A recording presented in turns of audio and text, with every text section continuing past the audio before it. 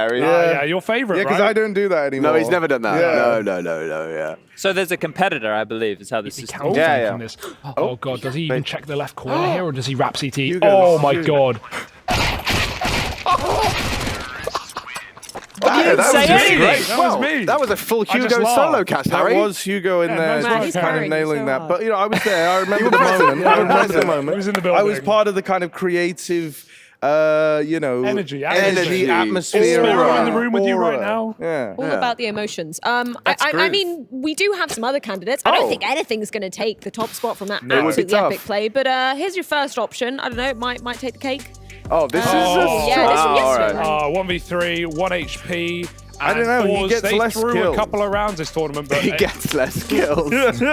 I mean, this is unbelievable. So there's a caveat, isn't there, in that, doing nothing, FaZe would have won the round. Yes. But I think the argument to be made is that even though FaZe did misplay the close, hitting that last shot. No one else. And yeah, exactly. There's probably one other human being currently alive today that would have been able to hit that and get back on the bomb. Yeah, in he's time. sitting next to Yeah, precisely. And pick up a kit on the way. And have the kit Right. perfectly in line for him to get the defeat. I mean, it was an impossible clutch. We had 2 of those as well on that map as well. Like 2 1v2s that FaZe should never have won. Like yeah, okay, they were over faces. But we always say that, like, if you're going to get a clutch, your opponent misplayed it. Bingo. It's the capitalization Graham on the Pitt. misplay. No, but, to a degree, I mean, especially in that one. Especially in that one. There's Some no clutches, denying we've it. seen people force it. If his PC crashed, he would have won the round. I mean, it was funny yesterday before that incredible Sparrow clip.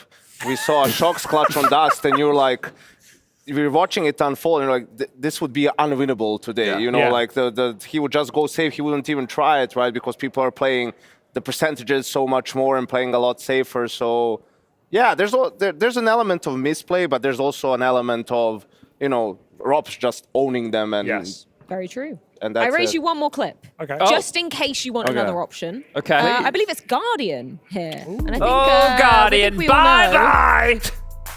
Oh, I remember this Oh, one. this is beautiful. Isn't this you, Alex? This was when I missed my flight from Vegas and I'd gotten to Pro League like an hour to spare before the show went live. And then Guardian did this. This is incredible. I was wearing D-Man's shirt. Had to borrow one. That's right. That was the old ESL office where there was just this like rack of old shirts from probably the late 90s. Yeah. And there was like, Alex would always have to put on this really fibrous jacket. That Very would be fibrous. itchy. Yeah. For So hours on end. Yes. Because Good that's memory. back when they made us wear suit jackets all the time. Yeah. Yeah. Back Well, in those wasn't days. very Is comfortable. that better than the Rops clip? I think it is. I love that Probably. clip. That's That's like a one of my classic. favorite. I think Rops' clip is like cooler, being a clutch, but I think that Guardian clip right there. And he gets as many kills as Sparrow does. Yeah, So- True. it's only one it that actually takes does. it, Because yeah. other than that, I think it would have had to have been the max. Should we do a vote? Should we make this a democracy? I Should don't we know. say Agreeing. Guardian? Guardian? So wait. Guardian. Who says Spiro clip? Well, I knew it. I mean, Yanko. I thought I we were could voting swing for the number vote 2. here. I I could thought swing the vote. Sparrow is undisputable. Like, Okay, yeah, let's go okay. for number 2. Number two, Yeah, number yeah, two. yeah. Number two, number two, indubitably number two. number 1. Rops? Guardian. Guardian. Yeah, Guardian. Shout out Guardian Well, one time. the crowd has spoken. Okay. We've got our second best Speaking player of the of, decade. we get crowd again, right? They're coming back to today. We do. Yeah, yeah. No, Let's it was only yesterday. it was just We for the kicked them out call. now. Yeah, okay, I They were thought good. so. They were lively. I loved it, mate. Yeah. Honestly, like It was they a really were- good vibe. They right? brought the Oh, yeah, there we energy. go. There we go. You know People what? are already coming in. These Oh. are live pictures of the setup going on. between that's our lovely. fancy Hello, everybody. competitors. Live pictures. Beautiful. Hi, Dr. Hi, guys. Chan. Do you know what would be cool? And maybe we could do this for next season. But imagine if our caster desk was out there with all the people around us. He's collecting signatures. Is he Wouldn't doing that- like a fun run or something? What's he? Oh, I mean, apparent- Chad, they are. And that's and- already the plan for next season. I've been and if told. you're being biased, right, they can hit you with one of those foam fingers. That's true. That's a good Just like a idea. do not Or peek bat. This throw- is like a throw a do Mars not bar. be biased. Throw a Mars bar. Water bottle, maybe. Or a frisbee. Ah, there we go. We should have a rack. Yeah. Yeah. It's a good move. Well, we'll get Dust A here. foam frisbee. Perfect. No, that's disc golf. That's It's Very golf. different, It's not. very It's not different, ultimate very frisbee. different Chad. That's a very, sport, very Chad. different. What's Oh. your YouTube channel, man? Show some respect. Yeah. Dustin Gentlemen, do you Div. want to play a game? We do have one I like too many games. people for Yeah. games, so I can who leave. least likes games? I No, you least like games. Wait, you just said you like games. You like games. Chad, why are you gaslighting us, man? Wait. Why do we have too many No, people, you Freya? two have to be a team, and then you three can. You can just I work don't know, together. do They could be a something. team of Yeah, 3. you can be a Why team not of we? three. We could be a Let's team be a of team. 3. I'll just sit here I made awkwardly. the game, so that would be cheating. How do we play? Okay. It's a game of heads up. You know, we tried this the first week. I tried it the first week, and I spectacularally failed with Okay. the rules. So we're gonna try again. It's taken 4 weeks to figure out the rules. Yeah, hasn't man, it? I've really she been was cutting the working hard. cards. Yeah, yeah. Really, really strong. Did you go diving, There are a Hugo? lot of. a lot of No them. comment. Wow. So we're going to start off with a minute on the clock. Oh, goodness. And the rules of the game are very simple. You put a card on your head. You don't look at the card. Chad has to best explain who is on your head. Okay, without get the saying Are we cards. doing it that way, or Alex, are I we doing it found like your yes, no phone. questions? Oh, Like, is he nice. a player in G2? Is he this? Is he that? Or Hugo Think a minute on the clock. immediately questioning Yeah. the I rules. just wanted the rules, here. man. So it didn't work last it's time. just you and Chad. Okay. Okay. Is it Chad Counter-Strike has to, themed? It is Counter-Strike Okay. themed, yeah. So have we production? Do we have a minute? Or I should I do have it on a the time? stopwatch. Oh, sick. Okay, Yanko can be timekeeper. Easy All right. peasy. Chad, Right. you Ready? 2, 1, go. American, jacked, used to play on Rush. Cloud9. Rush, Stanislaw. We hot! Freakazoid. Bang. Nice. Go, go, go. Oh, I just looked. I actually did. Okay. What? Good luck. Next one. Next one. Oh, I see. Stop doing that. Canadian commentator, partner Scrawny. Scrawny. Launders. Bang. Oh, yeah. That's 2. We'll brownie remember, point. don't worry. This is lame. Type of skin on the M4, They're not also a that good. P250, has an AUT variation as well. White, orange, a bit of black Well, in there. Asimov. That's the one. Nice. Ow. Another skin. This one here has an animal. It's blue, green, a bit of red. They made a hoodie of it. It was pretty ugly hoodie. Hypebeast? That's the one. Hyper Beast. Got kicked from Cloud9 recently. Oh, Support player. in Inters. Yes. 3, 2, Norwegian Orpa. 1, over. Correct. We'll give it to him. We'll give it to him. Yeah, he Start can the have question, I'll that. let you finish. That was nice. How That was many good. did you get? That worked well for you. 1, Yeah. 2, 3, What was the 4, one 5, where you 6. said what to? What We was that? What did you Bot Albert. What am I Yeah, going to do with good that? luck. What Good luck. Albert? No, What am I no doing with one that would one? have got I that don't know. one. When, That's a when your tough teammate one. gets kicked, who's it going to be replaced And by? I cheated There's and a I lot of sourced down, bots. so we You don't sourced use down, those. okay. Okay, No, so that was a hard one. I feel you can beat this. 1, 2, Yeah. 3, 4, 5, 6 to beat. Oh, 6. Okay. 6 is respectable. Who's guessing and who's answering? Hugo, you want to guess? Well, you Do you guys want me don't. to, what, you do the guys don't cards? have a. How are you gonna? That's fine. We can hold it. Do you want me to do the cards or you? Do you want me to hold your microphone? Or Hugo, maybe you tuck it into your burgundy. I can hold it between Or my I knees can and hold I can Harry's go really low microphone. down. Oh my gosh. Okay, Alright, here we you ready, go. Harry? No, I I'm think- just Wait, gonna. wait, I'm just wait. gonna use. Here we go. Yeah, It you might can be just upside down. one-handed. Let me know if it's upside down. You You can ready? one- 3, Timer? 2, Yeah, 1, go. It's upside down. Okay, outsiders play. Been there a long time. James, kick it. There you go. Second, nice, good. Upside down again, bud. They're on a bunch of the maps. They have little giblets. Chickens. Yeah, love that. Giblets, love that. Upside down again, Hugo. I'm going to say it every Child. time. It's Yeah. what they want to win at this event. Grand Slam, Intel Grand Slam. No. The trophy. Yeah, EPL Pro yeah, trophy. yeah. We'll take Nice. it. Yeah. Upside down? Upside down. Come on. Just skip that one. It's fine.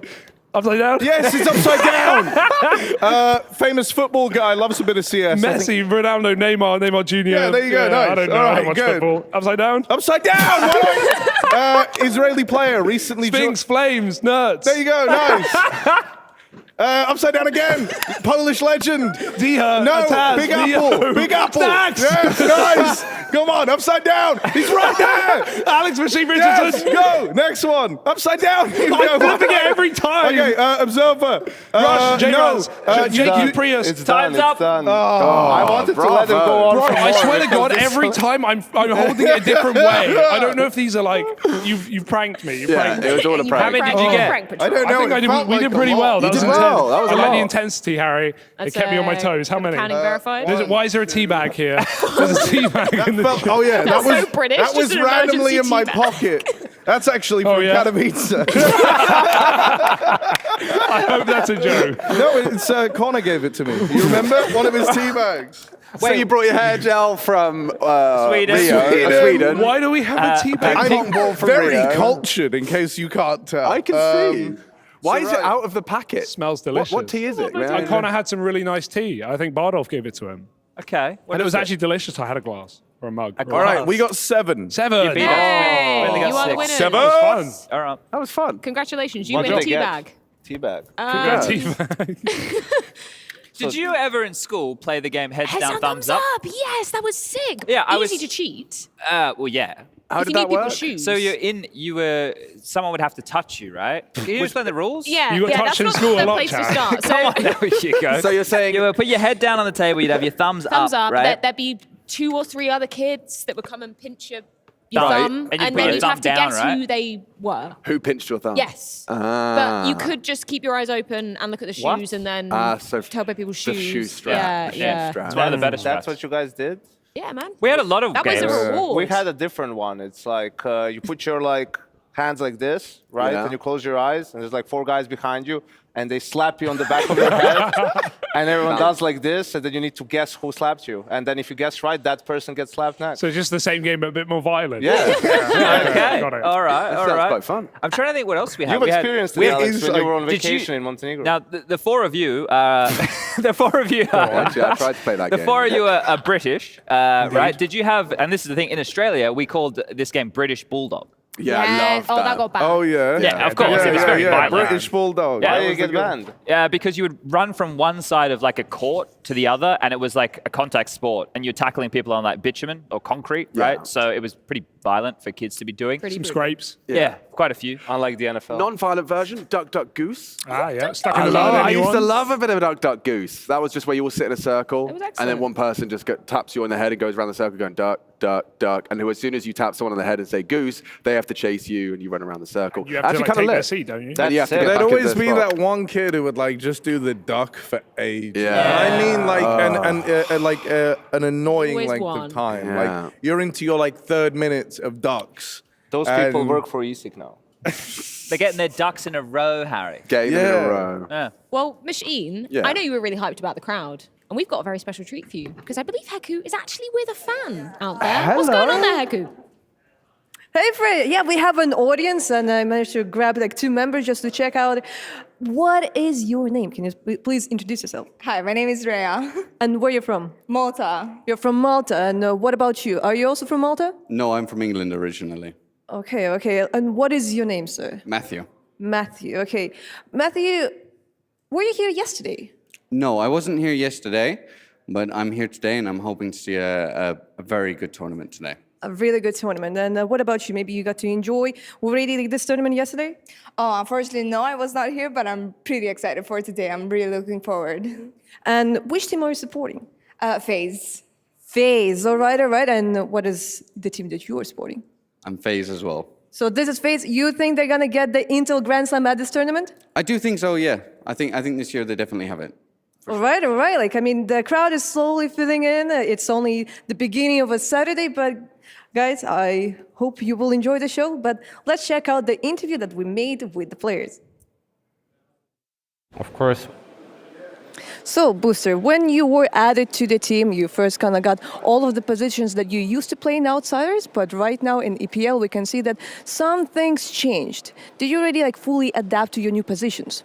Ну, на Катовице было просто такой, так скажем, тест, что я использовал свои старые роли, практически все, но в то же время другие тоже поменяли с этим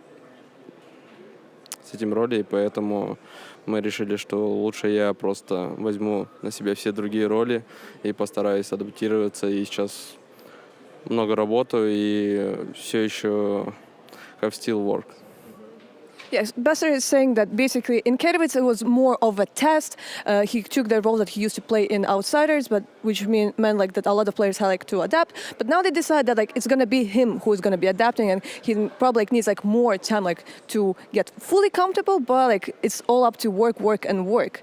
Today you're gonna play against ENCE, and if we're looking at the video, you guys permaban Nuke, and your maybe second least favorite map right now is Inferno, which is their permaban. So, are they kind of a comfortable opponent for you? Ну, если смотреть на бумаге, то, скорее всего, они самый удобный соперник.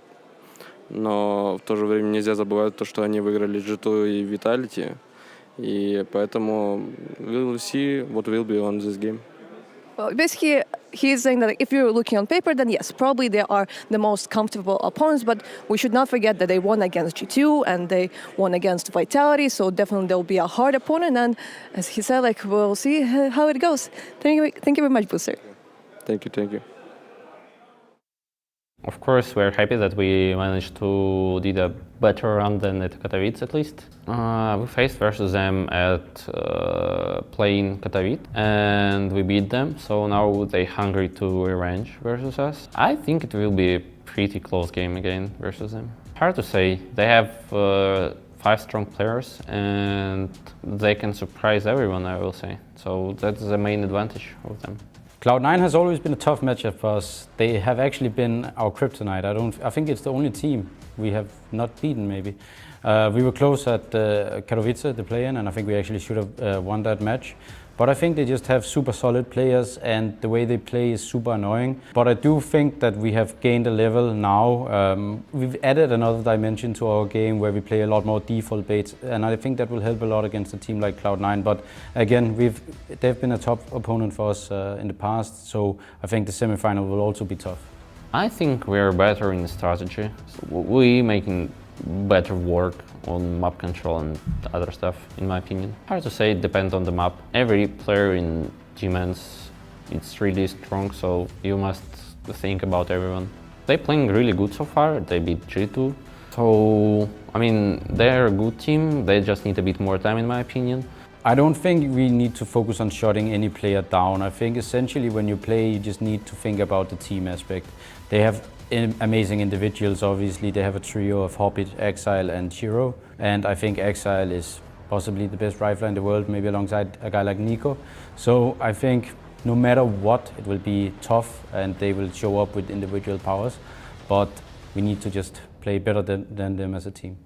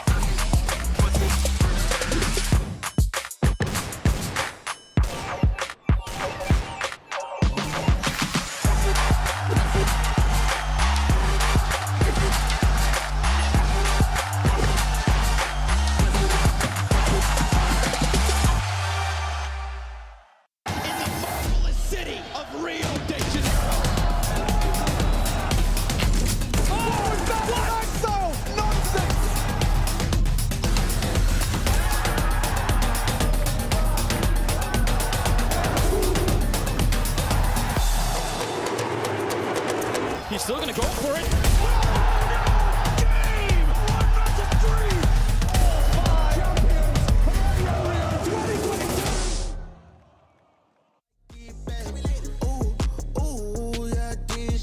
Living my life with no regrets. So I titled, pull up on me. We did chillin' at the spot. Anytime, pull up on me. We did coolin', the chill spot. Party time. I just wanna have fun. Come and beat me up, meet me at the spot. Up all night to the sunrise. Pop back cool, get ready for the ride. Gonna feel good. Gonna feel good. Gonna feel.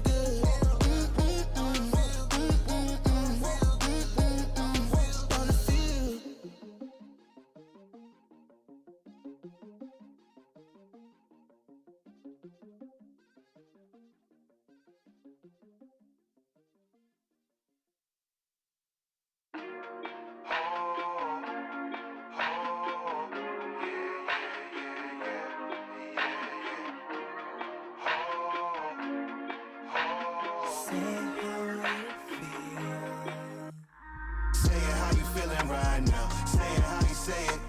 Show me how I look in your heart. Better look amazing. Better look amazing. Better look amazing right now. Say it how you feeling right now. Say it how you say it. Part of me I'm trying to live it. Part of me is tired of living. I'm just saying how I feel. Y'all be out from feelings. Big money, little money. Whatever make a day sunny. I'ma get it how I want it. Turning 50s into hundreds. Turning hundreds into G's into M's. Who are you? Where my friends? I ain't asked for new ones. If Valet parked, it is the blue one. Trying to make moves and we could do some. Expand this life and feel a newness. See, this world is all the future. Stay up on the block, they probably shoot you. Either from the cops or someone just as ruthless. From the top down, can I live? Just wanna ride in the sun with the top down, seat back, one arm on the wheel, like knowledge and pack, no worries at all. Last night had it all, today we gon' ball. Sorta like, say it how you feeling right now. Say it how you say it. Show me how I look in your heart. Better look amazing. Better Better look amazing. Better look amazing right now. Say it how you feeling right now. Say it how you say it. Say it how you feeling right now. Say it how you say it. Show me how I look in your heart. Better look amazing. Better look amazing. Better look amazing right now. Say it how you feeling right now. Say it how you say it. Part of me, I'm here to live it. Side of me, a lot to give here. People want it that bad here. Before they have a pot to piss here. Mattress on the floor, Balenciaga's on their feet. They just heap up with the Joneses. But the Jones ain't trying to keep. They try to break you, so just fall in line. Making magic when they need it most.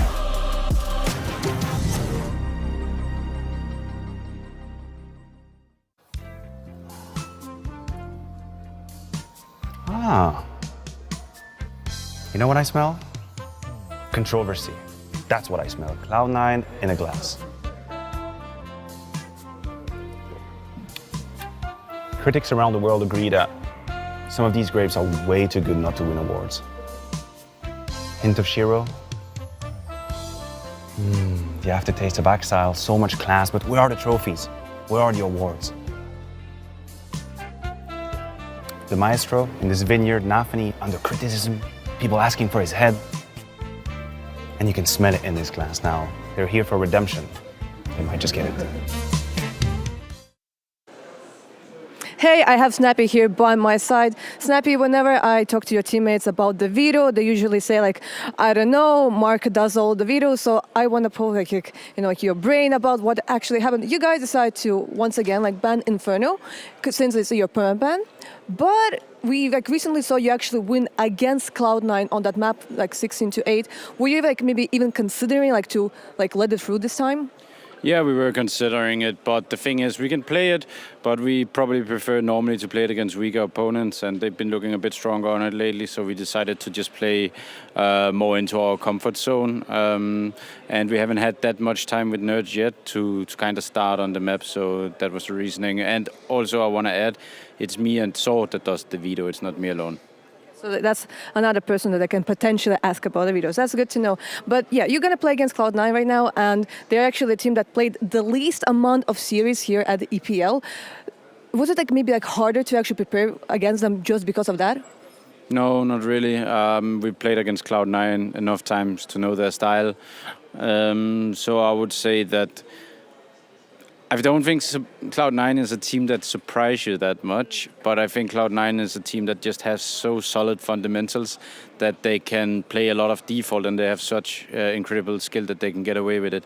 So it's more about us stopping what we know is probably coming. All right, and the last thing I want to ask is about your newest addition, Nerds, because apparently he doesn't really have experience playing on a stage. Once he was really close to playing on, but they got really quick through the conference. Do you think he will play the same way in front of a crowd as he did before? Yeah, it's a small crowd, so I don't think he's going to care, and I don't think he has the personality to care, to be honest. And as I alluded to back when we had Spinks, and now with Nerds, since they're Israelis, they have 70 ping when they play from home, so just the fact that going to LAN will give them a LAN buff because they're just so happy to play with 5 ping, so I think that overshadows the nervousness. All right then, thank you very much and good luck. Thank you. Well, from the play-ins at Katowice to the playoffs here at ESL Pro League Season 17, Cloud9 going up against ENCE once again, and a bit of surprise maybe to see ENCE making it to this very position after what was an arduous journey throughout the earlier bracket. But speaking of surprises, Chad, we've got another one in store. Nobody guessed the correct number of the Intel Grand Slams yesterday. that's true. Now look, everyone's favorite, Peraplut.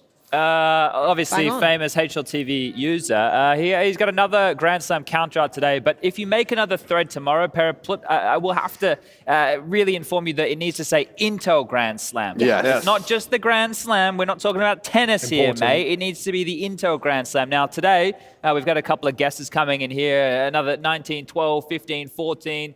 So we'll take a look. We'll see how many we get. But that's going to be for the second series, the NAVI versus FaZe. What were we at? Did we have a personal counter? Did we know where we ended came up? back. 19? 19 Did you during count the Trey saying Grand Slam? No, he did say in the old thread that we can't read and that it was only during the cast. Yes, Yeah. I It do wasn't agree with during that, the couch segment. That's what I did say on the Did couch. you give a percentage of rounds it was said in as well? Like, someone did the math. 19%. So it was a total of 15 rounds 15 over the rounds, course okay. of the series. Okay. Translates to That's actually not as 19% many as I total. thought. That's not bad. That's We pretty did good well. ratio. We need to up those Yeah, numbers. come on. Yeah, those are We need to rookie- up those Tell numbers. Grand Those Slam. rookie Tell numbers. Grand Slam. All right.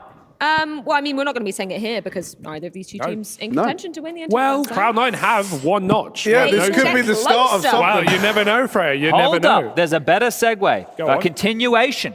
When did they get that notch, Hugo? Back B. at Byron? Dallas. When they took on who in the grand final? ENCE in the BO5 and they it all 3-0'd them, full Chad. They 3-0'd them in the circle. final. It's a super interesting matchup because actually we've had these two teams play twice. We Heku brought up that Katowice game with Snappy. And considering they've played twice, they played 6 maps. They played 6 different maps in those games. And ENCE only won one of them, which was Inferno, which I imagine, as we've just heard, was vetoed out today. Yeah, let's bring up the veto just to see if we do get anything spicy coming in Ancient? there. I reckon an Ancient in here. I'd like that. Maybe an overpass pick from Cloud9. Yeah, that's I mean, what ENCE banned out last time to allow Cloud9 to pick Inferno, which they stole away. So maybe just There Cloud9 you goes go. safe. And Your as wish, Snappy Chad. said, they never really surprise you. They just have great fundamentals. They know what they're doing. I really and like they that from shut you down Snappy. every time. Yeah. But stylistically speaking, and Yanko, I don't know There where it you is. lie on this one right here. What are we going to have? Maybe like a Vertigo. Mirage or Vertigo as a third? Yeah. Yanko, with the style that he's talking about, it's like, yeah, well, you know what Cloud9 are going to bring. I think the same thing, you know what ENCE are going to bring. Like, Cloud9 as a team need to withstand the faster plays, and if they do that, if their individuals stand up and just mow down multiple frags on faster plays, then that's going to mean a bit of an easier time for Cloud9 here today, who, at least in my opinion, come in as the heavy favorites.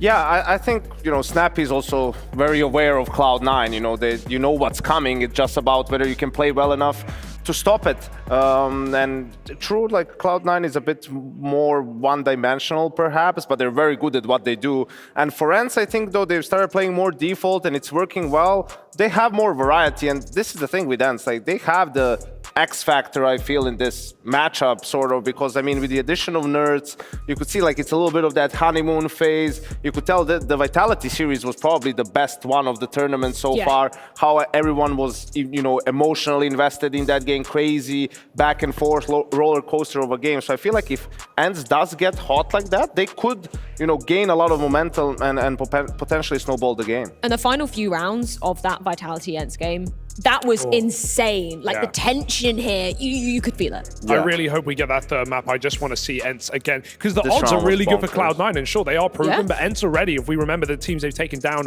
on their run here, they removed G2 2-0, they beat Vitality in a 3-mapper, ending on this very map, and to think that this is the third map of the series, a comfort pick for Cloud9, but also one that ENCE have proven themselves on here at ESL Pro League, this could be a banging semi-final. But I did tell you, like Cloud9, what was it that got them to become the best team in the world in the online era? It was a couple of things. First, playing a lot of games, right? Having a lot of officials, a lot of reps. And the second thing was their map pool was very peculiar, right? Like they were very good on all the weird maps, like Overpass, Train, Vertigo at the time, And I always felt that if they're going to come back and be a contender, their map pool, strongest maps need to be Vertigo, Overpass, and Ancient or Anubis, right? So, and look at the pool here. It's Ancient, Overpass, Vertigo. So we'll see if Cloud9 has really nailed it down on these maps. I mean, Overpass, how many times have they picked it in playoff series during that time and won it against all different teams? So yeah, I think like this is a good veto for them. My biggest concern here is for ENCE out the gates. Is it you're starting T-side of Ancient here, right? If Cloud9's individuals are showing up here in buckets and spades, which we know they can, you can see the trio, Shiro, Axel, and Hobber. If they're all in form right now, and they're not getting away with those aggressive maneuvers, and they have to fall born back into a default style for ENCE here, I feel like Snappy's calling is better when he's able to establish both. It's like, hey, I can make a couple of faster plays work, but now we can transition into default. I feel if he can't make his faster plays work, and then they have to default, it's going to be a bit more grindy 90 to draw this one into at least a competitive affair. Well, yeah, with Shiro on screen as well, worth mentioning, of course, number 2 and number 3, according to those individual player statistics. And I mean, even having Hobbit in the top 10 as well, like all 3 of those guys in the top 10 of the individuals ranked with rating over the course of this playoff. It hasn't been as dominant though for Cloud9 in the playoffs as it was in the group stage. Right. Right? And I'm curious, if you guys had to, who's had a harder run, do you think, at this point, ENCE or NAVI? ENCE have done. Well, NAVI had to play Outsiders and Heroic. ENCE have had to play G2 and Vitality, right? That's why I'm curious. I don't know. I guess I'm just rating the G2 match like very highly in my head, and like Na'Vi beating Outsiders isn't a huge surprise. Heroic also didn't put up that much of a Heroic fight won yesterday. themselves Heroic were pretty cold yesterday. I think that Anubis pick as well, like the float, Anubis float, and then they had a really good first half, and they fell apart on T sides and all sides. That probably broke them a little bit. That veto was so fumbled from them. It's like not only do you like do the Anubis thing, but then you also pick what Navi picked against you last tournament. Are we still talking about exist vetoes in 2023? Which is like, you know, like I understand you beat them fairly easily and whatnot, but there's a reason why that was their pick last time and why they played it so many times, especially with a rookie like MPL or whatever. We don't need to talk about. Well, do you think Cadian would say it like Snappy, like, the coach also helps me with vetoes as well. One thing Cadian did say in the content stuff from Media Day was they, specifically Heroics, really struggle with getting the bye, like having the days off. Okay. They prefer to have just the game. Should have lost in the group stage a couple times. I mean, it's like a victim of their own success. But it's suffering from success. Yeah. My favorite DJ. A heroic story.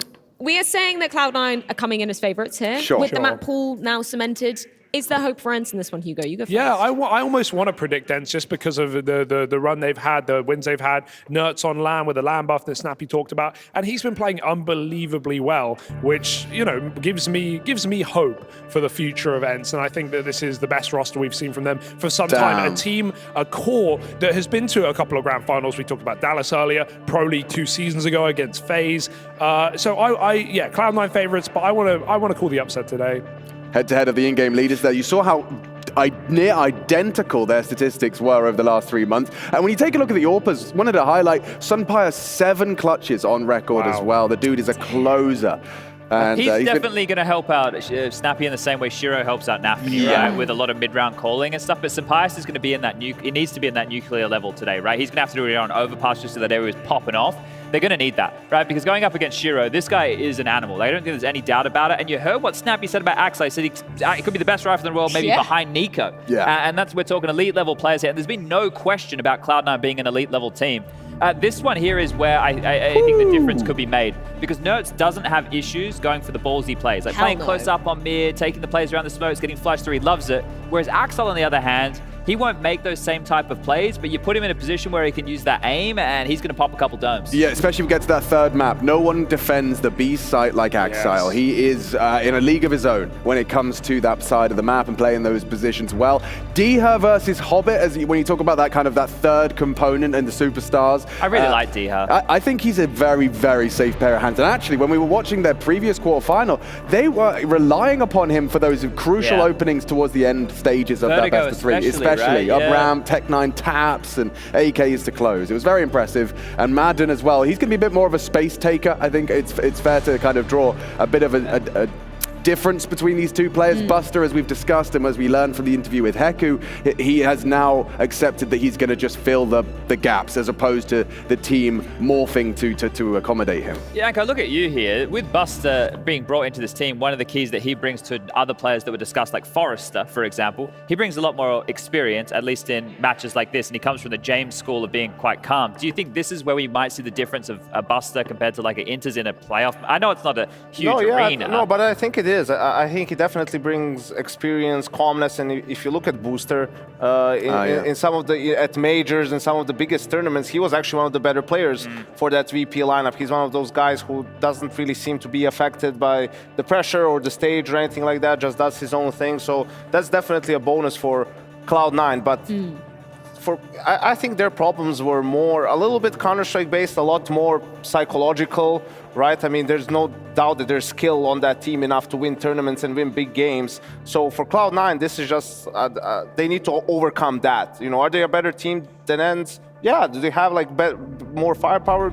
Yes, they do. Are they going to win? I'm not so sure. Yeah. Like they have to do it because many times they were in this same scenario, right? And we're painting the picture how it's, you know, the Titan versus Sponge on Mirage, right? Like it's a huge discrepancy between the two teams, and then Cloud9 just loses. So that is a question on everybody's lips. We do have the teams ready. We do have the players inside the server, and we do have the map cemented as Ancient, Overpass, and Vertigo if we do so need, and we do have a game after this.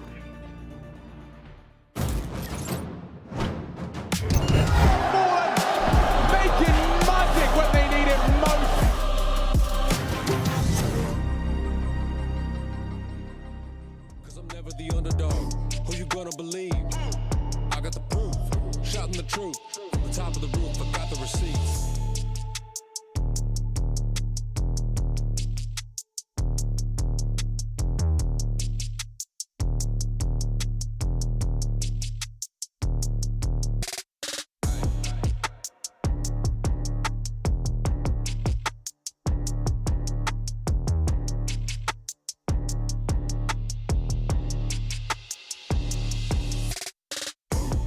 Got your money on, coming to kill, but you gotta put down a meal just to make a bill. Cause I'm never the underdog.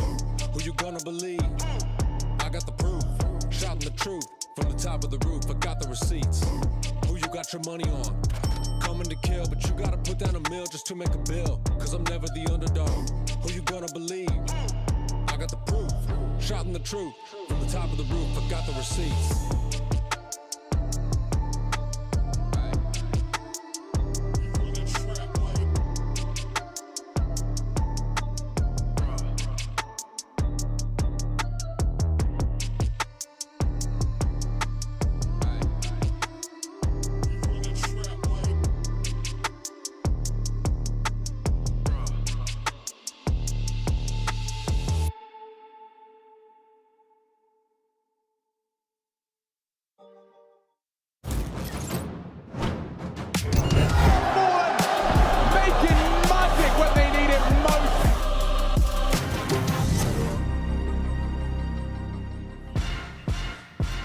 And welcome back to a spicy semi-final. Cloud9 taking on ENCE here, back in Malta for ESL Pro League Season 17. And we're getting right into business, Yanko. It's map 1 of Ancient, it's ENCE's pick. Who are your favorites for this matchup? Do you think ENCE actually have a chance, or is it a Cloud9 day?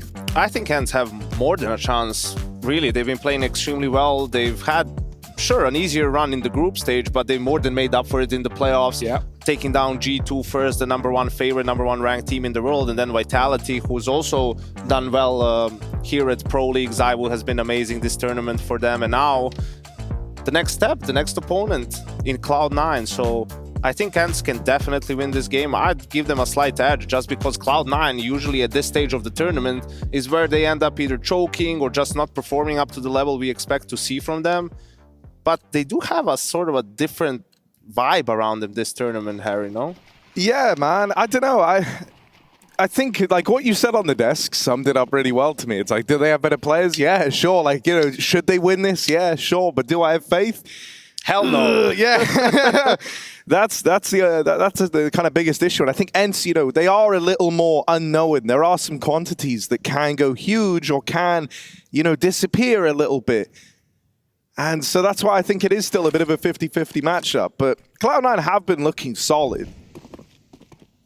I think this would be a fairy tale run for ENCE if they took down another Titan to get to the finals or even take the trophy, and they'll have to prove themselves in that final if they get there. But first, a pistol fast through the donut. Nerds with a nice A main look, but he's going to get run down by the Julies, and Axel takes that important real estate. ENCE have the sight, but Axel jumps the gun to fight with his captain, and only one will live. NAVI, some fantastic shooting. He's got more to do. Shiro's come in for support, and they will execute ENCE in that pistol round. NAVI with 3, and he's had some great games as well. We saw it just the other day for Cloud9 against Mouse, where NAVI, after that first map, stepped up massively for the team. That was huge from NAVI. I mean, it looked like a bad spot for Cloud9 for this retake, but yeah, I think he's had a lot of criticism recently. I think most of it has been warranted, but has been stepping up in this tournament in particular, right?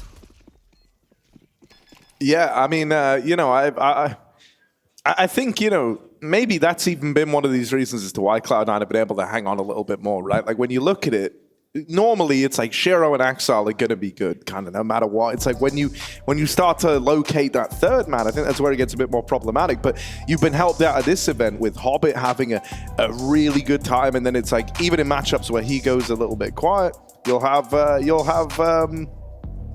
Nafany looking good alongside. What are they saying there? Yeah. Lower, yeah, okay. Yeah. You want to touch on that though? No, it's all good. No, just a little tech bit of pause cooled on in here. Pausey to kick things off. Let that round simmer a little bit for ENCE. Yeah. But I really like ENCE. You know, I think for all the negatives and criticism like we give to some organizations, I don't think we praise ENCE enough for the job they've done with their CSGO division, right? Like even if you go to the formation of this international lineup a year and a half ago, I guess, at this point in time, you know, they did a great job of building a team that fits together well, playing a brand of Counter-Strike that fits that team at the time in the first half of last year, and then also making changes to progress and make the next step. And over the time they made like small upgrades. Sometimes they were forced to make changes, like when Vitality took Spinks from their team, and they've just been able to find good replacements, and then those guys have been stepping up even more, and now they're again in a position where they're top 4 in this tournament, right, which is so stacked and has so many big names. ENCE is back and only just added Nerds too, so with time they'll probably just get better and better. Well, Madden trying to get involved early in this force by round for ENCE. He's coming through the smoke in Donut. Kind of an interesting idea, right? While his teammates are all running out A main, he hopes he can sneak in. Of course, dead now, but here's Hobbit up close. He won't get past Deha. This guy, don't go sleeping on Deha. Don't mess with this man. Oh, dude, that is a damn nice try. 3 in the round in the 1v4 attempt, and he made that look possible for a moment there. That was really close. And, you know, another thing that was working really well for Cloud9, you go back to Gambit days and Hobbit in post-game interviews, what does he say every single time? It's like, shout out to our coach and our analyst, our preparation was really good, we knew everything that they were doing, we had a great plan. I mean, here they opened 2A, like almost 3A, right, in the second round, so they probably had some information on ENCE. That's maybe a little bit of an unconventional setup in that round, as ENCE is on another force buy here. They want the early reset. Going back in for more, and they run over the A site as well. They have a block available, but Hobbit comes through the smoke with a double, and the rifles just reap rewards. ENCE without a kill in this round. And that's going to send you back to the drawing board. One more eco. Cloud9 are going to have a hefty lead. Maybe Deha can get 4 again. Nah, this time he's dead before he can do anything. Yeah, that's it. That's a bit of a rough one for ENCE. They threw money in because they got it down to the 1v1 in the second, so they tried to punish. But they end up getting chewed up, spat out, and now they've got nothing. So down to the pistols. This is great for Cloud9. They're very happy that you kind of you went for that force buy. You've now left yourself with nothing, so they get off to this 4-0 start. This, you know, would usually be where they're playing a bonus round here with like low expectations up against a full buy. Instead, it's another freebie. It's a chance for guys like Shiro to really build up money, and that means that we're going to get to see this orb board out for Cloud9 early on in this game. A big problem for ENCE was they didn't get a single kill the last round, so the pressure on the economy is really not there at all. And that was a big risk. I mean, that force buy is a big gamble because Cloud9 is also just playing default on the CT side so far. They're going to be up, I was going to say 4-0, but let's not get too ahead of ourselves. Hobbit, he's dead as well, Yanko. It's a 2-for-none. ENCE. Happening. They take a couple of kills. Shiro trying to force a fight. They will trade this. There's no way he survives. Buster even kills his teammate. Now he must win the round. 1v4 for the boost man. And ENCE, they may be low, but they're all over the shop, already taking red control. Bomb on a rotation. Booster moving through, and he doesn't know Nerds is already wide, so that's ENCE with the eco round out of nowhere. Disregard everything I just said in this round. Yeah, this has completely changed the narrative early on in this game, and that's a good timeout from Cloud9. I always like taking timeouts when we lose a stupid round, right? Like, because it stucks in, you know, it sits a little bit in your head for the players. You know, you don't want to lose 2 pistols, you don't want to lose a 3v1 or anything like that. So you just do it. Something that's also good if maybe your players really struggle with that sort of stuff. Just call something, you know, from spawn a little bit. Like give them a little bit more direction in the round so they don't have to overthink it. Maybe sometimes when you lose a silly round, you're scared to take initiative. But these were just like Hobbit a little bit unaware in this position, but that was just a sick shot from Sampaias. Yeah, I think the call came like he's far away at ramp, right? Because that player who climbed up didn't see anyone close, but there was a Tech9 even closer in the cave. So Hobbit gets a call watching the smoke, thinking he's being split. And ENCE, well, they flipped the script. Now they've got the guns, Snappy on an MP9, everyone else rifled up. I like the pause though, man. Cool. Like you're saying, right? Just to kind of put a bit of distance between them and that round. And especially because now this round is of really high importance to Cloud9. If they lose this, suddenly ENCE are like tying the game up right out of the gate. What could have been this 4-0, you know, you off to a steamrolling start has closed right up. So they need to focus up in this round. NAVI's already gotten through his belt of util, but still holds on to the cave position with the MP9. And a bit of aggro through the donut. ENCE have got a couple of bodies over towards mid and ledge. I don't think the donut guys are going to spot them out yet. NERTZ is playing behind the boost boxes in mid. They are going to throw a boost over the smoke. Kind of a cool idea for Hobbit to get this angle onto the ledge, but he's just missed the timing. NERTZ moved up there just moments ago. And so for now, Cloud9 don't know what's happening. ENCE are about to exec B. They're coming up the ramp. Util's going in now. NAVI needs to get this one. If he can deal with the cave component, that would be ideal. Now they've got a cave player to worry about. This fight is isolated, so they are going to try and take it. They find their way back into the 4v4, but every kill's getting traded right now. Cloud9 holding on, and Shiro puts up the double. Big shots for Shiro. There's a flank though, and Madden's heard every single step, so patience on him will pay off here for ENCE in a 2-on-3.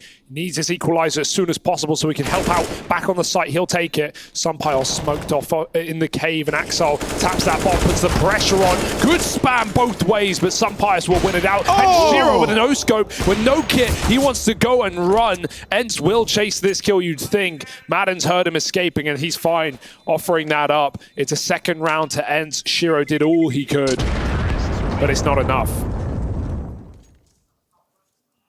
Sad way for that one to go, man. NAVI going 1-for-1 in the cave with the MP9. It's a fairly decent go at it from him.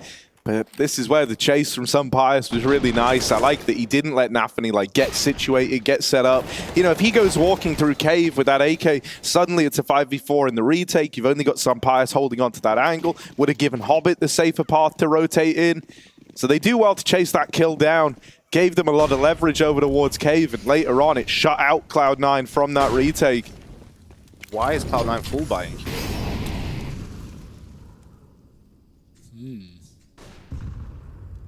Yeah, this is, you know, that's interesting because ENCE isn't really in reset territory. I guess Madden was the only player alive, but this is, you know, there's no nades. It's only pistols and MP9. Okay, they saved off on Shiro, but that's a big risk from them. Got faith in Shiro, I guess, is the hope here for Cloud9, but NERTZ has already taken red with his SMG, smokes it off, and that means Shiro must rotate. So he's forced back to that B-bomb site. Another boost for Cloud9. They're trying to get over and ahead of these smokes, but how much can he really see here? Maybe Sampaias if he crept out. The smoke fade, Shiro must reset. NAVI again, different angle, but he gets checked, and Shiro forces kills or save. They line up. Fortunately, it's a trade for Diha, and the AWP, Hobbit will not survive. Oh, you'd like to think. He's still going to be having to get past Snappy here, and that's easier said than done. So ENCE will remove that AWP at the end and try and take it into the next. 3 rounds now on the T side. NERTZ with the MP7, of course. Loves the gun. He does good with it. I mean, even in some gun rounds, he makes it work, win some fights against an AK or an M4. Scrawny calls it the mini M4, and I kind of like it because the spray pattern's pretty nice, and also it's, you know, it's the most ranged SMG. Yeah, it is a really good like mid-range SMG, which not a lot of them can really do, which is cool. But dude, yeah, you know that buy round, on one hand, I was like, okay, either this is screaming some confidence in Shiro, right, which was kind of cool, like knowing that in that round when you're the solo AWP player, you're trying to make a play if you force sport into it. On the other, I'm like, it could be, you know, a bit of, I don't want to say desperation because it's 3-3. It's still really early in the game, but, you know, it is a very uncharacteristic move. The one thing that maybe they're thinking, you know, 4.3K, which is what they would have had, is not enough for them to, you know, they don't like that buy, so they would rather force. It's like earlier in the game as well. The force doesn't work, but the eco, that will. It will, all right. This drop dig from Axel has found 2 kills from the captain, and Buster even dinked some Pius on ramp as well, so the AWP is primed for death. It waits patiently, though. Buster will give him the kill. Some Pius flashes back in. Nerds has to clear this corner. This round is going to fall apart. NAVI is on his 3rd 1-dig of the round. Dear, oh dear, where did this round go? Let's see who's going to walk into him next. Yeah. Double volley. He is loving this, man. They've not made it hard for him, right? It has just been shift held, walk into the crosshair. NAVI, 3 kills in the round from the Deagle. He's going to try his hand at the 4th. Makes that contact over in cave. Diha doesn't want to face the same fate as the rest of his team. Got to get through him eventually. Yeah. Doesn't really have a choice in the matter here. Starting to take cave, moving in. NAVI still waits with this Deagle primed and ready to go. Now, if he falls, there isn't a lot of resistance past that point. Axel's here, but NAVI's hitting every single shot right now. He's on for the ace with the drop Deagle. This was one of 2 weapons that Cloud9 had in the round. Sometimes things just don't make sense, Yanko. You know, the force, both teams losing out and then winning an eco after. How do you even, you know, make that make sense in your brain? Are you watching Maui Snake? Is all I'm going to say. Poor guy, catching strays every day. Oh, no. Yeah, that's a smart play. Move. Throw the AWP out. He realized he was a dead man, and no ace for NAVI, but it will do. 4 kills. And that's the Deagle that Axel dropped him after saving the SMG. But does it make sense? Actually, it makes perfect sense because that's CS, man. Like, you know, there's a lot of X's and O's to it and a lot of tactics and strategy. But in the end, if you can do this, right, in a round and just hit some really good shots, you can win pretty much any round, right? I think that's what makes it exciting too. So, yeah. Could you say, like, maybe Ant should have used a little bit better utility or had better spacing? Sure, but you can't play perfect all the time. It was just a great round from NAVI and very much needed for Cloud9. You know, we were talking about their questionable decisions in regards to the buys and the economy, and this really saves them. Yeah, even though the style on T side for Cloud9 has been criticized a lot and NAVI's in-game leading, I mean, if you have this core firepower trio that we all talk about, and then you add NAVI having these odd games where he just goes crazy, which was in that quarter against Mouths as well, that's just a huge component to Cloud9. And a reason to believe in this roster again. You know, it just adds like a whole new element to it, you know, like a whole new kind of vein to explore. Hobbit waiting in the donut in this round, waiting to see if anyone crosses, but no one will, friends. And this is nice info for Cloud9 to have, right? They don't really have to focus too much on mid. Shiro is coming back over with the orb. He's going to clear out the ledge. Yeah, they're giving it early and then re-aggressing during the mid round, right? That seems to be their approach at the start of this game, and you can see it was mid and donut. Now they have all the information. This is a very difficult spot for ENCE. They need to hit some crazy shots. They're getting flashed off as well. That's a great kill from Booster. He's going to get behind the boxes, but the molly will push him out into the open, fighting with his captain. NAVI trades again. Shiro's even here with the AWP, and there's nothing going wrong for Cloud9. Just Nerds in a 1v4. They won't even let him get comfortable. 5 rounds, and ENCE's game plan very clearly on these B-side executes. Cloud9 play ahead of the utility, and they fight for the ramp. And this is again probably some preparation, right? Where you see that ENCE, even if they're defaulting, at which time do they start grouping? So Cloud9 is trying to aim for that time to go for information plays. And I think sometimes, whether it's because of the names or you just see that there's too many players there, it doesn't make sense to you. Like, you can probably deduce from that they made an information play somewhere, even though no one flanked you.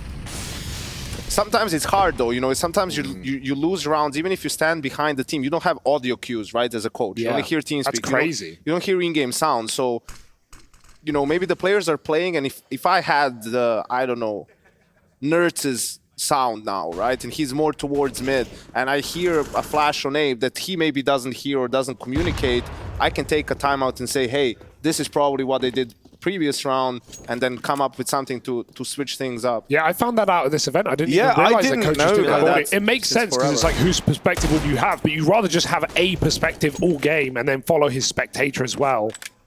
Yeah, you could maybe just say to the... Have the in-game leaders. Teams, I want this player, just keep it on him, so that you know.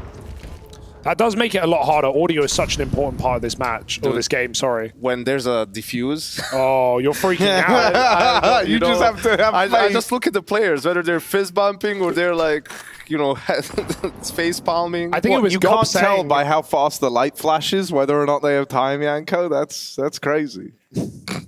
Having to analyze Mate, we can't tell what's the A-side plant and B-side plant on Nuke, and they've got sounds for it. Careful, we've seen enough Deeks go hairy this would be another one of these eco rounds, just going down the proverbial toilet for Cloud9. They're going to try and hold on to it. Shiro with this peak was hoping to tip the scales in favor of Cloud9, but the Deagles get out. The M4's now picked up. One kill onto Nert, set up with the flashbang, but Diha trades it back. Tries to carry on the spray, and that will betray him up close. The MP9 churns him out of the round, but Madden is holding on. And now this gets awkward for Nafany. Nafany's had big rounds of his own, but he needs this one. Trying to clear the donut, trying to force the fight to Madden, but he lands the dig. 4 in the round from this guy. This is beautiful Counter-Strike, because this is just a dig-off right now. Who can win the most ecos in this match? We've got 3 eco wins in the game so far. And I don't mean 4 spies, I don't mean Tech 9 armor 4 buy, I mean Deagle no armor. And both teams taking a piece of the pie. Great shots from Madden. Dude, it's funny. I feel like in a lot of these takes, right, both teams have kind of been going through their util relatively quickly. So, like, we do end up with these pretty brawly, skirmishy rounds. This one, it was a big 4K from Madden. That's now 2 Deagle 4Ks in this match, and we're only 9 rounds in. I like the delayed mid-take as well, right? They just wait a few more seconds. Cloud9 get comfortable. They get pushed up close in mid, and then ENCE nailed them with flashes. It's going to be very hard to hold on to middle as a CT nowadays on Ancient. All right, this was a 4-spy with the Hero AWP again, and it's a 2v5 that's now turned into a 2v3. This is starting to get weird, starting to get wild. Cloud9 fall back. They start to leave a bit of space, and so ENCE are going to look for a way out. They really don't want to have the immediate, you know, the immediate task of this force coming back against them now. Like Cloud9 having gambled resources and players over towards B. ENCE might just find this gap through Donut. Careful. Chiro's on his merry way. Util's going to get hurt. That should allow for a plant. Sampires takes a lot of space as well, tucking in. It's a one-and-done position, but it's perfect in a round like this. Oh, Snappy. How far does he go? He's just going to hang around here for now. There's no kit. I mean, this shouldn't be winnable for Cloud9 any day of the week. And Snappy is a late activation. Yeah, didn't check the boost, so this is a done deal. Snappy fires off, so now Buster knows he's here. That one's for free, but he will just be getting out with the AK and saving it. There is this kit over here, so maybe he runs to go grab that. Don't know if it's been calmed across, though. ENCE tied the game up at 5-all, and they get past the Hero AWP round that Cloud9 try to run again. Very competitive out of the gate.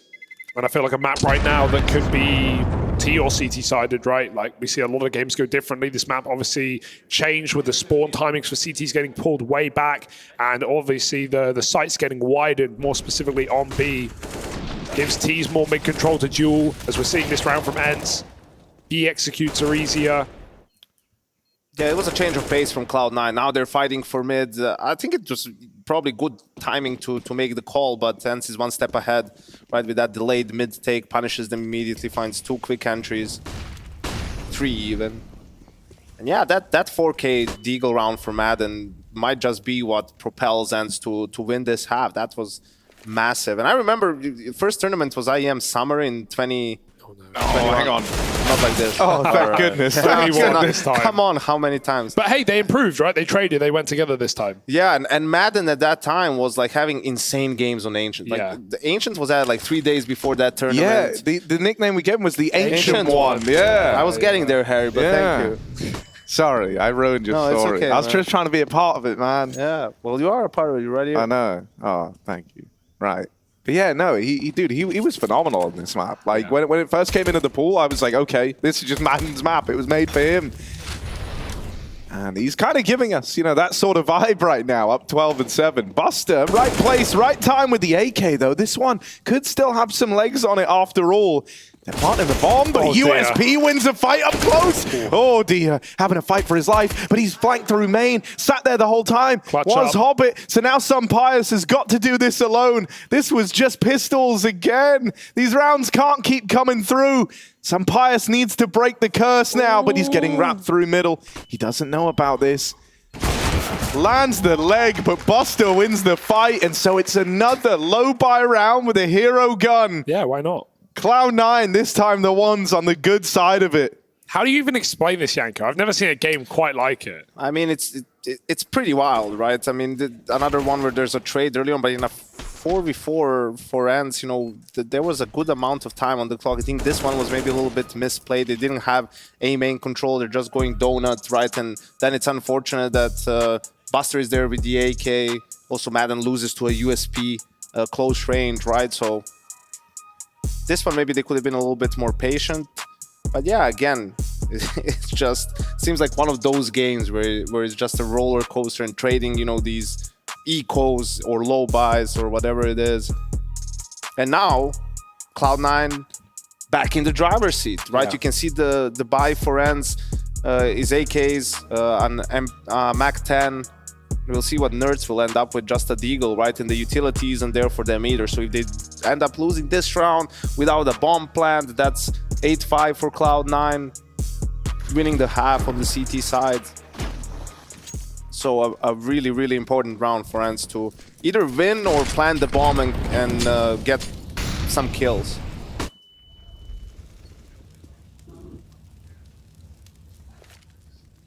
I feel like NAVI's brimming with confidence over in Caveman. Like, once again, he's looking to fight for this early. Oh, that's awkward. And Molly going to force Pius down into middle, and the tags would have been heard. I think Shiro probably wants to go hunting for this, but if he does, he might be vulnerable to the close player. Instead, Pius doesn't even know he's visible. Head taken off, and Shiro now might even be ready for this second man. Yep. Molly going to burn him back. Nerds, he knows you're there. Has him pinned in. NAVI wins a fight over at B in the meantime as Madden tries to throw in a bit of chaos in the mid-round. It's only made matters worse. Oh, Dia found the gun. Grabbed it in the smoke. Nerds is desperately looking for kills. And that bomb is deep in cave, so ENCE, we know the end goal. Up ramp through the smoke. That is despicable for Dia. He's alone, though. Yeah, the bomb drop coming out of cave as well. And oh, Buster! That is really crisp. Lovely B hold from this guy, and it's left to Nerds. They last saw him over in mid. He's pretty quick to ramp, but it's not enough to surprise Buster, who puts up 3. Hat-trick in the round. Cloud9 with the 7th. You said the ENCE, they needed a kills and a bomb plant at bare minimum, and they don't really manage either. They get 1 frag onto NAVI. The bomb was lost in the 3v4. And so now they're in a bit of a bad way. You'd like to think that 8-5 is as good as done. I don't think this is going to be one of the eco rounds that pulls up with a win. No, they can't even build momentum off of that D ground for Madden, right? Immediately losing to eco, and now Cloud9 control the economy, and they have Shiro back on an AWP, and he's been firing off, so not even... Well, Madden has a Deagle in this round, but that is literally it. So I'm not going to bank on it. Although we've already seen it. No, it's not. No, 1 Deagle isn't enough. No. I know it was enough for NAVI, but it can't be enough twice in one game. That's against the rules. Madden at least getting tagged up early. And look at the space Cloud9 have taken on this anti-eco. Okay, close, but no, not quite. Cloud9 don't need to stay here forever. Play those risky angles up against pistols. Shiro will just take a safer spot with an AWP. Meanwhile, rotation around the world. If they step, Axel hears it. But no one's got eyes on the prize. Maybe ENCE can find a plant. That would be a win in their book. Hell yeah. I mean, dude, you come into this round having invested not even $1,000 between the whole team, and you get out with a bomb plant, you will take that all day long. Might be good to get it as well. Axel not really in a position to challenge. Here's the plant coming in, and they will get it planted. Nice. Everyone else is going to die, but from this point on, you know, you've accomplished the one goal you had in the round. And so even though you lose everyone, you don't inflict any damage. It's about building yourself up here. 8 on the board for Cloud9 as promised. A 5 alive round sets them up with the bank accounts for the remainder of this half. And ENCE get to come through with a buy that should have all the bells and whistles they want.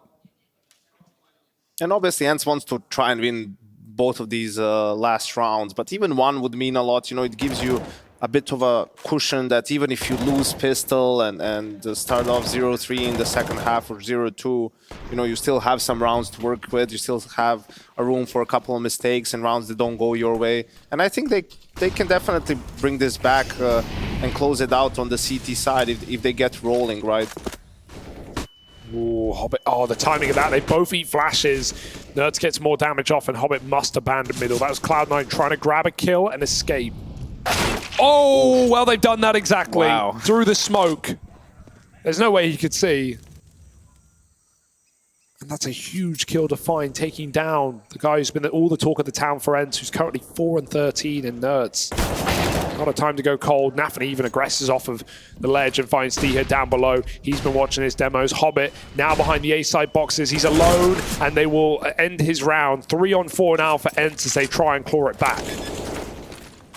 Nade goes in, but it's just shy of the bomb planter. Oh, that is a big kill for Axel. Turn around on the Snappy.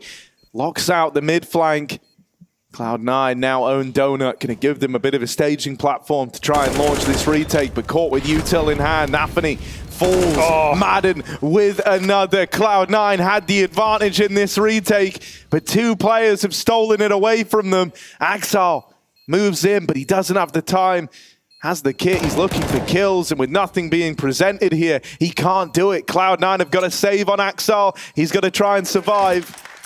And ENCE rob a 6th in broad daylight. Yeah, because somebody didn't want to give him the AWP, he had to make a decision, like, do I save CT and probably die and give Axel an AWP, or do I just die with a bomb? And he kind of made the wrong choice because the money is so good for Cloud9. Wow, he did see something. They shot through the smoke, that looked like. But yeah, Cloud9 can buy an AWP anyway, so Sumpires doesn't even save. They lose both players to the bomb, and now we even have a Galil and lack of util in the last round for ENCE. That being said, they find 6. They get that cushion that you talk about, Yanko. Can they make it any comfier?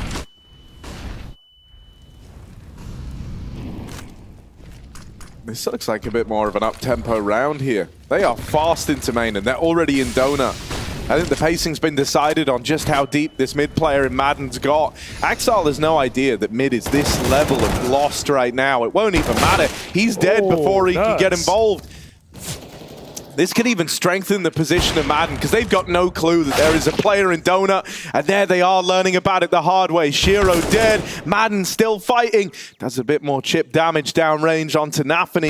They're still locked in this fight, and Madden's going to win it out, so it's left to Buster, and they swing him. A second man was ready to pull up for ENCE if anything went wrong there, and so they managed to get both those last rounds to close out this first half. We end this one at neck and neck.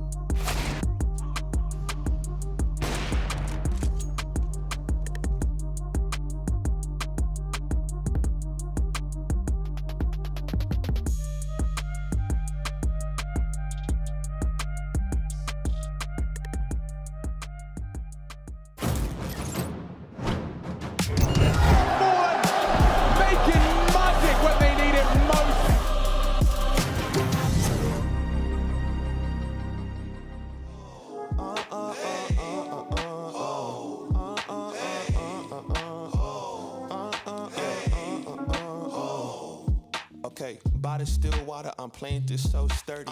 I don't need magic to know the keyword. He coming with the beef with the ones who get jerky. And on the shoe heat in the clutch, Jamal Murray.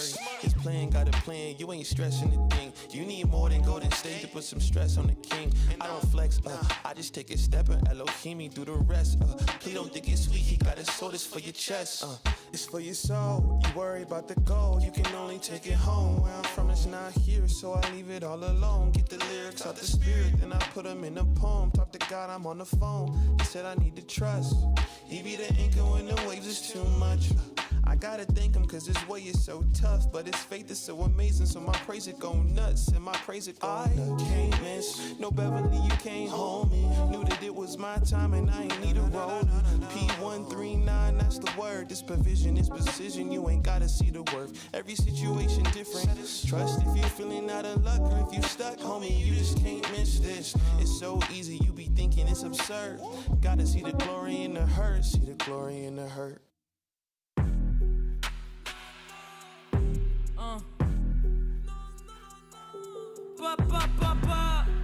Je suis à la mer, je suis au boulot. Check. Je vais mettre les choses au clair. Rafale de rime, y'a tout le monde à terre. Comme je charbonne jusqu'à pas d'heure, je me déplace plus si c'est pas pour un gros salaire. Je suis à la mer, je suis au boulot. Remballe ton verre, je bois au goulot. Le chemin est tracé, je roule. J'avance, mais le passé est lourd. La vie n'est qu'ironie, l'amour est tyrannique. Je suis peut-être né anonyme, mais je mourrai iconique. L'industrie est hypocrite, l'adversaire est pathétique. Purée, je suis trop affamé. Si je me dépasse, c'est que pour la famille. Je suis venu que pour remporter la finale. Et pour m'endormir, je cours jusqu'à l'infini. Ils sont pas prêts, je vais les matrixer. Je défonce tout, pourtant j'ai batterie faible. Tout tu me regardes, moi je suis pas quitté. Pour sympathiser, ça sera pas si tôt. Je compte les devises, je compte les papiers. Marche tardive dans le quartier. Désolé bébé, je dois partir, je suis focus. J'ai promis de ne plus m'éparpiller. J'oublie tout ça et je m'envole au loin. Si tu me suis, prends-moi par la main. Je te promets des mélodies dans la tête, des délires au coin du feu. Bien on quitte ce monde de fou. J'oublie tout ça, envole-toi au loin. Making magic when they need it most.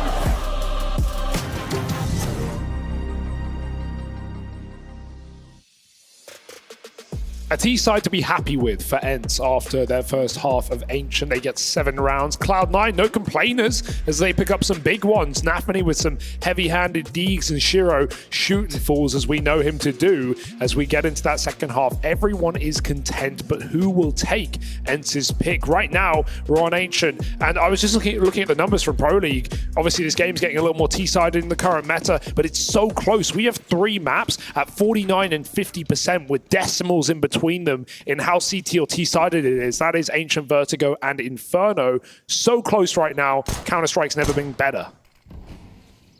Absolutely, and I think the important thing for ENCE as well is in that last round, Nerds got a double kill like on the entry. He's been pretty quiet in the first half. They're going to need him in the second one, so maybe that boosts his confidence a little bit. Well, this round's looking like a B play. And you've got Hobbit ready to come through red, but Sampaio could uproot everything. As he doubles up down at the base of ramp, Hobbit starts to get activated, but ENCE are actually flanking middle, and they go and clear the red room. Diha with the dualies. This round has been all Berettas.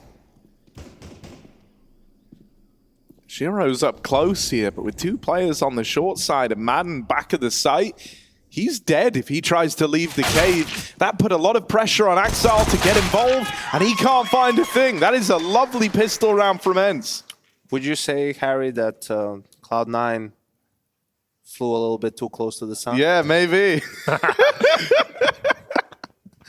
Oh, that's a good timing for Sampaio to push with the brass. I think there was a teammate behind him, I believe, as well. Diha gets good timing on the flank too, and yeah, important round for ENCE. This is, that's why we say this is a half where the pistol round doesn't, because it's so close, right? You can lose and still come back in the gun rounds, right? It's not the end of the world for Cloud9, and they go for a Glock eco, so maybe buy in the next round. Well, if they win this one, really, then there's something weird happening today. How many have we had, like, non-armored ecos? 4 in this game? Madden's D-ground, NAFNI's D-ground, ENCE 1 round, like 3 or 4 with eco. Yeah, and the one where Buster had to save the AK. Yeah, so 4 broken rounds have been won, 2 per team. Can Cloud9 increase that stat? I'm willing to say no. Yeah, ENCE will make it don't so. think there's much to get hyped up in this. You know what's one. also funny? Like usually when that happens, you look at the round timeline and it's like 1, 1, 1, 1, right? Yeah. But there was no, like in the first half, it was only consecutive rounds. It's true. Because a team would win the gun round and then win it against the force buy, and then they would lose. And then lose to the eco. Right? So you're doing all the hard work and then you stumble on the smaller obstacle. Yeah, that's why, if anything, I think it's kind of impressive that this ended like 8-7. That's the conversation we were having in halftime. Is like, it could have been worse for both teams. It's kind of like a weird way for this to have ended up, because normally when you have those force buy wins coming through, it's like they normally drastically impact how the half plays out, and we didn't really get that here. It's like they just kept canceling each other out, going tit for tat. Yeah, neither team will be happy, but both teams will be content with the first half because it could have been way worse. Early K fight. Madden not waiting around. Maybe should have done. NAVI holds for him. Oh, this is a bit of a rough first look at this this round for ENCE. They tried to come through with the aggression, and it's exactly what Cloud9 wanted. Felt a little bit weak on the utility, no, for that push. Maybe an extra flash or some incendiaries from ENCE. But yeah, now in a tough spot, 3v5. Cloud9 very good when they have a man advantage, especially a two-man advantage, right? Like even Snappy said, their fundamentals are really strong, so they understand they can wait out a little bit, see if there's going to be an aggressive play from ENCE. And in a 5v3 with this much utility, even if you go into a stack, if you do it properly and use your utility well, you'll still get the trade kills. Yeah, the only danger is they use their mollies in other places, but the ones ENCE inhabit. It's a good grenade there to kick up some dust and to cause a problem, but there's still the kills coming through for ENCE. Both players push cave and take a frag apiece. Bomb planted safe from the wall bangs, and Cloud9 is still very comfortable here. They're taking deep control with this bomb plant, cutting off Diha's late rotate. I don't know how ENCE are supposed to win this round off of these positions. They've not got a kit either. They can waste time spamming to buy a few seconds for Diha, but he's moving in now. Dead to Shiro immediately, and ENCE realize this one's too far gone. Cloud9 come through, and they close that 5-on-3 as they should. And that was even the worst case scenario, right? They lose both of the players in cave, and suddenly it's a 3v3, but in return, they got so much real estate towards long that they were still in very good post-plant positions. Dude, it's a bit of a shame because, like, for ENCE, it looked like, you know, I don't know if there's like an official name for it, but I always used to call it like wave pushing. It's almost like, you know, you kind of lean to a site, you push with 2, with the end goal of like trying to coerce your opponent into the stack almost, right? Wait, was that guy eating popcorn? Yeah, no. I saw someone drinking a beer. They got everything out there. Oh, there's the cinnamon. Yeah. That's the play. That is a play. Warps out, shotguns out. It's a mixed bag for ENCE. They've got sweet and salted. And maybe some caramel too. We'll have to see. Cloud9. And the tomatoes. And all the trimmings.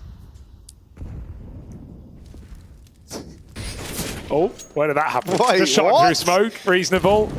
Oh, man, NAVI's just been beasting over towards cave with or without vision. He knows what's happening. And now that he's got this opener, I mean, it's always frustrating to lose that first fight over towards cave, right? You lose a lot with it. You kind of don't really have any information as to what's happening at lane. You don't know if Cloud9 is setting up here to go for the B pop. Don't even know if they've aggressed all the way through cave. And so it means anyone who rotates over to B feels that much more restricted as well. It limits your angles over towards the long side. You're having to play it further back, so you're not vulnerable to this opening right here. A lot of problems from that one fight can be caused. Sampaius alleviates a bit of the pressure by still owning mid. Ooh. Madden's looking for a gap in this smoke. It's tiny, the gap he's trying to find, but you can see what he's going for here. Won't get much from it yet, but he knows someone's close. Fires off a couple of shots and looks to get out of there for the reload. Now ENCE teeing up for this retake in the 4v4. NAVI still low on health, but he waits back on the lane. He's not going to be involved in any of these fights in the site. Not yet, anyhow. He even trade to open up. Buster dead, up close, nailed on the angle. Diha's shotgun taken out of the round, and Shiro loses his captain, so now he's got to fly solo on this one. Peeked up close and put in the dirt. ENCE take the lead. Big move for Madden to just cross that. He knew he was in a very dangerous position, but getting that kit over and then trusting in your AWP to hit the one necessary shot. That was a bit awkward for Cloud9. Axel swinging out from default. He could have waited for Buster's contact. I think he's trying to bail him out because ENCE knew his position. But he was the one with the power spot, with the cover, with all the health as well. Buster, he could have, just tried to play trade. Instead, it's an easy clear for the shotgun, and ENCE do get that retake off. Well, the kill on Nafani was also massive from Madden, yeah, right? 2 health from Ram. Because of how low on time they were, and it's a rush B. Yeah, straight in, straight up, Madden. And doesn't want to let them in. Abort mission. Yeah, it's called off straight away. Maybe I should go back to base. Now it's a very hard round, right? You say Cloud9 are good at closing the advantages. Well, this is nothing of the sort. Although Snappy alone, that's an option. Can they trade it out? Can they take it together? Nades coming in, and yeah, he knew he had to swing with that one. Axel will respond, and Cloud9 with a lot of control. Diha, wait, what are they? No, I was wondering, can you boost through this? But we've never seen it before. Flash in, they don't know about 2 though. Shiro fires off, gives away his position. Molly to try and give him space to fight Diha, and he will force his kill. Diha's going for it right now. Oh, pulls out towards short. Cloud9 still conceding an advantage, but ENCE give them the sight. Ooh, how big. That's a lot of damage. That's going to force a bit more respect out of these 2 long players and facilitate the bomb plant for Cloud9. A man down. Damage down in Sunpius. He went back and stood in the molly for a moment to try scope up into the site. Don't know if that was a worthwhile trade on the health. Brought him down. He was the one guy with HP coming from this side of the map. An important trade out of Diha, but they need to clear the double cave. There's a smoke on Nerds. He's coming from behind. He can just win it with kills, and there he is. In all his glory, up on the board. ENCE communicating really well in these retakes, timing flanks and letting the last late player come in well. They're baiting really hard, and they're making it look like they're actually going to swing the cave players because they're crossing out short, they're pre-firing corners, and that's drawing so much attention for Cloud9. They never expected the late flank, and this is what you wanted, Yanko. Nerds getting activated in the second half after a very quiet T-side, 2 crucial entries in the last round. Now he's coming alive, and ENCE have taken a lead of 2. Great patience for him as well. Sometimes you don't see a lot of action, right? Even in the first half, especially in the second half for Nerds, and that can cause you to be too overzealous, and search for the plays, search for the action. But he has patience and poise in that situation to go for the correct play with his team. I love how much talking like Madden seems to be doing, right? And he seems to be very vocal in this game. He's having a tremendous game, a lot of impact too. So yeah, ENCE now in a very good position, having all the momentum in the second half. Oh, Snappy's hit golden timing. Wow, that's brutal. A confidence push. Yeah, Cloud9 really aren't. That's the last thing you're expecting in like an advantage round, 5v4. And I don't know, Snappy, I feel maybe is a little bit underrated or overlooked as a fragger, but on the other side, he's has a lot of volatility to his performance. Yes. One game he will have 10 kills, then he will have a game where he has 30 kills.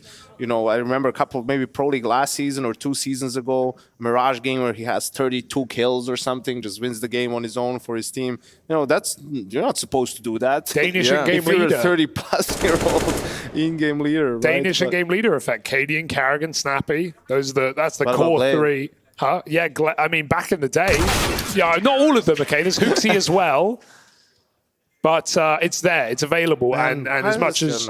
Why is Hooksy catching strays? That wasn't a flame to Hooksy. He did 3 maps the other day, he was here, he's Hooksy's doing killing his it, part. He's killing it. And then he gets rewarded with a middle seat and a crying baby. Did you see that? What, on the plane? Yeah. Damn. I thought you meant on the casting desk. I was like, whoa. I know Hugo's pretty emotional, but crying baby? Nice one. Yeah, nice one. I didn't cast it, Tuxie. It was funny. Nice try. No, I know. I'm sure everyone in the crowd is laughing. Yeah. I hope so. I hope that was a real humdinger. And another person who I think is also underrated is your guy on the right, the coach of ENCE. So I always look at, and that's the thing with NAVI. He's getting a lot of criticism, and I think some of that should go to Groove too. Like obviously, as he's a very experienced guy, and I think he has a lot of say in the way they play. So I always look at coaching him, either that's a duo, right? And sure, if it were someone like Kerrigan, who basically does everything by himself, or someone like who else falls into that group? Maybe someone like Fallen, or you can give most of the criticism to the in-game leader, but you talk about Navi, Blade has a big say in it. Vitality, it's an Apex, sure, but it's Zonic there too. Oh dear. Not a good start. Yeah, get out of there. Give him middle. Look at the room again for Snappy. He is, not going to last long. That's a boost up. They checked that. Yeah. Wow. Did Snappy come through cave? He must have, right? Clearing ramp late. And that's not a typical boost for Cloud9, but it works wonders. And we'll see, Hobbit was talking about in Anthony as well, that during that online period when they were really good, Groove could call for them and he could talk, right? And that's also a big factor why they've been struggling a little bit on LAN. So now he took a timeout, and see already, entry kill, have a lot of control. There's this A-main push. This is big. This is the only way to respond for ENCE. Regain some other space, but Axar has such a good angle. Nice to see him play it. They won't be ready for another though, will they, Harry? Oh, wow. I don't know. They seem to look aware. Some Pius, the scope was heard, but he's nailed both shots. Oh, he's trying to play with fire through the smoke in main. Some Pius, that shot just misses. They pulled the knife and he won't respect it. No honor. Not needed. Not when you've got the glory of a 13th round. Beautiful A-hold out of that AWP. Just delays them long enough for the reinforcements, the cavalry to arrive, and then it becomes a very quick affair. And it's ENCE's pick, right? It's not surprising to see them getting away with Ancient, but still, this is starting to lean in the side of dominance, Yanko. It's starting to look like ENCE taking full control of this match. 4 rounds in a row, 6 out of 7.5. Clean rounds as well. It's not come down to clutches, so ENCE looking like they want to take the glory, go to those grand finals. That would be huge here as well, especially considering the matches they would have to face once they get there. They weren't the favorites, at least off of the numbers coming into this matchup. And that's a tough round for Cloud9 to lose. I mean, it was a 5v3 situation, really. And they have, well, Sampa's pretty much by himself, but Diha's coming on the rotation, and they just do a tremendous job of holding it down. So yeah, tough spot now for Cloud9. Half by, ENCE is going to be on 14 if they can convert this. You have to win 7 rounds in a row to win the game on T-side Ancient. I'm not sure Cloud9 has it in them. Oh, careful. Yeah, this timing could be found here. If you go on the reload, Snappy's got 4 bullets. He's going to start to fall away before the reload comes out.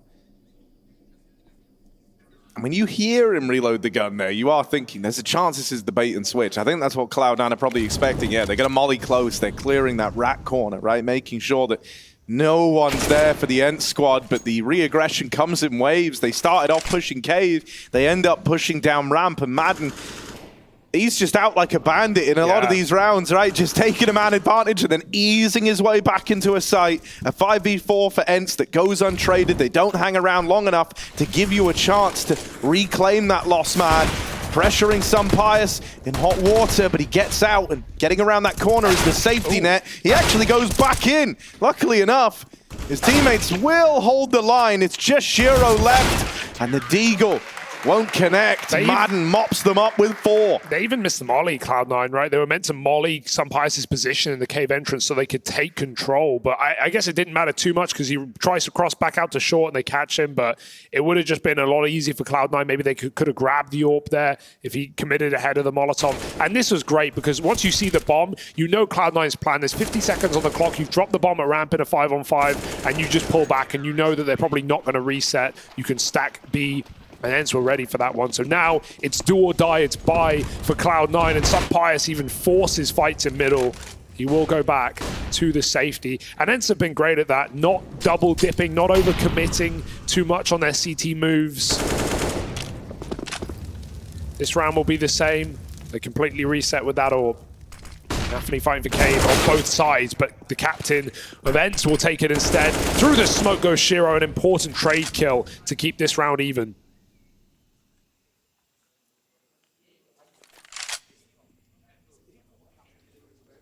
Another 4v4. ENCE was really good in these situations so far. The one round they lost was the 3v5, right, where they went for early B aggression. So we'll see if they decide to make a move or just play more passive. Looks like it's going to be a ramp push again from Madden.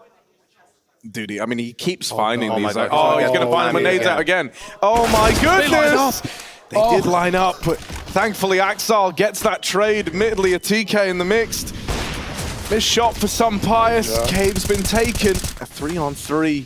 This is an opportunity for Cloud9, one of the best they've had yet.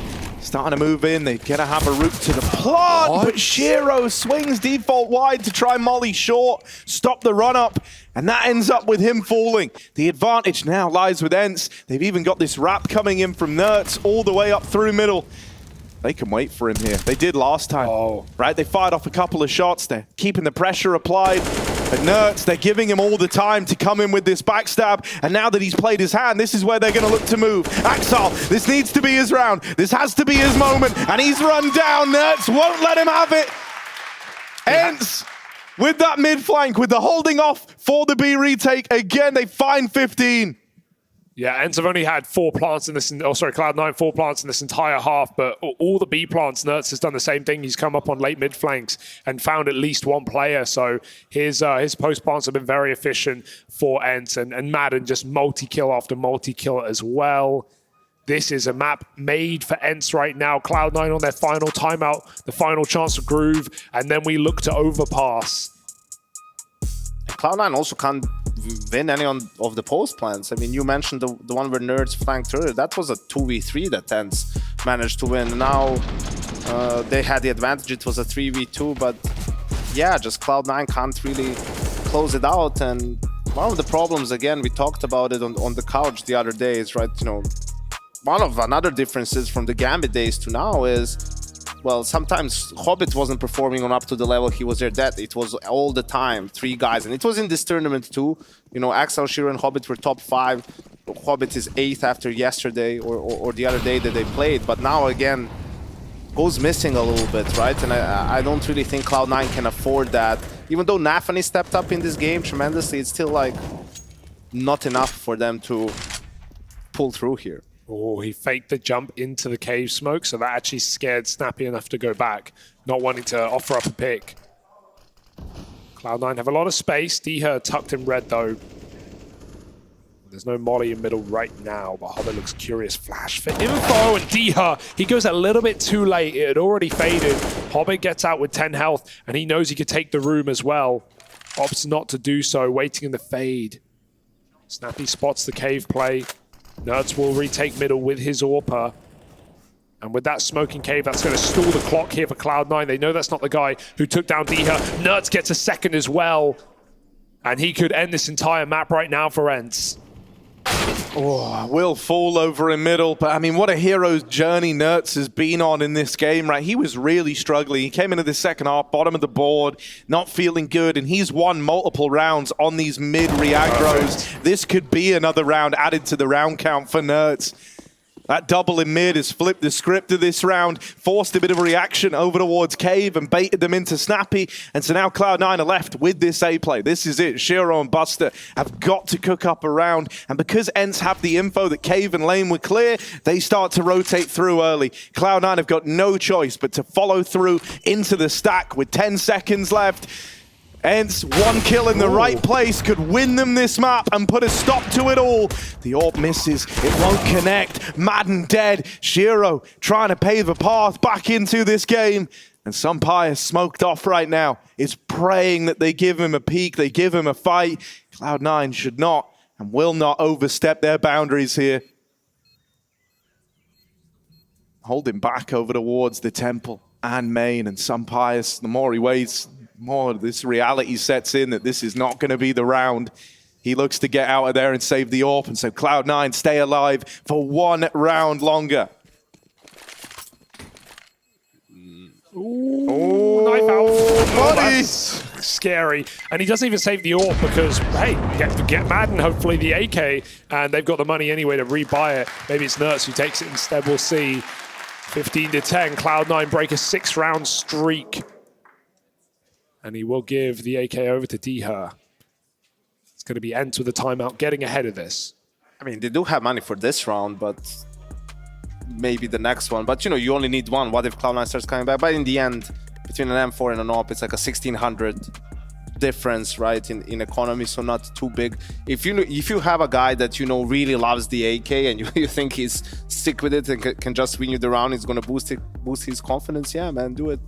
Why not? And we can see it's a difficult buy for Cloud9 with a couple of Galils as well in there.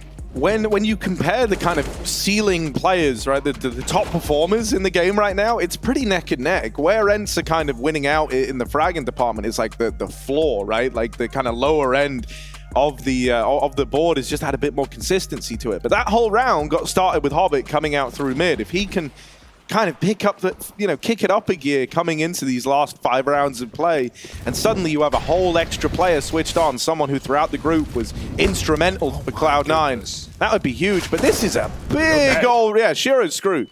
Surely he dies here. They got a nade, Don't need it. Spam him. The nade did come in moments after.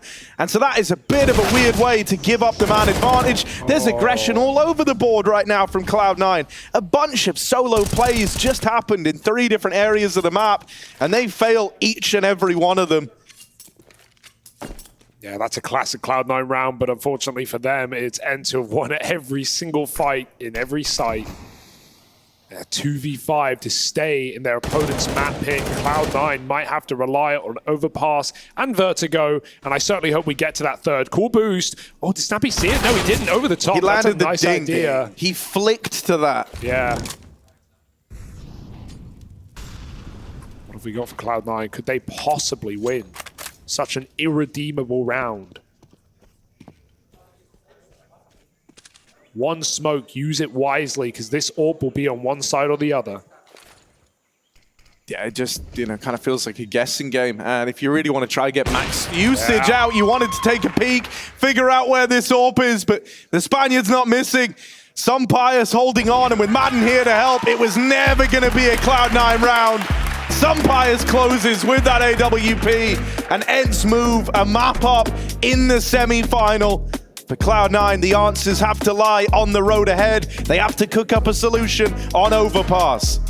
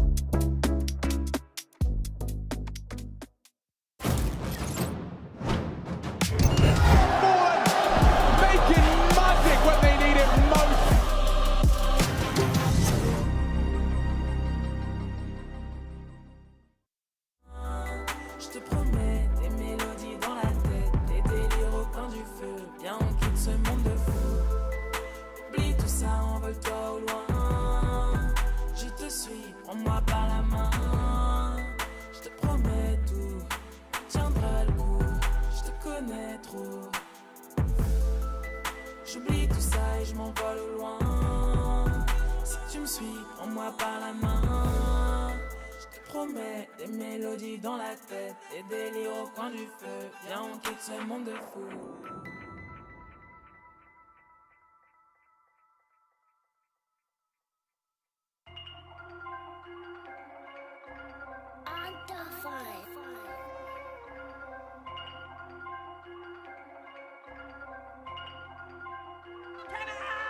Yeah, look, tell me what's the vibes, what's the mood? Yeah, I just hit a Mikey for the juice. Yeah, ain't no capping, I'ma tell the truth. I've been winning for so long, it's hard to lose. Deal, be my source, Christian like Dior. Yeah, I can't start when I'm far, just get back up. Yeah, I've been quiet all along on my TP toes. Yeah, I can't keep it to myself, I just give and go. I'm a visionist, yeah, you can't picture this. Yeah, ain't no way you cannot work me, boy, I live for this. Yeah, sipping essential, that's the essentials, I'm influential. Yeah, straight fundamental, that's fundamental, on instrumentals. Yeah, speed of the tempo, yeah, we got potential. Shoot a movie like I'm Denzel, running my route to the end zone. And they still can define me, man, you know where to find me. I'm tryna get me a Grammy so I can dedicate it to my granny. Look, tell me what's the vibes, what's the mood? Yeah, I just hit on Mikey for the juice. Yeah, ain't no capping, I'ma tell the truth. I've been winning for so long, it's hard to lose. Deal, be my source, Christian like Dior. Yeah, I can't start when I'm far, just get back up. Yeah, I've been quiet all along on my TP toes. Yeah, I can't keep it to myself, I just give and go.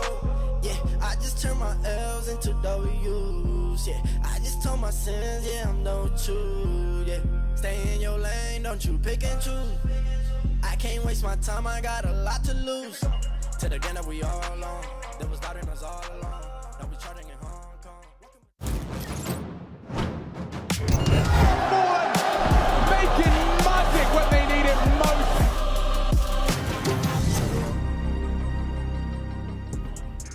It may have been back and forth in the first half, but man, it all comes up ENCE in the second. A great CT side from them to close out their map pick. And we had some beautiful moments, even if you're not an ENCE fan, Alex. We had some great Deagle destruction, some AWPing madness as well, some albeit tried and failed knife attempts. That was a great map. I mean, definitely a great map. It felt like that whole first half, it was just eco victory, low by victory after low by victory. Everyone was hitting everything. NAVI with his near ace quad kill Deagle round was great. Madden's Deagle clutch on Donut was fire. I mean, you were watching it firsthand, Yanko. I mean, you don't see that every day where the force buy was. It feels like actually we got a couple with ENCE over the course of the Pro League playoffs. Yeah, I think it was very strange, right? Because it just seems that one team got a hold of the economy or are gaining momentum, and then an eco round happens out of nowhere. It happened for both teams. I said it on the cast. It's like usually when that happens, it's like you look at the round timeline and it's one, you know, rounds being traded. But here, there was none of that. Each team in the first half would win consecutive rounds. So it's like once they do the hard part is when things go south. We got some visitors in the studio. I don't know whether the crane can capture what's going on at the moment, but Chad is actually having a guided tour of some of the fans. Well, yeah, I love that. I mean, Chad has taken the initiative and is showing a couple of lucky fans, a lucky few, behind the scenes of how all the buttons. Hugo's going to give them the ins and outs, man. The technical man over there. How the sausage is made. Technical knowledge. Exactly. Lots of sausages made over there. Yeah. ENCE making sausages, well, not so, maybe, in this first map. Obviously, Overpass. ENCE are grilling steak. They are. Tasty. You know, and Cloud9 are a bunch of sausages, right, Alex? Cloud9 have gone from the frying pan to the fire. You see, they are the burnt sausage. Nobody likes a burnt sausage. No, actually. Well, I don't know. Cloud9. I'm partial to a slight charcoal on my Yeah, you know when you put it on the barbecue and it's like grilled a little bit too much? We're really not selling it right now. Listen, I'm interested. But it's still fine. You know, we just put the meat on the grill. It's not beyond repair yet. It's only the first map Who of the is the series. meatiest on the grill, though, in our Air Force aim high? It is Madden. That makes sense. And you brought up a nice point, Yanko, that you saw him having quite a lot of verbal input during that map, too. Yeah, I think he was, if I had to guess, I think he was probably reminding the team of what they discussed prior to the game. It was very clear in the second half. The goal was to disrupt Cloud9 and not play passive and let them have space, but try to take that space away for them, especially in the mid-round. How many times did we see someone push down B ramp? Madden in particular, right? Snappy too. So, yeah, I think they're very clear and how they need to play against Cloud9, and they need to stick to that style no matter what's going on in the game. I like that for a nickname, the Disruptor. He definitely was doing an awful lot of that, and you can see he just seems very comfortable on a lot of these angles on Ancient. They really were well drilled, and as if memory serves, that was ENCE's pick. So this overpass not necessarily going to be a walk in the park. No. But we did see ENCE with a rather convincing overpass earlier in the Hector, tournament. if you're looking into the crystal ball, what do you see for Cloud9 in this upcoming map? Or maybe ENCE? What's your crystal ball telling you? I mean, it kind of feels like Machine right now has the crystal ball. I'm checking with it. He has the magic 8 ball. It says you can count on it. We didn't ask it a question, Yeah. you know? You can count I'm asking on the it. vision. But you can count on it, though, Freya. Answering. You can count on if it. we did, but we didn't. What do you How reckon, could we Echo? think? I mean, I guess even though like maybe Cloud9 like just lost a map, but this was like not their pick, it was the map pick of ENCE. And I feel like from the whole team, probably NAVI is like the one you don't want to give like maybe those like highlights, because probably from all of them, he's the one who questions himself the most. He's like maybe like, because there's a lot of criticism and should he be in the team? Should be like IGLing? Should he be like in those positions? And I mean, previously, actually, I think one of the reasons why they actually had such a good CT side is because after the departure of Inters, they actually gave NAVI the B cave.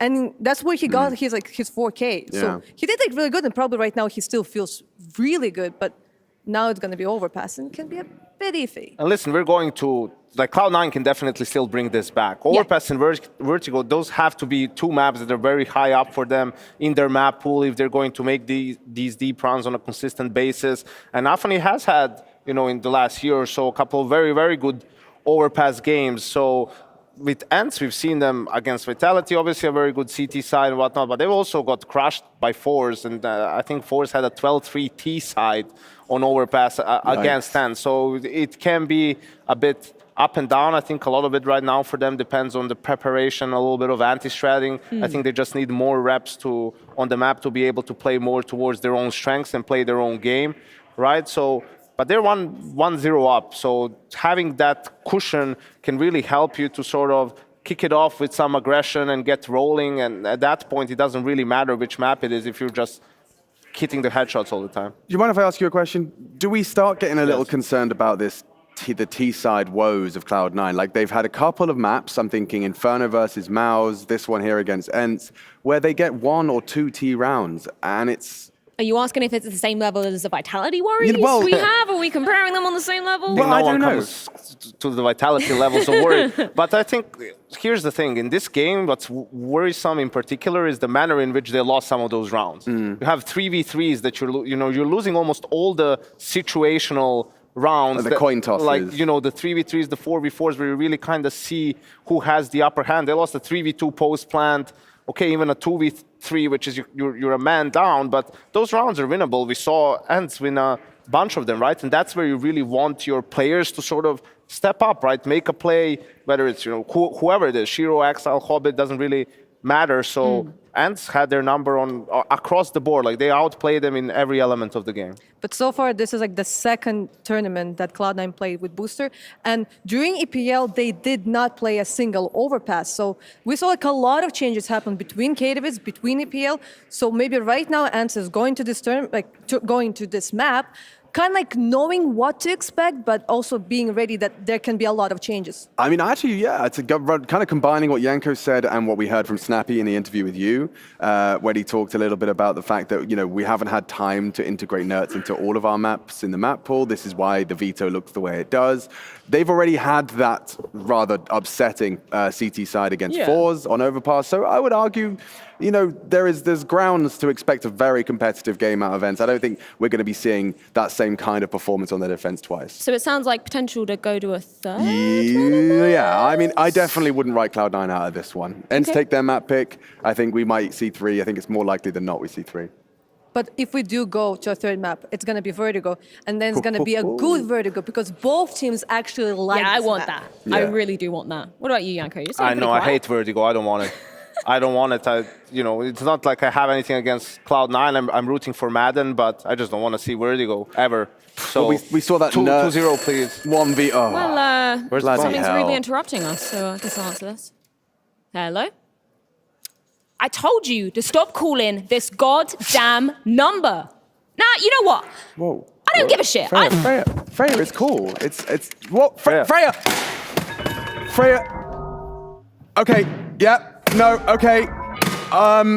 We're gonna take a quick break. That's a resilient phone. Oh God, damn! It's bulletproof. Get him. It's made of Nokia technology. Okay, we're taking a break. Freya's gonna keep taking out her frustrations, and we'll be back with map 2. Making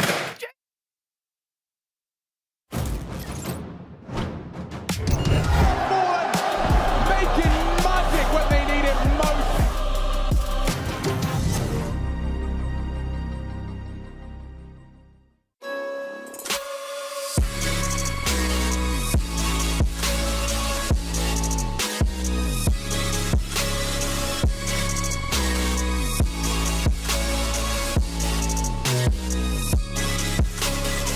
love it, you wear it. What's your style? Get your merch at shop.eslgaming.com.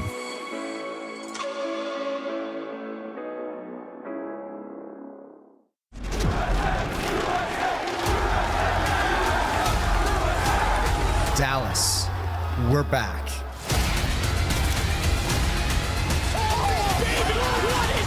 Counter-Strike is in our DNA. It always has been, and it always will be. And now we are once more returning to where it all began. Give here. People want it that bad here. Before they have a pot to piss here. Mattress on the floor, Balenciaga's on their feet. They just keep up with the Joneses, but the Jones they trying to keep. They try to break you, so just fall in line. We know the world is ours, but we gotta say it's mine. Gotta hunt for your own or you'll get left behind. Since the last will be first, then it's our time to shine. This little light of mine. Say it how you feeling right now. Say it how you say it.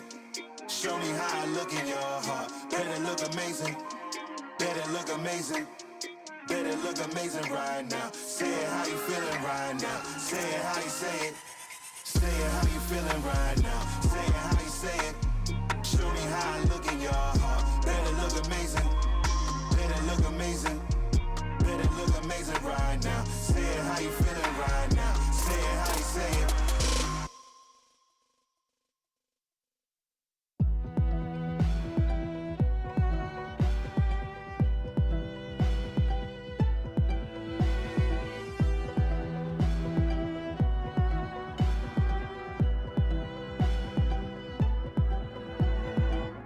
Hey, go win. Through the pain and the struggle, I survived top 5, now I'm going with the win. Hey, I'm going in. Right here, right now was a whole lot better than the place I've been. Man, I gotta be stronger, wiser, better than I was before. Gotta stay on guard, and I know that's hard, cause I don't know what's in store. Maybe I'll go where to, don't know. But when I'm back against the wall, I'll be good. Now with my back against the wall, see I never fall. One of the greatest stories that's never ever told. Man, I'm different, I've been gifted, but sometimes I be tripping inside of my mental. It happens in an instant. Man, I'm striving for freedom. I get hate from the hecklers, good thing I don't need them. It's just me and the ones that I came with all of my homies around. I promise that I can't miss. Climbing up high, never look down below. Gotta get the prize, telling the vomit knows. The pain temporary, man, I never been scary. Just a little apprehensive, but I've been fine before. Struggle is part of the process, it's hard to digest, but let me digress. And maybe I'll press on to the next journey. I've been yelling for some help, and I know that they heard it. Rock solid all times, and I'm down 10 toes for the ones that deserve it to earn it. Sunshine through the blinds of my life feels straight, but I know I'm for sure not perfect. Patience.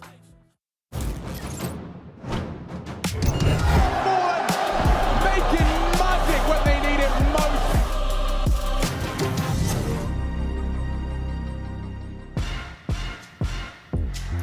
With ENCE map up in the series now after running away with things over on Ancient, we get ready to head to Cloud9's map pick of Overpass. This is where they're hoping to bounce back. This is where they're hoping to lock in a distance run here in this marathon semi-final, all the way to that third map of Vertigo.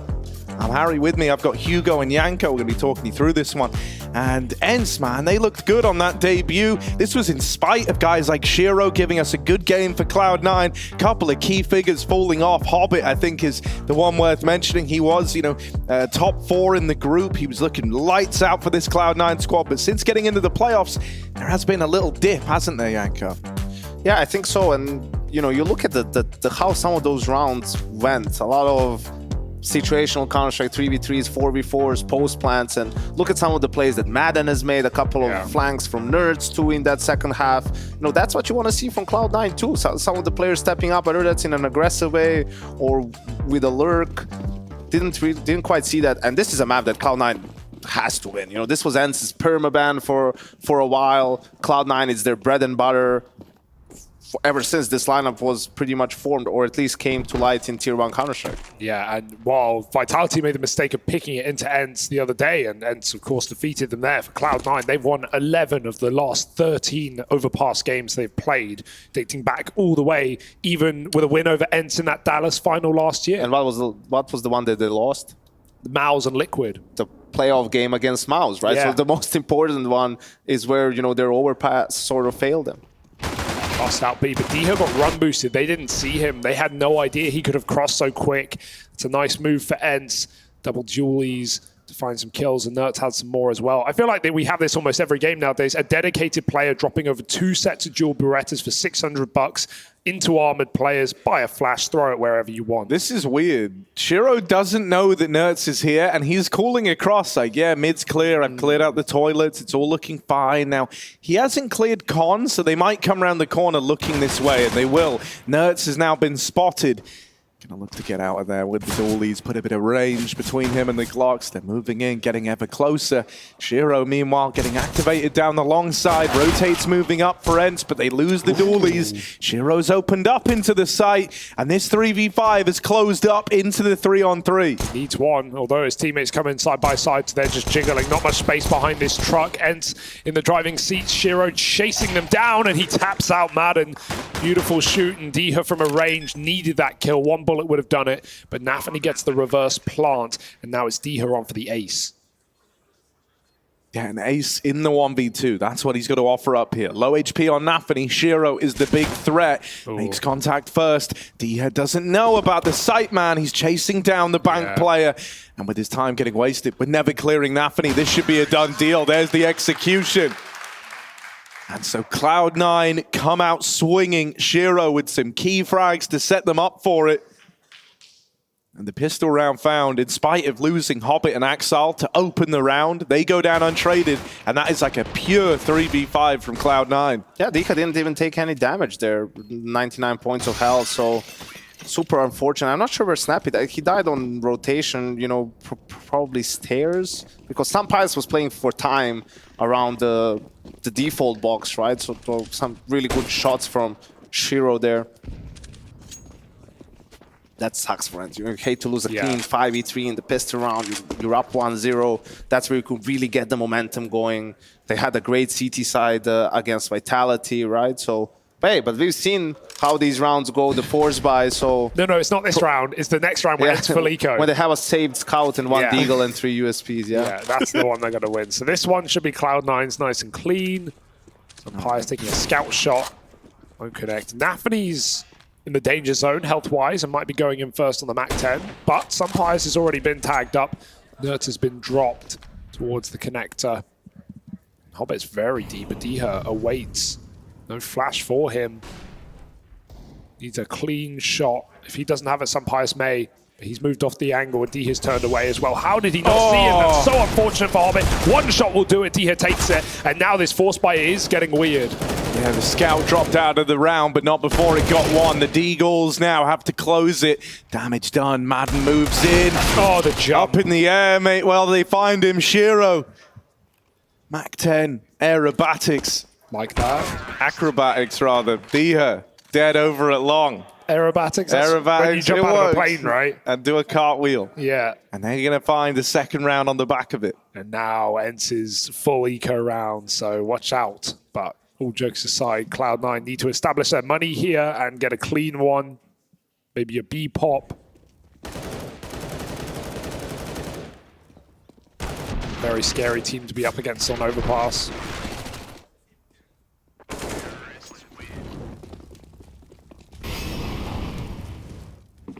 How much would you say, you know, in your experience coaching Anchor or just in general, do you think players or teams, especially for ENCE in this situation, think about it like this, right? They win a map, their pick, they go into a map that they know deep down they shouldn't win this game. How do you temper your expectations to try as hard as you possibly can, but not get upset when you lose it in the likely result that's the case?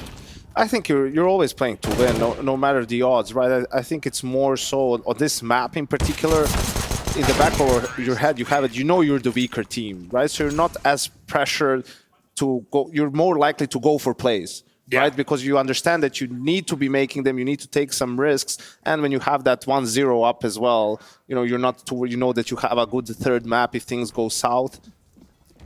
And maybe you don't actively think about it, but it's in your back of your head as a player. And honestly, even as a coach, if you game plan for it, right, and you know you have that, you might call some extra aggressive plays a couple of times, right? Because you just have that opportunity, It's way more difficult when you're 1-0 down and you're going for a map that you're not really comfortable on. You have to play it against a very good team. The consequences are way more severe. Well, they buggered the boost.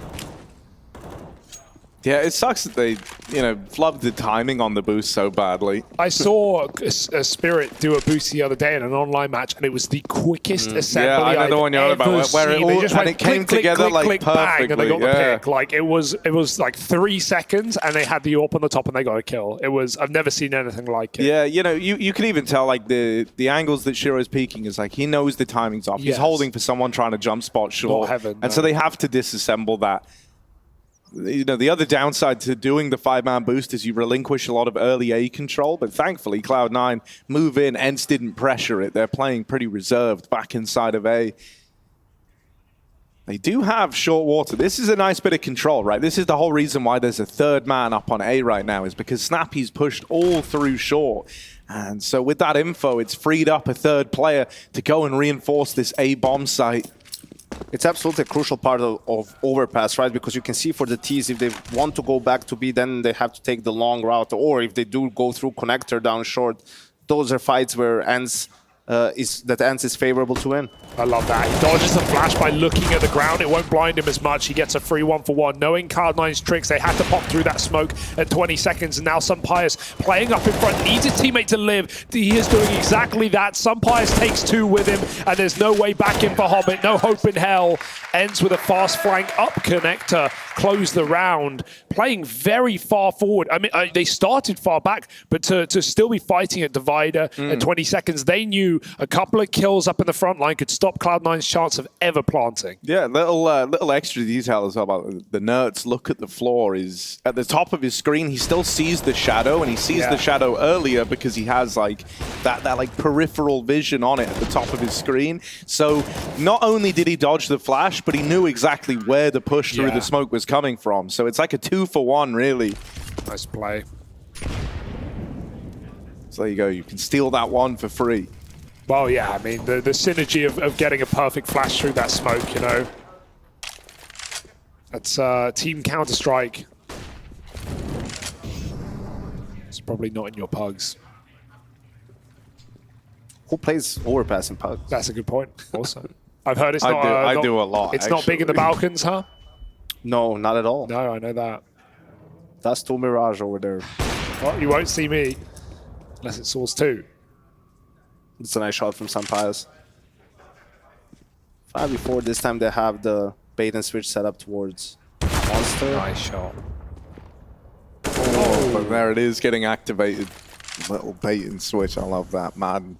Doesn't let the AWP leave. Good awareness as well, right? When he knows it's the AWP peeking, he immediately swings, anticipating that they might try to just leave with the equalizer. And he doesn't want that. He doesn't want this to end up being a 4v4. So he immediately swings out, takes it a little wider. There is some risk at play there, right? It's the AWP outside of Monster. But he nailed it, and so now ENCE maintain this 4v3.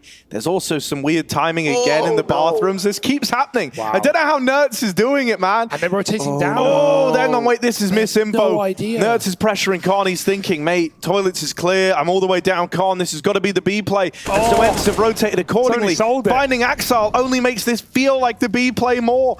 And so Cloud9 have got an empty A bomb site. ENCE just needs to stay composed. They still have a 4v2. Okay, they lost the side.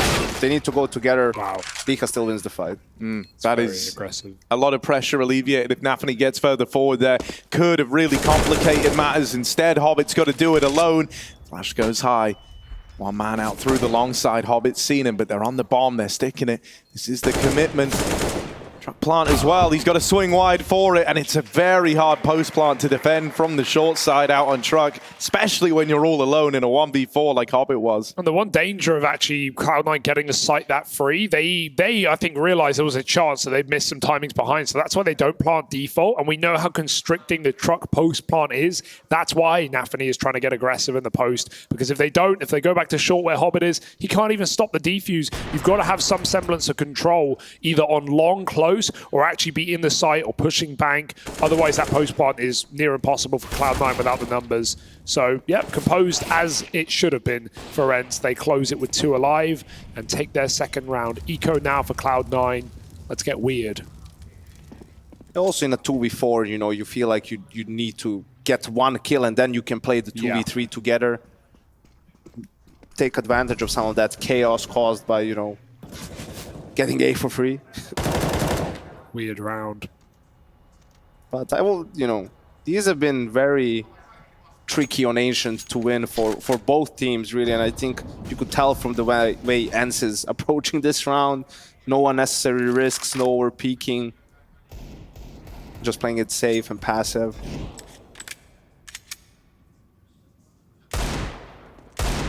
Yeah, you know, not even jump peeking. Diha loves the little peek over the top there. And he did it once at the start of the round.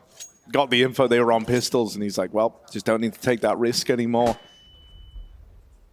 And one of the reasons why Cloud9 has been always good on overpass and they're so good, because you have to play default on this map, ST. You just have to, and that's their natural style and suits them well, and they can have good T-sides no matter what.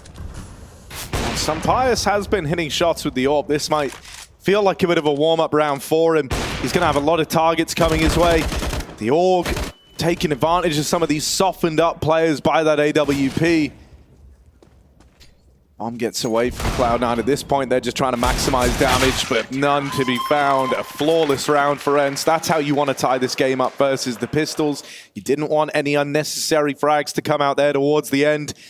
They managed to get out with 5 surviving. That's nice. They start to build up a bit of a bank now, and that's going to give them a little more staying power. It means that Cloud9 can't find one T-side round and then immediately go on a bit of a streak. It's going to be grindy if they want to get there. Yeah, because as important as CT Money is, this is the map where all we talk about is CT Money, because, you know, if you win pistol on T-side and go 3-0 up, that's, you're redeeming free rounds. And CTs want to have the availability of an AWP and lots of gun rounds, lots of util to take middle and slow this default down. So yeah, ENCE taking 5 live rounds is huge. I just think critically on this map, it's like T-side rounds are just worth more, you know? Like, so anything that you can get for free where you're up against pistols is so valuable, more so than on, you know, a map like Ancient, which is showing to be a little more 50-50.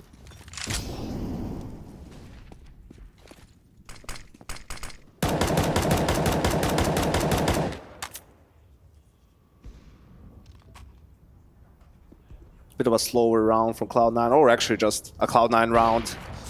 got short control this time around. Just trying to figure out what the setup is for ENCE. Buster got punished last time by the AWP, so now he's advanced a little bit more, and that's a big fight for Nerds to win. That looked good for Buster. Pre-aim was nice, his stutter stepping, but Nerds winning the fight with the A4, and now Snappy. He should have one here, but the flash is perfect. He doesn't even fire. Didn't want to give it away there through the molly. Madden blinded by his teammate. That's all good, but they're both full blind, and NAVI burns in the molly. I guess it went okay for ENCE, even though it looked ugly. Madden will spin and win more fights as Diha lines up the double in Monster. ENCE, couple of mistakes in there, but they recover well.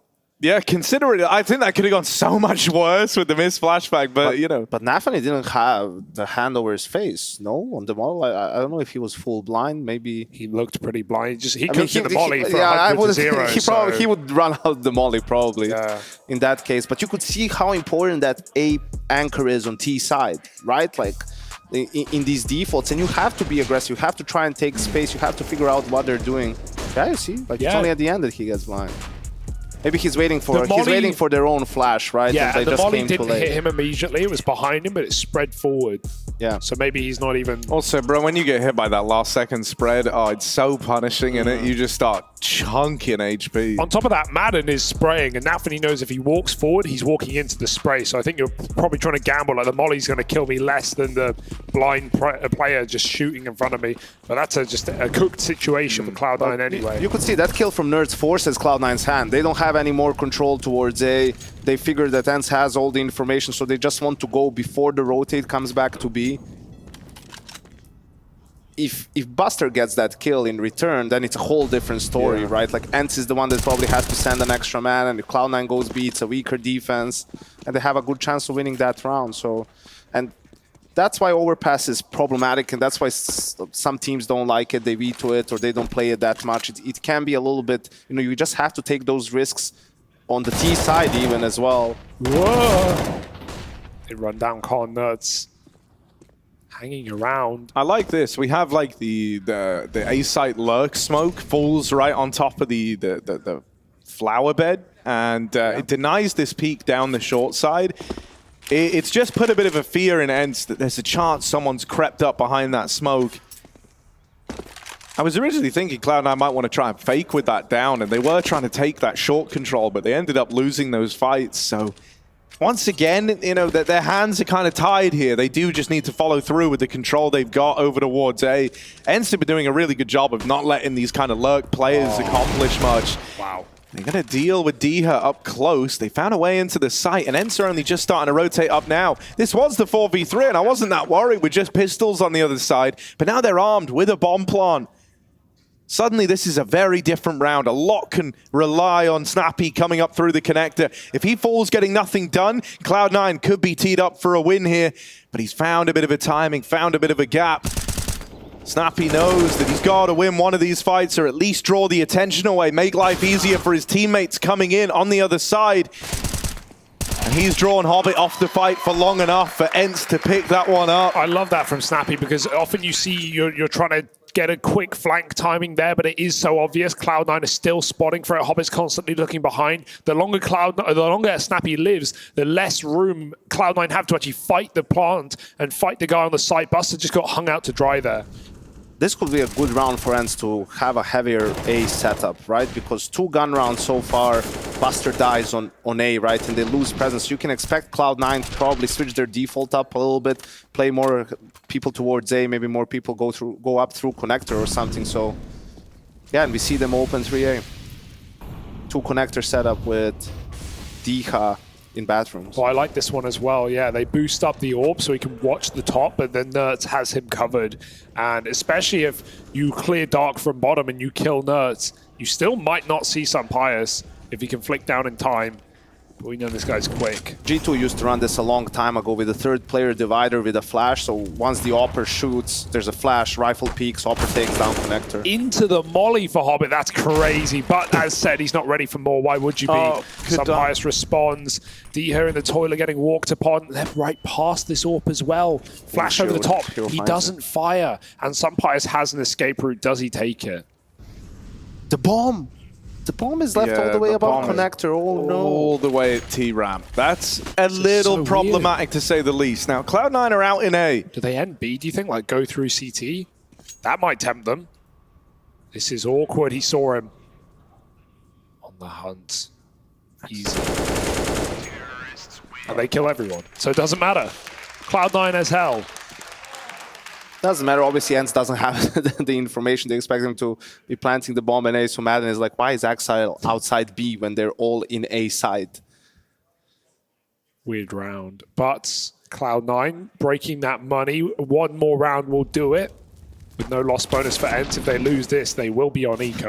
I can't get over that peak from Hobbit. Like, no wonder he wins that first con fight. Yeah. That is the last thing you're expecting. Running into the molly down to 40 points of health. But here's the thing, you know what the counterpoint to that is? Like, that player only needs to watch that. Yeah, true. Right? That's the only thing you need to watch. So you shouldn't be surprised is what I'm saying. Yes, it's a great play from Hobbit, so his focus probably goes down, but you know, you have to be laser focused, Harry. I know you will get that kill. No, that is a good point. If that was me and you, double con setup, Yanko. Yeah, of course, man. You don't communicate, but you focus on your crosshair. Yeah. It's fine, man. You do the calming for both of us. It works. NAVI over in mid, trying to take a bit of space again. Cloud9 just establishing and working this default. They're holding on to Monster with the bomb out there, trying to take away Connector. They spot him out at short, so that's a bit of info to go off of. You know, the ENCE had this real estate, and so Cloud9 are going to dedicate a bit of time just to taking it back and making sure that ENCE don't have free reign over towards short. And they can break ENCE's money here, so this would be a massive round for Cloud9 to win. You can see ENCE is lacking information, still have 3 players leaning towards A. Let's see if they try to go for an information play or something. Get it in, Madden, that's a big Molotov. They have to chunk through. Both make it, but he takes down one. He doesn't realize he was 4 behind and they made it behind him. NAVI will spice up this round. Now Diha trying to regain the space that Madden loses. Trying to take a fight over this spam, and he will catch one. Teammates falling by his side, but Diha still survives in the sight. Yeah, Diha's done really well to just still be alive this late in the round, right? He was one of the kind of OGs that was made contact with, and he's still being a problem, a thorn in the side of Cloud9. Axal could alleviate the pressure now, but that is a beautiful move from Diha. Lovely bit of anchor work there from this guy. Smooth moves up around the boxes. And he's just saved ENCE from a harsh economic reset. That would have been Cloud9 leaping into the lead if Diha didn't accomplish that feat. But that pressure is still on, Harry. It's a great round for Madden and Diha, but C9 got the bomb down. They had a lot of money in the bank. They can just full rebuy, and the pressure continues to mount for ENCE. Diha's so slippery, man. That I thought he was going to get 3-2-1 by Axel and Shiro. That was probably their best play when he gets spotted on bridge, but he just jumps on the railing and wraps behind the site. Very cheeky play.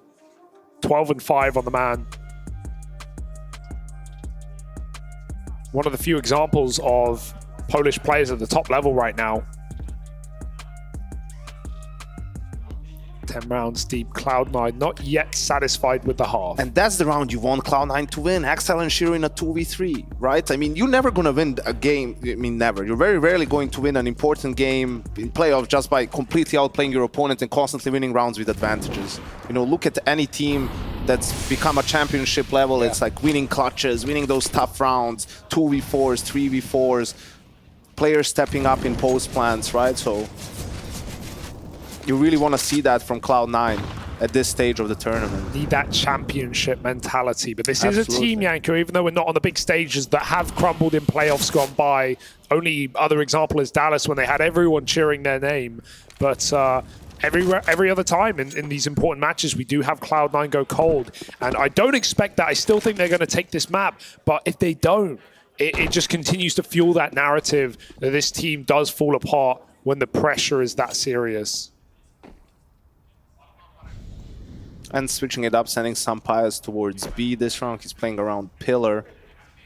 And again, they're in a similar situation like last round. Okay, you made your choice, but you probably need to try and find some info. And, well, that's expensive information right there for Madden. Thank you very much. It's actually very cheap. He gets the big green. And compare this a little bit to Ancient. At 1 minute on Ancient, they would either check mid or push down B. Right here, it's a little bit different. Yeah, I think that's where the damage onto Madden has really like stifled any hope of trying to go for those like info plays, right? Like he doesn't want to be left, you know, solo anchoring if they go for like a double monster push, try to take short. Nails that shot though. Madden the AWPer maybe. In the toilets, NAVI wins the fight and is now trying to take all this A space. A is pretty weak right now. Axal still putting up numbers outside of B. The bomb trying to move in for the A play, and Diha tagged by the AWP is finished off. With only a few seconds left, that was a huge AWP tag from Shiro. Makes life very easy for the bomb crossing in. Shiro trapped on the truck. They can find him. And this close player dead. Shiro with the trade. Madden on this AWP. Holding for a re-swing. Shiro did just jump over the top. That's pretty ballsy. Madden's giving this a go, creeping up. You might expect the save, but here he is. No scope connects. He's on the bomb. 10-second defuse, and it's nice and easy for Axal. Walks on up through the toilets. And we'll check that bomb. That's his only play there in the 1v1. Really hope that Axel overthinks it towards Divider and doesn't want to swing because it's an AWP, but not going to win them all, are you? Cloud9, I like that fake out as well. They still had 2 towards B, but with NAVI so deep in the toilets, the second they throw their B execute, he gets a kill. Cloud9 take a lot of space there. And again, the truck plant, this time it doesn't let them down. Huge round, as you said, Yanko, off the back of killing almost everyone and getting a bomb plant in the previous. They've finally done it. Their goal of the half has been achieved to put ENCE out of the money. And they're going to have to force together whatever they can. 1 rifle and an SMG. But really, this should be where Cloud9 possibly even win the half, if not take 7. And that fight between Nerds and NAVI was what decided the round, ultimately. You know, if NAVI doesn't win that duel, Nerds can probably buy enough time, you know, by the time Cloud9 trades him, that maybe they can't even plant the bomb, or the rotate comes in and they can still hold the A bomb site. So that was huge from NAVI. Good call as well with the fake. And yeah, ENCE buys out completely here. So if they do end up losing this, Cloud9 is in a great spot to end this first half.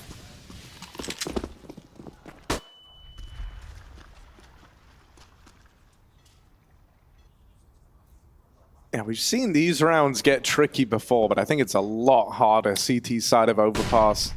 And I mean, look where Axel is. He's aware, you know, if they buy, it's pistols and weaker weaponry. So what's the easiest way for them to find some kills is to go short, take control, maybe pop flash out of Monster, and there's no need for him to be there and risk getting blind and getting pushed out. So he's just holding.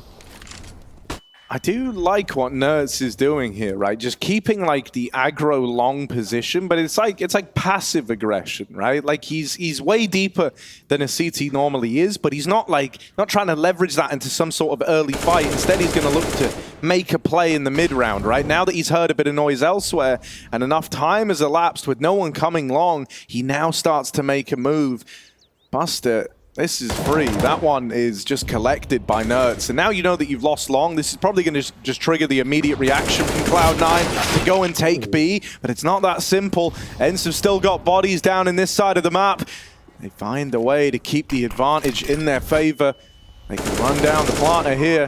It's Axel, Hobbit, and Shiro still left standing. These are the 3 men that were meant to make the difference. But Nerds has already gotten rid of Hobbit. He's out of the round. So Axel and Shiro, the 2 Cloud9 heroes, meant to hold on, but they've lost 1 man. Shiro in the clutch. Nerds the one to beat. He's the one who's given ENCE a helping hand in this round. He's the one who's made it competitive, but can he close it out? Jumps the round!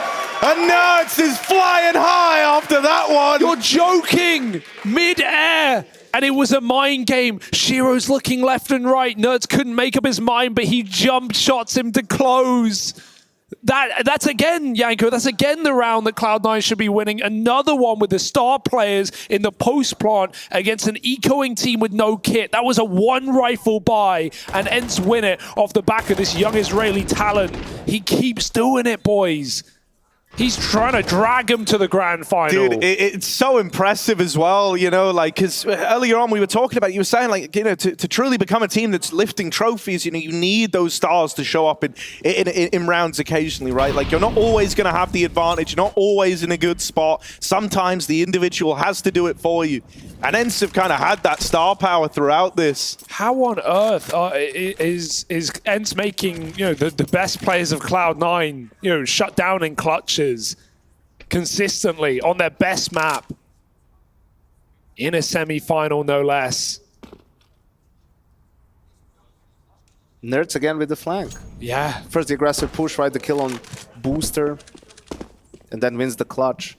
Yeah, it's just unfortunate for Cloud9. I mean, sure, it's a 3v5, but considering the utility, weaponry, all that kind of stuff, you really feel like that's where someone steps up, gets a couple of kills, and wins the round for you, really, which seemed like what Axel was going to do. Yeah.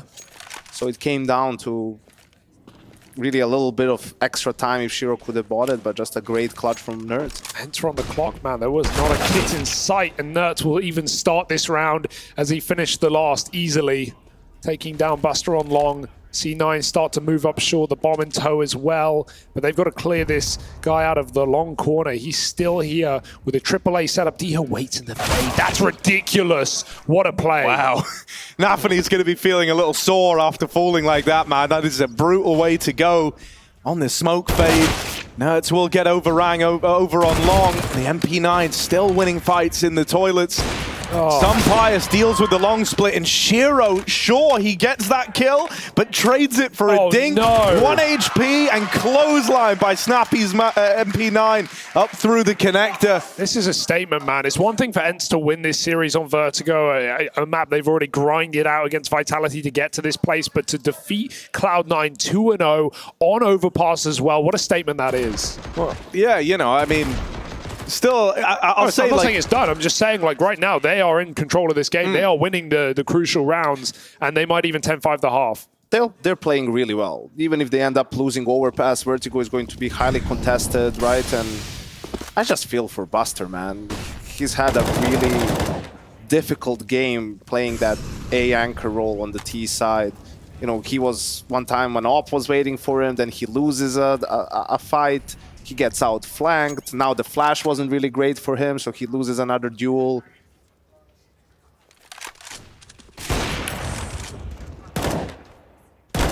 Dude, this tag That's team, gonna feel good. Yeah, finally. That's a step in the right direction.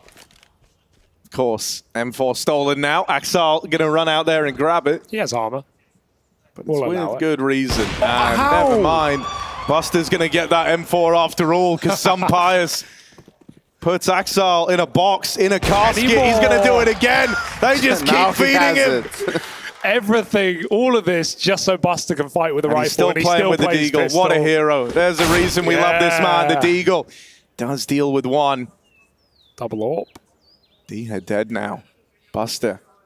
Deagle hungry for more. Another shot off the back of the Deagle, but up close. Madden puts a stop to Buster's reign of terror. You see his skill, right? You see why Cloud9 wanted this guy so much. He's definitely got it in him, but whether he gets to show it is a whole different ball game. And a kickabout on the CT side up to 9 and looking for the double-digit half. We have everything again for Cloud9. -1 rifle. It's NAVI on a Galil. I mean, some players, I can barely see these players. And you know, just go back to how this map started. Yeah. 3-0 Cloud9 won a 3v5, right, to win the pistol round. If they lose that, this is like 12-2 now for ENCE. Oh, I don't like that. The nade dunked him on short water. And there's even spam and a push to boot. Snappy gets a kill and gets away. And ENCE have been doing this all series. They were doing it on Ancient CT side, grabbing a pick and never getting traded, always maintaining 5v4s. And that makes especially a map like Overpass even harder. There's not util for Cloud9. 2 flashes and a smoke, and we're so early in the round. And I don't know if you'll agree here, Yanka, but I feel like this has only started to happen as the game's gone on. It's like ENCE maybe built a bit of confidence. I think the opening of their CT side, they were fairly respectful with it, right? But as the game's gone on, there's more liberties getting taken. The B guys are even getting involved now. This was like the more kind of tame side of the two, I guess you could say. Like NERTZ has been pressuring the A side of the map a hell of a lot. And now they're even coming through with like Snappy getting stuck in down short. They've taken this early man advantage. Cloud9, these rounds are very hard to come back from. You're a man down. You kind of need someone to apply a bit of pressure to ENCE here. And I would say it would be great if it could be Shiro, but with only 30 seconds left and with where he's positioned, he shouldn't get given a fight here. So he can't really be the man to up the stakes in this round.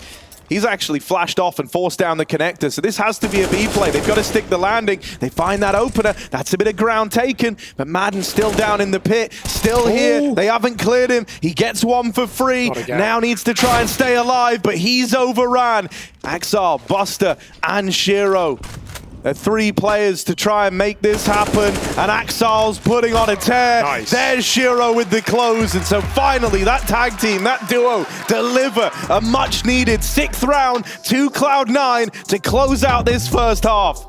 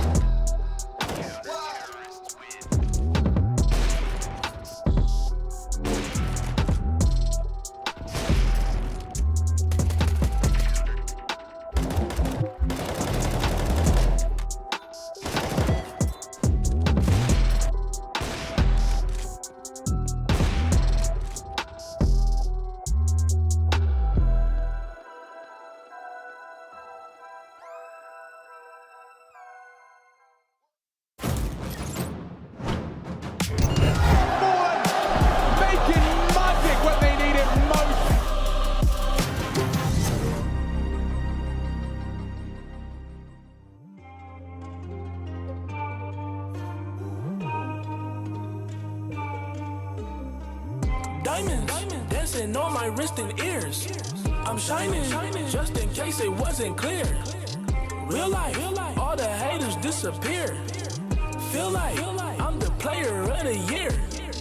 I got the money to buy me whatever and know it's a wonderful feeling. Got me some bread, but I ain't gonna stop until I can go give me $1 billion. How about the coupe or the foreign? My life isn't boring, it's what I imagine. Got me a bag and I'm happy that I can be living a life that is lavish. Making the play, I'm on my way, oh that's a regular day. He ain't working, he ain't on the grind, something they never could say. Run it up, clock still ticking, but I still ball. Run it up, ain't no competition, I don't even see no one at all. Know that I came from the bottom, know me a fake when I spot him. Told all my homies that know me, I'll never be phony forever, I got them. New house, finna move out, got a new route to the mansion. Got a pool now, going cool out, everything is right how we planned it. Got 200 on the dash, switching lanes, we don't care about a ticket. Got a free moment, I'm back in my zone, but I'm chillin', so baby, let's kick it. They riding the wave, I try to behave when I'm with the homies on vacay. Got me a bad little mama, she love me to death, but I tell her I can't stay. Diamonds, dancing on my wrist and ears. I'm shining, just in case it wasn't clear. Real life, all the haters disappear. Feel like I'm the player of the year. I got the money to buy me whatever and know it's a wonderful feeling. Got me some bread, but I ain't gonna stop until I can go give me $1 billion. How about the coupe or the foreign? My life isn't boring, it's what I imagine. Got me a bag and I'm happy that I can be living a life that is lavish. Making the play, I'm on my way, oh that's a regular day. He ain't working, he ain't on the grind, something they never could say. Run it up, clock still ticking, but I still ball. Run it up, ain't no competition, I don't even see no one at all.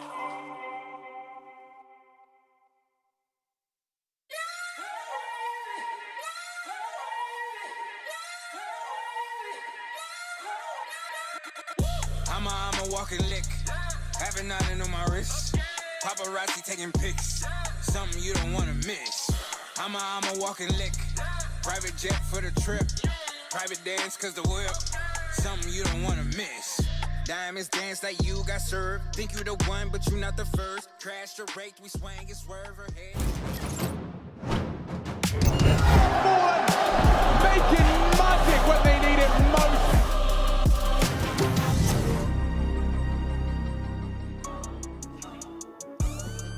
Party time here in the semi-finals. ENCE set up with a 9-round CT side on map 2. It's overpass, and Cloud9 might be facing elimination in yet another playoff match if they can't get back into ship shape here and now. Vertigo is our 3rd map of the series. Will we get there, Yanko? I'm not sure. Like, this game is pretty much up in the air. Feels like pistol is really important.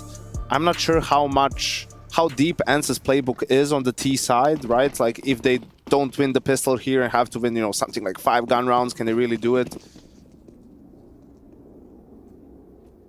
Ooh. Wow, they're going to start off by sneaking down the connector. You have Sampayas moving out through middle. Con-focus pistol round as they look to move on up. We don't have anyone from Cloud9 spotting this, so this isn't info they're ever going to have. They might end up playing this fairly reactively. Alternatively, the B players, where they have 3 right now, might eventually look to pressure short, and we're actually seeing that come through right now for Cloud9. The timing on this push is really nice. They get that realization right as ENCE have the bathrooms and look to exec into A. They know this is the full commit, so players are scrambling up now, but we need a sight hold to take shape, and Snappy's taking heads off. Lovely little 180 as they try to plant on the short side. They make contact with Hobbit. They learn about him on the wraparound, and they dispatch Sampayas to deal with him. It's left on to Buster in the 1v4. Sight already lost, and not a hope in hell as he moves in all alone. He's not had an easy game, has he, anyway? And, well, this pistol round is not enviable. What a shot for Diha to open up. And ENCE ready to end it. Nice kill for Buster. I feel like he's been on good individual form. He's hit some bangers in this map, but it's mattered not. And ENCE just won't simply give him the kills. They are even pulled back on long. That could have been a problem, but no kit. No issue for ENCE. 10 rounds taken off the back of a 9-round defensive half. And this has all the makings of ENCE in the grand finals of ESL Pro League. I want to see the snappy kills. Felt that those were pretty big. This was a nice one tap from Diha. And yeah, just a 180 really. I don't know what it is. Snappy man. dispatching of both Shiro and Exile. Yeah, right. The two top That's dogs. worth like 3 kills probably. Yeah, there's just something about, going for the 180. I feel like as a player does that, it's like their accuracy increases or something with the wind-up speed, bro. It's insane. Like, I feel like so often if you don't dome them on that first attempt at the 180 kill, you screwed. And so Cloud9, coming in with this aggression again. I like that they're, taking this away very proactively, trying to get involved with the pistols. And ENCE aren't really set up to deal with it too well. They've just started moving back in. Looked like they wanted to come and play into the B site, but in doing so, they've met this push halfway. Madden is still aggressive. He is alone in this fight with the bomb on his back. I think, if anything, he might be glad that they put that smoke in his face. It's going to mean that he doesn't commit to these fights anymore out towards Monster. He would have loved the chance at the equalizer, but that's been taken away. And so ENCE have got to play this one out a man down. There's damage done to Buster and Hobbit. It's up to Diha and Madden now to finish this one for the ENCE squad. And they'll probably just recommit late, right? Wait this smoke, give enough time for Cloud9 to doubt this and hope they rotate a second player out. Hobbit taking short is nice real estate. This is not the first place you're clearing as you walk out through the tunnel. Madden's going to have a look. And Buster knowing about the nade. That's a free kill. It's now in a 2v2. Hobbit with a massive frag. He resets as well to play with his teammate. Now Diha is the one on the clock. He's had a phenomenal map though. Smoke going to go down. Got to worry about that upper player, and Diha just goes for the stick. Oh my god, he can get punished right now, and there it is for Axile, getting baited in by Hobbit. Axile will close, and we needed that round for Cloud9 if they were going to remain in this matchup. That's huge for Cloud9. Huge. Not so much that, they can't come back even if they're down 12-6, but this really ruins it for ENCE. They go back into the fours, but it's really difficult to win these rounds. You're just Hail Marrying, hoping for some one-dings. And I think I think Hobbit was intentionally sort of showing his feet in Monster so that, a player, if he's playing passive, he's more focused on him, and his teammates were pushing, short tube. So that was a nice little bait and switch there from C9. Oh, Nuts eats that molly. Oh, did he see him? Hobbit must have, right? He just runs away. Oof. They're actually boosting. They didn't see Nuts. I thought they did too. It looked like they did. Well, it's not a problem yet, and Hobbit will swing out to make it so. Hobbit on his recovery arc right now. 3 kills in the last 2 rounds, and important ones at that. Cloud9 need him, right? This is the experienced player of C9, and he had a bad first map. This is the major winner in the Cloud9 roster, and right now he's been the quietest of the series so far. Also plays some important positions for them. He's sort of the linchpin on the T side, right? You saw him mid on Ancient, connector on Overpass. So can have a lot of impact also in terms of mid-round calling, right? With the information he gives. He's that connection point between the A and the B site, right? Which is such an important one, considering this map is very large. Little decoy. He missed it anyway. Maybe he's just practicing the lineup. Yeah. I wonder why we don't see that. We saw this a couple of years ago, I want to say, especially on Inferno. Teams would buy decoys and throw coffin CT lineups on B with decoys, and often it would get mollies out of CTs before you realize, like, okay, those aren't smokes, those are just decoys. I can't believe we don't see that again, considering how cheap they are. Obviously, you usually want 4 real nades, but on like a half buy, where you have a nade slot, I feel like that's underexploited. The potential of decoys. There was some round that we saw where maybe it was Mirage where they did adjustments in the Glock eco with decoys and they baited out so much utility from the CTs. I think that's a good point. Nowadays, when you're on a Glock eco, the CTs are more aware of it and they just don't throw utility, right? Like they don't want to spend that money. They know you're just waiting around for it, so they just hold their utility too. So that's a nice way to force their hand, at least get that put that small dent into their economy. Yeah, and just to waste mollies as well, because that's what you'll often see teams do in Inferno. They'll just throw one CT smoke, knowing that it will get traded with something, and then later they can go back to the site and execute. I feel like with how sweaty people are around economy and utility nowadays in this game, that it's underused. And another problem for ENCE losing that second round is look at their buy here. No op, right? And there's an op on Shiro and Overpass. you know, if the CTs have it and you don't, it's really difficult to gain map control towards the A bomb site especially. So now the CTs, you know, that also changes your approach to CT. You can just send even Shiro by himself at the start if you want towards A, because if ENCE does want to go there, they either need to take a risk, like speed it up where Shiro can get a kill and probably fall back and buy time, or they need to spend so much utility doing it, it's going to take a while. And, you know, if that's your read, if you see that's what they're doing, you can come back from B. The remaining rounds are a true test of ENCE on this T side, right? Because Cloud9, after going 3-0 in the half, didn't get a single back-to-back round on their T side. ENCE need this gun round. Well, Cloud9 can and should run away with their map pick.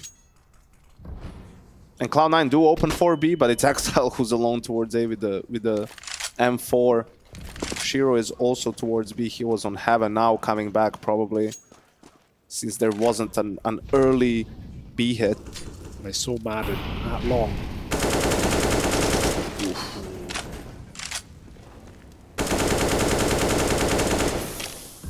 A lot of damage off the back of that spam. This is such a cooked round for ENCE.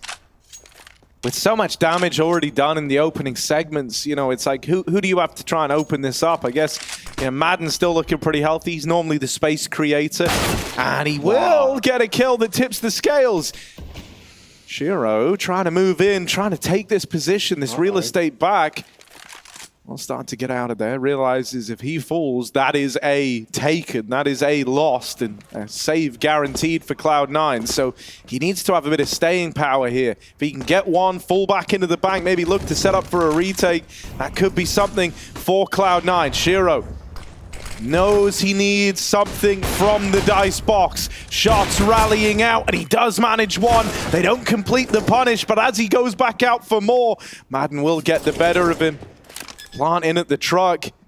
Cloud9, so much is hinging on if, you know, a kill is found quickly. Everyone else is already saving, and so NAVI can't hang around for long. Buster down on B is retreating. He is not going for this round. And so NAVI should follow suit, but he's still creeping out. I would just like to see him leave here. Trying to keep someone boxed in. I mean, this truck play is dead. You'd like to think. Sumpire should be screwed as he tries to leave. NAVI will get the better of him. And so one extra gun taken out right at the end. Buster even punishing a little bit more. Cloud9 trying to maximize the damage, and they nearly find everyone. It's a nice way to keep the pressure applied to ENCE, even though they win that round. Yeah, AWP is saved, though, so that's the big ticket item for ENCE. Diha will make sure of that, and they wouldn't be able to afford it without him. Still a very good call from Cloud9 to, you know, not go full save passive, but stick around, try to get a couple more kills, because you can see how much damage that did to ENCE's economy. There's a couple of Galils in play, a Mac 10. Luckily, they managed to salvage the AWP, like you pointed out. But it's still difficult, you know, for Snappy to call in these rounds, to figure it out.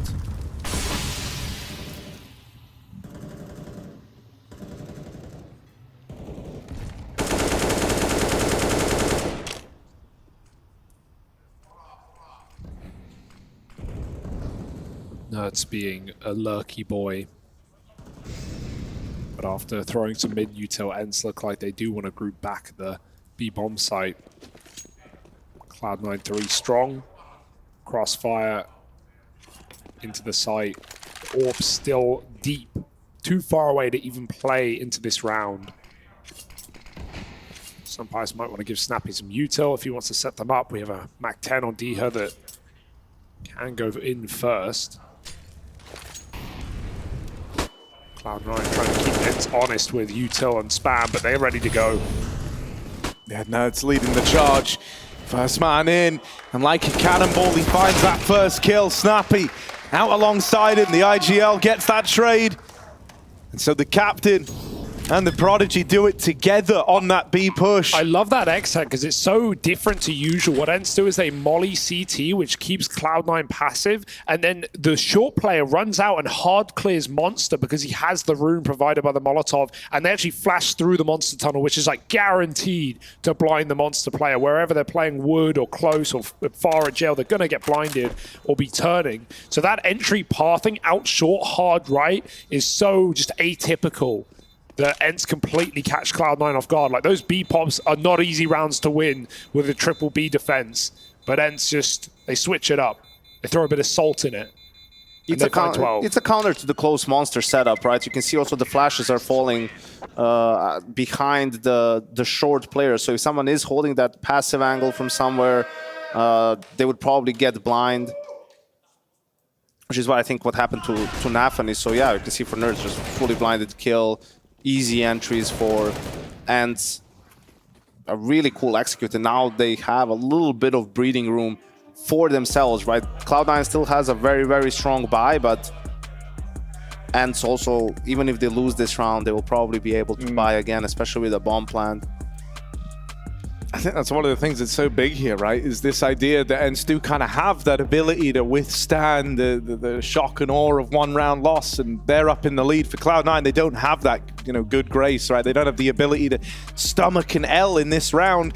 And so you imagine, like, this is one of these swing moments of the game. This really gets to decide, if Cloud9 have much of a chance to get us to a third map. If ENCE win this, suddenly they're staring down a 14-9 scoreline as the more than likely option. And ENCE already managed to do something that Cloud9 couldn't in the first half, which is win consecutive gun rounds. And still they don't get rewarded with an anti-eco because how strong C9's economy is.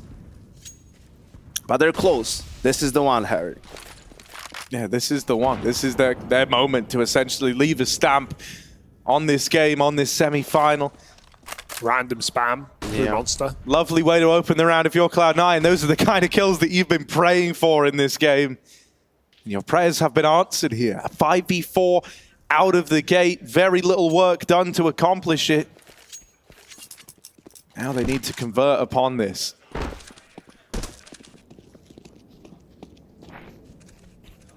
Also, ENCE probably just have to commit A, right? They lose Nerds over at B. If they actually do go long with everyone, they have a chance. Diha, unfortunately, gets dinged too. Right, this is the one spot that's open right now on the map for them to take some space. And they still have very good utility for the execute. If D is too late because he's low, Shiro can just pivot and pick the long players. NAVI doesn't even need to commit here. Shiro has such a powerful position, they can't even cross. NAVI gets mollied, but it works to his advantage. He takes all the glory. 2 kills, bomb drop, that lurk is late, and Axel was ready for it. Shiro not even required in this round. Good shot. Okay. But there's 4 more to find, and really it's all just a prerequisite to a save. And they're chasing this kill. Yeah, he knows they're coming for him, but that's not the result he was hoping for. Yeah. Dinged on the jump, and there's the backstab. Big round for NAVI again. Yeah, he's been putting up some numbers, right? I think Ancient was the lights out game from him, but here on Overpass, he has given us a couple of key rounds, and with that multi-kill, he's starting to rise up through the board. He's been a consistent face in this semi-final so far for Cloud9. And it's a tough round for ENCE because, you're looking at this and you're like, why is Madden? Why aren't they using their utility? Why is Madden just running in? And, ENCE doesn't really know how much information Cloud9 has because of that kill on Nerds early on. Maybe they've cleared outside Monster, so they don't want to waste too much time. Also, maybe you don't want to announce yourself with the utility. Like, both plays can work, just dependent on preference. You could see, like, from our POV, if they used full utility and executed from long, they would have had a much better chance. But it's easy to say with X-Ray.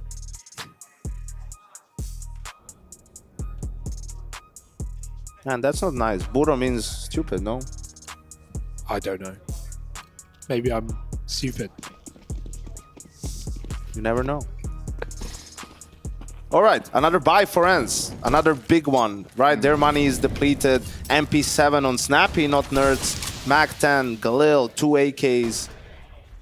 We've seen them grind one of these rounds out before with that monster clear through short.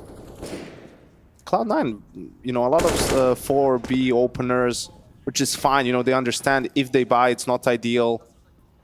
That's where we can lose the round the fastest. If they don't go B and are slow playing it towards A, you can see right now, again at around 120, NAVI is going back to help Exile. The risk for the 4B is C9 are playing one long when they do this and not playing like Shiro AWPing mid and doing his fullback routine. And so many teams right now love just going for those contact A walks all the way past Divider, past Toilets into the site. So there is that window that ENCE could have taken. They don't know about it, but it's been open a couple of rounds now. Yes, NAVI has filled that gap and C9 have taken an advantage. ENCE going through the smoke, and that's easy for Buster again. Second kill to Nerds for him. Ooh, okay. Pop through, but it's not going to be much when Hobbit anchors as well as he does. What a recovery for this guy. 5 kills at the half. He's up to 16 now. Yeah, Sampaius will eventually deal with him, but everyone for Cloud9's moved down towards B. Sampaius, this is not an easy clutch, not by a long margin. They're not even really taking contact from Heaven or CT. They're waiting for Axel to move in up the short side. And right as he got there, it wasn't just the one swing from Shiro. They were peeking from Heaven. They were ready to swing it short. Cloud9 play that perfectly. They leave nothing to chance in the 3v1. And now they can level up and even this game to 12-12 with ENCE on an eco. They're forcing, though. We had players on sub 2K. Oh, yeah. I think they're just trying to steal a round from Cloud9. You know, some shock and awe. Cloud9 is not going to expect a buy here. I wonder if this is the fast A round because of how many bodies they kind of had the look into down towards B at the end of the last. Madden's got the flashes. He can pop over Con once they've cleared it and found Axel. He can flash him into middle, hopefully overwhelm the AWP on Divider, but Shiro's back in the bomb site. And ENCE will just reroute. Smoked off in Con. They'll leave Diha there.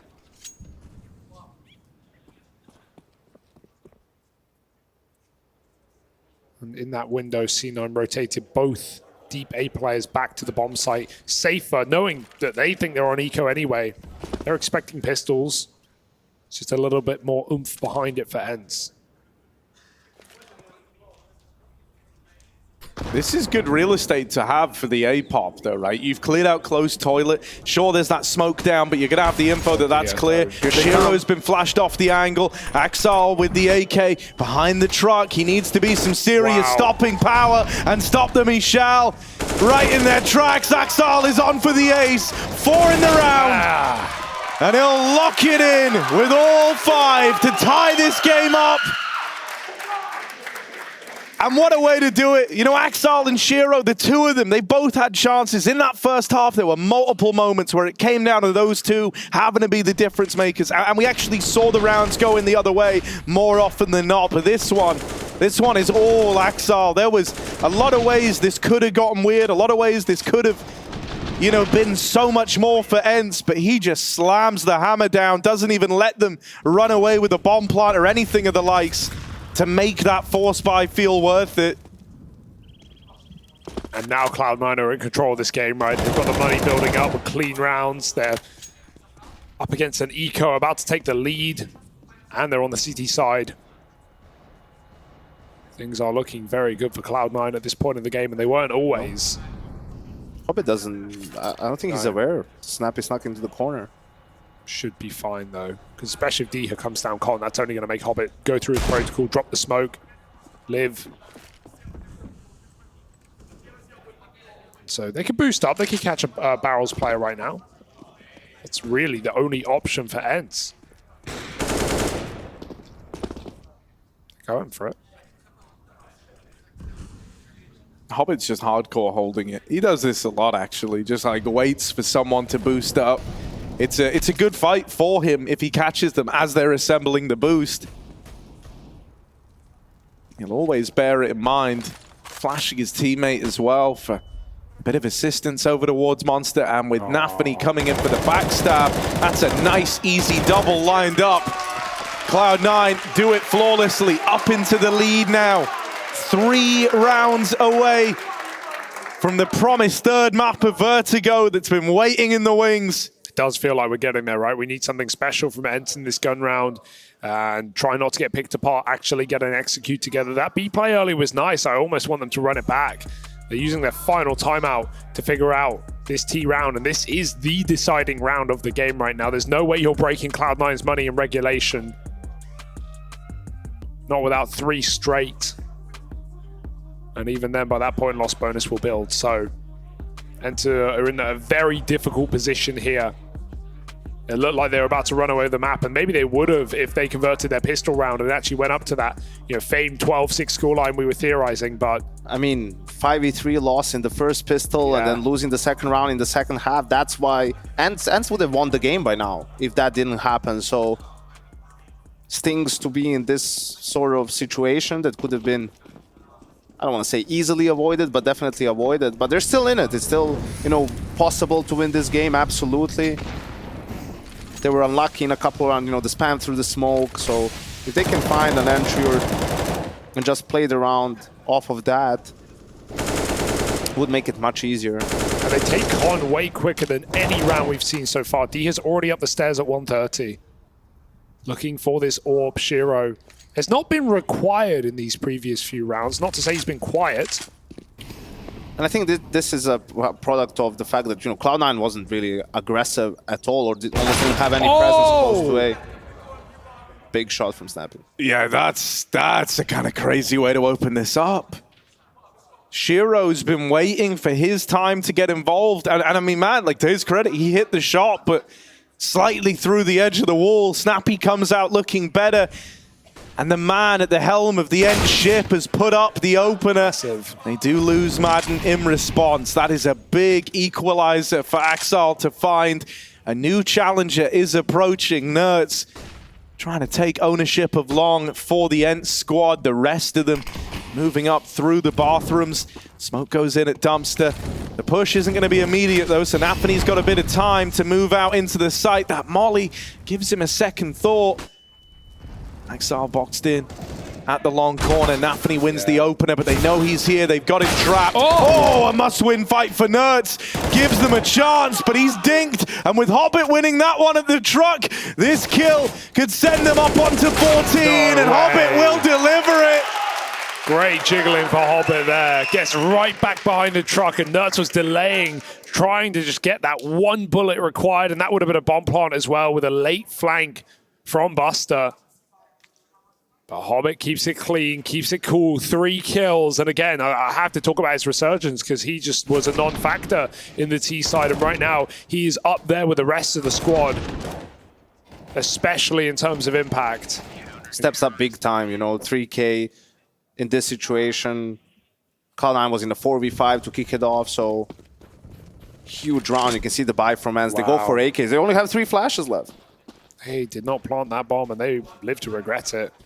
Does Shiro, does Axel hear this? They're sprinting up long right now. They are way past him. He's kind of stuck in the mud, as it were. ENCE are going to continue to commit into the site, and Shiro's even dropped down below. He has no idea. Axel has no idea. They've not only got A, they could even backstab the B side of the map right now. Nerds holding and have a chance, but Hobbit again wins that head-to-head. Look at this clear. Looking for, oh, he's going to get the bomb. The bomb dropped by Axel. They might have the A side, but without the bomb, this round ain't happening. Axel still floating around in the toilets. They can't deal with him. They can't uproot him. Madden tries to move in, but Axel's not giving him the fight anymore. He's playing the long game. Nafany's hit an entirely separate timing, and Axel flicks back around to find another. What a round from this man. Making it happen for Cloud9 single-handedly. It's Axel with 4. And that's that star power, Yanko. That's what we've been waiting to see. I mean, I can't believe this. He gets completely outflanked. They have 2 guys in A, and Cloud9 doesn't know about it. And I'm sure they're communicating. He's probably there has to be someone watching A, so he's probably in bathrooms. But, maybe they rush that part of the round. ENCE, send Snappy by himself. Maybe one guy can fall back, or I don't know. But that's really going and looking into the details and the nitty-gritty, right? I mean, they went long because they cleared long, right? But it was his timing of his reposition. It's just unfortunate, right? But I know it's frustrating for ENCE and then some Pius as well, but you just need to keep your head up, keep going. game isn't over yet, even this one. And the series most definitely isn't over. Even if you end up losing, you need to come into Vertigo with some good energy, clear head. That map has been going great for you so far this tournament, and you can still win it in 3. Cloud9, hey, this is 10-6 down. 9-2 since the pistol. Quite a resilient squad right now in the semi-finals, and a broken bye for ENCE in back-to-back rounds. They had no util last time. Hey, they almost made the best of it, but the little bomb that wouldn't. And now they go back to this execute earlier. They're going to, again, try and deal with this monster setup. But this time, C9 have players a pillar. This is a good counter. They've got men in position to stop this play. And that molly timing as well ruins everything. Yeah, great trade of util to try and negate the ENCE utility for this side take. Nerds falls first. And Snappy, even though he replies, his teammate's getting turned to dust. Buster makes it out over towards Monster. And D had the only man with health. Snappy alongside him. They're going to try and get this bomb down and give them any sort of leeway in this 2-on-3. Snappy in his dying breath planted the bomb, but now it's on Diha. 3 HP. He goes fighting, but Buster's going to win it. Wow. And so Cloud9 long this out. We're going the distance, going to Vertigo, where they will have a shot at redemption.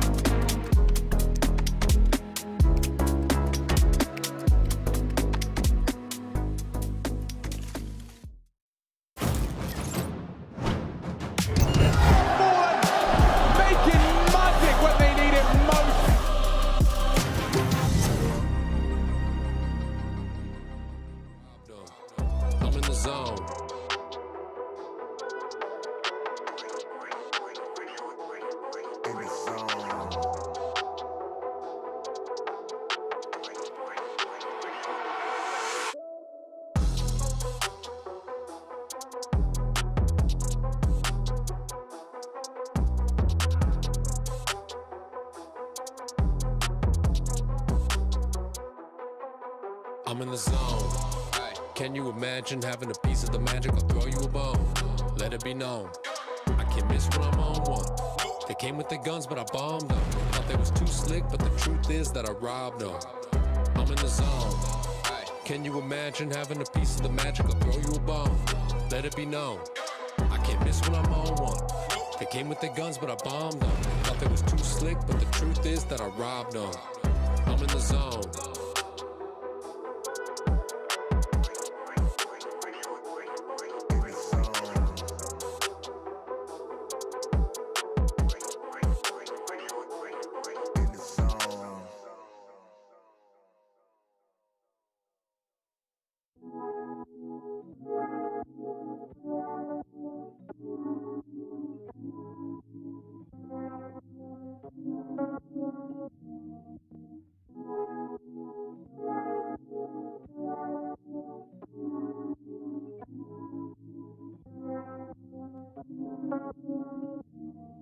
I can't miss, no Beverly, you can't hold me. Knew that it was my time and I ain't need a rollie. P139, that's the word. This provision is precision, you ain't gotta see the worth. Every situation different. Trust if you feeling out of luck or if you stuck, homie, you just can't miss this.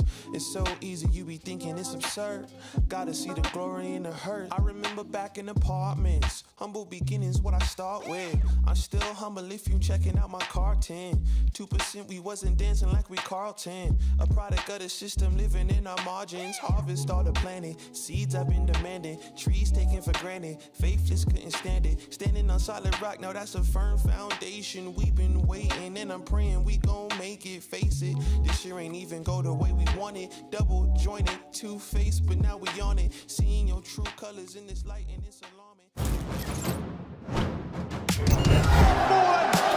Making magic when they need it most.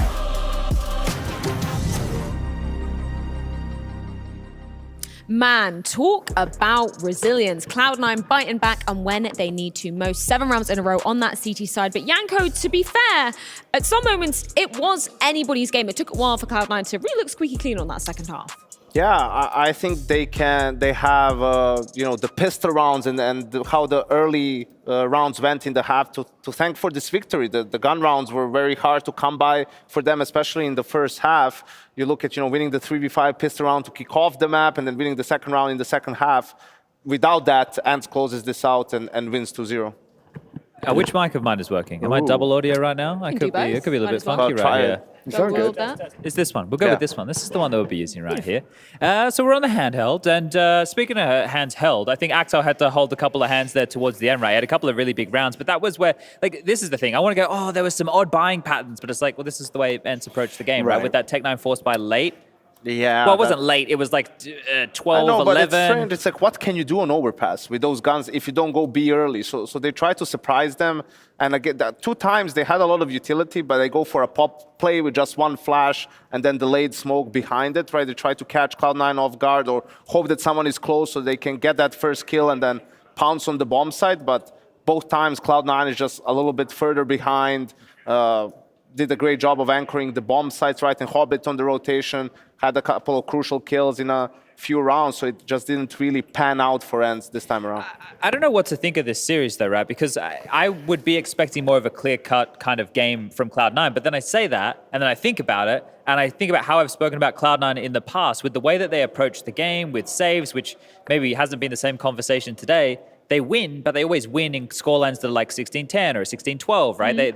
They're not grinding you out. They're going to win, but they get it done, and the games don't tend to be blowouts that often, right? So I guess this is what we expect here from Cloud9. It's good to see Axel really warming into things at the tail end of that map right there, as now we go into Vertigo as the third and deciding map of this series. But I don't know, today's just got a weird vibe about it. I think they definitely are not playing on as high of a level as they did in the group stage. It's not for sure. It's not that convincing even in the game against Mouse, but they're still getting it done. They still got it to Vertigo, right? And you can make both arguments, right? They got it into a third map. Their post plans have been pretty poor so far in the series, especially on the T side, right? And some players maybe went missing a little bit at different stages of the game. So what if that turns now? What if they start playing better in the after plans and we do see Shiro, Axel, and Hobbit win like a 3v5 or a 3v4, Shiro and Axel win a 2v3, then it's going to be almost impossible to play them if you're ENCE. And Heku, there was a reason why we were pretty hyped at the potential possibility for this to go to a third and final decider, because both teams looking pretty interesting on Vertigo. Yeah, because they actually played Vertigo in Katowice. And remember I told you the story about them trying out Axel on A ramp,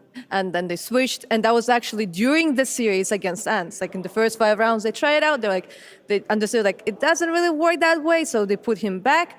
Right now, it's pretty interesting to see because both teams really, really like Vertigo, and one of the most important positions on Vertigo would be the A ramp. But both teams, on one side you have NAVI, who's going to be fighting for that A ramp, and the other side is going to be a mix of Snappy and Madden. Right.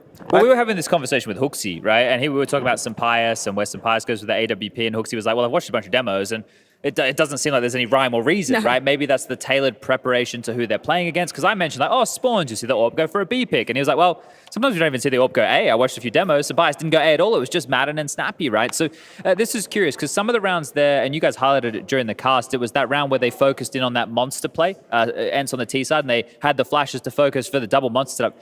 Cloud9 brought that into fashion. They were the team that started doing the double monster setup with ENCEs and Hobbit, and then NAVI as that float, which they mollied off. So I'm curious to see what anti-strats, quote unquote, they're going to have for a team like Cloud9 on Vertigo. Gentlemen, I'm just going to halt the conversation here because we seem to have a mysterious masked man over That's his there. actual name, Masked Man. Chad Do you know what's He lives going in my basement, actually. And basically, we bring him out for intense 1v1s. Doesn't speak, likes to grunt.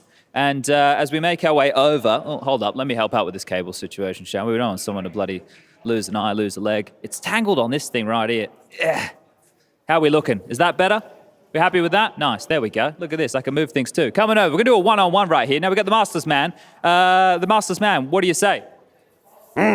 Exactly. Not a whole lot. And a fan right here, a Cloud9 fan. Now, we've met before, but the viewers haven't. You want to introduce yourself to everyone playing at home? Yeah. Hey, I'm Alex, and I'm from Germany. And Alex from Germany, you're about to 1v1 the Masterless Man right here. Are you scared of what's on the face? Of the face, yes. Of his performance, no. Okay, all right. Now, here's how this one's going to work. You get to select the weapon. You get to select the armor that you want to go with here, and we're going to do first to 10. So what do you want to go with? Okay, head armor. You want to go with the orb? Yeah. What, you want a pistol of choice here, Deagle? No, let's do something useless that he can use. Let's do the... Revolver. Okay, AWP in play right here. Okay, now get both of you to run into the little end room down here. And away we go. This one's going to kick off. The Masterless Man versus Alex from Germany. We're about to get this underway. And Let's go, Alex. Come on. The gun that he can't use is out to play here. The bloody revolver, straight out from the Masterless Man, his favorite weapon in the first kill. And, well, a little bit of emotion coming out from this one. Let's take a quick... Alex, can you commentate this? I know you love commentating. I would love to. So, of course, we've got Alex on the AWP and delivers an equalizing frag. I don't know whose perspective we're watching, but I'm going to assume it's Alex's. Well, yeah, that's a good shout. It is, we can't show the Masterless Man's... his POV? Yeah, that's not possible. Part of his contract? Yeah, exactly, right? You wouldn't want to see this crosshair right here. Also, just for information, his real name is Chad. The Masterless Man? Yeah, so it's Alex versus Chad. Alex versus Chad. Well, Alex has taken another one, and actually, the strap is coming on here. He's taking it much more seriously. When the chin strap comes on, that's usually a sign of frustration. Oh, he's got him dead again. What's the score, Chad? 3 or 4? It's 3-1 right now. Three. How are you feeling about this, mate? Rather, okay, sure. Oh, I interrupted. You're distracting him. Entschuldigung.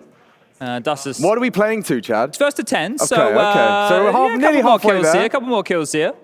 The Masterless Man, I think, has no idea where Alex is right now. Bang. Okay. The AWP in play, though, this is really where things start to get dicey. When we did these 1v1s, we were obviously working with Alex AK. is getting cocky. He's getting cocky. Oh! Okay, now the revolver is one apiece. I think it could be a bit hard to play Counter-Strike wearing a mask. I've never tried before. Maybe it could be something that I give a crack in the future. Okay. It's a 2-round game right now. Here's the fun part. We were going to give out prizes if you won or lost. So no matter what happens right here, there are prizes on the line. Yeah, Everybody playing at home. I feel like people were doubting what Alex was going to lay down, but he's making a strong statement for the W here. All right, well, the masked man's got nothing on him. Maybe I can show the people at home as I walk in front of all the cameras of what we do have on offer here as this AWP battle is on the line. Now, I don't know if we... Oh, here we go. So we've got a G2 signed jersey. This is an old one, a bit of a relic here. It's got Smith, Shocks, those individuals, the French, and we have a signed picture of Madden. If he's from Germany, I don't know how we're going to get this back to him, and a bit of a backpack to give away as well. So a bunch of good stuff. Where are we at in the score as I've missed? Ooh, okay, all tied up, 6-6. We're getting into the business end of this one. I like this procedural generated map as well. This is one of my favorite seeds. Other than Harry, he was my favorite. Well, Harry's the master of the seed, isn't he? Yes, top seed for a reason. Okay, 7-6 right now. Tagged him as well. Masterless Man making the AWP work, and a shot from Alex, 7-7, all tied up here at the MCG. That's the Melbourne Cricket Ground, or the Malta Cricket Ground, actually. That one actually could have worked quite nicely. This is intense. Oh, man. Yeah, we haven't actually seen an AWP 1v1 go down, especially not this close here at EPL. Well, Dinko's not here to be a rat, so... Okay, this is getting real close now. He just needs 2 for the W. Whoa! One more here. Alex just needs one final frag. Let's go, man. Let's go. Let's go. Finish it. Finish it right here, Ro. It's hard watching this from only one POV. I believe, do you have Alex. X-ray on over? Oh, no, we don't. We just have it zoomed in. Zoomed in, and the shot. Oh, it's okay. It's a 2-round game right now. This is... Like outsiders are in this. Oh, the what pressure. Was that? The pressure. He can't bloody believe it. One round left here. One would decide, and Alex has done it. That's a massive victory right there. Congratulations, Alex. Thank you. Well, you've won some prizes, Matt. I don't think you get to see where they were, but right here we got you a old G2 signed jersey. You got Shocks, you've got a bit of nonsense on here, some Existence, you've got a bit of Kenny S, so this one's rolling back the years a bit. We got you a backpack as well, so that one you can put your goodies in. And I don't know how you're going to get this one home. Well, I live not that far from here. Oh, perfect. So you will be able to get this one home. Yeah. All right, and this is a signed picture of Madden, so congratulations. Thank you. Right, there you go, man. Yeah, awesome. All right, enjoy your day. And, well, let me just talk to the Masterless Man. How'd you feel about your performance? Yeah, that's what I thought. All right, well, congratulations. And guess what? We're going to a break. We'll see you soon with the third map of ENCE versus Cloud9.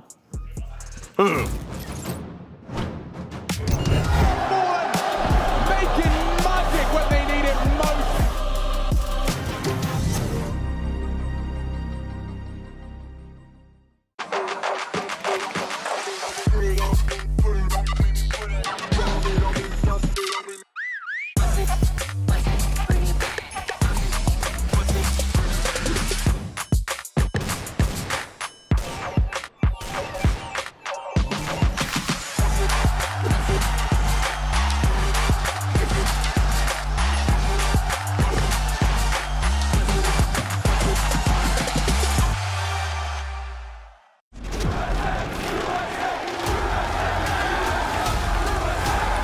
Dallas, we're back.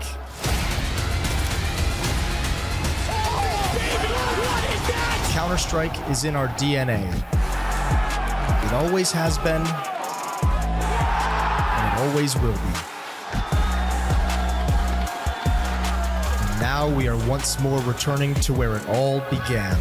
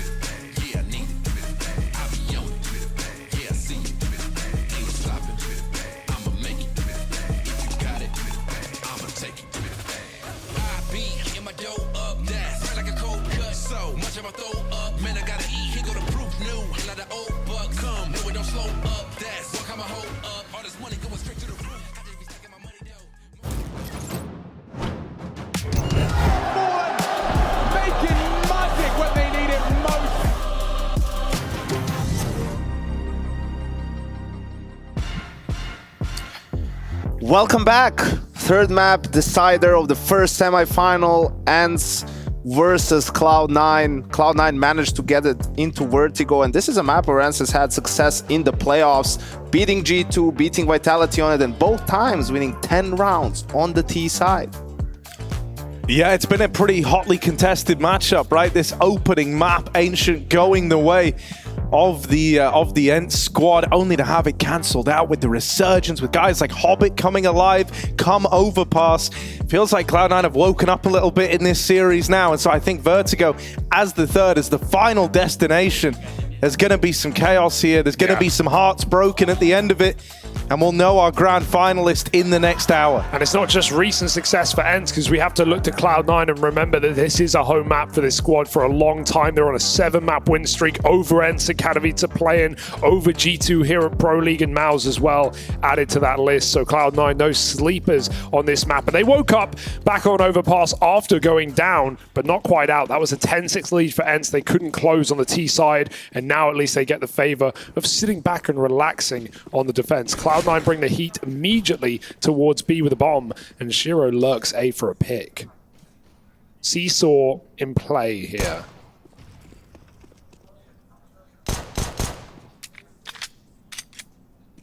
While he's been seen, they never saw Snappy get behind the corner. Yeah, nice spot for the dual Berettas to find themselves. Snappy might make him sing here. He goes unchecked for the first, but he's going to struggle to get much more done than that. It's an important equalizer for Axel, an important trade down at the bottom of ramp. Finds the 4v4, gives a bit more room to Cloud9. Without this forward info, the whole map goes dark for ENCE.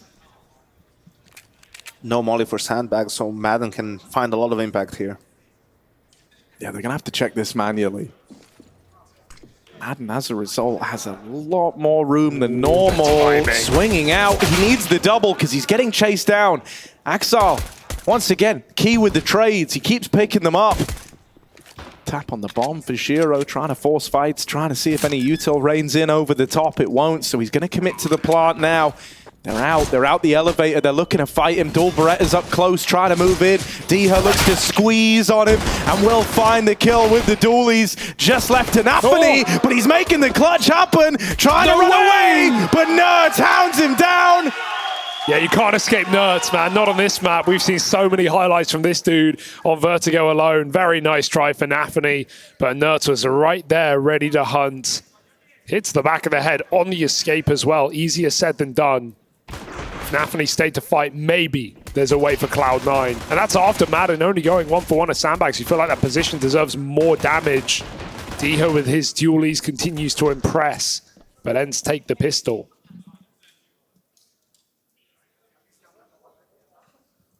Really important also because it looked like both Snappy and Madden could have gotten more than one, so you're feeling a little bit scared at that point, and here it is, the force by the 5 Galils.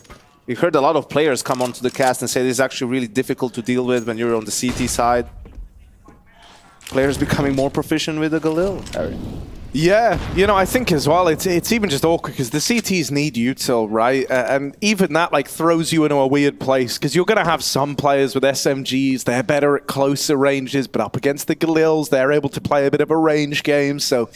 You know, these rounds, this is something that you've said before. We've had IGLs up here, and, you know, players even, like, echoing the sentiments of you play these second rounds, these force buys, just like they're real gun rounds. You have to.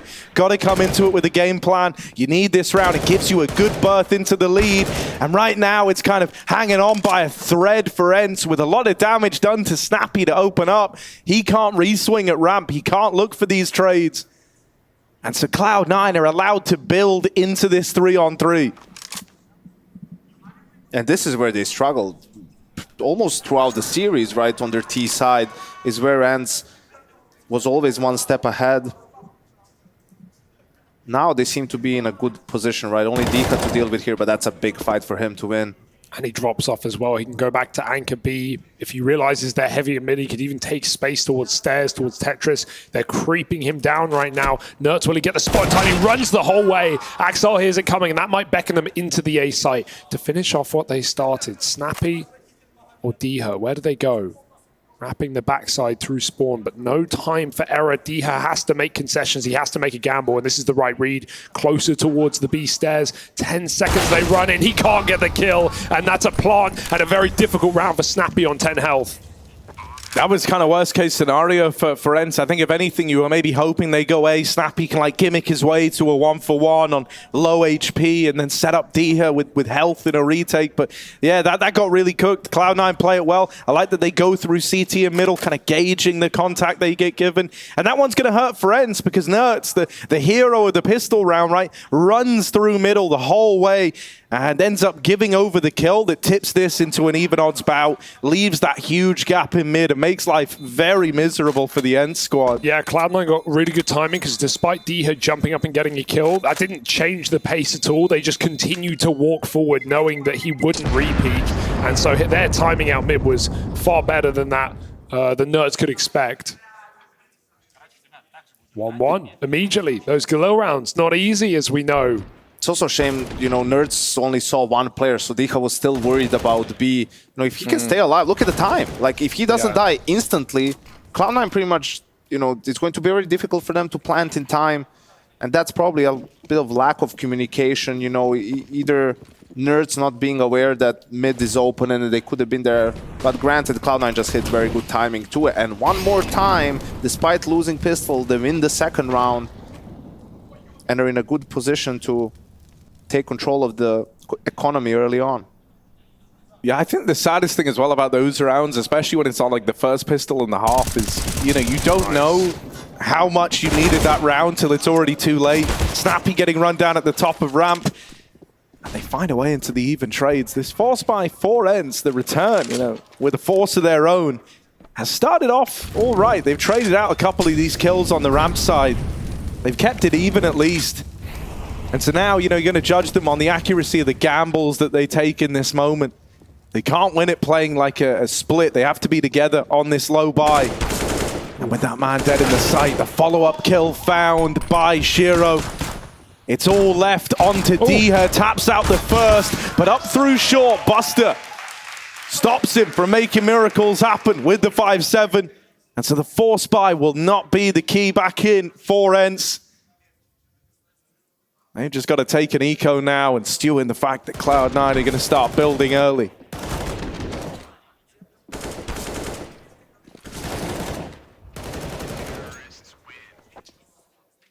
And that's massive. We saw also in the game against Mouse for Cloud9, right? Like, they had the same thing. They lost pistol, won the second round, they were 3-1 up. And then again, it was a little bit rough in the gun rounds. And in the post-game interview, we heard from NAVI and Group that Hobbit was instrumental in, you know, them sort of becoming more solid during Vertigo, saying, hey, let's not overthink this. We're the better players. Let's just not be afraid to take fights. And that's when they were able to string a couple of gun rounds together.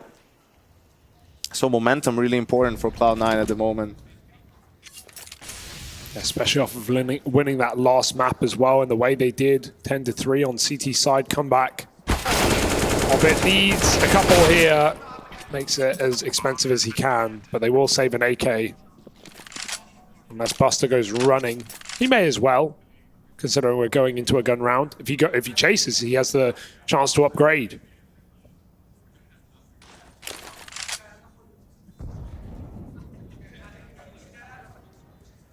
And I wouldn't be too worried about ENCE in terms of, you know, getting too disheartened because they lost the second round. Just like they did on Overpass, we saw how mentally resilient they are in that game versus Vitality, right? I mean, they had 2 gun rounds back-to-back where Zywo gets an ace and a 4K, and they still managed to stay in it, break Vitality, and grind out a win 16-14. Oh, dude, that's so sick. It's so much damage.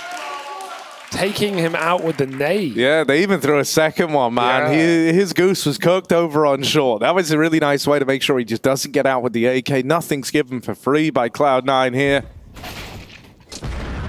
Over the top as well. A 76 damage nade, nice. Wow. And if that didn't get him, the second one certainly should have. 3-1, great lead for Cloud9, but Sampaius has got the AWP. Yeah, he's got the AWP and the spawn. That's like that is the best way to don this first AWP. He's going to be moving around on the short side, looking to take this real estate. He's not peeking it super actively. There's a smoke in his way, so he's just holding the gap underneath. His teammates have boosted at the top of ramp. ENCE is structuring this ramp hold around just getting this kind of opener, getting this first kill. And then they can decide whether they want to stick around and fight or just fall back, go through the motions in the site. But they really want the opener. That's why they bought the boost out. Trying to give the illusion that the ramp fight is coming from the AWP at short, and eventually they've got to disassemble that boost. They can't hold it forever. You've seen players get walked up the ramp side from close, and that can be a double kill at times, so they have to get it gone. Yeah, they don't want to get flashed off or double swung from yellow and ramp, and then they just both fall, struggling to pick their targets. Cloud9 bring the AWP back to A, and that will be heard, so we won't have any more ramp repeats. Just the fear of Shiro here is enough. 45 seconds. Cloud9 have top ramp.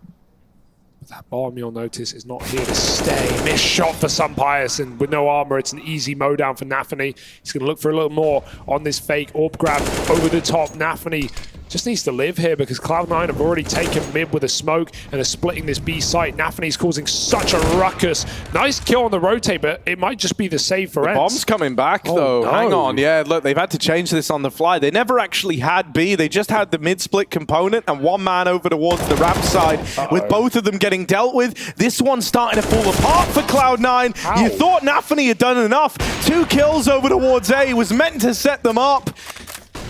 But ENCE have battled back in.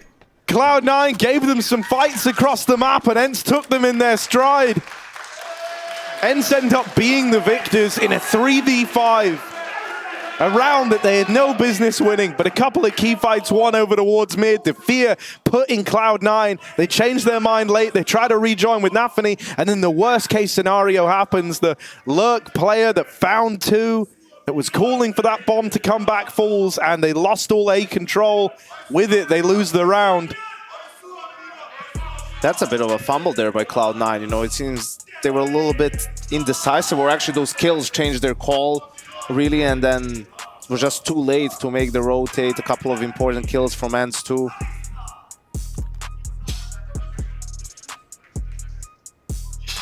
Oh, bless them.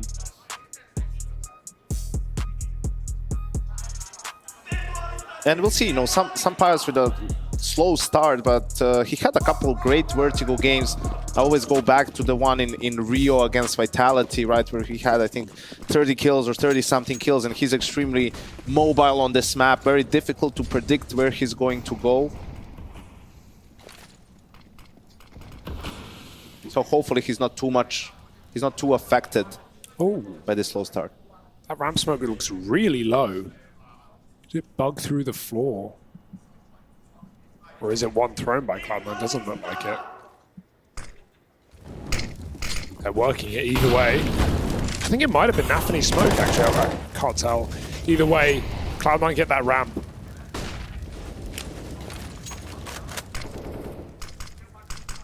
Orb is here. NAVI's been using a lot of Molotovs, but they have none left here on Cloud9. This is a hard fight to win with a rifle. At least Hobbit's here for the trade. Just waiting for a swing with a flash. Both anti, in fact. Low utility for both teams. Will come down to aim duels. Some players will probably be able to do some work here. Yeah, an AWP without utility to punish him is an AWP that you really have to pay attention to. They've got no proper way to displace him. Those smokes are going to go over to try and help you get the site control, and as they move up with the flashes, they're kind of pincered by the short play. Sure, they've knocked out Madden, but they don't know about the AWP. Sampaius needs to find his impact, and he's bested. Shiro wrecks him in the head-to-head. The double short side setup's been uncovered, and Cloud9 picked this round apart. They had a feeling, man. I don't know what caused it, but they had a feeling that was there, and they just completely bypass it and go towards ramp, and crouched on default to cover the plant, guarantees it, and even after they kill Madden, they're so ready for a second. Shiro can even go back and take that kill. Beautiful round out of Cloud9. I think that round's going to really hurt Sampaius. You know, he's going for like the kind of delayed contact over towards short. He's hoping that the fact that he hasn't swung, hasn't given it away, that's going to let him go on some big multi-kill later in the round and he can be the hero. But he just gets hard cleared, hard cancelled by Shiro. I think the problem is also with only Madden having contact and then Cloud9 not seeing any other player on A. They expect one more guy to be yellow, and then they're just playing 2 guys there, so it wasn't, I think, too difficult for them to expect an extra player there. And now Sampaius getting picked first as Dude, well. This is, yeah, he's had a bit of a stone cold start here, right? Even that fight, I know he only has the deagle swinging ramp, but we saw it from his POV. He didn't feel like he even peaked Shiro. He kind of just jiggled the ramp. 0-3 in opening duels right now. I mean, you know, yet to have any impact is Sampaius. And exactly as you mentioned, Yanka, you know, he is an AWPer who can command games, especially on this map. We've seen him do it before, even with, you know, the Movistar Riders in his previous team. This was one of theirs too, where he could just dominate the scoreboard, take control of the game single-handedly. Great grenade. It blew the AK out of the way as well, so ENCE, who were trying to grab it desperately, couldn't. Cloud9, this is exactly what you would have wanted from them to begin this game, losing the pistol, yet still going 5-2 up off of that force. ENCE's first timeout. Yeah, this is problematic because you're kind of, if you're Snappy here, you're just hoping that Sunpius can find his way back in. Like you can make moves to try set him up, to try build that confidence, but at the end of the day, it's going to come down to him individually, and I think he just needs a win, right? Sometimes you'll have someone go like on some ludicrously kind of rough losing streak where it feels like every peak they're taking, they're falling. And oftentimes it is just that one fight that they finally win, that one swing kill that can bring them back into the game a little bit. I mean, hell, Hobbit was almost a case study of that after the first half of Overpass, right? He had a really rough go at it, starts to find his footing a little bit with one important round in the second, and then suddenly he becomes a big part of the game all over again. ENCE can't do this without Sunpius. They need him online.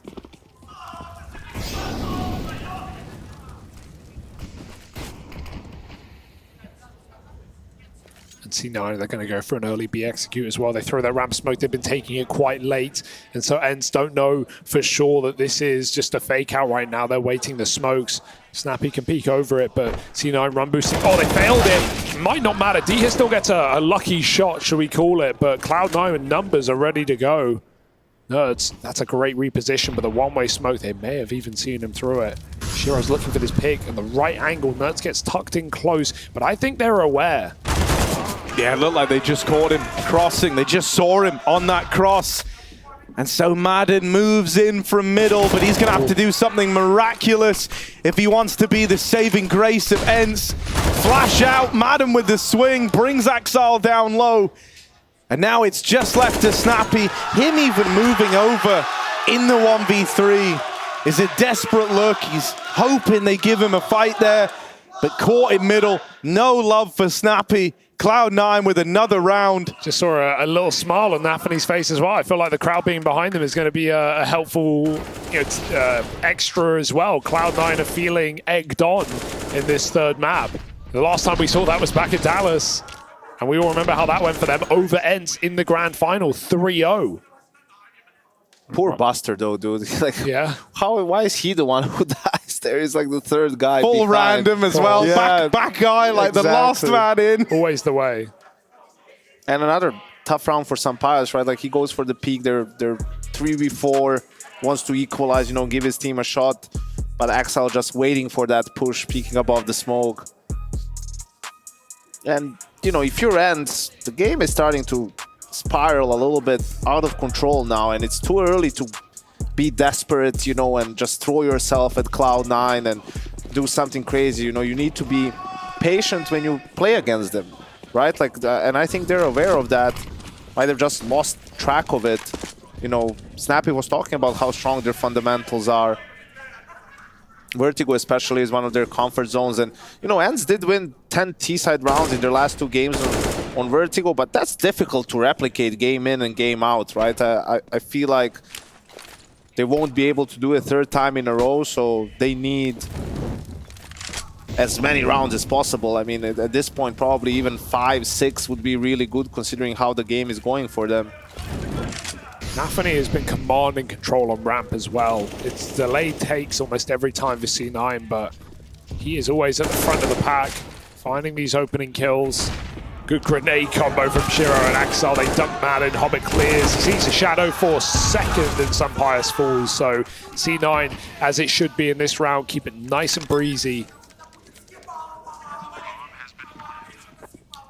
I do think though, because Heko was also talking about, Cloud9 tried to have Axel on ramp a little bit and Buster on B, and it didn't really work out, so they put Axel back on B.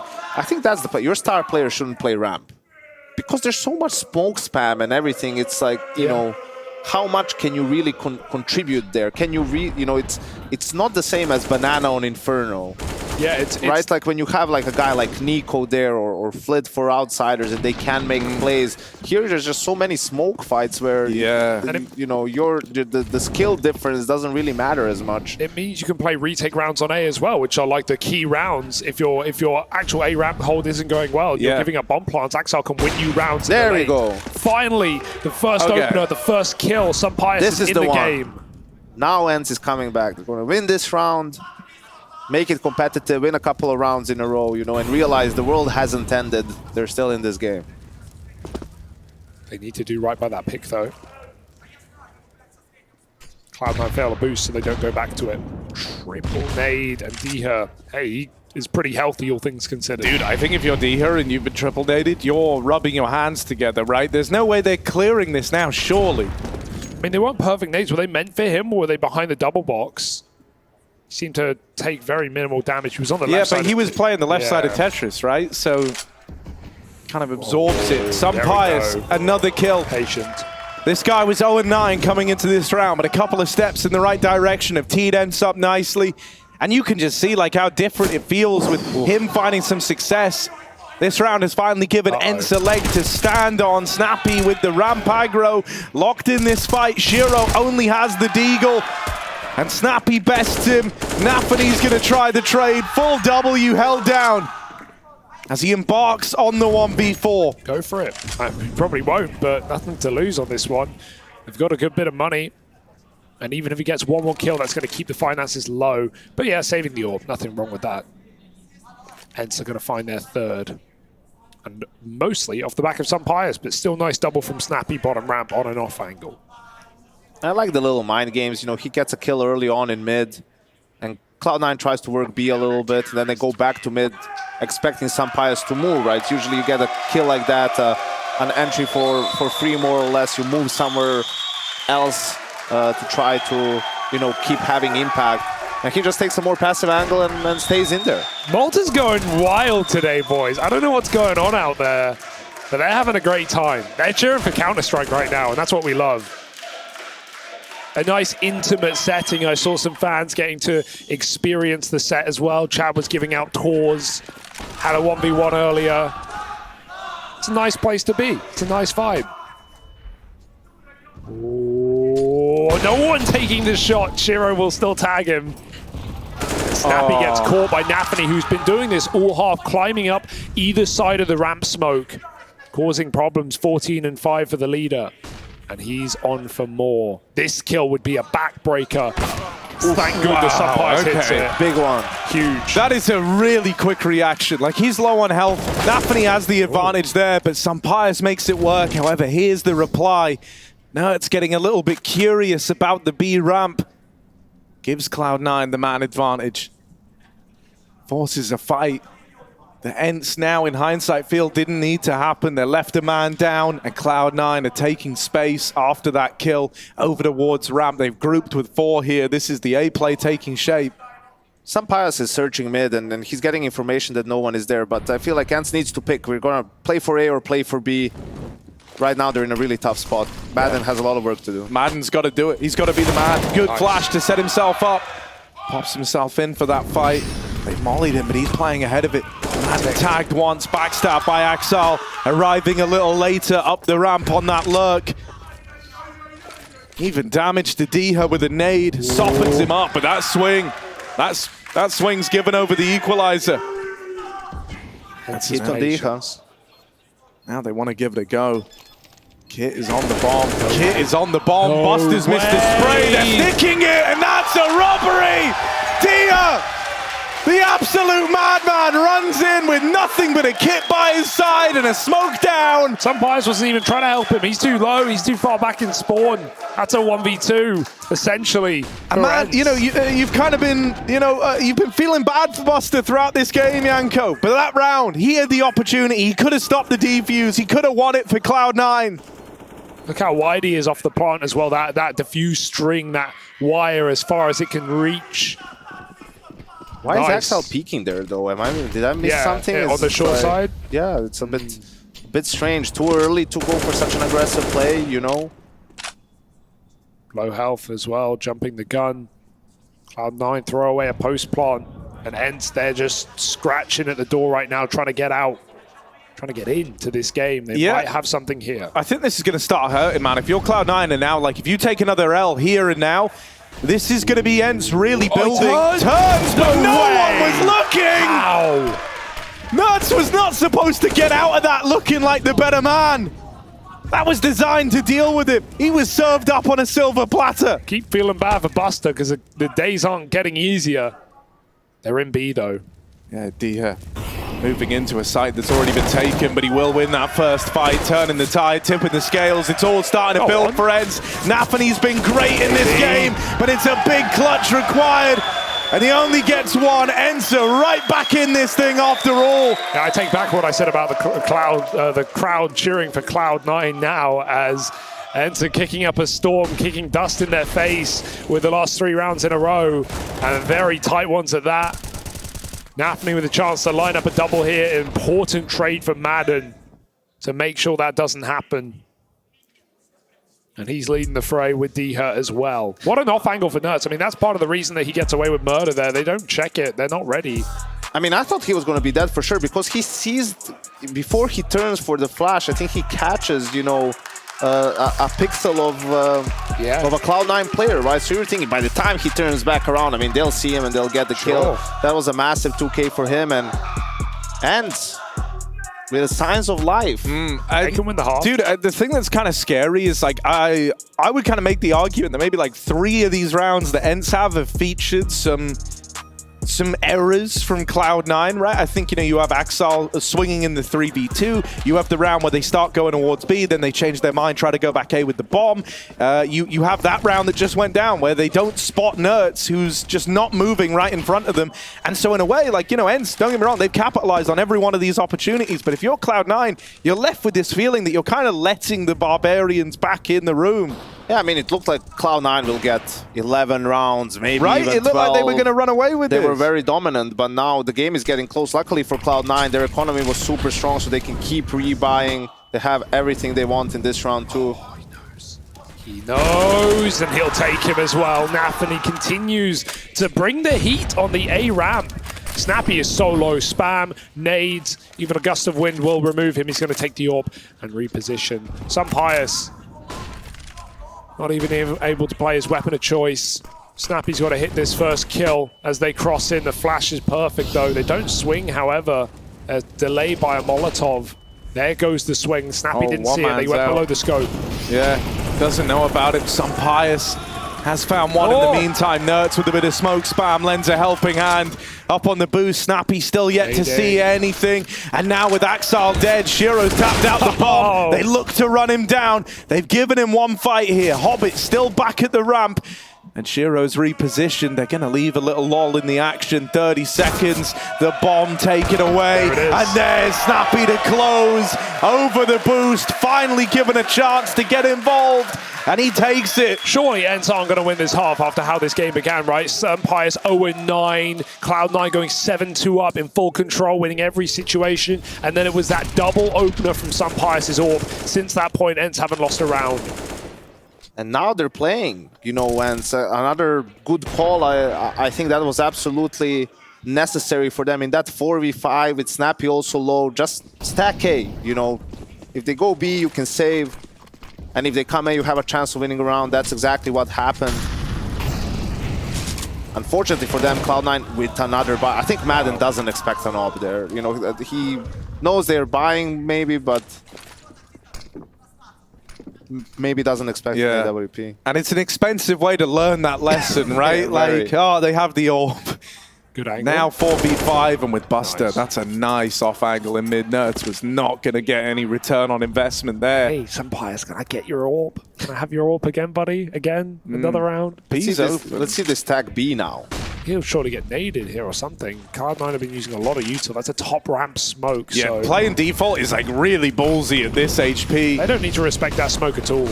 They're going to go through it. There's a nade. Has repositioned. The nade brings him down to 2 HP, but he's still alive. Still in threat. No! Could rob the round. Does a bit of damage. Brings it into the 2v2. Pius has been struggling, but if he... Oh, never mind. Wrapped up close. Can't stop the bomb. It's Snappy in this clutch. The leader of ENCE trying to set the example for the rest of the troops to follow here. He's got Axel and Hobbit to beat. I don't know where he is. He's got an all right timing on the backstab, but Axel turns at just the right moment. 90-degree flick, and that's to win the half as well. That's a huge round to suck the momentum out of ENCE at this point in the game after a big streak in the middle of the half. It's going to force a pause out of ENCE. 3 out of 4 in use, and Cloud9 at least give us the goods here. I mean, that's a massive trade on Nerds too, because he was ready to get a multi-kill from that position despite his health. Absolutely, that was the most important frag of the round. Sampaya is still visibly frustrated. I don't like this timeout. You know, it's just the last round. I was thinking the same. This is going to be a long game. Yeah. If you're going to come back, it's going to be long. You need pauses. They've got one left now. You're moving to the T side, right? Which is usually where you need more timeouts to figure things out, especially if it's in the second half and the CTs have the advantage with a lot of saves, a lot of gun rounds being played. But yeah. They're also, you know, not coming into it with the best buy anyway. So, you know, maybe that's this exactly is why like you the want the usage timeout, case, right? Like you don't have an ideal buy, so you want to make sure you don't just throw it away because you have 3 SMGs, and well, that's not a good start. No, that is the worst way it could have opened. And that's Buster's second kill. He's kind of been locked in this eternal struggle versus Nerds over in mid. They're going to trade this, you think? They're both walking up close. Oh, how's that a miss? It looks dead on to me. No. Snappy's going to have to save the day here. 12 bullets in the mag. He moves back. Cloud9 agree. They say have it. We've got the advantage. We've even got a lurker. Axel has cleared the B site and Diha waits on and off angle, but this might be too little and it might be too late. If you're ENCE, you're happy with the room they've given you. Now, if you were able to win that fight in mid, maybe there was something going for you here. Shiro swung and dealt with over at ramp, and AK and the AWP in the retake, 2 versus 3. But I think the problem that ENCE are going to have here is mid's been lost for so long. Cloud9 could even be pushed into CT right now with that deep smoke in. And so they're going to have to spend a lot of time clearing these angles. They're sneaking earlier than normal. They're paranoid about close players. Hell, they're even checking the spawn behind them through A. This is going to cost you a lot of time off the clock, and time is not their friend right now. Yes. Swinging out, Madden realizes risks have got to be taken, and he wins that first fight. Hobbit teed up with a flashbang, but Madden still puts up another, and so Buster, from bottom of the board, has got to be the one to walk it over the line, and he delivers! What a round to find 9 for Cloud9 in this third map.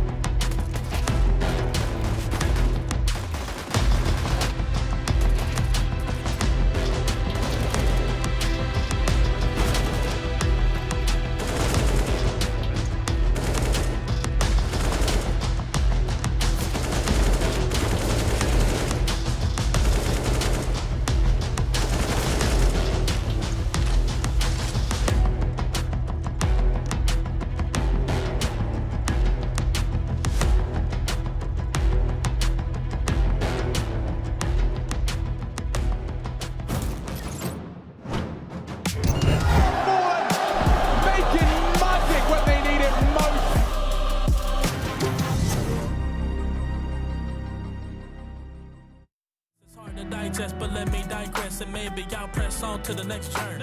I've been yelling for some help and I know that they heard it. Rock solid all times and I'm down 10 toes for the ones that deserve it to earn it. Sunshine through the blinds and my life feels straight, but I know I'm for sure not perfect. Patience, hustle, got everything off the muscle. Pain, love, those are the things that I juggle. Hey, go win. Through the pain and the struggle, I survived top 5, now I'm going with the win. Hey, I'm going in. Right here, right now was a whole lot better than the place I've been. Man, I gotta be stronger, wiser, better than I was before. Gotta stay on guard and I know that's hard, cause I don't know what's in store. Maybe I'll go where to, don't know. But when I'm back against the wall, I'll be good.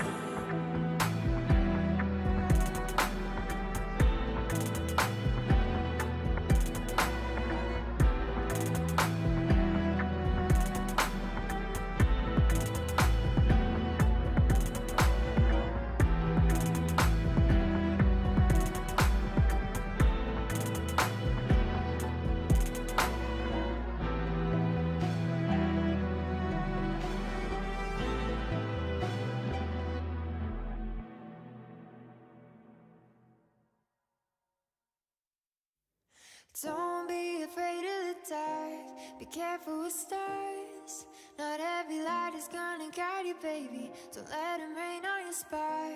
Keep it close to your heart. All of the pressure's gonna drive you crazy. Cause you rise to the madness. In the morning, it's all gonna vanish. Don't be afraid of the dark. Be careful with stars. Not every light is gonna guide you. Not every light is gonna guide you. Yeah, when I blow up, I'ma soar high like Peter Pan. In real life, be living all my dreams. If I'm waking up, it's in a foreign land. Whole wrist covered up in ice. Dealership, never ask the price. I hit the mall and ball with my dogs. Yeah, I swipe it once without thinking twice. Cause this what I was made for. Man, I know this what I came for. On a big stage, couple thousand people, and they do whatever I say so. Have chicks that color of the rainbow. Yeah, chains on me like Django. Be Making magic when they need it most.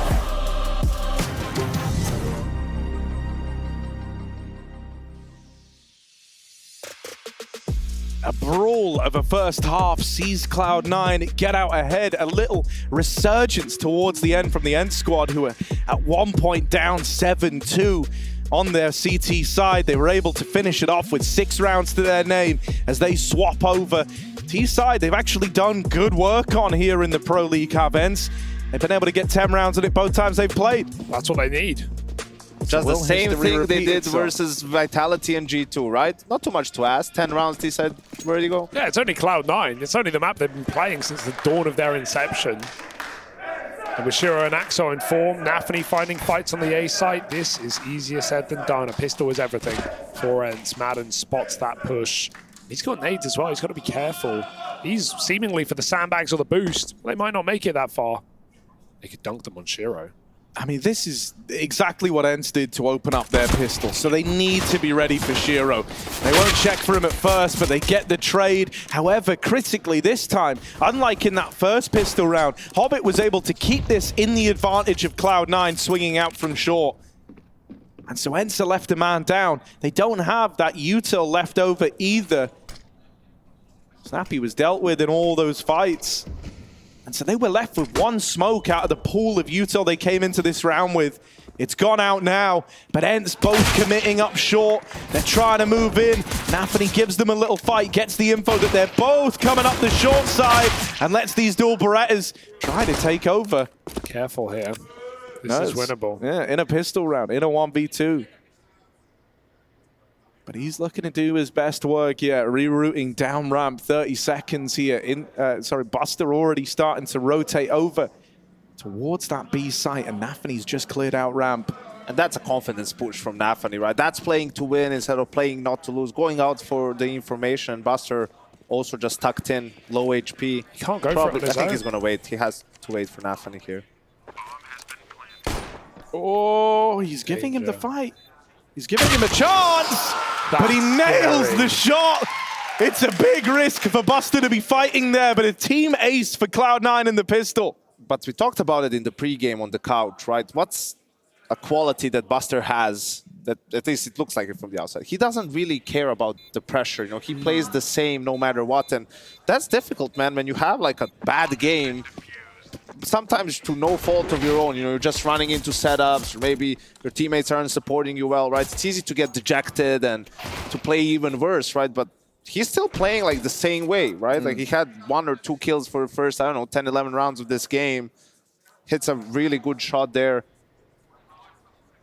Win the pistol round for Cloud9. And listen, this core of Cloud9 in 2021, where they came onto the scene really as Gambit, they were 36-6 in that year on Vertigo. I mean, that's an insane win rate. So they understand the map really well. They're comfortable on it.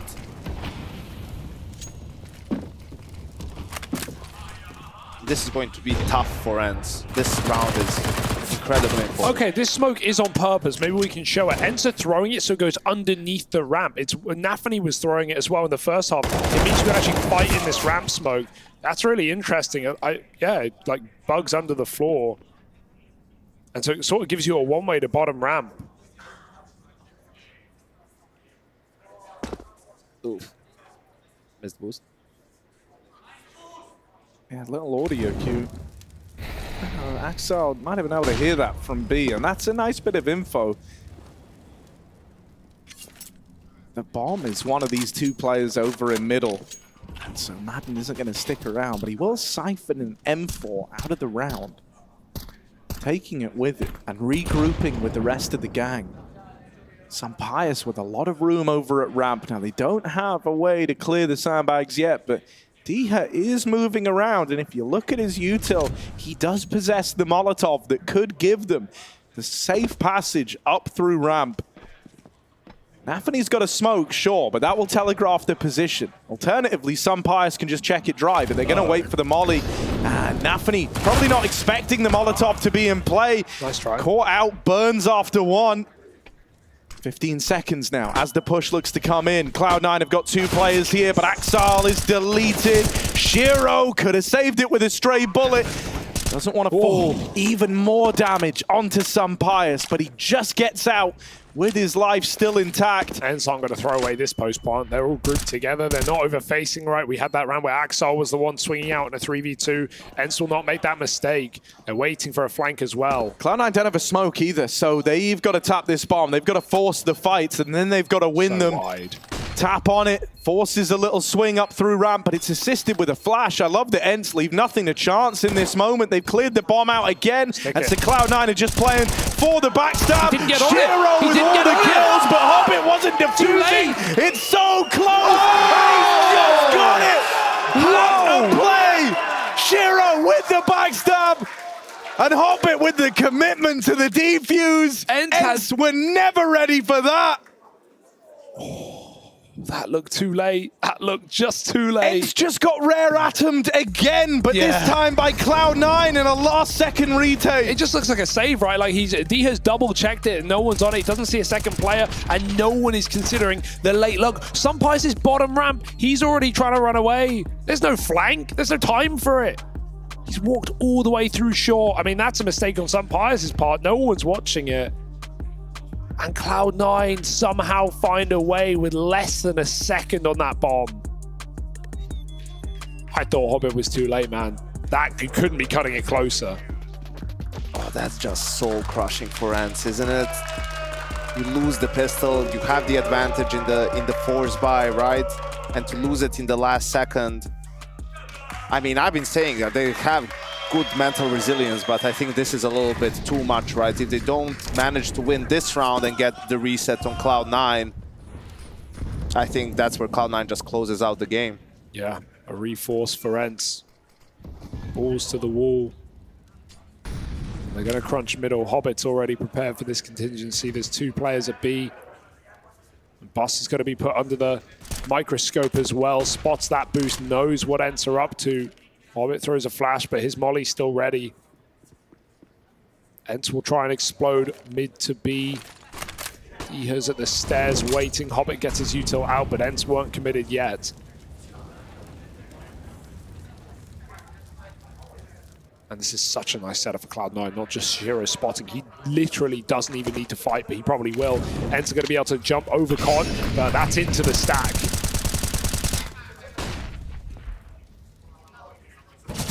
Moves out alone, returns fire onto the M4. Won't actually commit to middle. ENCE are trying to fake this one out. They've mobbed in the cross smoke. But because Hobbit's been holding it, and he was holding it over the top of like the railing, he knows that no one made it up onto construction. Buster has missed this a little. Tries to flick back to it. They know he's up close and his teammate's now dead. Buster's left fighting for survival, but they're not looking at him. Nerds runs in, gives one over for free. Thankfully, Snappy will collapse upon them from middle. At least goes 1 for 1 in his dying breath. There's an A-lurk from Pious, and yet still Shiro looks ready for it. NAVI must have called that he's like swapped positions with this play. He must have realized because Shiro is too aware for his own good. There are kits on the site. Diha holding the flank, and with NAVI this low, you'd like to think there's no way, and Shiro's also been bypassed. Pious not just gets past NAVI, he gets past Shiro as well, but this could still come back to bite ENCE. They're dying with the bomb here. After that last round, no one's going anywhere until the round is secured. What a weird round, because Shiro knew that was coming. NAVI gets an exit, but that's it, and ENCE will win the force buy that they had to stay in this game. He's just resting.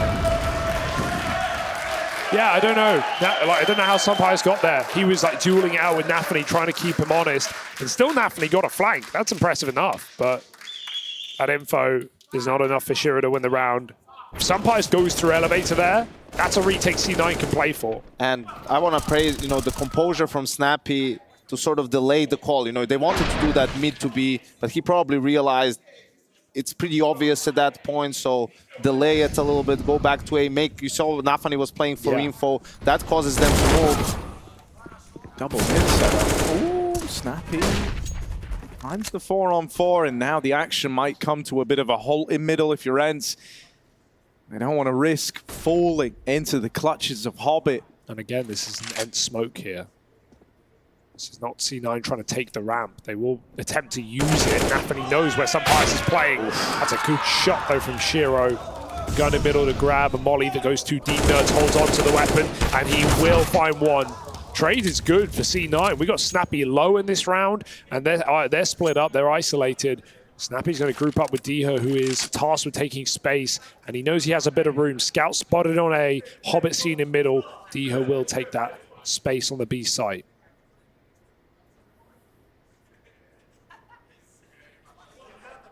Hobbit's not going to have this info. He's playing for the late middle. Shiro is eventually going to clear it for him, perhaps, from elevator, and then maybe Hobbit's freed up a little bit more. But for now, this plant's going down to B, and Cloud9 will be left in the retake. That much is a guarantee.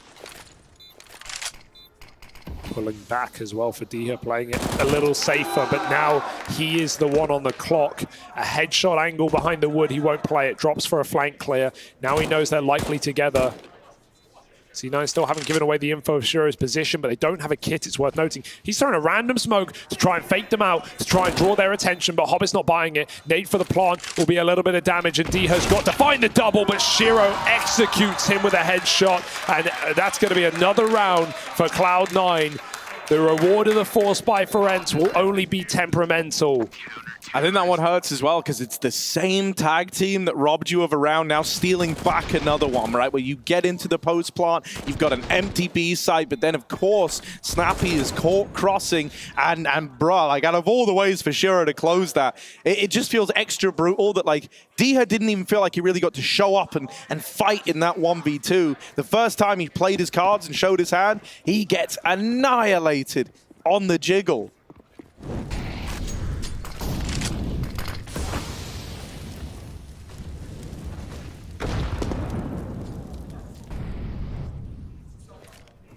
Oh, these are really good B flashes. Pump and dump, but 2 CTs here. Yeah, Snappy's already up. This is an up-tempo round out of ENCE. They're trying to slam the hammer down with the B play. Diha secures the opener. Buster's still here fighting, and he's got a bit of support with Axel moving around to join him. That smoke dropped in close, keeps the pressure on. Man moves past it, but Madden's given over the kill. The tips the scales back in favor of Cloud9. ENCE thought they were getting aggressive, but that privilege belongs to the Cloud9 crew in the retake. They waste no time coming through that smoke at the generator. Madden kind of rolled out the red carpet for them. Just a little bit of impatience, it feels, from ENCE, right? Like they went for those lurks maybe a little bit too early. They got the side, they have the bomb down, it's a 4v4, right? Like no need to rush it from that point on, but again, you're counting that Cloud9 still has a lot of utility, the A guys at the very least, so you don't want to just let them execute a full retake and just continuing to force, really getting into desperation territory here. And this has been 5 bomb plants in the half as well, right? 4 of them being defused retakes for Cloud9. Every round down to the wire, literally. NAVI. They don't actually have the util to clear sandbags, so NAVI can just hang out here till the end of the round. Makes his presence known now, and so they will start to home in on his angle. Only good for one. Top ramp taken by ENCE. Quite the feat, considering they didn't have a lot of util in this round. Shiro's playing so audacious as well. Deep peeks ramp early, retakes it, goes over the boost on his own. He's really trying to find fights. ENCE have awakened the beast, poked the bear. And I mean, ENCE have got these 2 smokes for the exec, right? But as they throw those down, Cloud9 are playing with 2 players ahead of the exec utility. So Shiro's not going to be locked out of this round. And neither is Hobbit. Missed shot from the Orcs. He fires off on the short side, but now he reroutes. Now he plans all over again. Dead to the swing from Suns Pius, and Buster lost in the source, in the sight. It's just Axel in the blink of an eye. This one went south real quickly for Cloud9. And even though he's hanging around, wins the first. He's getting spammed, whittled down. And so he might just have to make a hasty exit here as ENCE keep this afloat, keep the pipe dream of this alive. And it's with these 4 spies, they finally break through with a round. It's actually crazy how they still find ways to win rounds, right? You're just wondering if the couple of rounds that they've already lost so far, is it too much? You know, is it too much to ask for? I think right now, they would be happy with overtime even if they could get to there. Still a lot of rounds to be played. We'll see what decision Cloud9 makes here, whether to buy or eco. They're taking a timeout to talk it out. Looking at the money bonus, I think they should just eco here, you know? Like, you're not gonna love the fact that you're giving ENCE a sort of a quote-unquote free round, although we've seen on Ancient, these are not free. But I think you need to look at your own economy and how the rounds have been going, right? Like, you're playing better on this map. You have a lot of experience on Vertigo. You don't need to force the issue here, right? Because if you force by here and lose, then you eco, it's 13-10.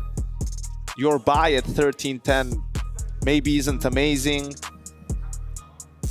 And then, you know, you're just giving ENCE an easier way to come back.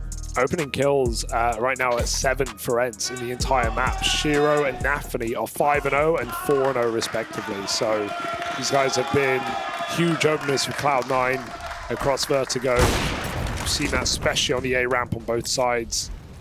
Triple boost for the AK in the power position. This is a very tall setup.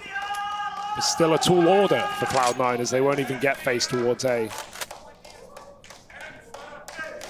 Yeah, I like that NAVI is fighting down the ramp. You might think, like, well, why are they dedicating so much here? But not only is he going to get the info as to whether or not they're coming, but it's like, if he faces fools, that's a bit of an invitation into the A play, into the triple boost. He'll eventually leave. He sees nothing happening over at ramp. And so he'll just leave that A site to the 3-man tower that currently owns it. Rotating out through middle into a lost mid setup. Snappy's already there, and the nade's going to blow Shiro out of the round. Axel started to move over, but then he thinks to himself, why would I even try? It's not worth it. We can't win this one. It's kind of what they expected coming into it.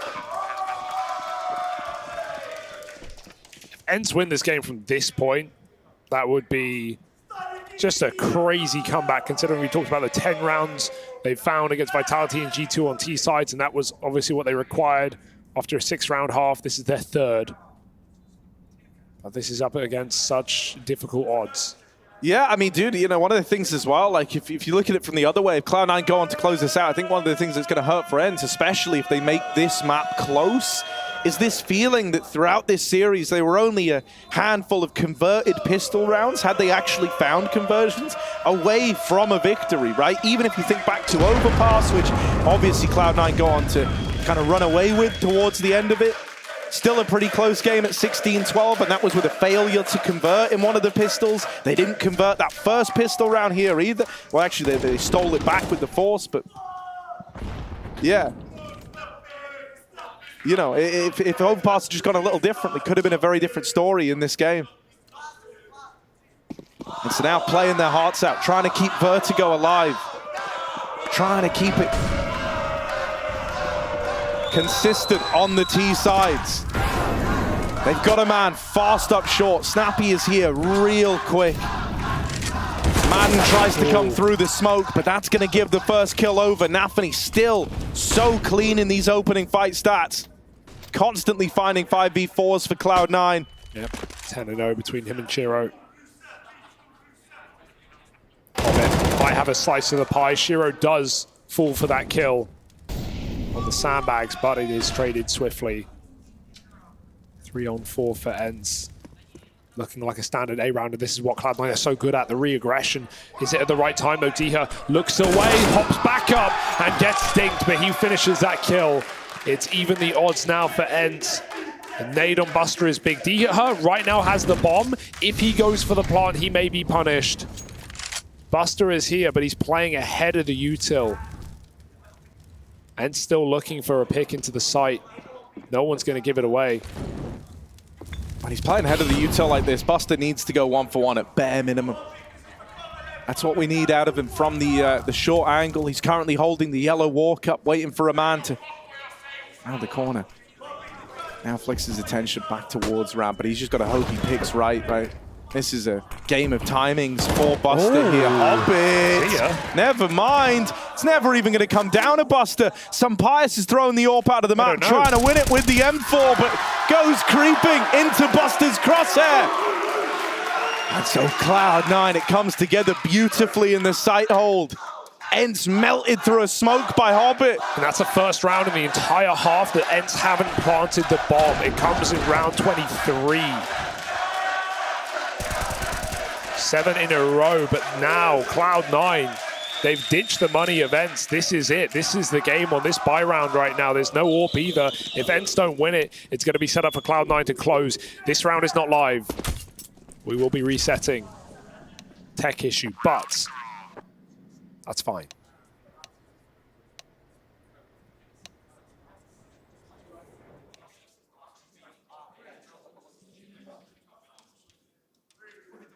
I like that we have a little timeout here, so we actually get to kind of home in on.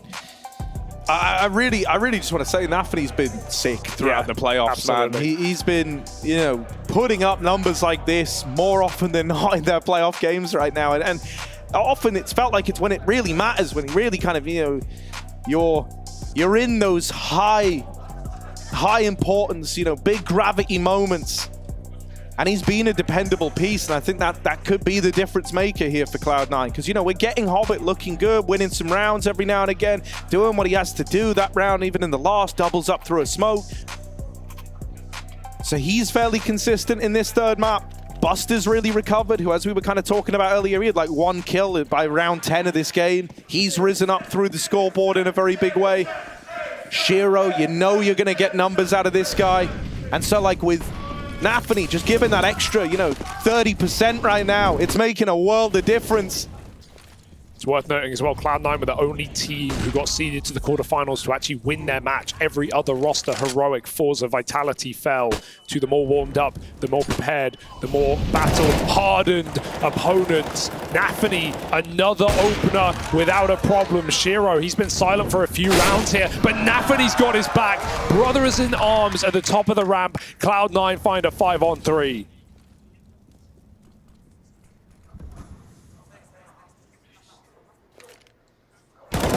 Under the smoke, he's getting away with more. NAVI, a 4th in the round. The captain rising to the occasion. He wants to leave nothing to chance. He will do it on his own if he has to. 15 rounds, 1 away, 5 kills away for Cloud9, and an appearance in the grand finals of ESL Pro League Season 17. And even though we don't know their opponent, right, FaZe, NAVI, we'll find out later, this is still a conversation of Intel Grand Slam. Cloud9 are one of the few teams with a notch on it as well, with the option to even become the Kingslayers, the first ever, if they face and defeat FaZe in that final. It's a long shot away, we don't even know yet, but Cloud9 are in that conversation right now. Buster finds an opening kill. And it's untraded at that. ENCE storming middle. They grab the rifle. Snappy needs to take matters into his own hands. The Cloud9 keep up the pressure with flashes, nades, mollies. They throw everything ENCE's way, trying to close this door. It's been a fantastic run throughout the ESL Pro League for ENCE, but it might be ending here. Yeah, they're starting to lose FaZe all across the map. Shiro moves into middle, Diha up into the B site. But Axel waits for him with bated breath. This is not as safe as he thinks. And the bomb is now away from ENCE. 2 kills separate Cloud9 from the grand finals. And they're going there. New heights as NAVI rises to the occasion. Alongside him, Shiro, Axel, Hobbit and Buster with a redemption arc that we're all envious of.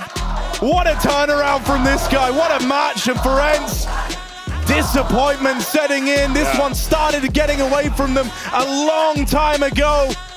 What an incredible series for Cloud9. I mean, now they are 3-0 in matches against the ENCE core, dating back to the Dallas finals. A 9-match win streak going into the grand finals of EPL.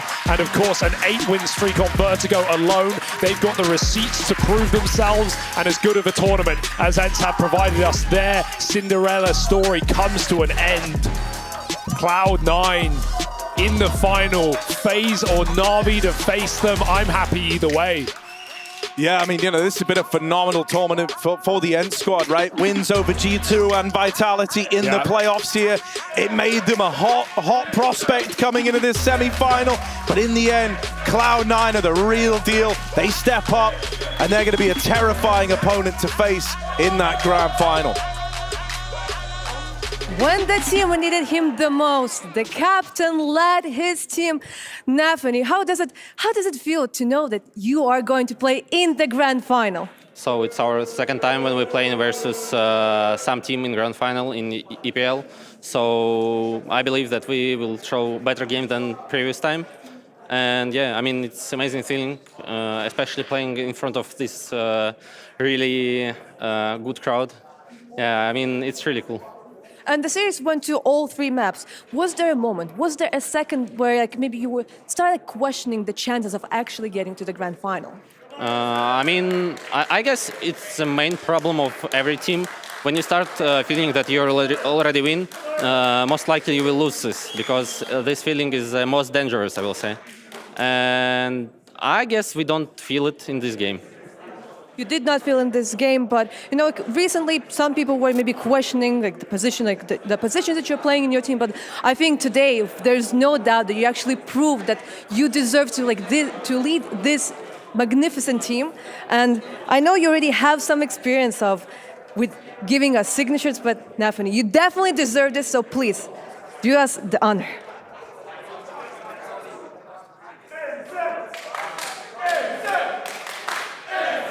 Thank you very much. Thank you. Let's go to the desk.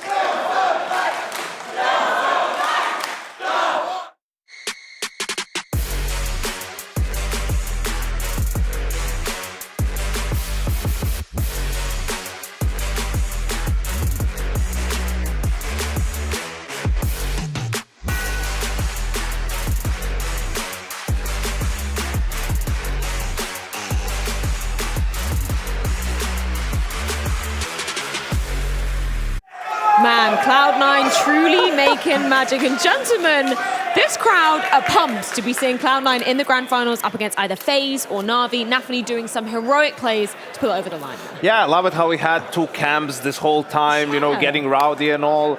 Great atmosphere, and yeah, great game from Cloud9 and NAVI in particular. He had a lot of impact on the server individually, some good decisions as a team too.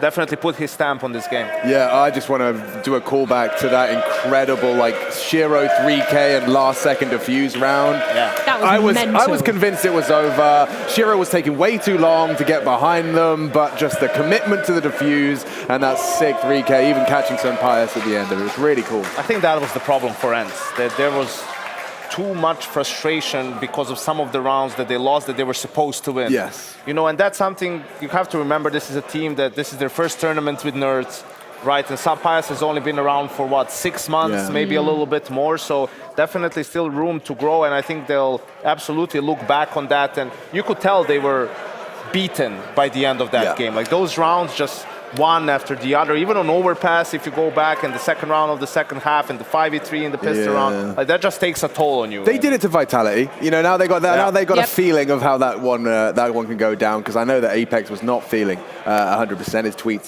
certainly indicating as much. It was a brutal one, and it looks like we're going to be getting our players in. We do have some very special guests. Axel, we got Hobbit as well. I mean, you got some fans out here. Were you expecting people to be rooting for you this much? I didn't hear you. Because the crowd is so damn loud.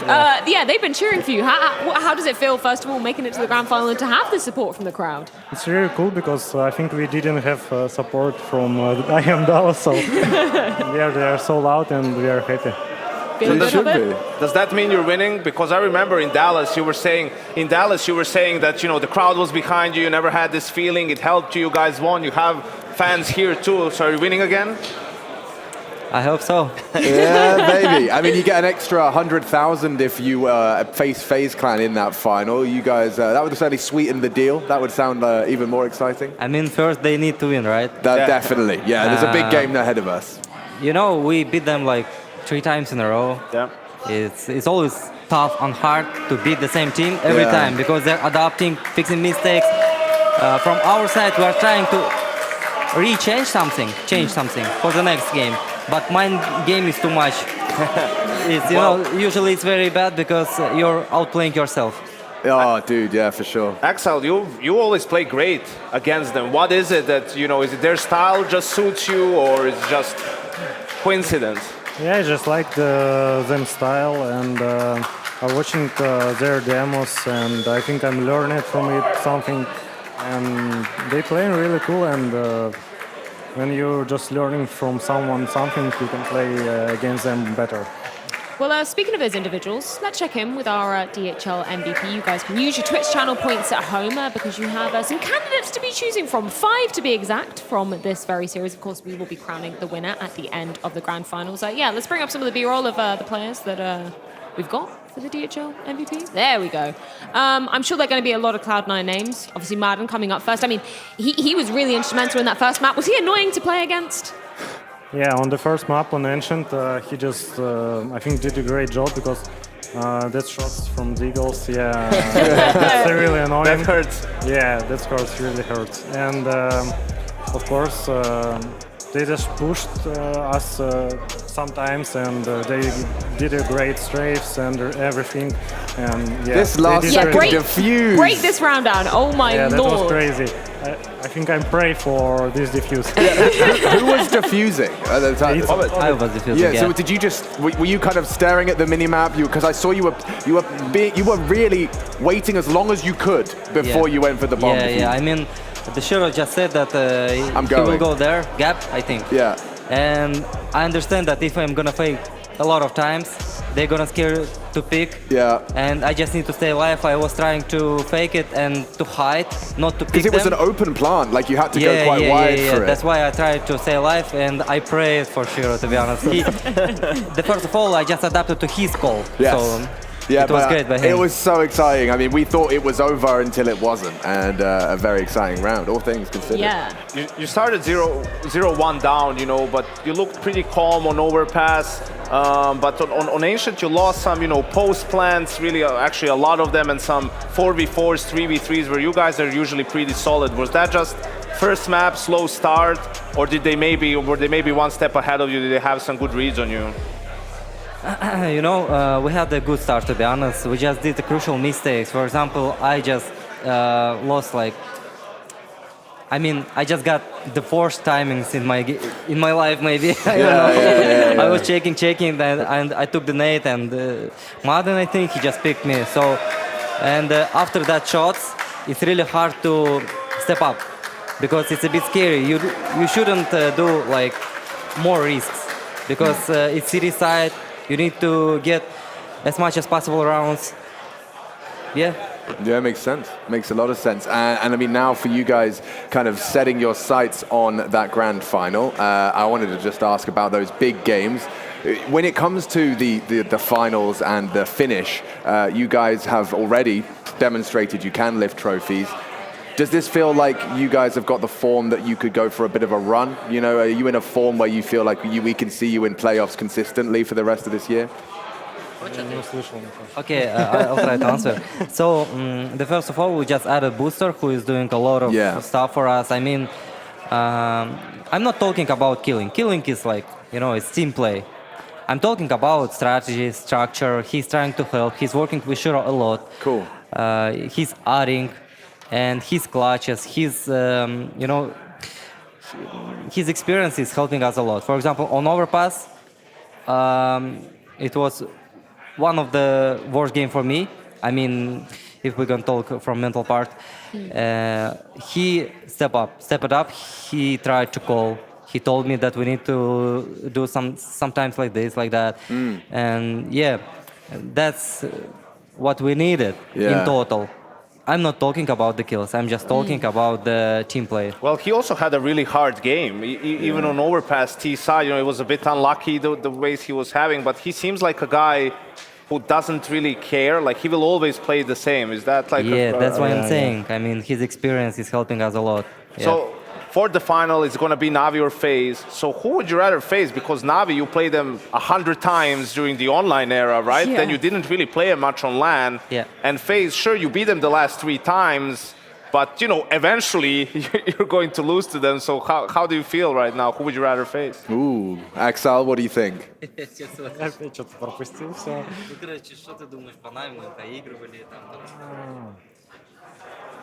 a really good experience to play against Navi at LANs because we played maybe on Major one time. Or that's all.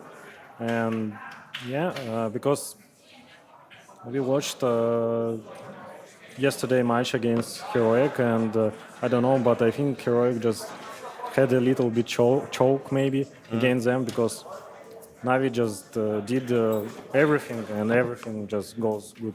So it's really interesting to play against them because everyone in their team have a good aim, have a good movement, everything. So, and they're good as a team. Same thoughts for you, Hobbit, or do you want to face FaZe? I mean, it's one of the best teams in the world. Of course, it's going to be hard to play against. To be honest, it doesn't matter what team going to play in the final. It doesn't matter. FaZe and Navi, we're talking about Tier 1 team who is winning, like, at least who is on every final, every big tournament. So yeah, of course, it's tough.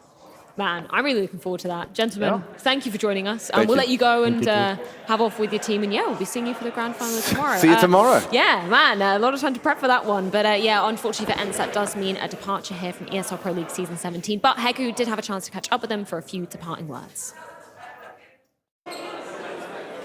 Martin, unfortunately, this is where the journey ends for ENCE. This is where the journey ends for you. You went to all 3 maps. It was really an intense series. But what do you think, in the end, Cloud9 was a team that ended up being victorious? I mean, they were just a better team at the end.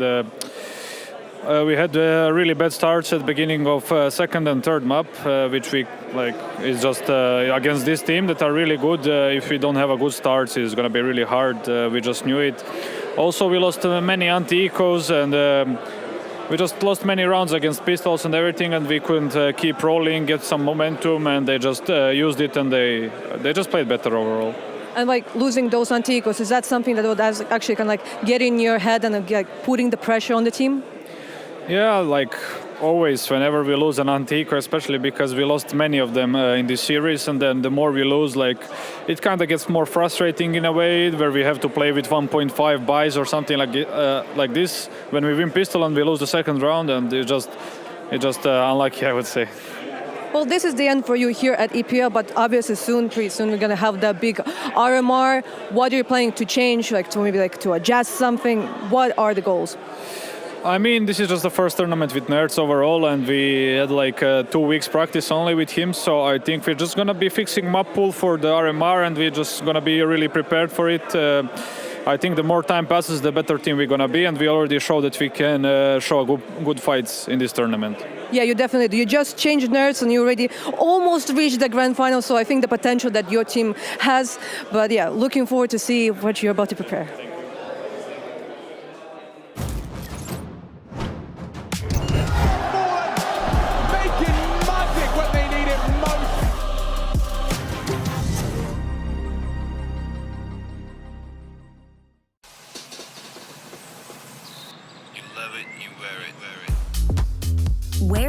passion.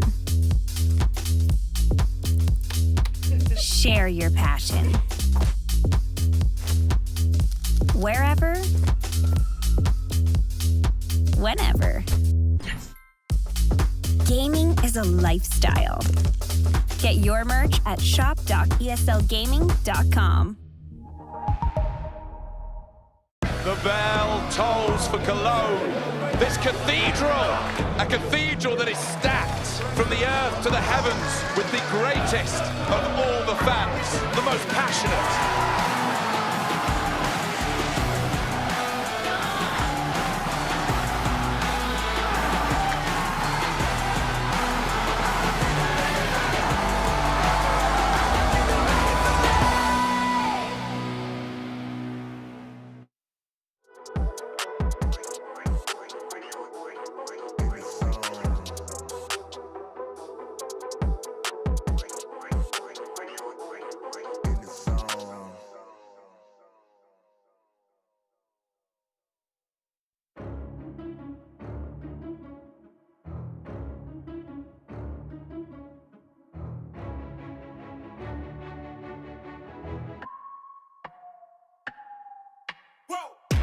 Who knew I would make it this far? They hated, they never believed me.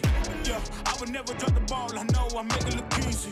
Yeah, Mayweather with the defense. I don't care what a critic got to say. I got them picking up the pieces. That to me, you really playing with your life. I'm about to come and run it all back. I'm the new era, about to snap back. You ain't fitting for it, cause you all cap like.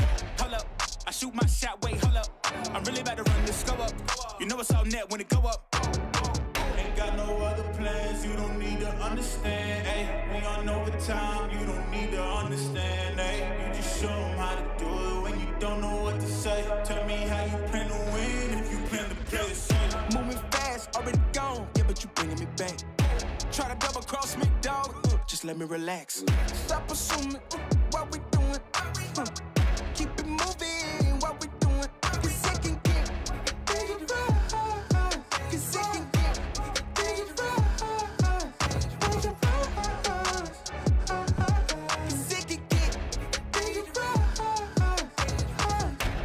please don't play no games with me, I promise I'm too much. Ay, I can never let up even if you had enough. Ay, this ain't for the faint of heart, we always playing rough. I had enough, it ain't luck. I needed a vision, I needed ambition, I needed a mission to beat a submission with no intermission. I see the collision, the crash and the distance, they coming off track, no. Now when they ask what's the motive, don't talk, I just show them. They all about to see what I mean in the moment. I gotta keep going, I'm shaking the dice and I'm keeping it rolling, they already know. Ain't got no other plans, you don't need to understand, ayy. We on overtime, you don't need to understand, ayy. You just show them how to do it when you don't know what to say. Tell me how you plan to win if you plan to play it safe. Moving fast, already gone, yeah, but you bringing me back. Try to double cross me, dog, just let me relax. Stop assuming what we doing. Keep it moving, what we doing. Cause it can get right. Cause it can get right.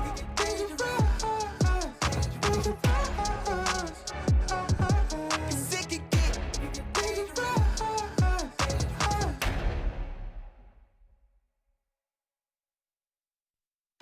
Give me the money, give me the loot, give me the racks. Give me the hundreds, give me the skrilla, give me the stacks. Give me the bread, give me the cheese, give me the cash. Give me the feta, give me the cheese, give me the bag. Yeah, I want it, give me the bag. Yeah, I need it, give me the bag. I be on it, give me the bag. Yeah, I see it, give me the bag. Ain't no stopping, give me the bag. I'ma make it, give me the bag. If you got it, give me the bag. I'ma take it, give me the bag. Yeah, I want it, give me the bag. Yeah, I need it, give me the bag. I be on it, give me the bag. Yeah, I see it, give me the bag. Ain't no stopping, give me the bag. I'ma make it, give me the bag. If you got it, give me the bag. I'ma take it, give me the bag. Now give me that, come up off that, cause I want that. You can see that, I'ma need that. Show me where the cheese at, where you keep that. I ain't looking for no feedback. It's the cheese, man. Making magic when they need it most.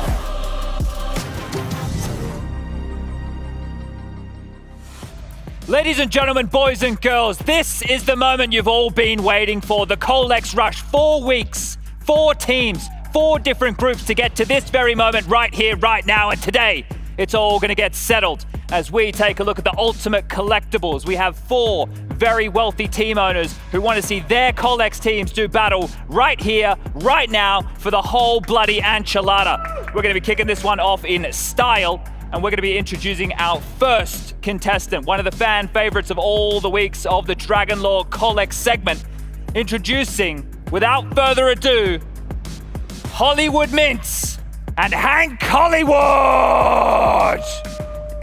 How's it going? Who are you?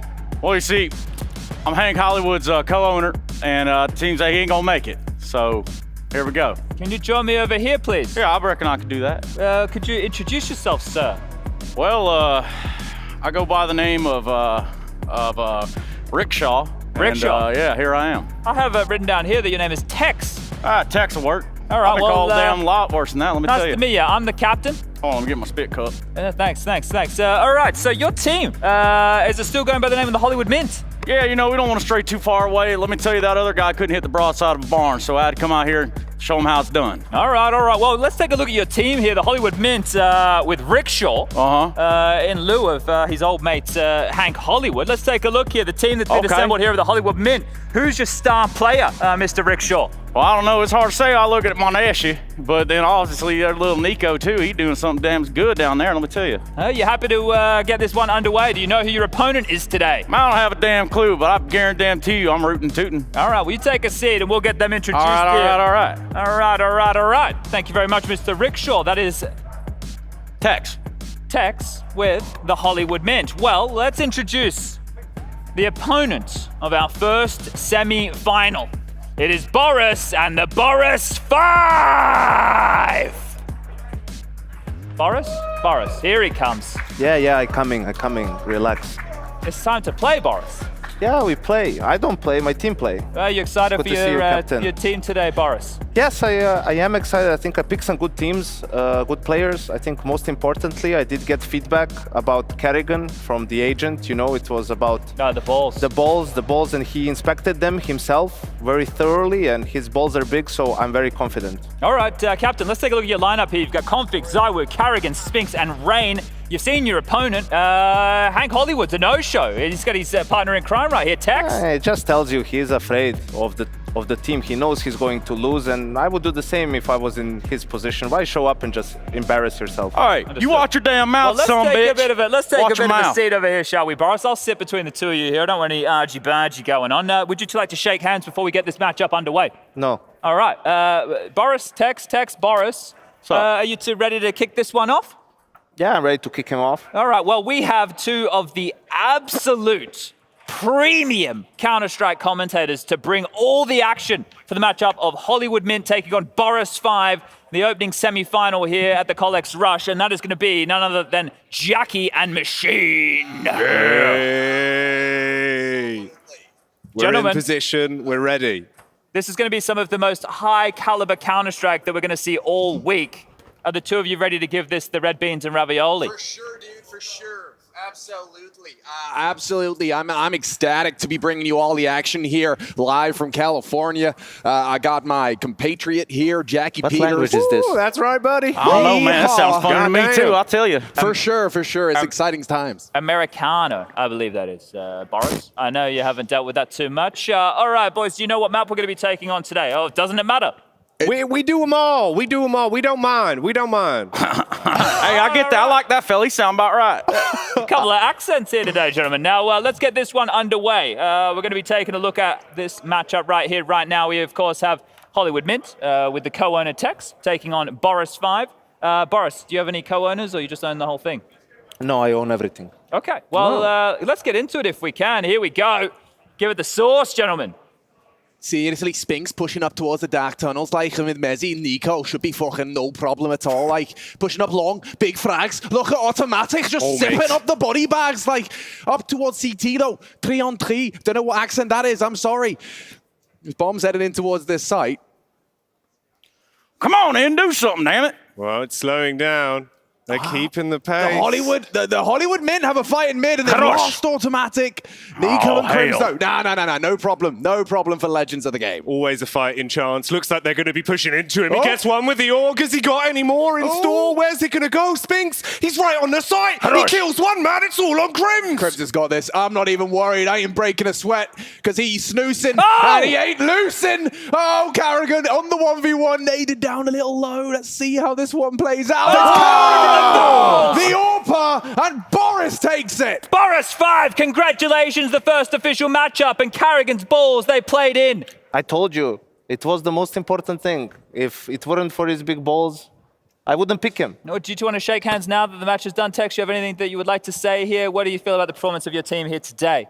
Man, I think they're damn garbage. Trash can material right there. Moreover, I think they should be looking for another job, perhaps even go live off welfare, because it ain't free to play for this damn team. Mate, you signed Moneshi, and this is what happened. Yeah, Moneshi, he was all up in the business, but it wasn't good enough. All right. So I'll shake your hand, boy, but don't tell you I don't respect you now.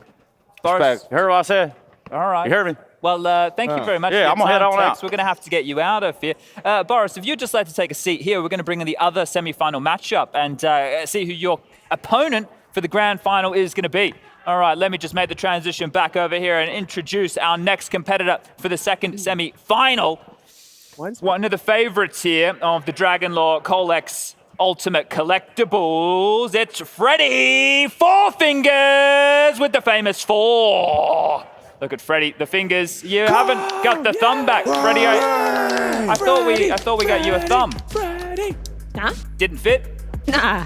Okay. Nah, it weren't my thumb, lad. It weren't my thumb. It didn't it wasn't the right thumb. Nah. 4 fingers, isn't it? All right, well, how's the famous 4 been trending, Freddy? Excellent. Less chimneys, more foundations. Did you take him out on the job site, show him what real work's all about? I did. You know, people say it's 5, but really, I just see 4, because that's all I need in this game. Well, you've got Electronic Device, Blame F, Yakinda, and Simple here. You got quite a few lads who can lift bricks up a couple stairs. Yeah, they're pretty strong. They got some muscles, definitely working their traps pretty hard coming into this one. And I am very confident that I'm going to take down my opponent. And you've just seen that Boris is going to be waiting in the grand final here. Do you think you'll be taking him on? Nah, that looked weak. That looked hella weak. All right. Well, not very impressed. Needed the big balls of Carrigan to get him across the line. Well, thank you, Freddie. We'll get you to take a seat and we'll bring out your competitor here for this semi-final. Now, indubitably, one of everyone's favorite faces on the Colex crew. It's going to be Maui's Money Crew with London Snake introducing. Get him out here. Excuse me. You're not London Snake. Who this? Indubitably. May I ask who you are? I am his ex-wife. Do you have ownership of the Counter-Strike team Maui's Money Crew? It did not work out first. We had to split our assets. He got the children, I got the team. Ah, okay. Well, the important assets here. Could you introduce yourselves to everybody? The ex-wife. Do you have a name? Just Maui's ex-wife. Exactly. Okay, all right. Well, keeping this one in the dark a little bit, we're going to take a seat. You're going to be taking on Freddy Four Fingers. We're going to take a look at your team here. Caserado, Cadian, Stound, Frozen, and Grim. Are you happy with the asset that you inherited from the divorce? I take what I get. All right, well, let's see how much we can get here. We'll take a little bit of a seat. We'll get this matchup underway. I'll take a seat between the two of you. Freddie, do you have anything you want to say to Maui's ex-wife? Not really, no. Yeah, it's kind of an odd dynamic that's going on here, isn't there? You wanna fist bump? Nah. She's got 5 fingers, isn't she? Rubbing it in my face. Bloody hell. Okay, well, look, let's get this one underway here, quick as we possibly can. We got the lads over at the commentary desk, and once more I'm going to be introducing them. It is Machine and Jackie. Lads. Gaming. Give it to me. Collects. Oh, yes. All right. Different map this time round, gentlemen. This is one of your favorite, Jackie. Oh, yes, mate. Bit of nuke. Let's see where this will go then. A massive matchup going down. Already it's chaos. Bombs everywhere. Explosions, Alex. Dots and more dots. Some lines and a couple more dots. And yes, there you go. yes, The Four lads. Fingers get an opening 3, but here comes Grim for Maui's Money Crew. The asset that keeps on giving is Frozen. 1 versus 3. Looking to do some damage. Yakinda's not watching, not ready, unprepared. He might even be on a completely different part of the map. That's one, and could be more. Simple down. Oh, 1 on 3. Hold on.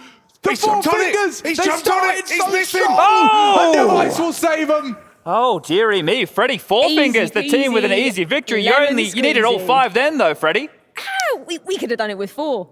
Oh, yeah? You want to run that one back? I mean, categorically, metaphorically. I don't think you could have done it with 4. Well, luckily we had 5, not unlike my fingers, but sorry, Maui's ex-wife. It's fine. I know that Maui has a bad taste. I thought he could pick a better team, but maybe next time. Bad taste in women, too. Will you be... Oh, the audacity! Wow. Will you be My folding God. the Counter-Strike team here? Will Maui's money crew be liquidated? I'm gonna sell it. All right. Well, you guys want to buy into those Ex-wife, players? ex-team owner, must be nice. All right. Well, thank you for joining us here today. It's great to meet you. And apparently, you might want to talk to Machine over there. He is in the market. So if you're looking for a new partner, you know where to go. All right. Thank you. But if you could leave, that would. Thank you. Thank you. That was a bit strange. Yeah, a little bit strange. Yeah. I feel like that's how the divorce happened too, you know? Yeah. Can you leave? It's a bit cold. Just leave. Yeah. Okay. Well, I didn't expect this here today. We should get Jerry out. We could have an episode of Jerry Springer. Now, the two of you are going to be taken off in the grand final. Boris, clutches in both these games. Carrigan needing to get it across the line here, and Freddie, well, they did it with 4, but really it was 5. How do you feel about this grand final matchup? I think it's going to be easy final, 5 fingers versus 4 fingers. You do the math. Can you still make a fist, Freddie? No. No. Did you want to shake hands before we get this match underway? I quite literally can't do that. We can rub elbows. Okay. Boris, a bit more respect being shown to your opponent here for this matchup. Well, you know, coming from where I come from, I know what it is to, you know, be brought up tough. So someone without a finger, they know what hardship is like, and I can respect that. You can relate. How many chimneys you built in your life? 17. Ah, excellent. And I've got some respect and over been that. down 13. Damn. Wow. That's more than okay. me. That's some stats How right on there. earth do you Well, still have all it's those because it can fingers, get lad? very cold, you know. So All right, all right. So chimney is where it's warm. We can talk about the chimneys after. It's about to get bloody hot in here and smoky with Machine and Jackie for the grand final. All right. Okay. Yeah, You here feeling we it, go. Jackie? I'm down for it, mate. Yeah. I'm ready for Yeah, it. we're exuding that kind of commentary bravado right now. I feel that. I can feel it flowing as we've got the Boris 5 versus the famous 4. Untrainable maps. Yes, we brought my. it back for this particular head-to-head, and I'm most excited about the ZywOo Simple head-to-head on Inner, but actually headed out down Pop Dog. And Could Bomb there be? going to be joining him as well. Will they go back towards the Inner? Slower pace here out yeah, of the this Boris is 5. tactical. It's train, No rush. it's train. You know, the My Boris boys 5. are patient. There's no rush. It's Carrigan calling, of course. Dexter giving that second in command. Mollies are out, as is the commitment. This is it. Testing Go, now boys. for Yakinda and Electronic. Get him. Molotov out. Bomb to be going down. Rain to get that done. ZywOo the bodyguard, but there's Dexter in the feed. Solid haul. Simple back with 1. Man on the flank, making magic happen. He hits the first. ZywOo's gone. Dexter's down. Simple, swinging a sweet song. Yeah, hang on a second. Once again, down to a 2-on-2. It really does require all 5 for the famous 4. It's the Boris 5. Lucci! Congratulations, Boris. You've dealt a finger to Freddie. It's a big one, and maybe the one that's missing. Yeah, can I have it?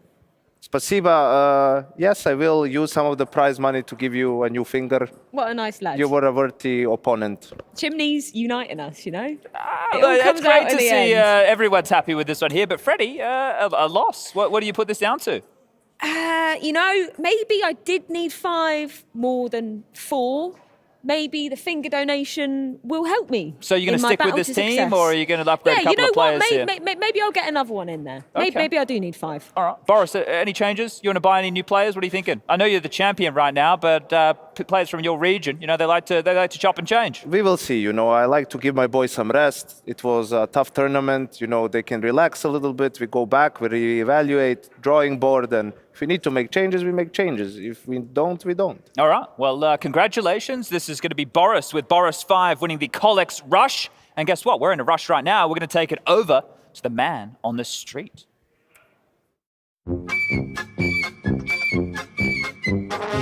All right, so I'm out here in Valletta.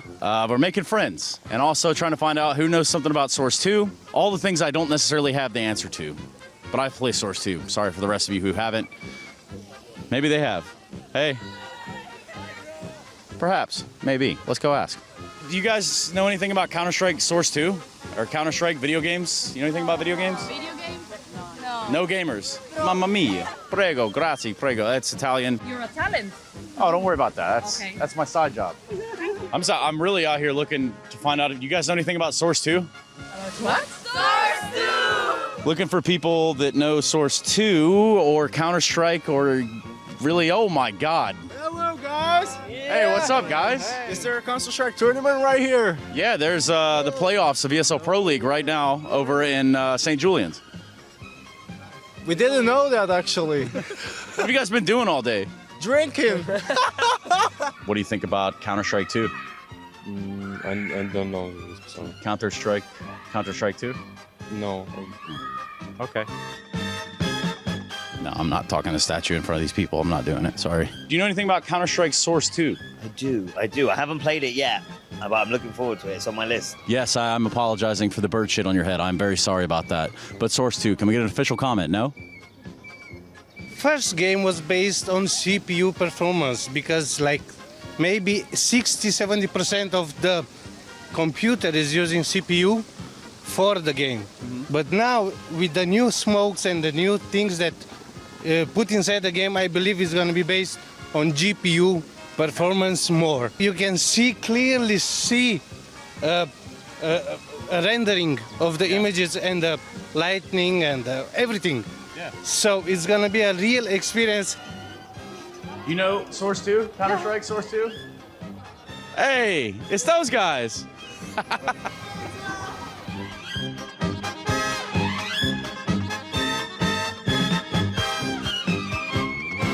Is it about that time for an interval, or what are you thinking? Soon. Where are you running to? You're running so fast. Why? Yeah. I'm preparing for a 100K race. How many Ks? 100K. Damn. Okay. It's split on 3 days. I thought you were running because of Counter-Strike Source 2. Is that not right? Oh, because of what? Counter-Strike. No. Oh, you're not? Okay. My bad. I stopped you then. I didn't mean to. I'm not into video games. Huh. I'm more into running. Okay, yeah. Well, that's way healthier. To spend my time training and keeping fit rather than taking in the world. Yes. Oh, you keep doing you, man. Bye-bye. I thought he wanted to talk about Source 2, or that's where he was running to. And now he keeps running and running. I know that none of you are really there right now, except for you in the back. You're just kind of hanging out and moving. I don't know if that's some sort of weird reflex. Do you have any words on the release of Source 2? You still as a lobster, Tom. You still as a lobster. Okay, well, we tried. You still owes a lobster. Is that what you said? You still owes a lobster. You still owes a lobster. It's true. I'll ask you one question, all right? Just one. Did you know there's a new Counter-Strike coming out? No, I don't know. It is. It's happening. I just didn't know. I was asking you if you knew because there is. So it's good. It's exciting. Thank you. Well, we've finally gotten back to my house. Obviously, the front yard needs a little work here, a little landscaping done around the edges, but I think we got a pretty strong start here. It's what basically all my forts and rust look like, but I guarantee you this one's significantly stronger no matter what. So, I don't know where to go from here. It's not really my house, duh. Where are you from? I'm from Australia. Australia, my oi. Oi, oi, oi, oi. Aussie. Oi, oi, oi. We're talking about a video game called Counter-Strike. Have you ever heard of it? No, I haven't, no. Maybe I'm a little old for that. It happens. Maybe I'm a little old for it. I play my games on the street.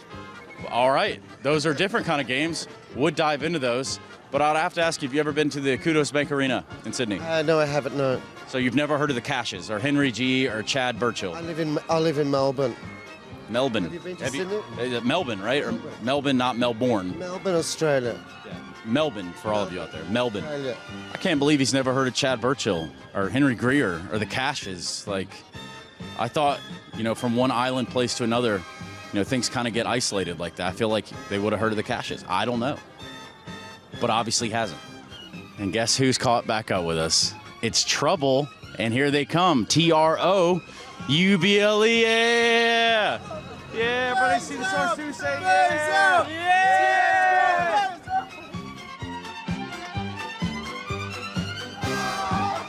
I don't know if you can hear that. It's those people that didn't get Source 2 access and they're slowly losing their cool. Take me home, country roads, I belong. Counter-Strike Source 2, coming soon to you. Take me home, old Valva Road. We are close to going home, but not quite yet. Tomorrow being the grand finals. Hey, you guys here? Yeah. Everybody see Source 2? Let me hear say yeah. Yeah. All right. I like that. All right, so here's what we're gonna do. We got a little bit of quiz, and I do believe that you two are NAVI fans. If I had to guess, what do you think? Of course. NAVI is the best team ever. Yeah. NAVI best, yeah, of course. Of course. What do you think? What are you thinking about on this end? NAVI gonna take it all here? Sorry? Is NAVI gonna take it all here? Sure. Okay, well, good news is I have a quiz for you, where in which if you do win, you do get this right here, signed by Elige and Osi. That's pretty sick if you ask me, and luckily I think you guys live on Malta, right? Yeah. We now stay on Malta. Cool, so are you ready for a little trivia? I'm gonna ask you a question, and we're gonna make this smooth, slow, and fast at the same time. It's gonna be all the cool things. Okay, all pertaining to the Intel Grand Slam. How many ESL and IM events must a team win to secure the Intel Grand Slam? Let me... Spoilers. NAVI, of course. 4. 4, yeah. Okay, that's 1. Step 1 of 2. Okay, one more question, and you get to take the big picture home. How much do you win when you win the Intel Grand Slam? As I remember, it's like about $1 million. Yes! They've done it! They've done it! Congratulations, please. Go take your prize. Yeah, I hope you guys, you got some wall space. You got somewhere you want to hang that up? Yeah, of course. And NAVI gonna win today. It's gonna be easy. Well, I don't know, but they definitely might have their work cut out for them. FaZe sitting on the other side, and I do believe that we jump right into a break so we can get the party started. Malta, I hope y'all are doing okay today. I've really enjoyed my time here. Thank you very much. We'll be right back after this.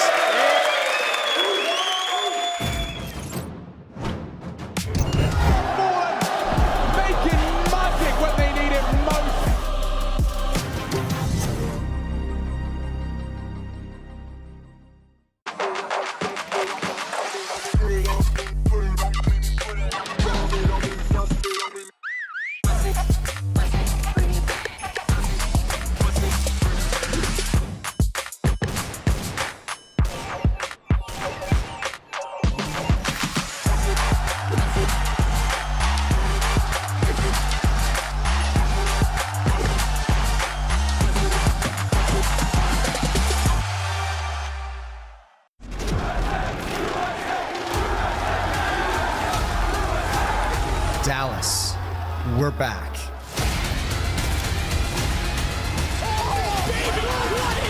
Counter-Strike is in our DNA. It always has been, and it always will be.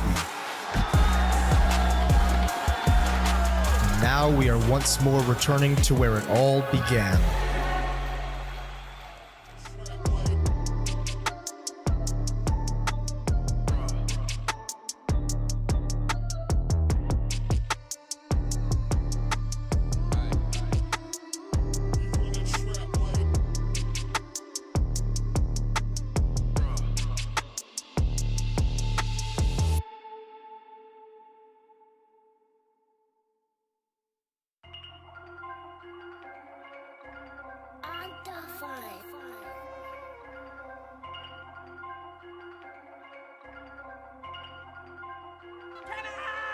Yeah, look, tell me what's the vibes, what's the mood? Yeah, I just hit a Mikey for the juice. Yeah, ain't no capping, I'ma tell the truth. I've been winning for so long, it's hard to lose. Yeah, deal, be my source, Christian like Dior. Yeah, I can't start when I'm far, I just get back up. Yeah, I've been quiet all along on my team. Making magic when they need it most.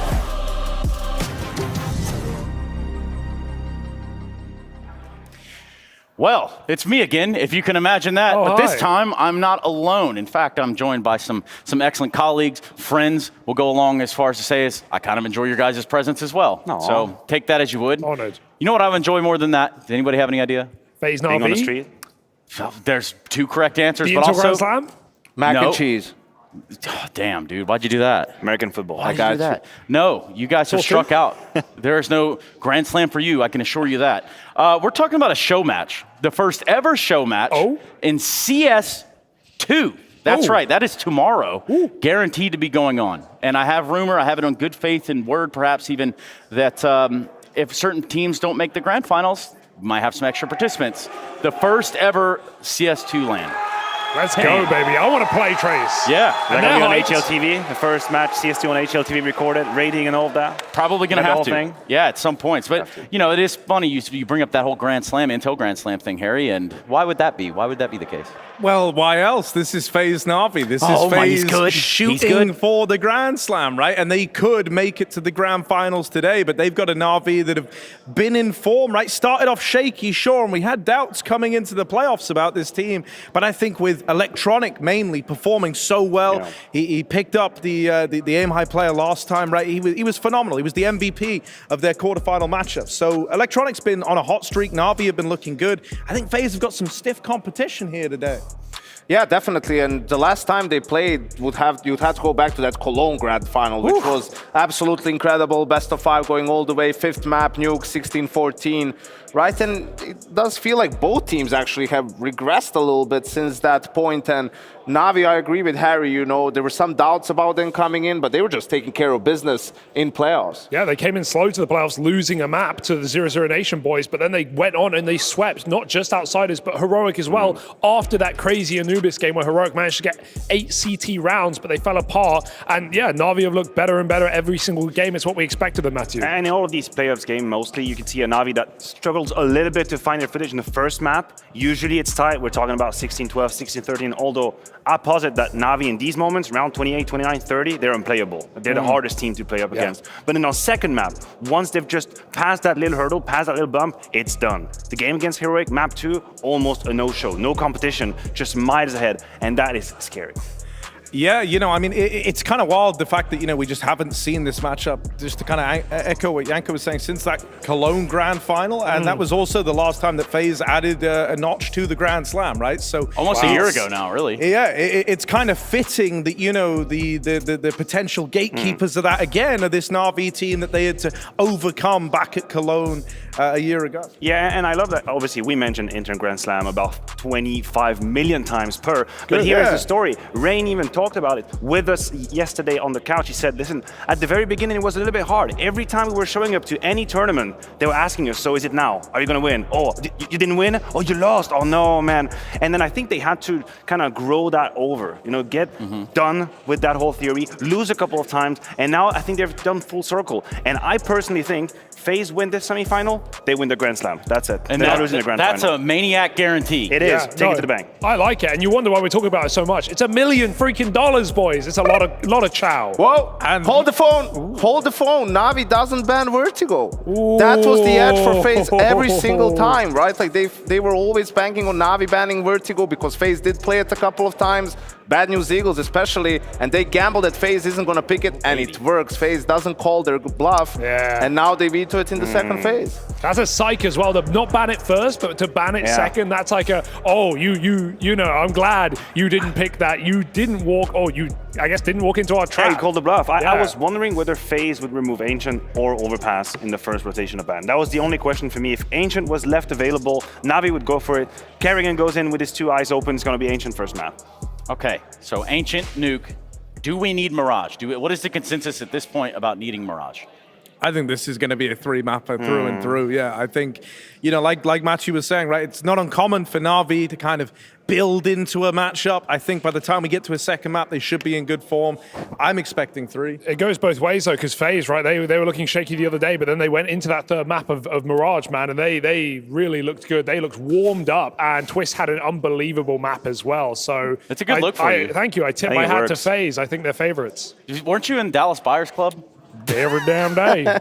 You're going to drop me them ops. That movie didn't end well for you, if I remember right. So, nonetheless, yeah. If you Not are right, interested not and maybe right, you want not to right. catch up with what exactly I'm talking about, there's a YouTube channel with some of Hugo's best acting work over there, of course, portraying Matthew McConaughey. Yeah. We will go to a break. Does anyone want to call it as it is? FaZe. FaZe 2-1. FaZe 2-1 for me. That's 3 phases. FaZe up, baby. Of course, there's another phase on the way for Yanko. We're going to go to a break. We can come back. We can get the matchup started. That is FaZe NAVI and all the implications of who's going into that grand final tomorrow. And that's Sunday. We'll be right back after this. Making magic when they need it most.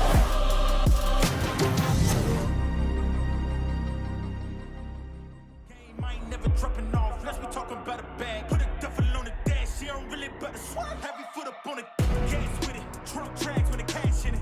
Passionate, long range when I'm passing it. All drive, I ain't stopping unless I'm crashing it. And even that wouldn't stop me from going after it.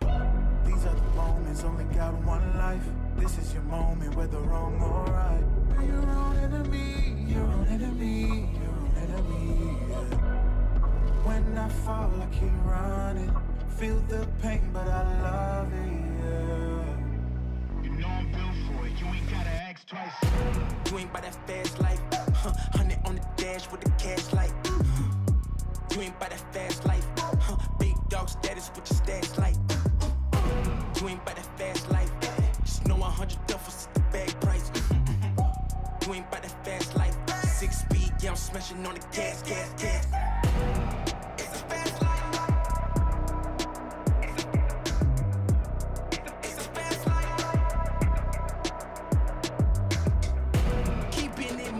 Switch up my code.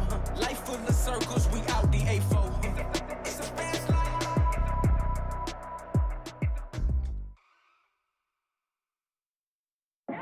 I don't need your drugs in my village. I got royal blood in my system. I come from a line of kings. I'm the chosen one. I'm the chosen one. I'm the chosen one. My stream of consciousness, conscious, I'm always on it. All of my 3 eyes walking wide open, just like a cyclops, you know it. I am what I am, and that's everything you not. So when you bringing Timbs to my temple, you better rip them off. Holy, you step in my presence, it's all ground on me. Made of the lessons I learned and those who came before me. My life a R-rated movie, YouTube PG-13. Smash at the box office, baby, you straight to DVD. I really do have the keys, y'all boys still copper rentals. Ask me what I do for a living, my motivation mental. And we do it all for the fame, glory, and precious metals. Top of the stacks and a fat back end for speaking on instrumental. Please catch up if you sneeze, I could bless you if you need something special. You should squeeze in my schedule. I'm a king, I'm a legend in my field, a professional. I got things I can sell you for the cheese or the cheddar, but I don't need your drugs in my village. I got royal blood in my system. I come from a line of kings. I'm the chosen one. I'm the chosen one. I'm the chosen one. I don't need your drugs in my village. I got royal blood in my system. I come from a line of kings. I'm the chosen one. I'm the chosen one. I'm the chosen one. Yeah, follow my lead. Promise I'm taking them on to the land. Couple of ops, I make them believe it, but that's where they stand. Did it with these, never gonna lose and I'm winning again. Give me my ring, champion teams, I back to back, back to back. Blasting off my education was scholastic. Threw me to the bottom, then I bounced back like elastic. Baby, I'm the new Americana. Call me Captain, got some Steve's, Jason Rodgers.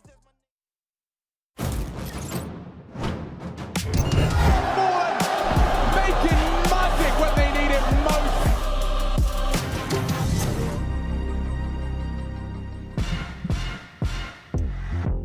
Are you ready? I'm ready. You ready? We got Casper, Cady, and Muller in the house, ladies and gentlemen. A guest star for what should be a star-studded best of 3. We need to find Cloud9 an adversary. And there's 2 teams putting their hat in the ring. I got Chatty B as well. We'll be chatting, I'm sure, throughout the course of this one, as we've got FaZe, NAVI, and an interesting veto. I think it's got a lot of people smiling. I'd love to see all 3, but it starts on NAVI's pick of Ancient. This is going to be juicy, right? Either matchup against Cloud9 in the final will be a banger of a game. You got FaZe Clan, who potentially, going for the Intel Grand Slam, and then Cloud9 could be the spoilers to that with the killer bonus. On the other side of things, NAVI versus Cloud9. That is a juicy matchup time and time again. We're going to get stuck into Ancient here, and on the CT start will be FaZe Clan. Karrigan with the nades. He's actually dropped a pair of He's across to Rops as well. It's a HE and a flash to go along with it. And MPL, well, he's been tasked with lobbing a smoke out late from spawn here. Bit Perfecto and Electronic towards B lane. Simple late out the mid with the P250, and away we go. Usually A splits. Sometimes we do this. Probably gonna smoke CT. Oh, definitely. Now, Donut open for business. It's that simple P250, and Karrigan just trying to chip away. The nade could be destined for glory, but he's whiffed it. And Bit puts him down, bends him over. It's all too easy as Na'Vi already sailed into that A site. The bomb to plant. And just Brokey and Rain trying to claw their way back in. Shouldn't be anything to be said about this one now. The time ticking and just jump spotting for info on main. You'd need to hit a couple of crackers, Brokey. Had a nice clutch the other day. Just cheeky 1v4. But it's not going to be happening this time. Perfecto wraps it all up, ties a bow on it, and calls it a pistol-wound win. And with only one casualty. Yeah, coming into this, Gideon, who do you have posted as the favorite here?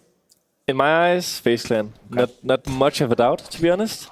I think that NAVI is looking better than at the recent tournament in Kato, but looking like we had the VOD review today, I think that we made plenty of mistakes. You're your own worst enemy. Yes. I mean, I think that, you know, they have... What NAVI has going now is that they have 3 players who is consistently performing right now. They are back at the good old Electronic, Simple, and Bit doing their things.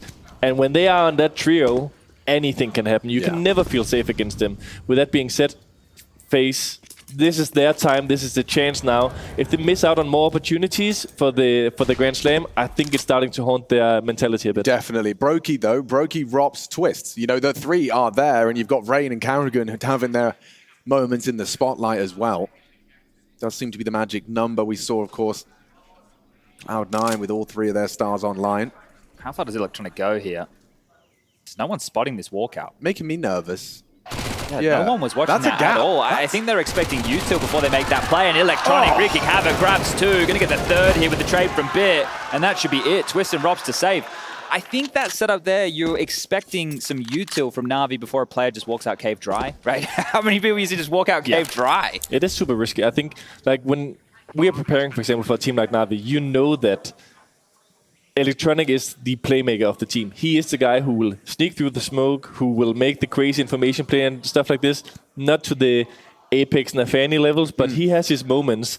And you see here, this is a risk, a calculated one, but we could also be sitting here, him getting 1 deked, going in without utility and saying, what is this man doing? Yeah, very much so here. Do you think that now that he is the in-game leader, obviously in lieu of Boomage, we know how that whole situation unfolded, that this does suit the way that Electronic approaches the game anyway, especially in the current in-game leader meta, unless you're an AWPer like yourself? Yeah, I mean, I think if in our team, we call it the in-game leader syndrome, kind of making those kind of things, you know, like, you know it yourself. As an in-game leader, you always feel like you have to get that extra piece of information and stuff, the extra jiggle, the extra... And you don't want to send your soldiers to go and get that information. You'd rather it be done by your hand. Yeah, it's also like you feel like you can do it better in a way, or you can get away with it. Do you know what I mean? Especially when it's understanding the gaps, right? Yeah. Because the gap is not to do with the fight, right? If I have a teammate who's better at pre-aiming and taking this fight, sure. But if I'm going to exploit a gap of an expectation or something I watched in a demo or a way that I want to call a strategy, same thing with contact plays. You often see in-game leaders are the ones like towards the front setting the tempo of that contact play, because it's like if you have like Rops at the front, he's going to clear every corner, and that timing that you wanted to manifest, it won't exist anymore. You also want someone to be in front that if a Molotov or smoke comes, he's going to make the call, go or abort, you know? And you have some players who just consistently kind of make the wrong decision, you know? They run in front, the rest cannot follow, or stuff like this. But Electronic is once again just searching the fights here in Cave, and he's going to get another one. So he's off to a great start, but he's going to get punished for going maybe 1 step too deep. Yeah, I think he wanted to see how much of an issue he could cause on that B side, but it does kind of boil down to now a very slow crawl for Na'Vi. They're split up. They'll park Simple towards the cave position to contain. And Perfecto to scoop up the bomb. Looks like it could be an A finish. It's pretty precarious with Simple there, just smoking forward and denying that 8K, but Twists under pressure here on the site. We'll lob out a smoke defensively. The molly will force him back, and that's annoying. Does everything he can to try and play time and still gets punished. And it does really limit their options now. I mean, what are you supposed to do? Naked Deagles. A nice placement of the nade, good spray back, and Perfecto just hugging the wall, not really rushing things, doesn't have to. Let the smokes fade. Take those long-range engagements and Bit loses his head to Rain. There shouldn't be anything more to be said about this, but it gets awkward. So long as these CTs are still alive, they'll reposition, re-smoke. Bit of chip damage from Karrigan's Deeg. This is the next fight, MPO vs Brokey. If Brokey hits a banger, he cannot. There could have been an opportunity here, but just Rain, last man standing, Kevlar and a Deagle. And that'll be it. MPO with a nice little double up there. And anything MPO can get early, I think, considering his stature within this team, is going to be a confidence builder round after round. So good stuff from him. I think also, even though that Navi loses a guy after the fake plant, that's still the difference between an inexperienced team and an experienced one. He goes for the fake plant, realizing they still don't have a lot of utility as a terrorist. Some people might think, we need to force this plant. And then a spam kill comes in, they swarm the side when you try to pick up the bomb and stuff like this. He is still patient, he is still calm, and it pays off. Yeah, huge actually, considering we get to see now the full guns are out. All silences for FaZe. No one on the big M4 on Ancient. Simple. Puts his name in the feed early and cuts Karrigan down to size. No rebuttal from Rain as he doesn't have it clear. Okay, Electronic did not expect Rain to continue to force the issue. Oh, wow. But now already friction in Red Room. Bit has taken down the mid defender, and now they can go anywhere they want. The luxury of having a player like Bit already burrowed in Red Room really screws the pooch for FaZe. But this doesn't look great for them, right? Because there's still two players on A that we can see. It's Robson, Twist. Twist will have to worry about Red, sure, but Rain, as he goes looking, if he can find the timing here, he might be able to... Nope, never mind. No timing. Simple's AWP stops him in his tracks, and well, now it's about the finish for Navi. And I noticed this a lot yesterday in your match against them. They were just doing a lot of default and a lot of wait, right, to see you guys making these plays. And it feels like in a round like this, when they had the number advantage, they did the exact same thing. Just sit back, spread across the map, wait for the pushes, and profit. That is their style, slow and methodical. And then once in a while, they throw in the change of pace. If you look at our Anubis game against them, you'll see as a CT, we were excellent at saving utility. We made aggressive plays, for sure, because you can't just sit back every round and wait. But the rounds where we did wait, we let them throw their baseline utility on middle and window because we knew they were not going to use it. They were going to wait out, wait for the reaction, and it just didn't happen. This is, though, looking like another round for Navi. Two guys entering the B side, and FaZe is left with a stack. Well, this would be a good time here. We had this similar discussion with Hooksy about maps and scores on certain maps. And I know a lot is particular to matchups, or maybe one team is a bit more proficient at this than others. But a map like Ancient, first and foremost, it's had changes which have been in here for enough time now. How do you feel about the newer iteration of Ancient? Oh, okay. Not a glowing review immediately. I mean, it's not bad, but I think that it's just... Before it was maybe too easy for the CTs to take control, and now it's potentially a little bit too difficult. Okay. I would say, you know, moving the spawn back was a radical move. I'd say you can move it back, but maybe half the distance. Sure. Because I think right now, like, the options of, like, you come middle and you just instantly smoked off. You cannot line shizzle up. Yeah. You're just like, you're behind the smoke, you can molly, panic, go out, you'll meet them before even entering donut. I think, you know... It's an interesting dynamic. It's a change of like being on the back foot a bit at CT, which is also fun to see that the CTs cannot just always limit the entries of the terrorists. But I think like just the timing change is something that maybe still needs to be experimented a bit with. Okay, so then in that in mind, what do you think par for the course of the first half of FaZe should be? How many rounds should a team be looking for on the CT side? I think it's like pretty even, so maybe 8-7, 9-6. Okay. Obviously with the pistol going in the favor of Navi, 9-6 would probably be something that both teams could kind of be satisfied with. Yeah, well, it is a slow starter for FaZe. A distinct lack of frags, as you can see, a couple of players still yet to start. And this time, we were talking about that they were spreading out, waiting a lot. They are majority towards the middle A side of the map right now, but it still seems like they are on the back foot FaZe clan. You see Twist here not even jump spotting the window for middle information. Now a smoke comes up. I would come up, maybe spam a little bit. Spam a little. Give potentially some free damage, you know. But maybe he's expecting someone to be in front of it because he is very, very passive right now. I think Bit scared him. I think that frag just in the previous round has got under his skin, got in his head. I think it was key that it was Bit who did that on his own. Right? Bit's been criticized in recent time for not making those type of heads-up plays or decisions. So the fact that he made that maneuver, and well, speaking of maneuvers, check this out from Electronic. He is all the way up in the blind spot right now. Yeah, Karrigan could get another awkward death at the hands of Electronic. Does get traded, but still takes Brokey out of the round. And they're walking into A. It's held by Ropsy, does not have a good sight line. Now the smokes are up, the mollies are in.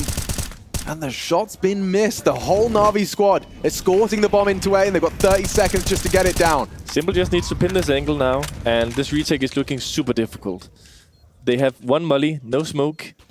This should be a Na'Vi round.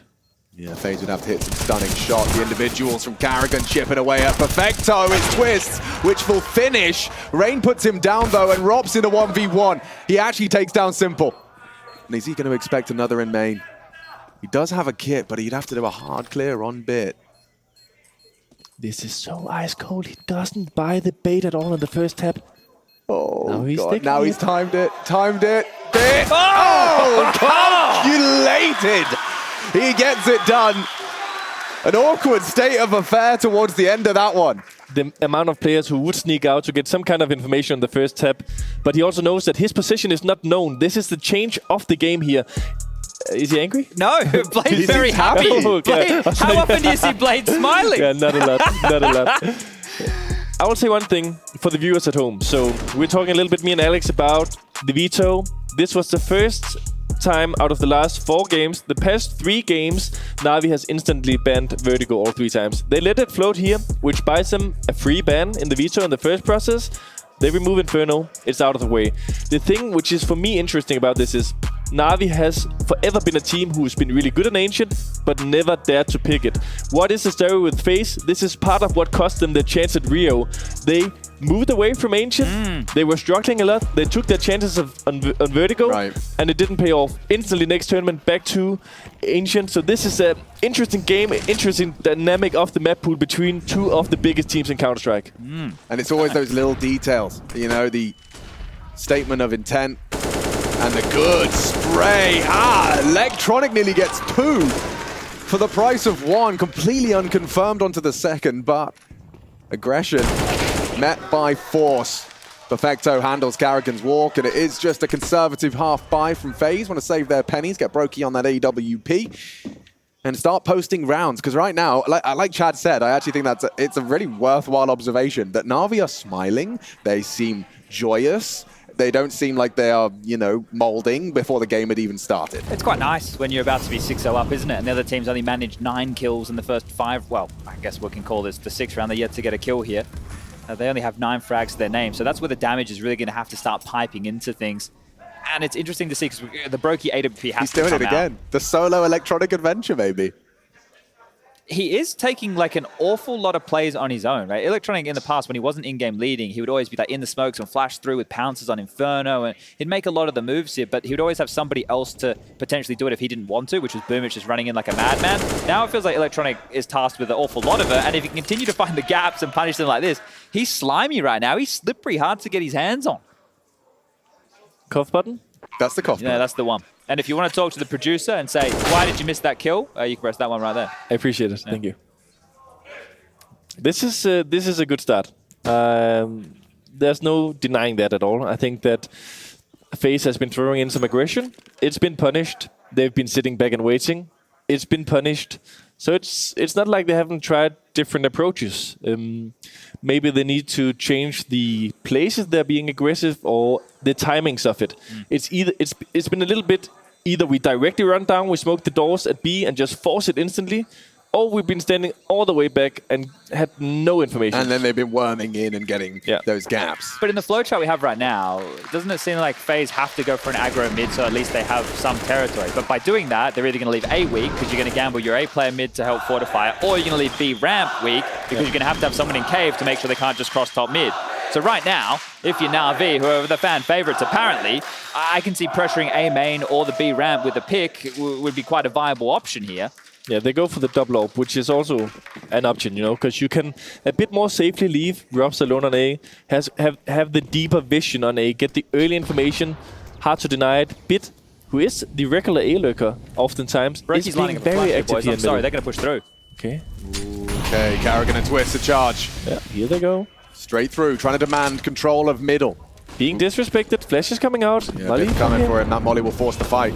Twist will get away, I think. Turns around, does get away. The smokes keep them at bay. They trade a lot of utility, but you see here the awkwardness, kind of for both teams, but especially, in my opinion, for the CTs here. Having to jump out with their backs turned after wasting 2 Molotovs, flashes, smokes, etc. but at least they deny the protocols, the procedure that Navi has been comfortable in. Yeah, I mean, you can see they're just going to have to go back and try again. This time, less resistance. This angle, by the way, by Twist, we call Twist. He loves it. Having this slight gap towards connector, so he can always give the information that it's covered until the smoke is up. Here he does what I said I wanted him to do before. A little bit of spamming. This angle, very hard to do anything about. Has to be an ace play here, considering the time. Karrigan, one guy crashed, he didn't see it. Now it's great. They might disrespect that. Coming through. Karrigan lays down the law. 2 with the M4. Simple will start to get into the site. They've got 30 seconds here and the smokes are up. Twist desperately spamming, but the bomb will be planted. Simple gets it down. Nice shot back. Brokey coming in from Temple. Takes out MPL, but it's Perfecto around the big box. Should have an opportunity for a couple here.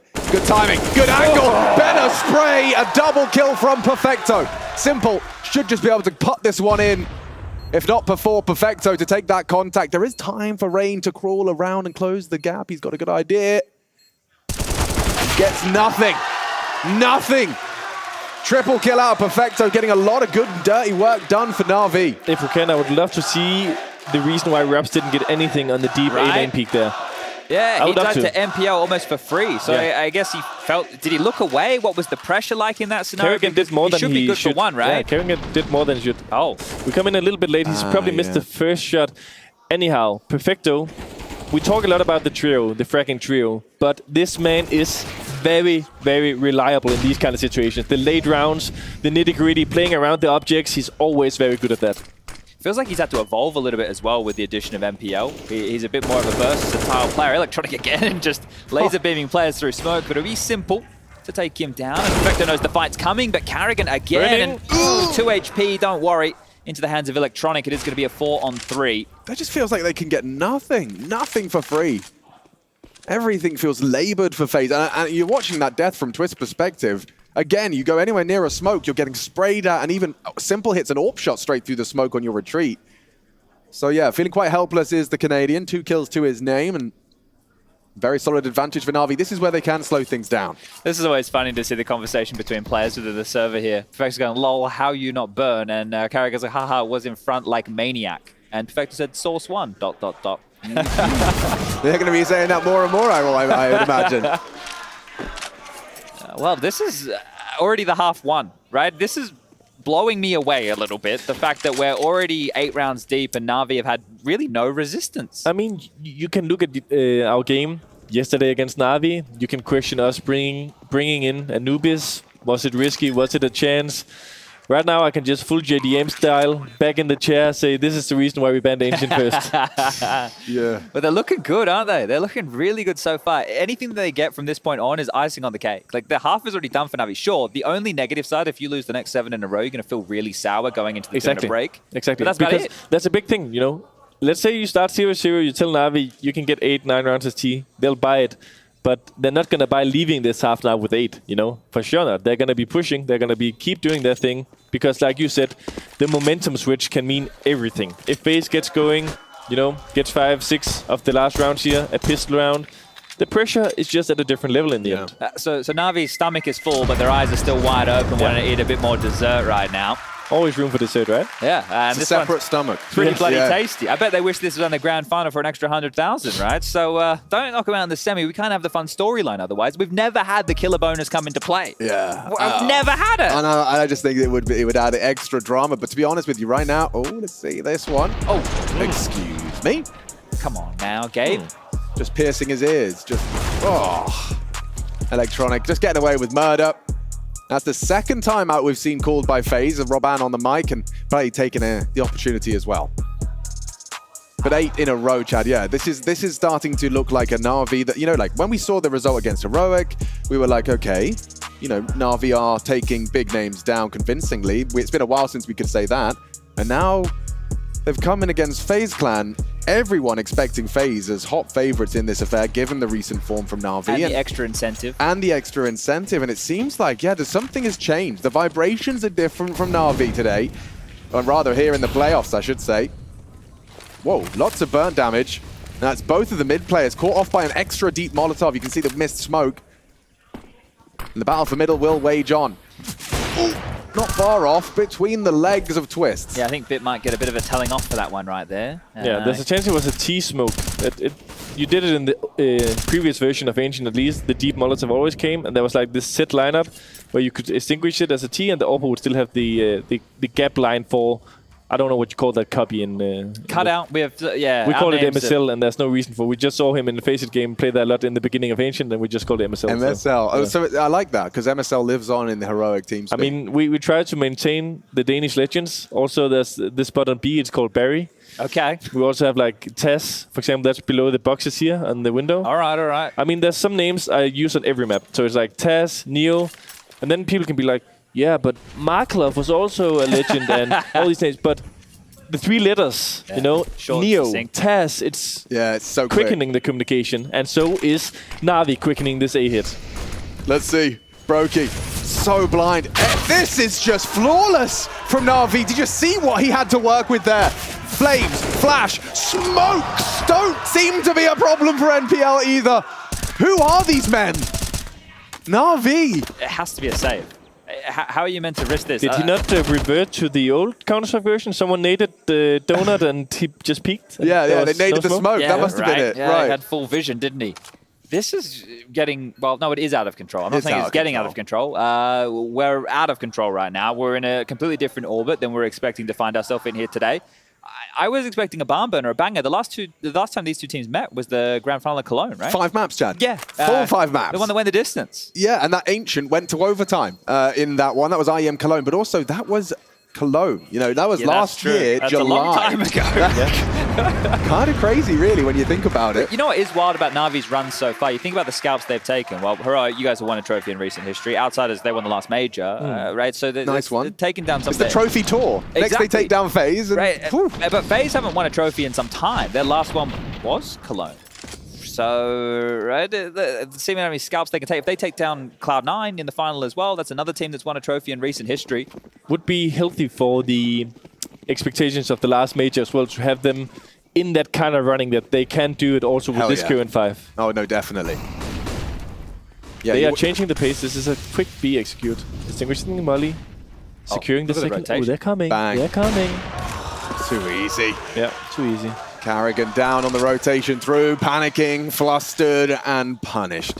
And now, well, Navi, you've got that man advantage. Is this where, you know, for Electronic, he will maybe slow things down, change the call, or regroup his forces? It seems like they're at least just chipping in for more map control. They're not just reacting off that one kill, accelerating, playing the time, waiting for the next move of FaZe Clan. Are they going to search for the information? This is the obvious obvious thing to do as a CT when you're a man down. You feel like if you just stand 2 versus 5 on both sides, you're doomed. But we're playing in a situation as well where Navi is very calm. So if you're just sneaking around, trying to get information, you might get punished too. This is something I haven't seen before. A little bit of a tower here. They don't have any grenades, basically. So they need the fights. They essentially are hoping for a double swing where they both hit the shot. MPO could smoke this off. He's lining something up right now. Although it's simple. Oh, and he takes down the base layer. He also hit Brokey? How is that even possible with one option? I don't know. We're going to have to check that one again. How is that possible? But this they is are ridiculous. on top of each other. With one bullet. He was crouching, I guess, so maybe like through the foot and the head. And head? I don't know. I'm They're on a not sure. different level. They're on a different level right now. Simple's bullets splitting in half. And this one is truly alarming for FaZe. Yeah, none of the individuals on FaZe are fragging. Nope, none of them feel like they can play the game. It's bleak right now. We've got 4 kills on Carrigan, 4 on Twist, 3 on Rain, 3 on Rops, and 2 on Brokey. That's it. I mean, Twist is dead before the end of this round. It's just, waiting for that one. And Rops might be too. Yeah. He's having to smoke himself off defensively. They're hunting him. They're chasing him. They know exactly where he is. This is horrible. He's not even trying to win the round. He just wants to live. Let the man live. They know will take everything away from FaZe. 10 rounds of Counter-Strike and still sat on the 0. 1.6 kills per round on average for FaZe here. Damn. 1.6 kills per round. You need 5 to win or defuse the bomb. Yeah, and another stat for you. Max money in Counter-Strike is 16,000. And Simple, with a full buy, and Bit are closing in on max money. That is a sign of the times. Probably have it before rebuying the grenades. I mean... Yep. Like, it's going to get to the point where Simple's begging to drop guns for someone else. Like, mate, please, no, it's my treat. My treat. Let me hook you up. Check out my skin. Take a look. But what are you suggesting, Chet? That they go for a lot of like smoke diffusers or? Yeah, and just keep flashing. Full on retake. Save every grenade. Wait for them to plant on the side. Just smoke everything. Run in. Hope for the best. At this point, they may as well just hold spawn and hope that the fights keep going. Like, look at this right now. They feel helpless, bro. It is helpless. This is a 10-0 T-side Ancient. This is wild. And also, Kate, that nugget you dropped just before we went live is just... I can't stop thinking about it now. The fact that we've never seen Navi pick Ancient, it's always picked against them. Yeah, and this now, is something. There's a little something to talk about. 2 in the feed from FaZe. Not something I've said once this half. He's taking the gap. Perfect. NPL takes some initiative, takes a shot. Simple delivers as well as he racks up another. Flash is good, but Simple's better. Catches 2 on the donut. Carrigan, mad, turning green as he looks to try and catch the 2-on-2. He's got forward positioning. Yell. Covered by Perfecto. A nice crossfire established now. Going to be very hard for Rain to get anything done here. He knows where they are. And doesn't isolate the duel. Perfecto, a safe pair of hands. He's got 9 frags in his belt. FaZe, that was the best opportunity they've had and still empty-handed. Kaden, how good does it feel to be 11-0 up and you've only died twice? Yeah, it feels good. It feels real nice. Ridiculous. Yeah. I would say one thing, though, about this. So he did the right thing. So usually you take the side, you don't really have a lot of contact. You could argue, stay back and stuff. But they lose middle. The CT players know you're not coming from Donut. So they have Donut, they have CT, a potential flank behind middle. You need some kind of space. So taking that deep fight into ruins towards CT spawn is exactly what they need. Yeah. Eliminate a position where the opponents can come from. Could have got really awkward if you didn't catch Brokey there. So NPL gets extra points and, well, no absence of points for Navi right now. Do you know that was only the 2nd opening kill for FaZe in this CT campaign? Makes sense. Damn. I like now this. They're going for a little bit. This is Rob's one-on-one position. It's done good on this before. It's hard to reach the position, but when you do, you're always good for 2. So they can trust him blindly to hold this position. I would say the Donut player Twist being isolated here a bit. One molly, he cannot get away. He's gonna get help from Rain now, but I would maybe just jiggle for information. But neither of them have smokes, right? So you're right. And that molly is very meta. If you're not throwing that when you're taking mid or wanting donut control, then you're probably not playing tier 1 Counter-Strike. Luckily, they are doing something else than using middle right now. And Rob's Bit is patient. Rob's versus Bit happening at the same time, though. That hit on B starting to take shape. Perfecto flashed in ahead of the gap. Should have an opportunity, but he's been spotted out. This looks great for FaZe's first. A missed shot from Brokey could come back to haunt him. It's 1 from Electronic, a very nicely placed nade, and a spray from Carrigan puts Simple on notice. NPL to plant. Surely not. Surely. This is surely a done round, especially now with Simple gone. The 11-round run from Navi hinges on Electronic to make it 12. And it's denied by Robs. Lovely stuff as FaZe finally break their silence. So the question is, where are they at right now? Are they happy that they're not going to get 16-0'd, or are they believing that they can mount something off this, you know? I think that my answer hinges on what happens in the next 3. I'm curious. I think the crowd have decided what they'd like to see. If they get the last 3 rounds, and then they go into the second half, they win the pistol, then they're definitely believing. But if they walk away from this half with only 2 rounds, what can you even do? You're going to be walking on eggshells for the remainder of this match here before we make it into map number 2. Did Navi now change this because they got isolated, right? They should keep using middle, right? They do the 2 smokes. They get a lot of respect given. Look at this. Again, Bit just surges forward. But this has been fixed. Exertion, when he was on the cast with Hugo and Harry, was talking about the gap in this smoke. And I've been looking when they've thrown it. The gap doesn't exist in the same way. Sure, you can still boost over, but before there was a glaring hole, and they were able to see if they crossed top mid. And you're not going to boost because Electronic immediately sprayed it and spammed it twice. So you're not going to be trying that trick anyway. So they get this opportunity. And this is that passive angle from Twist. We talk about that. I mean, getting 2 here would be spectacular. And he gets nothing. NPL with an opening frag, and he's building upon it. NPL going hunting, and it's 2.5. Bit will trade. He's open. And it's wide open. In fact, Bit might even have Brokey dead to rights. A nice opportunity for the molly to buy time. Brokey burning. And no hope for FaZe here. And they should chase. They're coming. Yes, they should. Can't get them all. Has to bolt the sniper and is punished for it. I'll say one thing. I think NAVI going for the mid control there after losing a little bit of momentum on the sides of the maps. Pretty obvious. I would expect maybe FaZe to put a little more emphasis in this situation to it. It's also way harder to calculate and read these kind of things when you're 1-11 down. You know, the reads, the feeling of the momentum of the pace of the game. It's way easier to read when you're on top of it. You know? It just feels like nothing's going. Yeah, right. you feel like nothing is working. But yeah, I think that the thing that NAVI is also doing good here is that usually people are throwing this split smoke here. Right. They're throwing the split smoke to take it in kind of steps, and Electronic and here you see Nipple, and I don't know who the guy probably behind him was doing, is they've been taking dry fights at some pretty good moments, and they've been winning them, you know? Because it's always the thing, like, when you take the dry fights and you kind of have the, how to say, this element of surprise, and you win it out, it looks good. Right? Then they're expecting the tail of the util. Then it looks good. But the fact that MPL is doing that too, that right there, and this isn't meant to be any offense to MPL, he's the statistically worst player for NAVI, right? Is having an easy time just strolling over FaZe right now, who have some of the best individual players in the world. So that's quite telling of the matchup at the moment. But they're into B, the bomb is down, and 2 kills already for FaZe. Yeah, Rain's actually snuck through Cave, and more frags from Karrigan. That's his second of the round. Rain trying to build upon it, but all the frags come through in at once. And there's a little change of scenery. FaZe taking a clean defensive round. They'll get some huge upgrades as well. It's all AK-47s, 4 to be specific, the Royal Flush. I think it's probably important for FaZe as well right now just to get as many rounds. I know this sounds silly, but let's assume that they are going to lose this matchup. Or this map, sorry. They need to at least warm up as individuals before they go into their own map choice of Nuke, because they will be starting on the T side.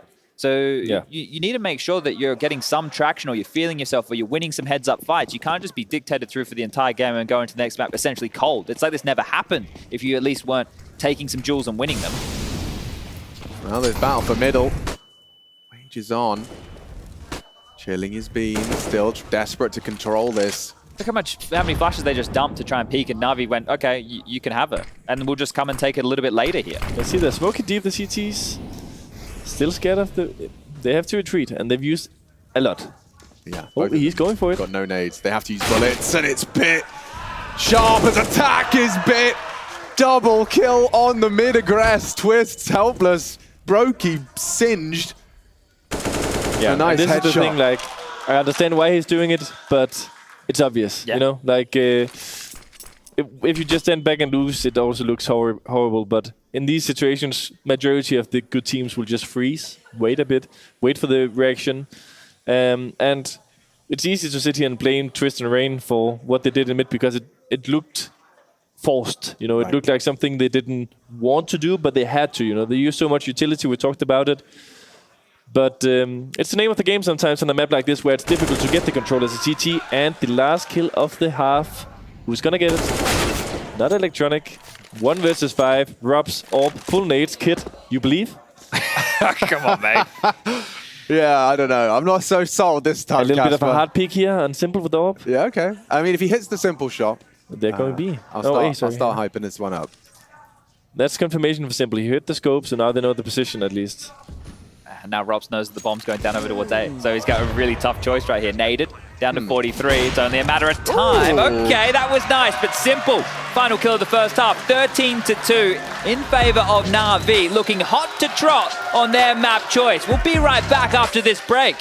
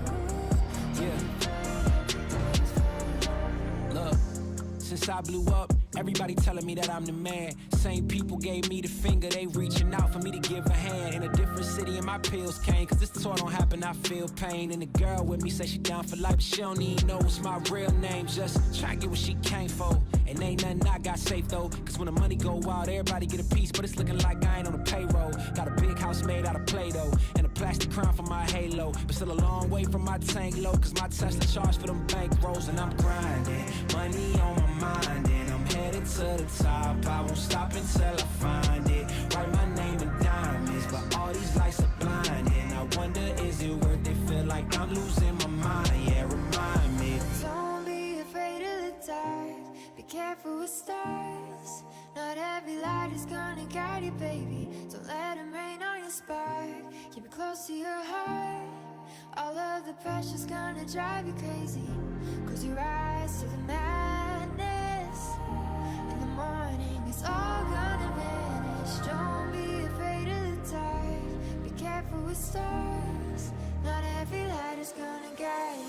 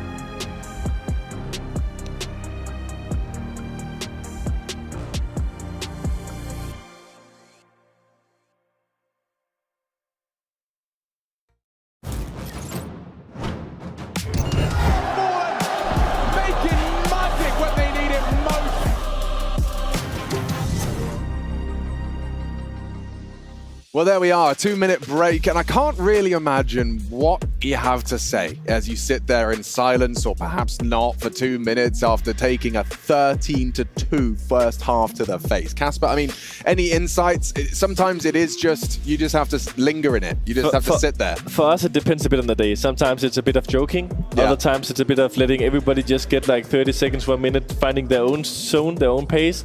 And other times it's me going completely apeshit for 2 minutes, just saying, we can fucking do this, boys. Just fucking keep believing. Get this pistol. Aim for the heads. Let's get it on. Whoa, you're getting me going. Let's see. Let's see. FaZe would definitely start with a pistol. And that's a great way to do so. Clean onto the headhunter himself.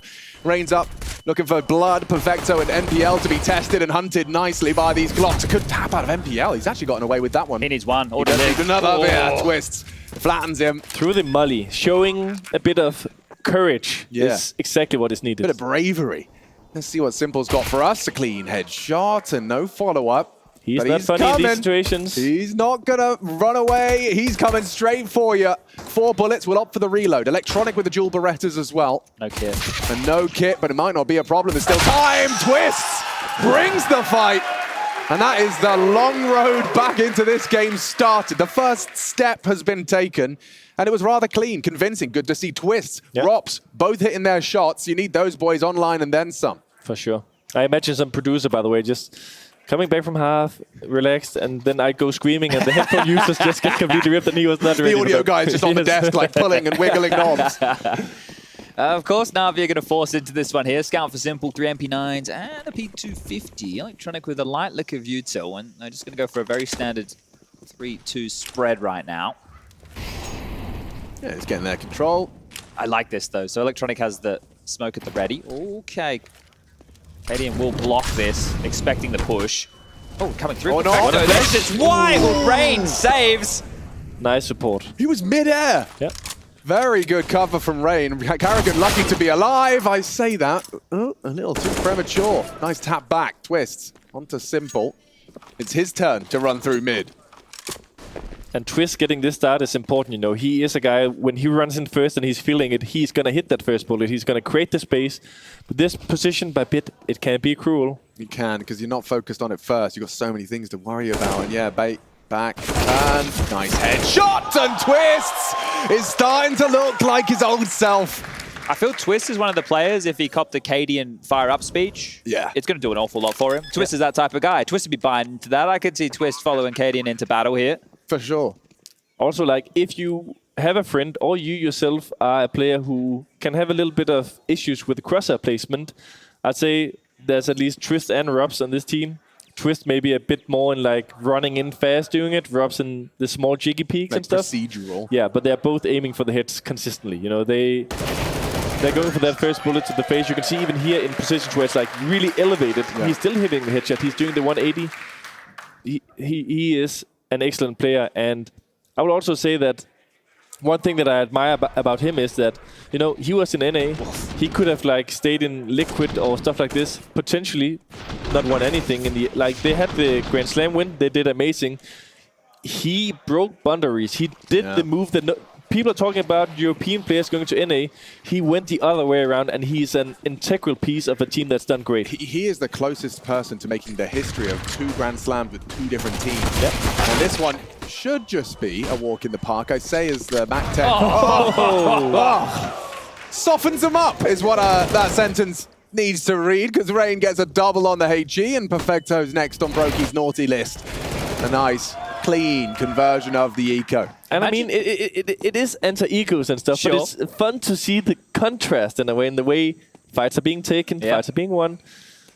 The problem is it's just going to take one simple round to break you here. Right? That's all it's going to take. The player or the descriptor. It's losing one round and you'll be reminded, okay, it is still 14-5, guys. Yeah, exactly. So this is going to be a long climb back here, and to do this flawlessly, right? This is a very good start. The pistol round short got close, but I think the time was on their side in that one-on-one. And then you look at the first anti-eco, great. The second anti-eco, just as good, only losing 1 casualty in each so far.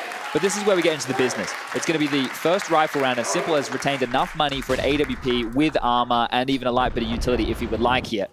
But look, these kills here, regardless, because it hasn't been going so well for them, even though the weakest are there on the eco, they still feel good. Right? They still feel really good. And just closing that gap to a competitive standpoint is going to do a huge amount for what Nuke looks like coming into that second map. For sure. If this was just closed out, you know, it goes, what, Navi win the pistol, and a 13-2 goes 16-4, 16-3, you'd have been... Oh, he is a bold one. That's a tough one. Yeah, well, you're not expecting Simple to be the only one starting A with the AWP on the first up round, right? You're expecting a bit more of a standard hold here. They fully rotated over Navi. MPL thinks better of that. He's actually solo on B, so now he can be isolated. Perfecto dead. If they could find a way to get Twists towards that B side of the map, the smoke is down. It implies it could be possible. NPL's probably begging for help, and there it is. Electronic comes to their aid in mid. And yeah, now FaZe, not much territory. Not much to be celebrated. Piece of utility left on the entire server here. And that's one smoke on Simple. So they're going to go try out. They know that Simple, at some point in time, was AWPing here. So this can be a little bit rough.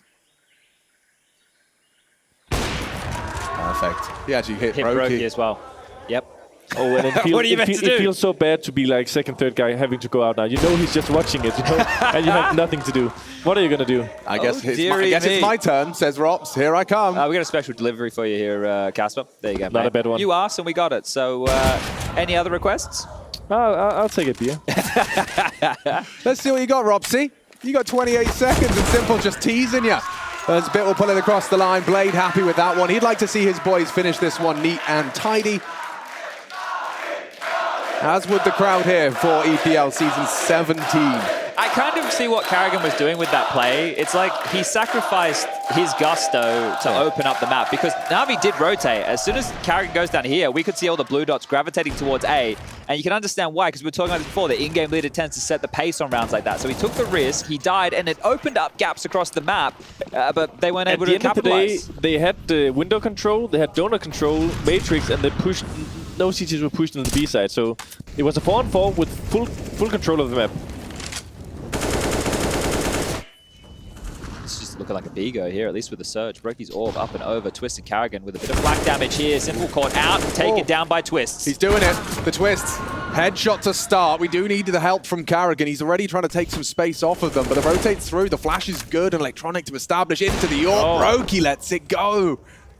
And that was an opportunity slips by the wayside. Brokey to try and get them back in with a smoke of his own. Carrigan burning, chipped down, actually, excuse me, by the wallbang. They didn't take space anywhere else. Rubs is very passive still. And they've just double smoked the long side. One good, one bad here. So you can see just how scuffed this is for FaZe. Floundering a little bit.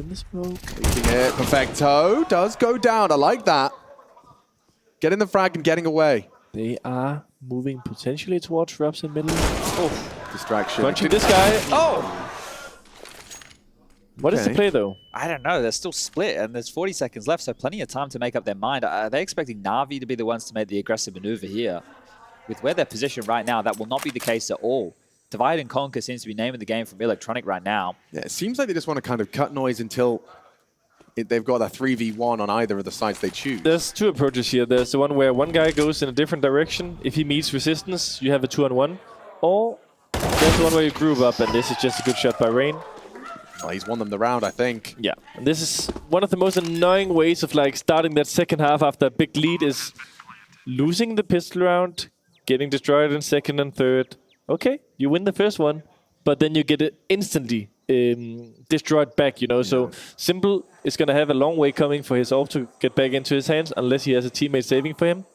Probably quite a few that's going to offer that, but... Yeah, I think that's also NPL's middle name. Sanji. Yeah. Yeah, wow. Long live Sanji. But you take a little bit of a look at the finances here. And one question I'd like to hear answered from you, Katie. It seems like the Silent Stem 4 is really back in fashion. There was a period of time, especially when G2, they were winning the last couple of events, the A4 was popular because a lot of those players, they lose everything. That's actually going to impact this next round by a lot. Because Electronic could have dropped the rifle, they could have had 4. But what do you make of the Silent Stem 4 being clearly the most popular? Yeah, we are 4-1. Okay. Shus is the only one using the A4. He's also the one who has like most of the very heavy anchor positions where the extra bullets can make a difference, and he's handling the spray very well. I think the price and it's still a little bit easier to control, and sometimes the fact that people don't know where you're coming from or shooting from. Oh, yeah, it was the bank. There you go. Yeah. Simple's got an AWP next round, Cadian. You just have to have a teammate that's willing to go on a naked pistol. Let's see how far this gets them. Might be a bit of a surprise to FaZe. You might not be expecting to have AWP lines held. And this smoke for what do you guys call it? Cave. Cave, yeah. Is something you don't see. You saw it every round on the old iteration. Yeah. You don't see it on the new one due to the timing change. But this allows you a bit more. Oh, is he really going to do that? Oh, Rain does not get his boots on the ground and Crosshair on their head. Now Simple's also got twisted. Oh, not like this. Yeah, it shouldn't happen. It looks like it is. Robs has been spotted out, but it just needs to live. He knows. Yeah, they both do. It's this kind of standoff now. Simple's rotated over as well. The bomb's on its way, so they're well aware and prepared to handle this one. Carrigan could be the difference maker here. There you go. Well, that's going to kind of feed them in towards A here, and they have util for this. They can get a smoke. Oh, he's getting baited by the sound cue. Still gets it. Still gets it, and smoke to get them nervous. NPL push and cause B clear. That's something. Simple getting Donut, regaining control. Oh, he's not in his scope, though, so he's going to be really quick if he gets this contact. Yeah, just a full quick scope onto Carrigan. Does he do it dry? Oh! Oh, mamma mia! That is beautiful from Simple, and he's not done. He continues his masterclass here. A bait and a missed shot from Brokey. Robs will finish him off. This becomes a clutch. Brokey. He hasn't got time to do too much, has he? No time. No time. It's not possible. There's a save in the AWP here. It's going to be awfully close. Running the site 6-5. Wishes he had an extra second 4. He understands the situation and going for the save here. That's going to be 15 now for Navi. He didn't have any chance on that A site. Even if he was stubborn and tried to get the bomb down, they'll run him down considering the time. He'd have to hit some crazy flicks. He has 15 seconds, though, and some fake plans. He knows one guy's... You feel he could have drawn a fight or two? I mean, 14-6 down. Are you really going to go for a save there? Fair enough. But I would say two things here. This quickscope, insane.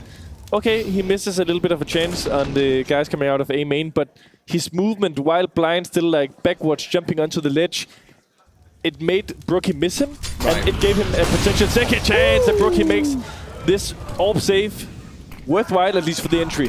Yeah, justified now.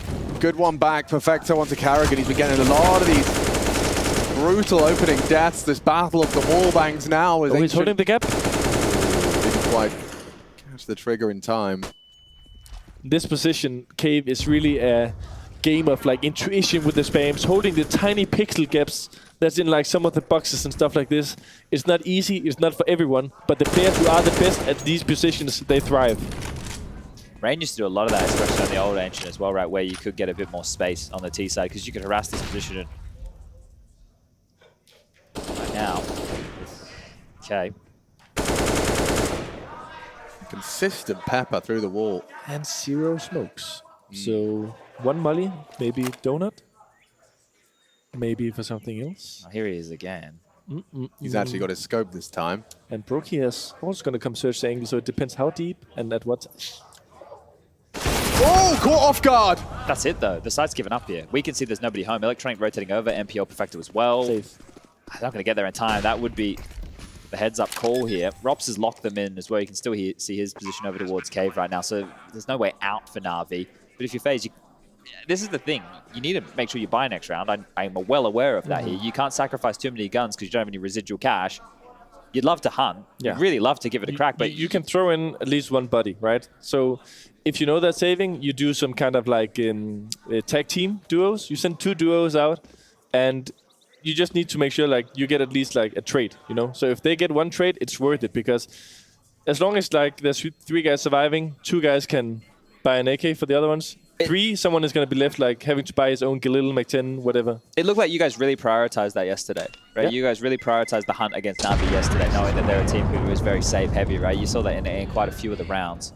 Crazy how much Rops was wall banging. He had 12 bullets left in his mag and 12 left overall. That's crazy. Yeah, man. It does feel like you have unlimited ammo in Counter-Strike, though, right? It's very rare you find yourself in that. Other than maybe the USP, if you've been spamming through smokes on a pistol round. Been there as well. You start hearing that click. Oh, God. You know you're going to be jumping in back turn or pretending like you're going to shoot. But this is actually a really nice position for Na'Vi to be in. Save 3 guns, they're still threatening. They don't have to full buy behind it. They can just half buy on a couple of their players. They know they'll have another gun round in the next, considering 2,400 loss bonus. Yeah, Rups is going to be throwing an awful lot of grenades from this position. I've seen this plenty of times they execute. Brokey could be in a lot of trouble. Like, a lot of trouble. Oh, he crushed this first He has no idea how much trouble. He's oh, okay. What? Okay. But still, Does he yeah, know? he seems to be... With an AWP, he's going to... Oh, that's a horrible way He can give that to Simple. to go down, and Bit's got it now. They'll be able to juggle that over to Simple. Yeah, here you go, boss. Yeah. I got a present for you. I worked really hard for it. Oh my God, it's a 3-on-5. This is not the way you want to be losing out on that first map. Oh, they're rotating off. An opportunity, yeah, slips by the wayside. Rain will take 1 head. But it is the aim duo. The mechanical masters of FaZe. Is that how it's going to go down? Kind of low by, making the AWP clear. Such a close, tiny angle Seems position odd, alone. doesn't it? It's really peculiar. Just clear together, go back, line up the executor late. This Easier is said just than done. showing that FaZe are a bit disjointed right now. Look, the scoreline definitely in the first half did that, but little plays like this continue to attest to exactly that. So Rob's going to try again. Twist is going to have to go bananas here. He's trying to create the space here for Twist. Is he going to bite? He is biting. Is anyone? That's the gap. Electronic looking. No. If they don't turn around, he didn't. Then Electronic didn't see it. Simple's been told. You can see he's acknowledged that there's a possibility. But how is the bump going to cross his angle? He's making his position known. Yeah, that's Still the has to first. cross Simple. Still has They'll to need to get through. Simple. 15 seconds. Still hanging around the temple. There's a team He's been flash. spotted. No, now. What a shot onto Robs. And it's all over on Ancient. Clean. Absolute domination from Navi Nation. 24 for Simple, 20 for Electronic. The old guard looking sharp as they take their map pick.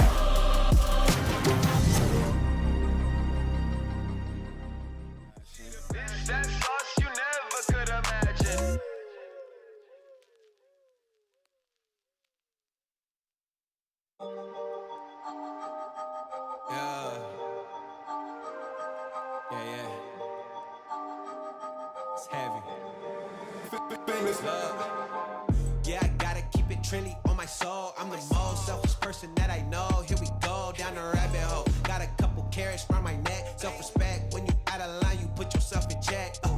They don't hear me, they don't hear me though. Cycles going round and round and round like a merry-go. Stand for truth, or fall for any old scenario. That's why I keep my circle smaller than a Cheerio. Cause it's the company you keep. Stay woke, please don't get caught sleep. End up showing what you read. Know your worth, and don't sell cheap. The ghost is inside of me, can't take it out of me. No matter where I've been, it's about where I'm meant to be. I be shining perfect timing, check your watch. And I know who I am no longer lost. I got tired of walking around with a mask on, smiling but my heart singing sad songs. Yeah, I was living for myself, I was dead wrong till I got the call, no cell phone. I got tired of walking around with a mask on, smiling but my heart singing sad songs.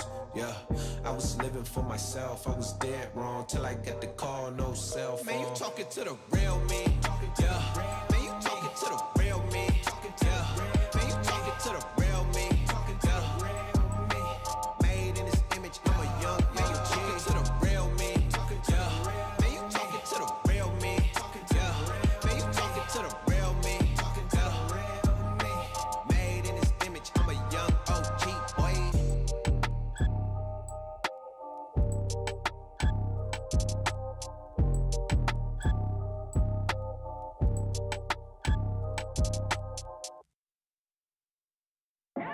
I don't need your drugs in my village. I got royal blood in my system. I come from a line of kings. I'm the chosen one. I'm the chosen one. I'm the chosen one. My stream of consciousness, conscious, I'm always on it. All of my 3 eyes walking wide open, just like a cyclops, you know it. I am what I am, and that's everything you not. So when you bringing Timbs in my temple, you better rip them off, holy. You step in my presence, it's hollow ground, homie. Made of the lessons I learned and those who came before me. My life a R-rated movie, YouTube PG-13. Smash at the box office, baby, you straight to DVD. I really do have the keys, y'all boys still copper rentals. Ask me what I do for a living, my motivation mental. And we do it all for the fame, glory, and precious metal. Cover the stats and the fat back in for speaking on instrumental. Please catch up if you sneeze, I could bless you if you need something special. You should squeeze in my schedule. I'm a king, I'm a legend in my field, a professional. I got things I can sell you for the cheese or the cheddar, but I don't need your drugs in my village.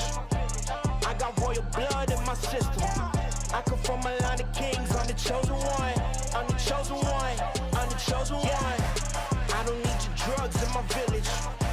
I got royal blood in my system. I come from a line of kings. I'm the chosen one. I'm the chosen one. I'm the chosen one. Yeah, follow my lead. Promise I'm taking them on to the land. Couple of ops, some make them be living there where they stand.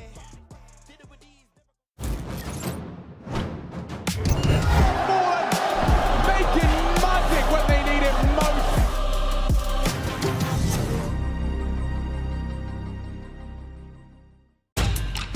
It's my second semi-final on second big tournament. I'm happy, and you just need to keep going, and we have good chances to win this tournament. Facing NAVI is always kind of, you know, a clash in our minds, I'd say, because there was a rivalry last year against them. I think it's just really fun. It's fun to play against Simple, Electronic, you know, like the team that dominated in 2021. I think it's, you know, always a cool matchup for us. But yeah, I mean, we treat it as any other game that we play. I think they have good individual skill, like Robs and Twists. They're insane in clashes, like, for example, 2 versus 4, 2 versus 5. They have Brocky, good Oper, Agile, Kerrigan, and Rain, who has also good aim and MVP of Major, so we'll see. They don't have consistency at the moment with their lineup, and it seems like some of the players are uncertain if you know, if this is a lineup they're going to go with forward. They're trying to prove themselves that they can be good with that lineup. We just have to prove ourselves that, you know, we're the best team again. I think we just need to focus on every player in their team, but I think especially in Robs. I think they still have more to show, and they're going to try to prove it against us. When we're winning games in a row on tournament, we have that hype energy, and we just snowballing enemy. That's what's going to help us versus FaZe. You know, dare I say that a snowball is exactly how I would describe what happened here on Ancient to that of FaZe Clan. Didn't quite go their way pretty much through the entirety of this matchup, and it shows in the scoreline indicative thereof of one of these teams potentially on the conclusion of the next map, finding the way into a grand final, which is all hunky-dory if you're the side of NAVI. But as things are told, I suppose we could go with, still some story to be told. So I think the easiest way to do this would be to say that, well, the yellow ball is kind of like NAVI, right? This one's going to go in the cup, I think. Nope, not even remotely close. All right, one more. Drift that one away. We only have a certain amount of days we get to play putt-putt, right? So, okay. I was ready to help y'all. The point of this illustration was to tell you that NAVI have shown up to play today. And FaZe Clan, Maniac, are we still looking for him or what? Oh, yeah, I see the metaphor. So the ball is FaZe, NAVI is the putt, kicking him out of the events. That was happening right now. Something along, yeah, you almost got there, yeah. That was brutal. It was extremely yeah. brutal. What the hell was this first half from NAVI? And we're talking 10 unanswered rounds at one point. It's just, it's as close to perfection as it gets. And this is a NAVI that we hadn't really seen in a while. We pre-faced them in Pro League saying, you know, it's been a bit complicated. They're not exactly championship team anymore. NPL has been discussed, it's been criticized. Simple, kind of a shadow of his former self at the very beginning of the year. Just scratch all of that. Scratch all of that. None of these stories worked in the first map. Simple, absolutely brilliant, electronic, impactful, NPL, playing with Robs on his A anchor position. Everything went well from NAVI. This was a pure nightmare aside of FaZe. And look at that smile on Rain's face as he walks by us right now. That's just something special to behold. Now, he wasn't actually smiling, and probably rightfully so, but he does owe me a t-shirt, and I'll be getting that after the game today, win or lose. I can guarantee you that. Nonetheless, Heku, Jackie, I'm looking for some sort of saving graces here on the side of FaZe Clan. Does it seem like they might have woke up towards the later stages of that map? Heku, what do you got in that book about FaZe being able to bring this back? Is there anything to back that up? I mean, listen, I kind of thought that Ancient is going to be a little bit closer. They were 16-3 against NIP. You know, like maybe it would be more competitive. The first half was so one-sided. I mean, I know that Ancient changed from being a city-side map to a T-side map, but probably not this much T-side. And now they're going to play against each other on Nuke, and both teams actually know how to play Nuke. Yeah, I mean, at least that's one big factor, right? They both know how to play Nuke, but as we've seen from FaZe today, it feels like that kind of went out the window. It didn't really feel like they were themselves. It didn't look like they were really playing any near the level of CS we know they can muster individually, Trace, or as a team. Yeah, there's a lot of question marks regarding the FaZe Clan side of things. However, one thing that didn't come into question would be our Air Force Aim High player of the match, which we can take a look at right now. Who's it going to be, Maniac? Take a guess. Shocking news, Simple, that is. Okay, Boom. well, there you got it. You got it this time, but I can't tell you that you get it every time. 6 multi-kills, 6 and 1 in opening duels. Hell, the opening duels kind of speak for itself in what was otherwise very quiet from the other side. Yeah, he's just his positioning in some of these plays. You can see how he punishes with the AWP as well. At that, it's not exactly an easy map to yield on the T side, but he does so perfectly. So many punishes. That pick, by the way, he hits Rain and he hits Brokey, which is on top of Rain. In terms of geometry, I don't know how that works. Normally, you can hit someone in the head and in the foot at the same time. Maybe his foot was on his nose. Look, hitboxes. And that's how it worked. I'm not exactly sure. Big feet, but you know 12s. what actually hurts? What really hurts is that Simple is the M4's head high MVP probably at the time, but Brokey, his counterpart, nowhere to be seen. He tried to plant that one time. It's not Brokey. It's not Brokey. Oh, none of those are your Brokey. No Brokey. Colex cards, is that what it is? Yeah. Nothing. So where is Brokey then? Anybody want to give it a shot? You could ask him if you're feeling ballsy. Right now. Hey, Kerrigan. I see Kerrigan. I haven't seen Brokey.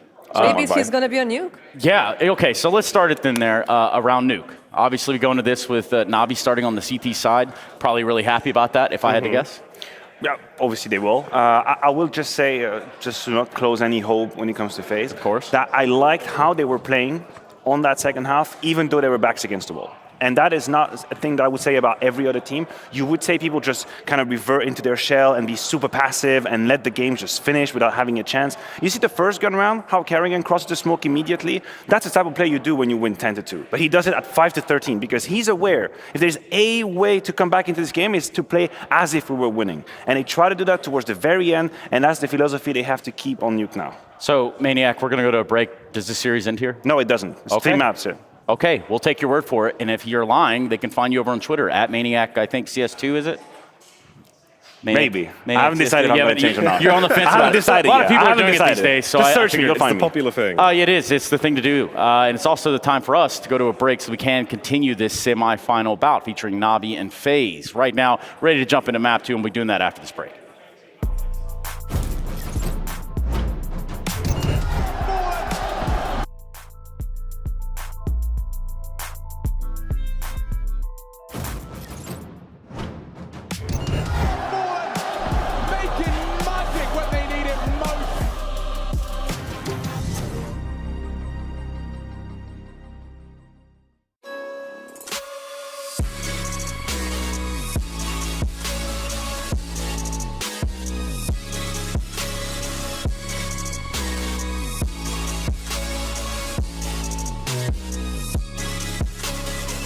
love it, you wear it.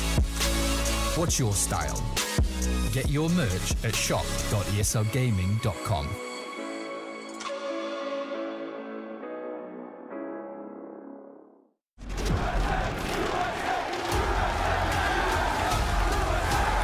Dallas, we're back.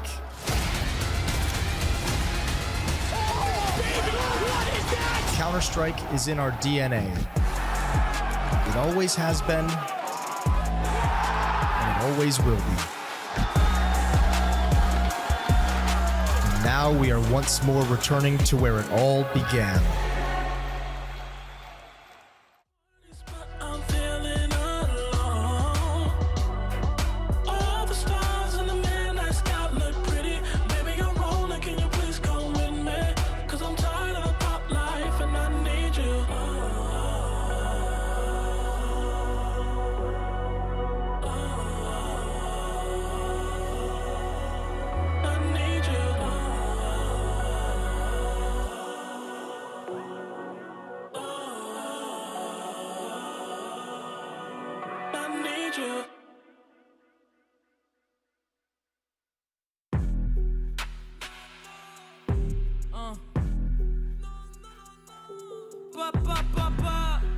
Je suis à la mer, je suis au boulot.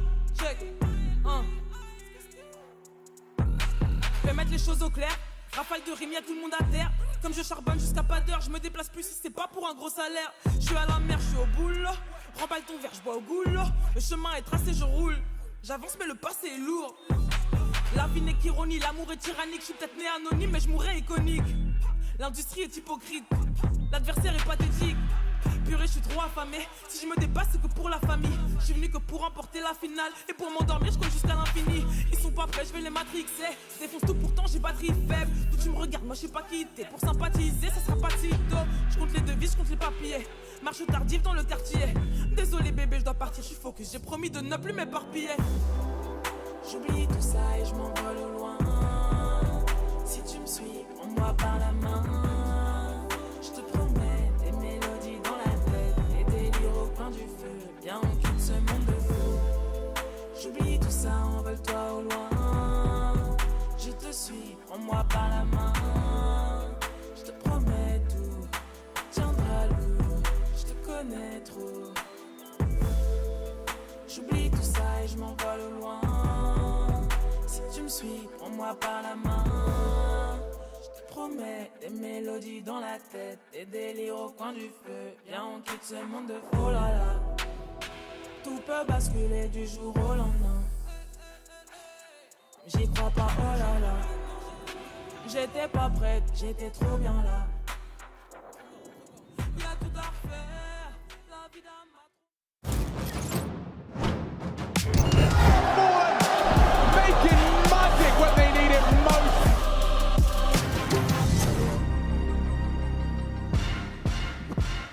Semifinals, map 2.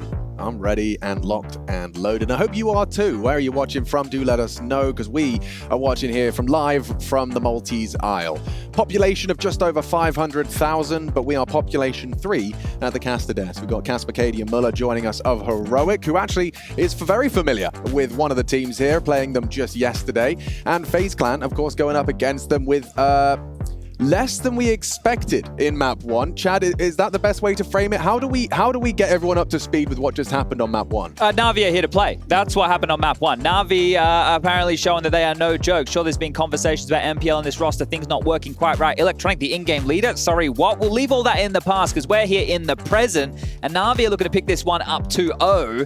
And we're getting into Nuke, which is a map that NAVI, once upon a time, they weren't a slouch on. Let's predict the pistol, huh? Are they going to go outside, smoke gate? Maybe windows as well, or are they gonna smoke gate and heaven on A? Let's see. But it's the P250 is searching. Rain is ready to go on top of Mini, and he's definitely gonna smoke and make. Yeah, this is what? Ooh, this is I haven't seen this one before. I think it's maybe a close main smoke, and this is a heaven. Yeah. Yeah. Okay. So what? So they're gonna kind of he dropped the smoke like. Oh yeah, he threw it. Yeah, he can run into gate through this one. Flash. This is cool. That's some nade damage back, and Electronic will be prepared for that first engagement. Twists alive, gets away with it, and into the top side they go. Brokey, backwards turn, but it doesn't stop Robs to get the first, and another from Rain. Important engagements for FaZe, and they win it out. Rain and Rops have given him away into the site. Now with that bomb down, it gets very difficult to claw things back, but 3 of the sharpest tools in Navi's shed would need some quick clicks. You can see Electronic. He's going to tilt if he dies, so Elec coming from below here. Simple's already heading spawn.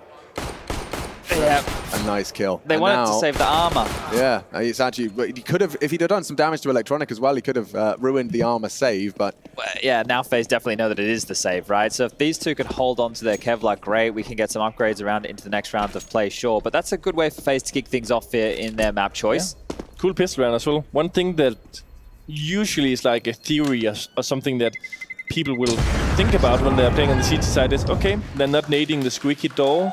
There's less of a chance, at least, of it going to be an A-hit, because that is an avenue that you're now not able to go out of without making a sound cue, right? But they kind of trick it with coming in from gate, coming out through hot, smoking heaven, eliminating some positions, and yeah, nice executed. Really good start, and I think that's something that, you know, it goes without saying, would have felt compulsory for FaZe Clan, given how absent they were on map 1. Yeah. You're coming into your pick. Clearly, your opponent is awake. You want to show that you guys are hitting all your shots too. So first page to the strat book, a brilliant success. Now the wall of smokes is erected. You can see the CT smoking off early towards Trophy, and they're going towards ramp. You know, they're going to try to do the split B, testing the philosophies, you know. If you can get ramp and secret, there's not many places to defend this B side from. There are 2 guys down. Electronic, Perfecto. Lining up the boost here to see if you can get an elevated angle towards the scout or pistol jiggle peeking. And here comes the FaZe. He's boosted. He's going to meet that 5-7. Nearly had 2 on his plate, but still takes Robs out of the equation. That's one of the AKs, so want to see that one retrieved, and it is by Twist. Good trade there from Twist, right? That gets out of control if Bit's able to get a double kill there. Didn't have any support. Electronic has gone straight under with the dropped Famus, and Simple's been floating around with the scout trying to catch a tag. Got some info now, and stand by. Single box Rain, that's a banger. Lovely. It's getting very hard for MPL, and he's done well. 1 out of that 5-7, but just continuing to trade efficiently. It's going to enable them to get into this side, get that bomb down, and yeah, Perfecto doesn't really have many options. And this is the rounds where, you know, you have a plan A.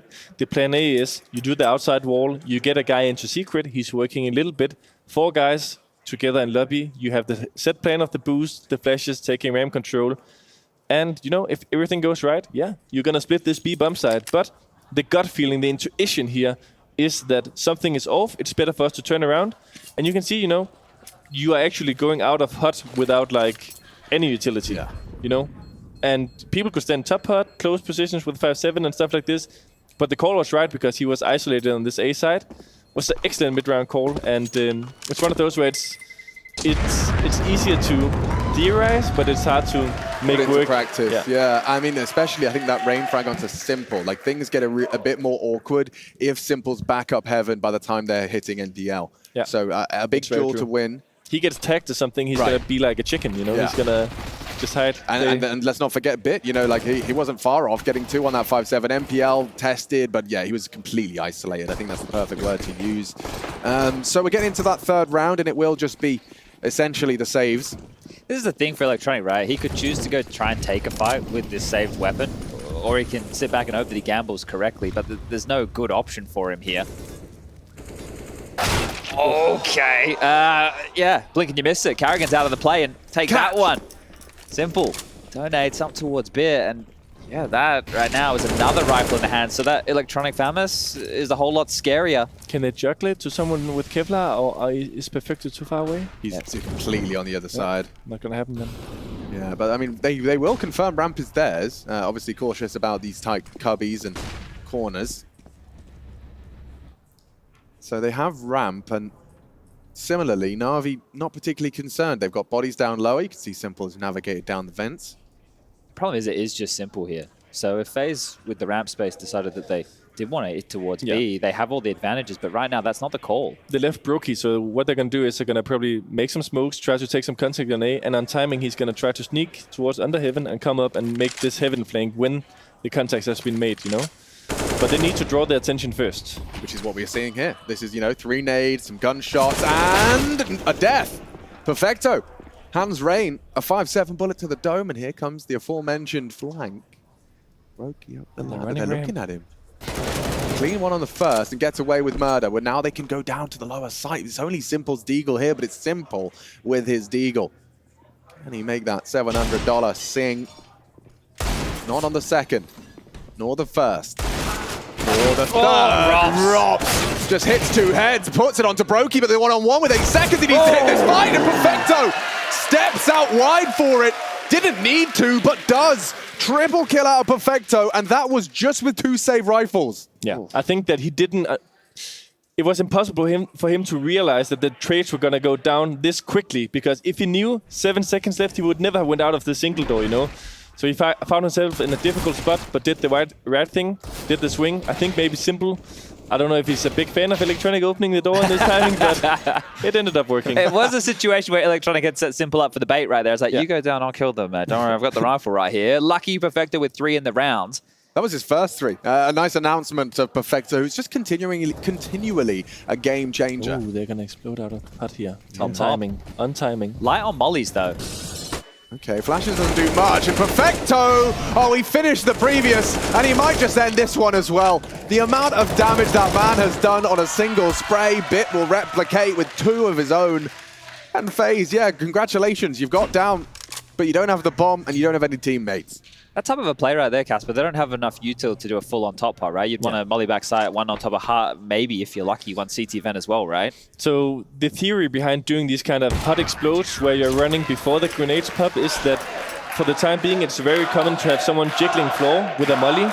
And if you run when the grenades are like flying middle of the air, you will beat the timing of the Molotov. You'll get in front of it. Right. And if you are like slowly executing, he's going to throw the molly and you're just going to be standing behind it. So by the time that like I have all those sound cues of the nades in the sky, I'm jiggled out, I've dropped the molly and everything's slow. We have it as a concept in our team. It's called Hill Racers. Because basically back in the days, what they did was they threw the smokes and they just ran before they popped. Because what is your reaction when the grenades are flying in the middle of the air? You pull out nades. You pull out nades. Yeah. Okay. That's the smoke molly defense, right? That's the rebuttal. Okay. Hello. When was the last time I saw Rain on a scout? When Brokey died with it. Yeah. You might have another chance there. Simple, he's hitting a couple of good ones. It's on to Carrigan this time, and actually, he wants more. He's not afraid of you. I think he's made that very clear. Any more from Simple, hugging that tight line, ready for the walk up if anyone's brave enough. Rops neglects it. Simple firing off as many shots as he wants. He's trying. Yep. And he's farming. He's confident he has Perfecto as well up here towards the aircon, right? So overseeing business in case somebody tries to swing the red, but Simple doesn't need the help. This could be an ace. He's coming for it. Look, he really wants this one. Perfecto tagged, but Simple probably screaming at him, just chill. This one's mine. Yeah, they're going to try and give it to him. And he'll take it. An ace from Simple. The Ukrainian delivers, and Malta seems to like that one. I'll say one thing. Given the current situation of how Ancient developed, how FaZe had the 2-0 start, lost to a very bad buy, saved Hamas, saved 5-7, it's going to take a lot of mental fortitude to play a good half here. They are one of the few teams that can do it, but I'm just saying it's a very difficult task. Now this is showing maybe the beast of burden of the Intel Grand Slam is too much for FaZe, right? This is another opportunity that might slip through their fingers. Had quite a few. Yeah, I mean, it's just adding up, isn't it? Let's not forget, this man, Rain, basically secured his major MVP on making crazy things happening on outside. Yeah. Versus this exact team. There's no doubt they have the capability, but yeah, the burden, I think, is a great word for it. And look how many bodies have dropped in quick succession. Twists confirms the round with onto Perfecto, unless Simple's feeling fruity. He has got cash to splash. He's going to have a look, surely, isn't he? It's okay. He's coming up. It's Simple, after all. Yeah, that's not write him out too soon. There's a chance if he doesn't go for it quickly. What he's going to do is he's going to wait around heaven, wait for them to start running away from the bomb. Maybe he's cold. Some of them are slow. They need to go far away. He's going to play it. Okay, no. I was hoping. All right. For the smoke. Yeah, you were called the smoke, the kid. He had all the goodies for it. Gotta believe sometimes. I like that, Casper. Respect. What you were doing there, we call that ramping. You were ramping for us. I respect it. Much love. You hanging around tomorrow, Casper, or are you out of here? I'm hanging around, yeah. Are you going to play in the show match? Oh, no comment.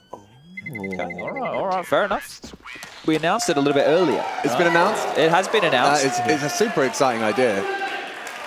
I mean, what I can say is I'm not playing the final. You know? Okay, yeah, well, fair enough. Yeah.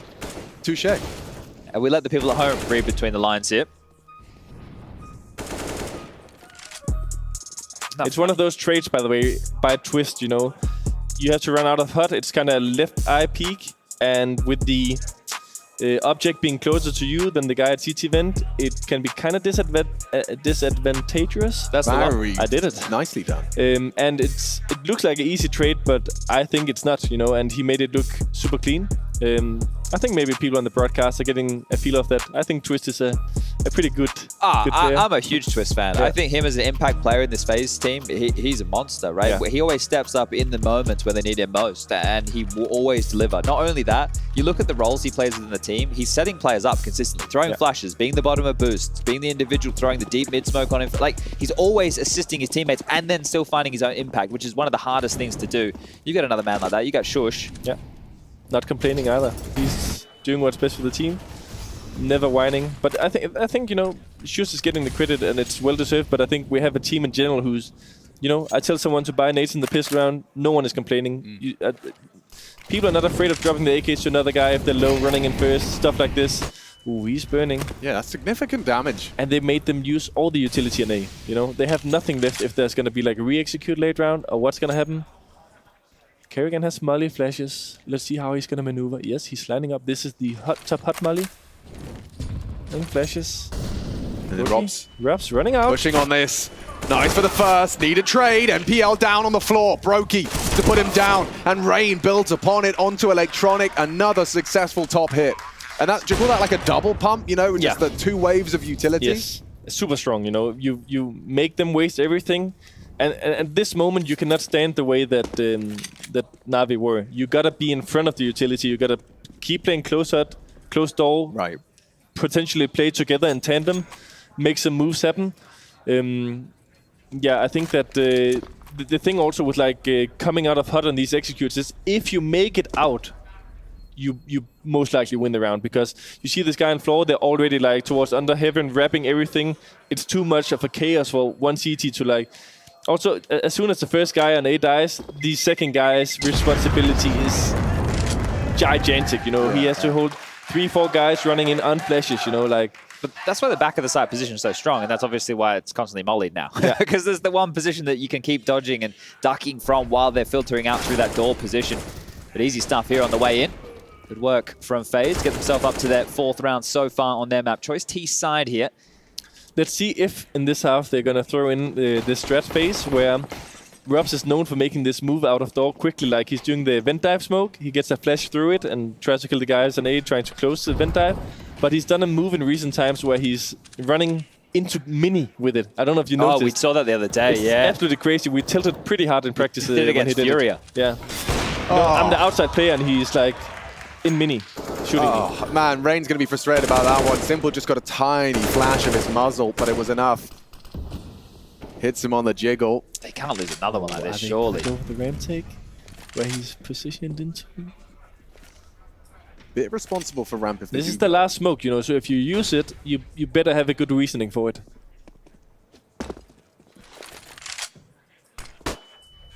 You see they're playing in front of it, trying to make an info play now? Oh, Robs gets caught off. Hang on, this gets awkward, especially Brokey's got the bomb. Gonna have to get them both, and does. Simple doesn't catch him. He's going for a crawl clear. He might use that. Peeking in. Held. Brokey. He's so aware. He saved him there. That really got very awkward, and it still could. Now, this is the fight here. If Kerrigan goes down, unawares to Bit here, who has just descended, that could be the biggest problem within this round right here. Can AK picked up? Brokey is low.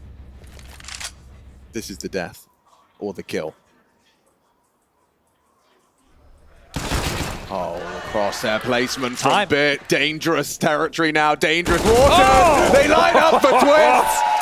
And he saves FaZe Clan from a very awkward round. It was just Brokey and Twist with 5 between them. If we get the replay of Brokey, I want to point out a potential little bit of a mistake from Electronic, in my opinion. Which is that, so he is deliberately baiting him here in the beginning. Yes.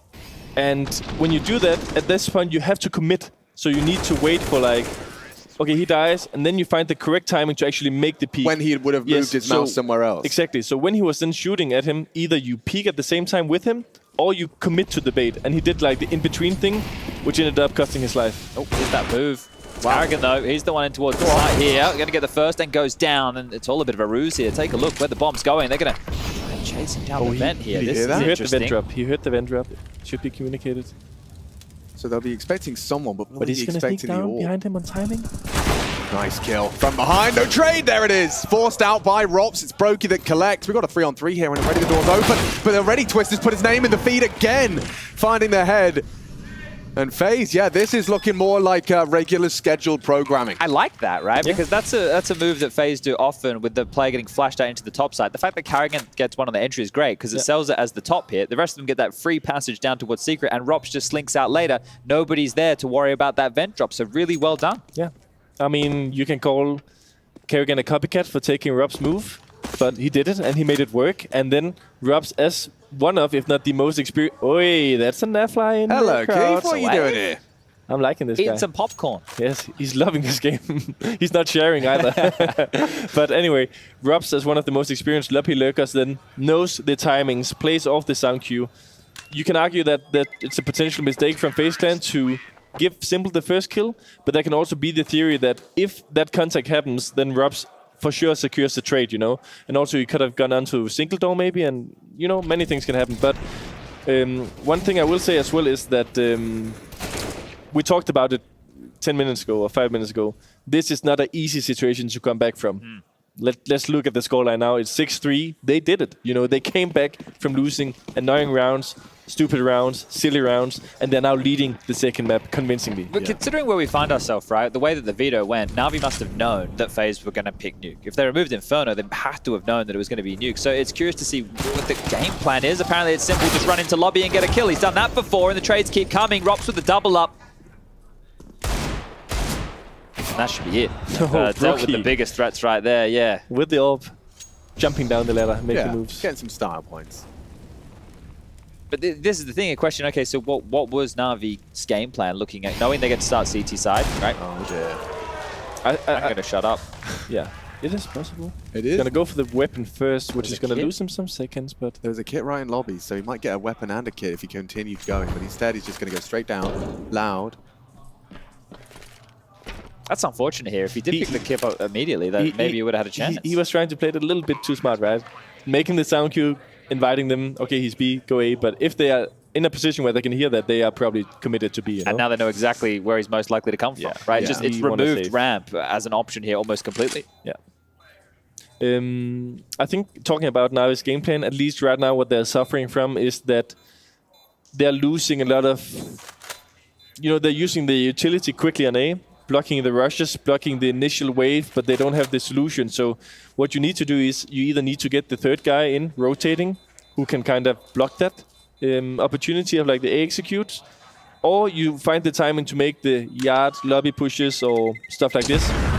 Because right now it feels like they're standing back and they don't have the correct utility to block the well-rounded executes by FaZe. It was interesting because one of the little details there was that Brokey had dropped his AWP in lobby, swapped to an M4, then died to Bit's Deeg, but it meant that Bit retrieved an M4 and saved an M4 as opposed to what could have been the AWP. You saw it there on the cam. It was left just around the corner where that kit was, and it certainly would have been a nice extra investment. I say that NPL has dropped an AWP over to Simple, and we'll be getting ourselves back into the action shortly. It's going to be the second timeout called by Navi. Yeah, Electronic going from having a very impactful Ancient to being 2-7 right now as the outside CT defender, which is, together with Door, the most vital position on the CT half as rifle players.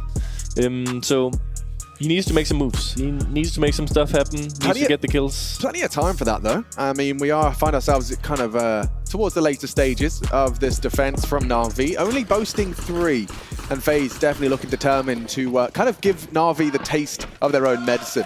Ooh, I like it. No one here. No one at all. Take a look at the radar. Looks cool, though. Yeah, it's always a nice opening move here. You can see the door blown off. Electronic going to take this space.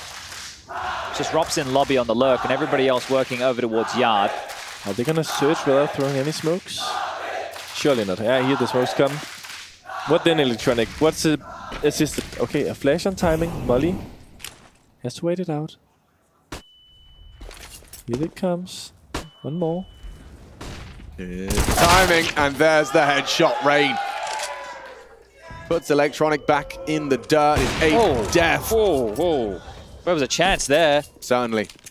And a Simple thinks better of going for a repeat. He goes for an immediate reposition instead. Remember, the doors are open here, so this is a bit more precarious for FaZe to take the lower side. It was naded off at the start of the round by NAVI, so it's not the easiest to transition into double door and window side because of that, and especially when you know there's an AWP on the board. Yeah, and they've just got 2 people pushing through lobby, so they will have a pretty firm idea and grasp of where FaZe will be. Carrigan up in heaven, going to keep these... There's so much room. Yeah, they're they doing have more room everything. than they know what to do with right now. He's coming for them. I mean, sure. Carrigan wants to clear out the lobby players. He knows he's got one. Ooh, trapped, but clean from Perfecto. Okay, Brokey saves them. NPL nearly had the double, but with 20 seconds, they're going to have to hurry up. Bomb across. Big one from Twist, and he's the bomb carrier as well. So by clearing out Perfecto, they should be able to plant clean, and that's stunning from Simple. Any more where that came from? Still 2 orbs in the mix in the 2-on-2. Simple trying to wait it out for Bit to arrive through main. And it's clean from Brokey's orb too, so Simple with only the M4. And running light on time and health. Twists extends FaZe Clan's lead all the way to 8. They've won out the half here on the T side of Nuke. Yeah. And that's boasting and reminding us this is still FaZe Clan. This is the FaZe Clan we saw throughout all of the groups, throughout the playoffs. They have demonstrated a certain penchant for dominance, taking down big names. Excellent TF in the making here. One thing about the play that they're trying to set up outside with the flashes for Electronic is that when you don't have like the counter Molotov for in front of Secret and they throw that molly, they have 7 seconds to like beat the timing and get close to Orange or Secret or whatever you might call it. So it just looked a bit forced from Electronic, a little bit of missed timing on the flashes as well. But they are obviously looking for the information, looking for the advantages, and Simple here as well. This is a risky peak when you lose bottom of the railing, but they are desperate as ever. It's almost like we've just taken Ancient and now carbon copied it here and flipped the names around as we make our way into Nuke, because similar thing for FaZe. They knew they had to take space on the CT side, but every time they made one of those plays, it felt desperate. It felt like they were making it, and they knew that they weren't going to win in that scenario. So NAVI really feeling it now, and that was with an AWP for Simple here. So at this point, the half for FaZe, it is going to be 9-3. It is about salvaging this. And when NAVI were the best team in the world on Nuke, if they were able to scrape together 6 on the CT side, right, we could see them close. We could see them close the game from that point here. So there's a conversation that's going to be had, but it needs to start, and it needs to start in the next round of play, because this one is done, or should be. I know where Perfecto is. Sure, he's got 1 kill, but that's all about it. He's completely constricted here. What's no the real theory to move with nading the double doors in low sight? So it's for many people more difficult to hear the sound cue compared to shooting the window or knifing the window. Or opening the door. Right. Because it could also just be a nade like on Squicky or outside. And then the thing is, with the lineup nade that Electronic was throwing here, it only blows up one of the doors. Right, I saw that. So what you do is, like, if you have some kind of contact and you're running backwards, it's hard for the terrorist to cross that passage. It's hard for the terrorists to cross that passage without delivery. Thank you, mate. Start with a legendary delivery. Yeah, that's a big one right there. It's hard for the terrorists to cross that passage without being seen, you know. Right. So obviously, oftentimes they molly it. You see it here again. Okay, he missed it by a slight margin, but yeah. I see. So you could also have that sound cue if you wanted it. Yes. Well, let's see if a 10th is coming through. It's straight out of the smoke and avoids the flash. Carrigan sets Rain up. Doesn't convert. Very lucky to get away there. Took so much damage, Electronic. Now he just needs to keep the name on the board. And he knows there's no open play. He has a good feeling, I think. So they are using this to search outside. I like this call. Again, great, excellent mid-round calling. And right now, NAVI are boxed, right? Like, this is where we traditionally talk about them having to push for the lobby space here. And Rops isn't even home to hold this. So if they go searching for that isolated frag, they won't find anything. Okay. 2 guys committed to the B side here. Brokey finds one. Yeah. Now he is sweating on this A side right now. Yeah, he just knows that at some point chaos is about to arrive on his site. He at least knows Perfecto has a good idea of like lobby, but they can come main and heaven. Mollying hot.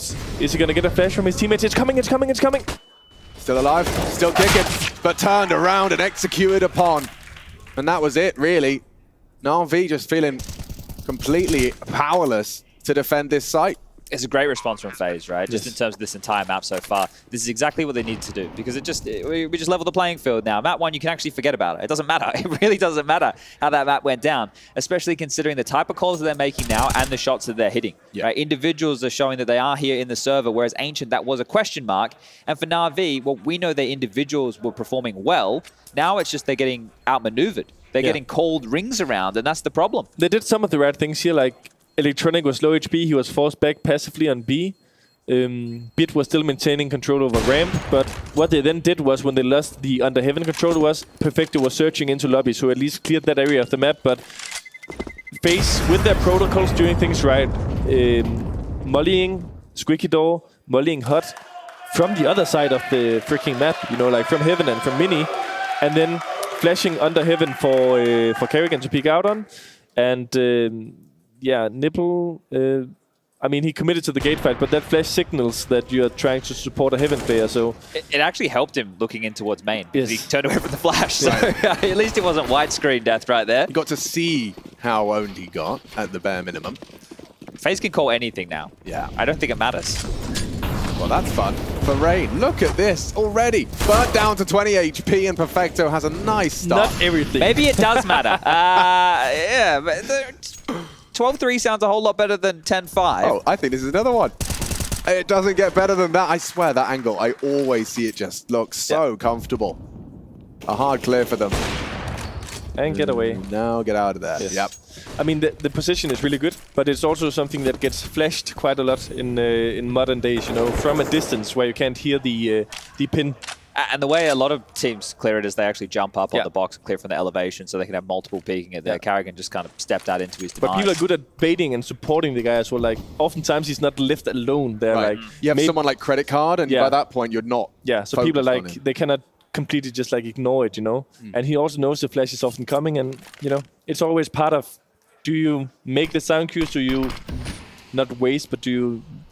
Consider prioritize the utility for that or for something else, you know? And that's the decision making at this highest level. And it's really hard for us to convey just how many choices go into a single position here, considering how many different scenarios and mid-round choices and everything you see going on across the map. And then you're catching players after they've died, right? So you don't even know how you found yourself in this situation. As Rop's looking for more, the flash, he's blind behind the vent, tucks away, Twist is here. Simple on timing. When he has some good contact, he's going to go through the main smoke.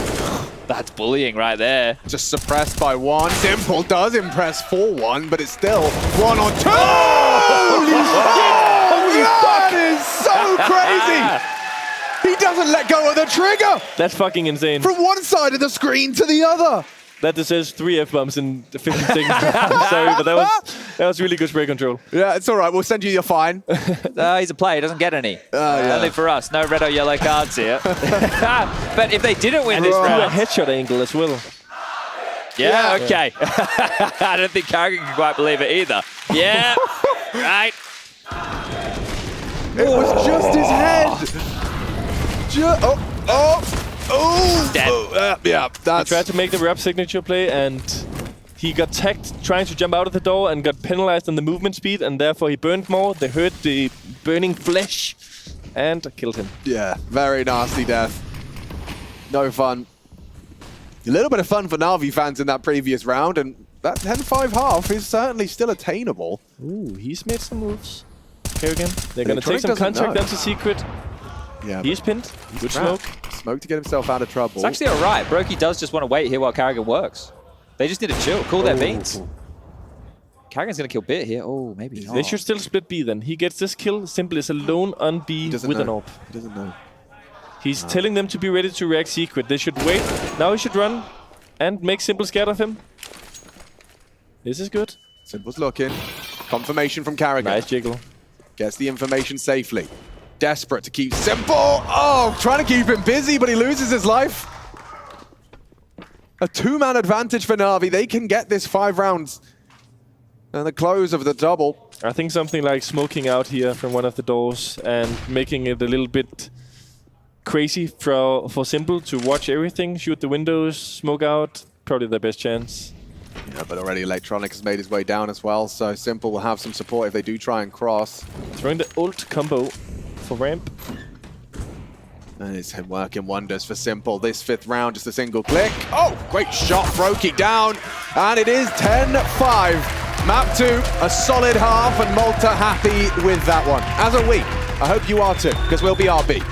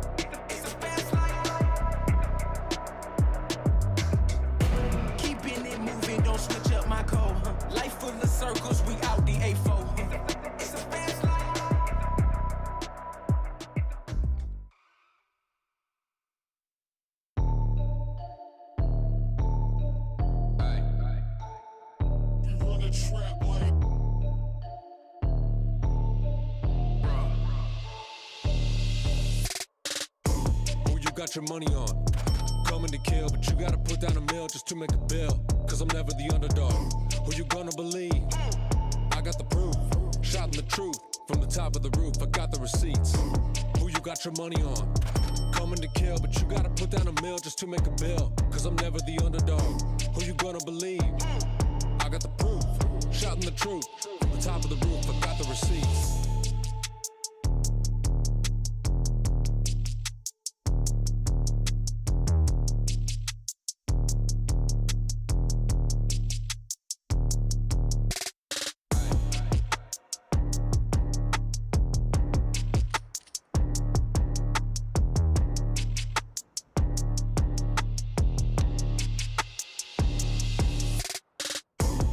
Got your money on, coming to kill, but you gotta put down a mill just to make a bill, cause I'm never the underdog. Who you gonna believe? I got the proof, shouting the truth from the top of the roof, I got the receipts. Who you got your money on, coming to kill, but you gotta put down a mill just to make a bill, cause I'm never the underdog.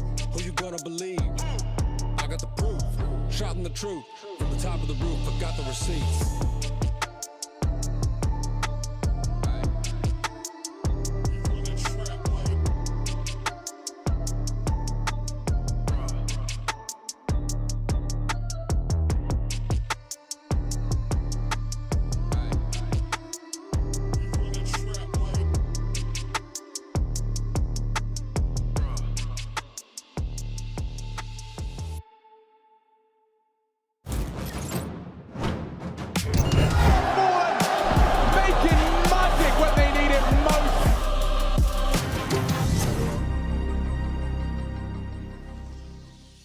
First map, that's just ancient history because we find ourselves on Nuke and FaZe back to their winning ways. 10 on a T side. It's going to be certainly a high bar set for Na'Vi and not impossible, but that third map does loom. We may get to go the distance for this one. We're all very excited to see who is going to join Cloud9 in the grand finals of EPL Season 17. I say we. I'm not alone, fortunately. They call me Machine, but we've got Chatty B, Sponge, and of course Cadian hanging out here to bring you all of the ones and zeros. Could be a vent dive. What are they gonna do? When there's a HE in play, you see that door blown off.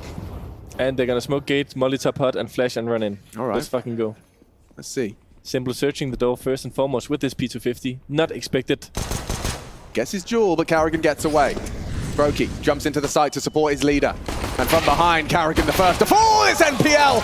A beautiful double to put this pistol on a silver platter. This is the comeback story right here. Right, and this is NAVI trying to get things done in 2 to set themselves up against Cloud9 in the final. Rain and Twist, they want to go for a round like this. And Rain, well, he's found himself in a position where he may have had to find his way out.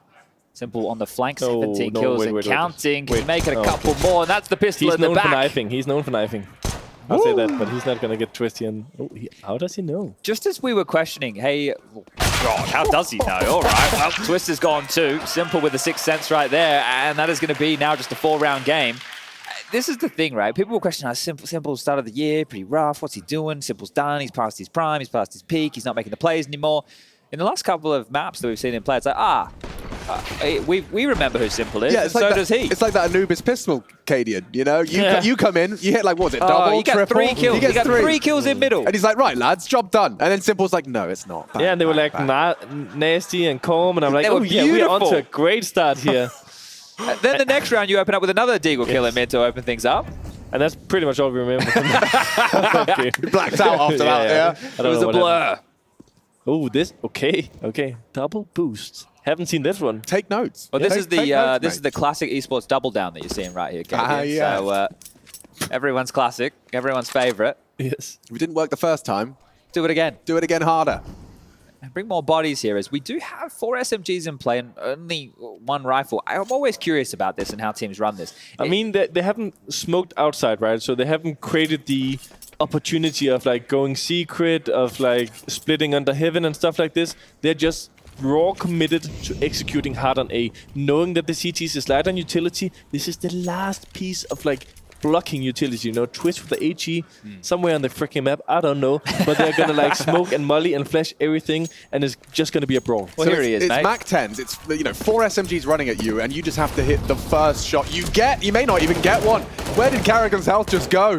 And here comes Electronic. Smoke still up, and that's the Mac 10 we were talking about. Now, Twist did get his Deagle in the feed. He found MPL, and the NAVI just... They made a nasty twist. They used secret off, like, the theory that they knew it was not a possibility. And look at the time, though. Yeah, so they're still in yard, but they've got 25 seconds, and this is the kill. This is the kill! Twist has delivered a second. What is going on now? NAVI can fumble here. This is a kill. This is a freebie. Rops was there from the start of the round, and now Simple's going to try and get the bomb down, but this is going to be a hard one. It is possible. It's more than just possible. Look at his utility. Oh, he could have stopped them if he can just get around in time. Simple lets it go. Bit, 1 versus 2 now. Was 3, still has nades. 4 days, flash, double peek, Ink, still needs to find the double kill, playing with the doors, playing with his food. What is going on here? It will be FaZe's round. Oh, in all the hustle and bustle, I think he thought the bomb was getting sat right there. The fact they kept slamming it in his face, he kept closing it as well. Nobody wanted to take a peek on through, but then Bit realized maybe they're defusing right in front of my face right there. That was awkward, and a round that didn't feel like it had to go that way. And this was why I asked the question about having 4 SMGs, right? So is there normally a discussion in your team? It's like, hey, we're going to the second round. We should have like 2 rifles and 3 SMGs. If you want to commit to the A execute, jumping around like on grenades, sure. But like...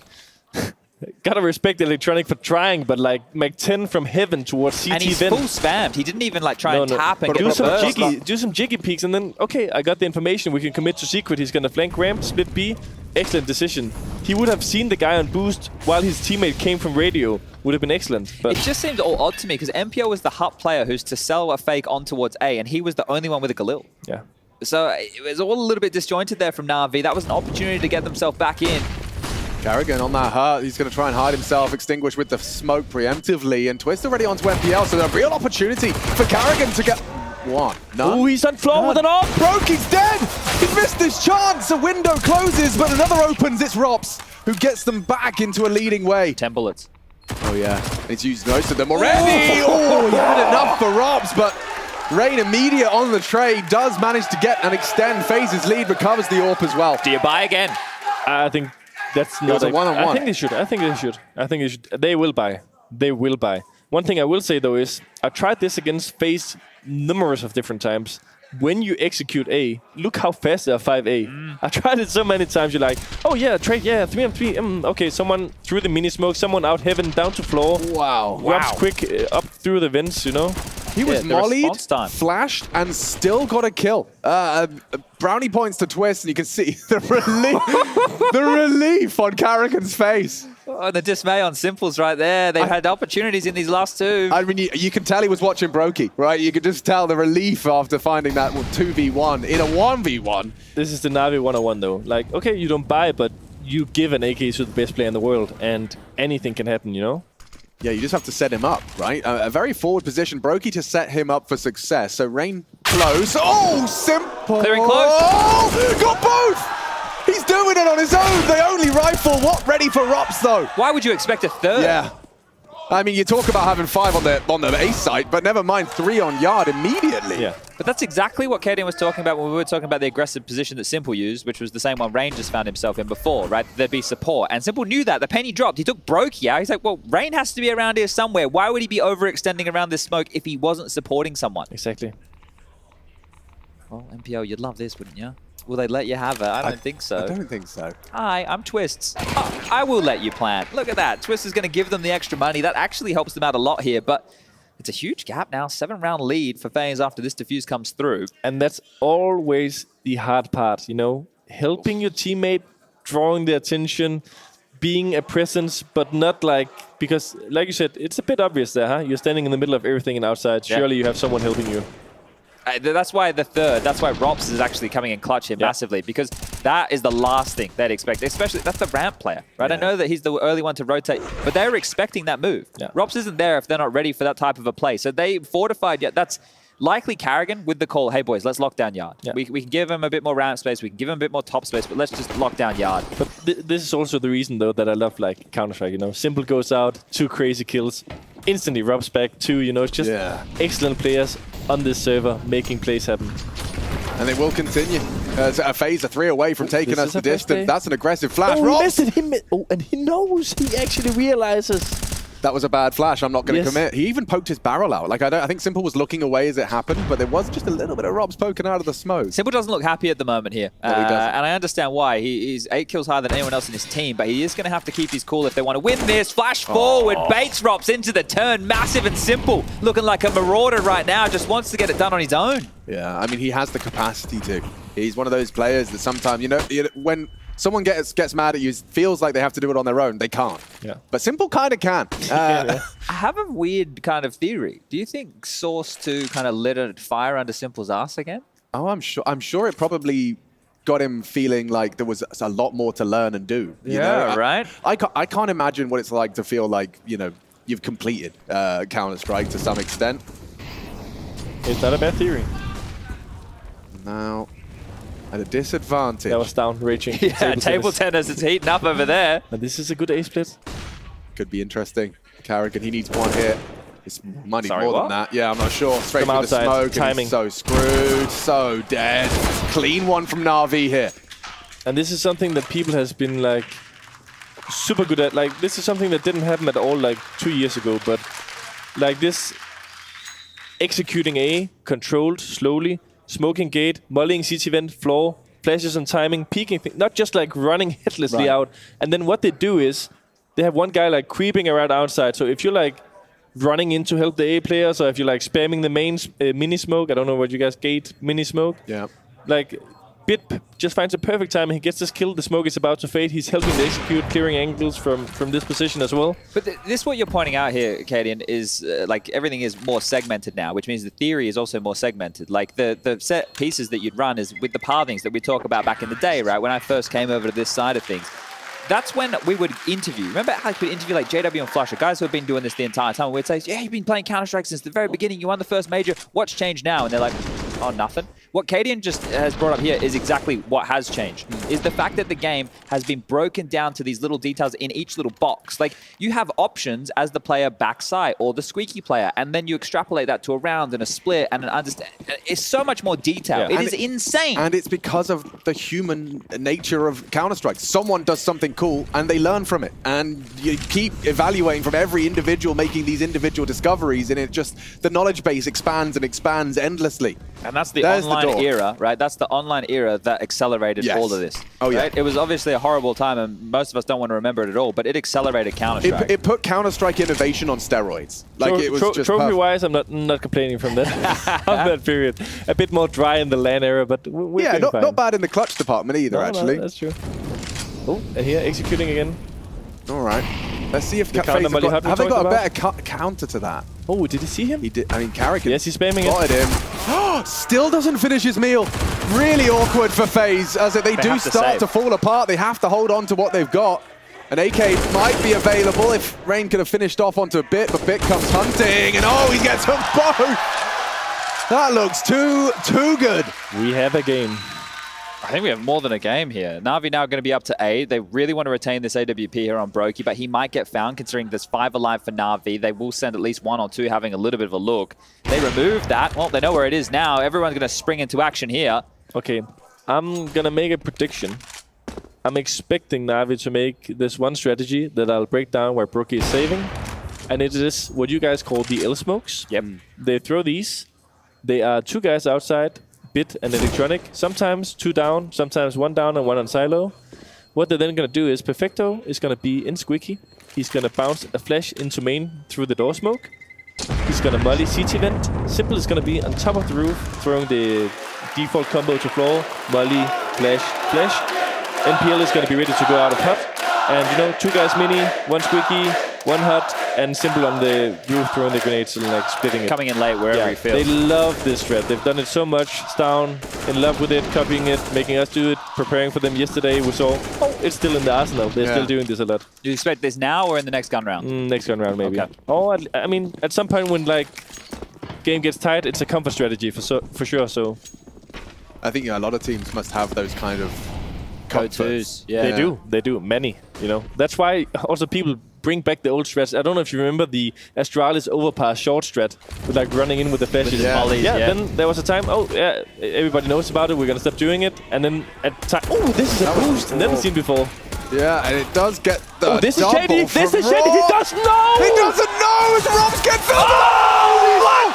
That is insane! Nothing but a USP, and he takes down Navi! 4 in that round from Rob. How did they not know? The bait, the switch. He can't believe it himself. And that smile. That one says it all. 14-8 right now, just as the game was starting to get back in action. And look at the timeout. Of course, Navi need a breather. Raban can't quite believe it either. Can we see that one again? No, let's not forget, Brokey had an AWP. He died goes first. down first. The rest had USPs. He was the bait. And after tapping so perfectly into the first, he gets away with another. Look at this. 1, reloading, taking my time, a second, and this one, shooting back, no problem. Robs with a 4K on the USP, and he's popping off at the end of the road. He can't quite believe what he just did. Did you see what he was screaming? What the F, I think. Oh, that's cool. Well, we thought the game was about to be back on. Maybe this one's done and dusted. Mirage up next if we need it, and I feel like we're sailing there swiftly. Well, Rops has just turned the ship a 90-degree turn. He's going straight back to port. He wants that 3rd map, and he wants it now. Oh, hold on. Quick down the vent with no cover, and a moving cheeky headshot wallbang, of course. Yes. Everyone's favorite. Everyone's favorite frag. More of that, as Electronic has awareness, but no frag. Good from Brokey. Advancing. There's too many targets on his screen. Bit just indecision. Can't even blame him. This map's done. That round just shattered Navi's mental. 110%. If we thought Simple's face was looking a little bit sour before, I can only imagine now. And going into this timeout, they're going to need it in a big way here, Navi. Take a breath. The Simple will take down Rain. Dinked him, though. MPL's kind of just going to have to be the support here. What a round that was. I'm just... You don't... Rops has, in 2 days or 2 games, done impossible things. The USP, yeah, exactly. The USP that impossible. Inferno clutch. And the Inferno clutch, never supposed to happen. No. Like, just categorically Something forced impossible. when they go to sleep at night. They're just replaying that round in their head. They can't believe it.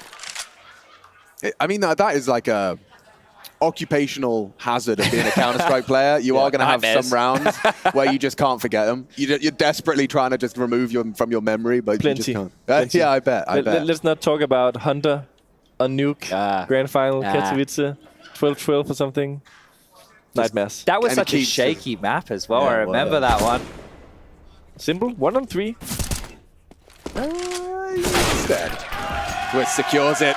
I feel like, there might be some magic at play when Robs is hitting shots like that and getting FaZe straight back into their winning ways. You know, it's funny, up until that point, up until that round, we were talking about game on. You know, games back on, even after a 10-5 T-round haul from FaZe Clan. It felt like there was definitely enough from NAVI on their attack. I will say about my prediction about the strategy being used, I was expecting more rounds to be in play, right? I was not expecting it to lose to 3 USBs. And Simple 7-0 in opening duels. Oh, sheesh. Well, he's not going for one this time as he sets up for the util, and aggression from Rain does just chip away. That's Bit catching a ding. Neutronix wants to take the Tech-9 onto the mini roof. And it's actually Rain going for this I mean, top they're warehouse. setting up kind of like it could have been something like that, but let's see. They have full outside information, right? So it could be the round. They used 3 smokes. I mean, it's looking like it's round, but let's see. They're dropping back from yard. I guess that's because of the Tech-9s. They don't want to brave that fight, right? So they're tweaking it a bit. They were trying to get outside, but Rain was like in front of the utility, ruining the momentum. And this is exactly what I talked about, the jiggling here. So he's going to throw Nature through the window, Simple. Karrigan is going to molly here, and it is difficult to beat the timing of this. They have 3 towards top here, because Brokey's up towards heaven as well. Let's see how quickly. And usually when you get blocked, what do? You turn around and run ramp or down the vents or something. Let's see. Yeah, execute. Counter molly hurts. Twist is forward this time, and Karrigan delivers a double. Easy as that for the finish. FaZe walking it across the line. Style points for Twist. He's up to 25. The individual shining bright as FaZe force a third. This semi-final not done. We still need a grand finalist, and to lock him in requires all 3. We'll see you on Mirage.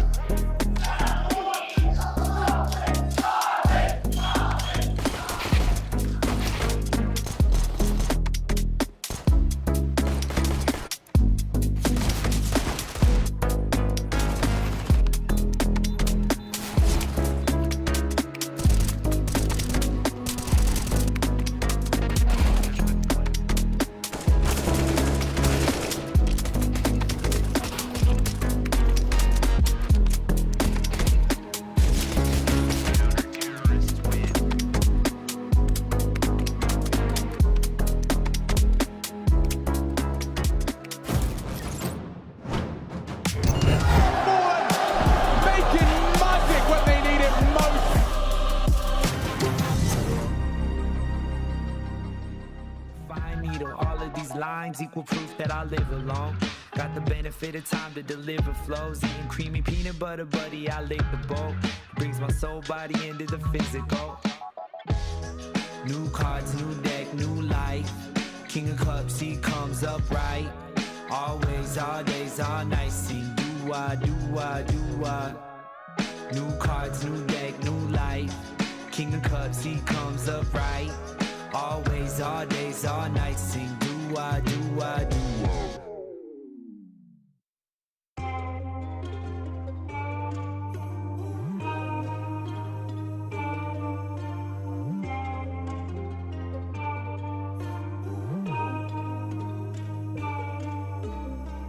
Diamonds, dancing on my wrist and ears. I'm shining, just in case it wasn't clear. Real life, all the haters disappear. Feel like I'm the player of the year. I got the money, the body, whatever, and know it's a wonderful feeling. Got me some bread, but I ain't gonna stop until I can go give me $1 billion. How about the coupe or the foreign? My life isn't boring, it's what I imagine. Got me a bag and I'm happy that I can be living a life that is lavish. Making the play, I'm on my way, oh that's a regular day. He ain't working, he ain't on the grind, something they never could say. Run it up, clock still ticking, but I still ball. Run it up, ain't no competition, I don't even see no one at all. Know that I came from the bottom, know me a fake when I spot him. Told all my homies that know me, I'll never be phony forever, I got him. New house, finna move out. Got a new route to the mansion. Got a pool now, going cool out. Everything is right how we planned it. Got 200 on the dash, switching lanes, we don't care about a ticket.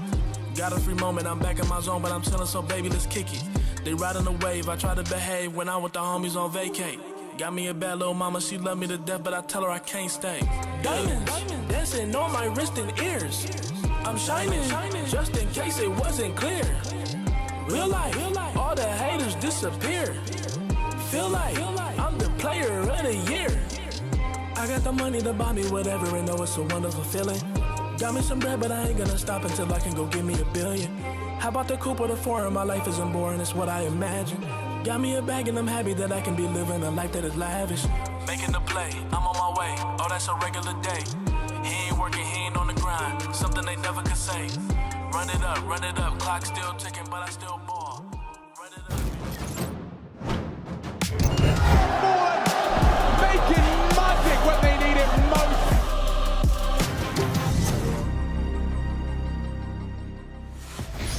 Nuke ends out 16-8. We're talking about all kind of crazy stuff just went down here. Ladies and gentlemen, I'm talking about double boosting in Raptors. And it might be one of the weirder things I've seen today. And trust me, being in Malta where we are, things do get a little weird around here. Welcome back to ESL Pro League. Season 17, we are in the semifinals, which does mean that we have another map to go. It does seem like FaZe want to turn things around and get things right. Isn't that right?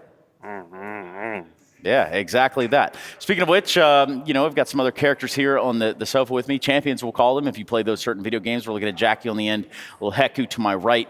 Howdy do, lady and gent. Good. Damn good after that map. That was tasty. That was sick, right? Yeah. Like, what a comeback and what a fashion to do it in as well. You mentioned the boost round, Trace. That, literally sent the entire green room screaming. It was wild. Pretty bizarre to watch, I'm not going to lie. Surely there's some things to detract from that. But overall, we look at a series now in which we are going to go to that third map. And hooting and hollering or what? I mean, you guys have experience with Blade. You know how he usually talks. Whenever you get to interview him, he takes his time. He's pretty slow at explaining things. But when what Robs did happened and they took a timeout, I never saw Blade speak so quickly. So he was just I have no idea what he was saying, but I've never seen that before. Yeah, it bothers me too. When you think about that boost itself and not really kind of just checking the Raptors after all the chaos and USPs probably, right? I know. It's kind of out of control. At that point, there's really no turning back. But, luckily for FaZe, they were able to pull that off and they're able to push us into a third. All things considered, is there anything you would like to say about Nuke? Okay. Anybody else? Maybe we can just go to Mirage. Yeah, that's exactly what's going to happen. As it turns out, best of threes do require 3 maps when the first 2 are split. So we do look at Mirage as sort of the decider here and who's going to be going on to that grand final to play Cloud9 tomorrow. Jackie, tell me something. Well, I think there's always a chance that we get to see the better side of NAVI, at least with the fact it's Mirage, right? The team's looking somewhat better. The setup seems to be playing to their strengths. Simple, always on the roam with the AWP. And he did look damn good. He was mean in the server on a previous map. It just didn't really do enough for them. Yeah, the weird part is no one's asked about this guy and why he, he's looking the way he does. You PUBG champion, right? Okay. You think you can play pretty good in Counter-Strike? All right, well, why don't you go head on right on over there. You guys take care of it. I'll escort him. I'll make sure you stay safe. Have an adult with him, please. Yeah, and maybe put that down. That's a bit dangerous. So, we've got ourselves set up for another one of our fan 1v1s against the Mars Man. How are you doing? It's lovely to meet you. What's your name? Hi, my name is Rhea. I'm known as This Jinx. The Jinx? This Jinx. Oh, okay. Yeah. Oh, I see. You've got it on there. Yeah, it's hidden. All right, nice. Are you feeling ready for this? Have you prepared mentally? I believe so, yes, hopefully. Okay, because we've got some good prizes over here in store. You see those bad boys? So no real pressure, but give us your best. It's going to be first to 5. You can choose your weapon as well. So whatever you fancy, get in there, get your hands on that mouse, and show us what you got. All right, so I think I'm going for the classic AK-47 with a 5.7. Ooh, all right, the 5.7 coming up. Yeah, I might be getting some dates as well. Not that. There we go. Some flashbangs and smoke. Can Throwing I get it all in the mix? Yeah, I can only get one, so I'm just going for the flashbang. Okay. But I believe I should be good like You're that. happy with that? Yeah, I am. All right. Masked man, are you happy? Give me the grunt. Yeah, the grunt's there. We're ready to go. I think And you can Heku's got to take be us the in. caster, right? Like the commentator? Good luck, Heku. I threw you under the bus right there. Can she see the screen? Not really. It's all right. You can make it up, I'm sure. Yeah. But it looks like we are in. Ooh, okay. Oh, dear. Sound is a bit annoying without sound. No sound. All right. Well, see? don't worry. You get to hear us talking the whole time. What's going on over here? Oh, some grunts from the masked man. He's shaking the mouse, he's spraying. Okay, so first to 2 already. So, you know, 3 more. It's a good start. It's looking impressive, at least. Oh, my. Oh, damn, it's getting intense.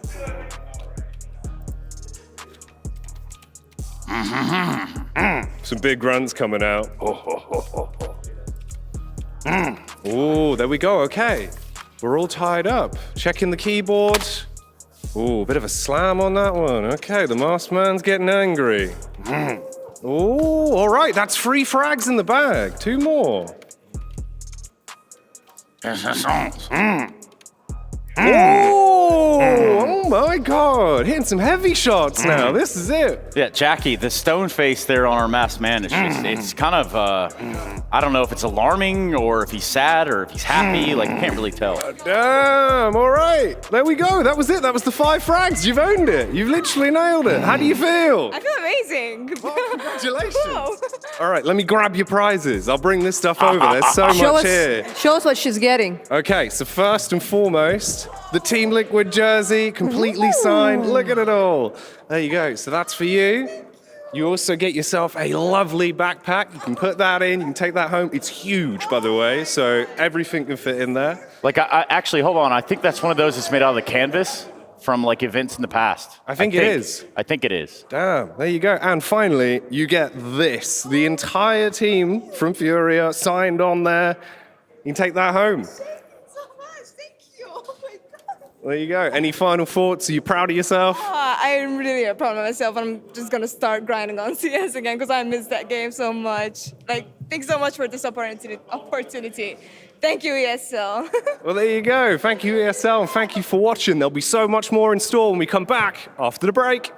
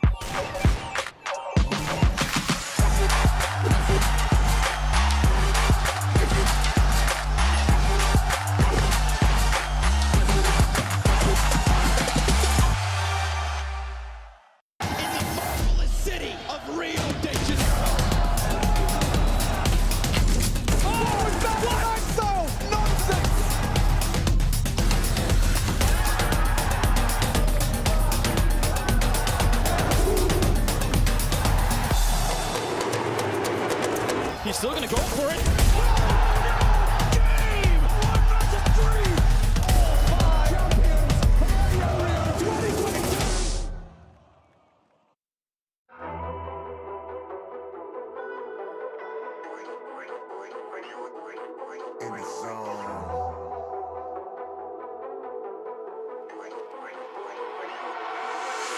I'm in the zone. Can you imagine having a piece of the magic? I'll throw you a bone. Let it be known. I can't miss when I'm on one. They came with their guns, but I bombed them. Thought they was too slick, but the truth is that I robbed them. I'm in the zone. Can you imagine having a piece of the magic? I'll throw you a bone. Let it be known. I can't miss when I'm on one. They came with their guns, but I bombed them. Thought they was too slick, but the truth is that I robbed them. I'm in the zone.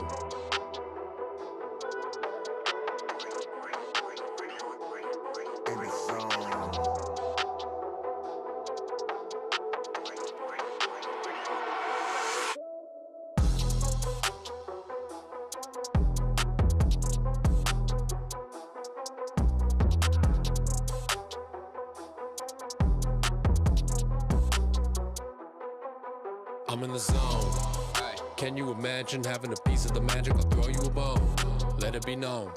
I can't miss when I'm on one. They came with their guns, but I bombed them. Thought they was too slick, but the truth is that I robbed them. I'm in the zone. Can you imagine having a piece of the magic? I'll throw you a bone. Let it be known. I can't miss when I'm on one. They came with their guns, but I bombed them. Thought they was too slick, but the truth is that I robbed them. I'm in the zone.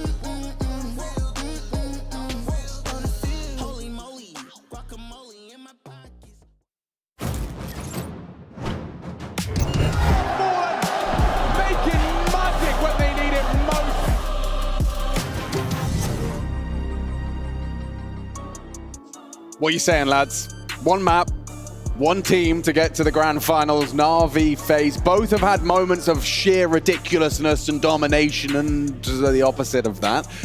FaZe NAVI, I got Cadian and Chad with me, and I need a decision. Lads, let's look into our crystal ball. Oh dear. And call it. Well, I think now that NAVI have actually changed their CT setup around, it fills me with a bit more hope here that this can be a competitive affair. But this for FaZe is quite literally the bread and butter of a team that has players that love to mid-round. All Cadian and Rain, all Carrigan, Cadian. No worries. All Carrigan and Rain have to do is get the other three, this trio, set up in the mid-round to play it out, and they will do the rest of the work here. The question to me is, will Simple keep up the form, and will somebody come to join him? Right now, I have FaZe as my favorites to take this and keep the Intel Grand Slam dream alive here at ESL Pro League.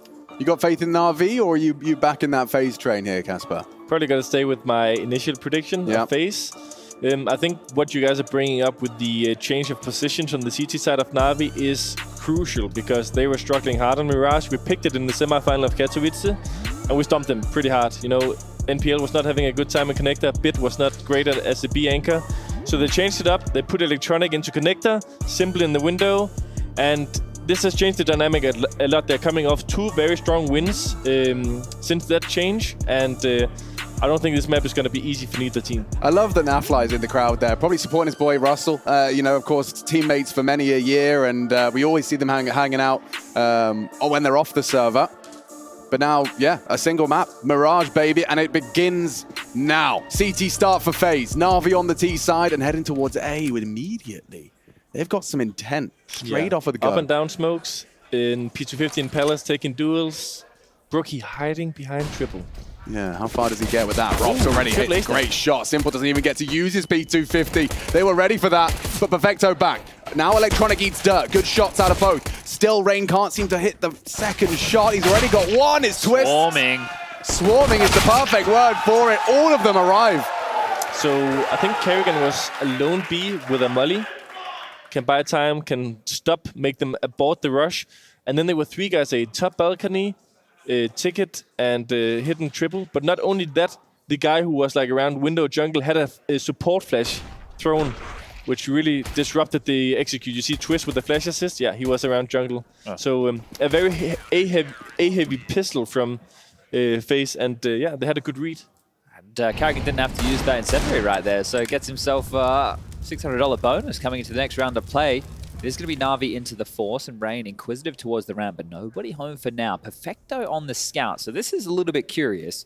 When we tend to see this and it's not in the hands of the sniper, it tends to be the in-game leader, right? Look at Apex, for example.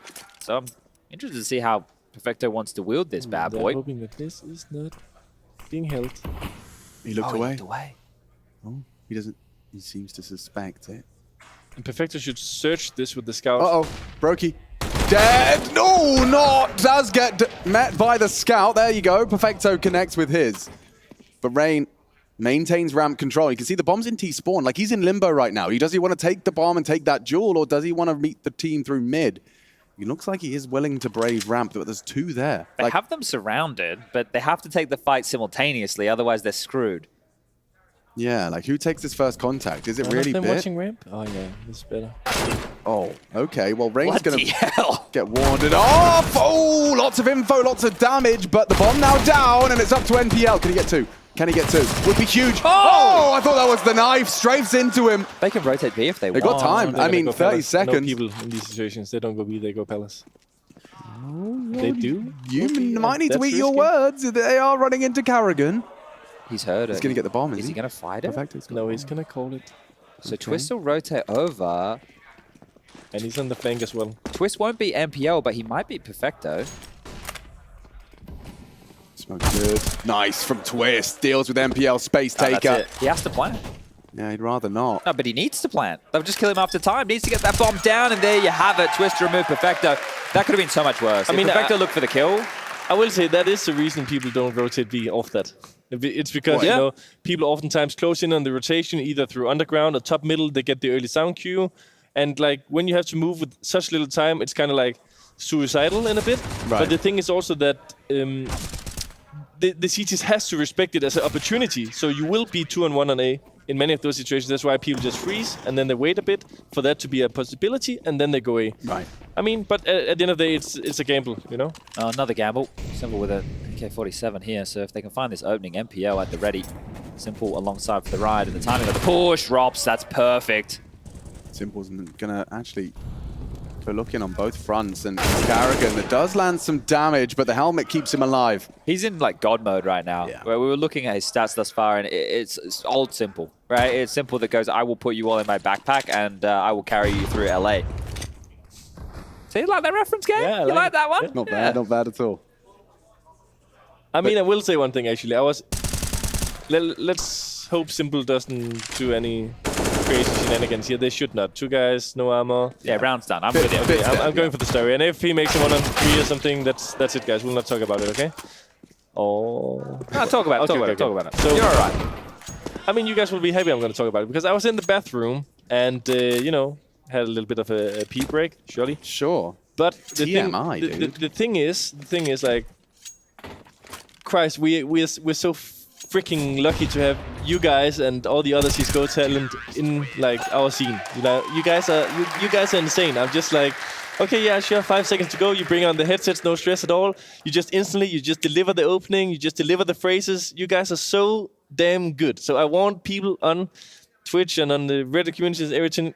Appreciate these 2 guys. Appreciate all the other guys who's been in Malta as well for several weeks.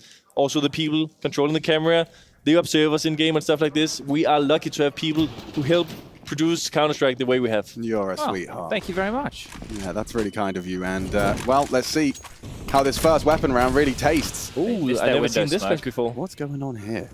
Like, I guess you see the smoke, assume no one's there, and then you look at the flash! Robs gets a freebie.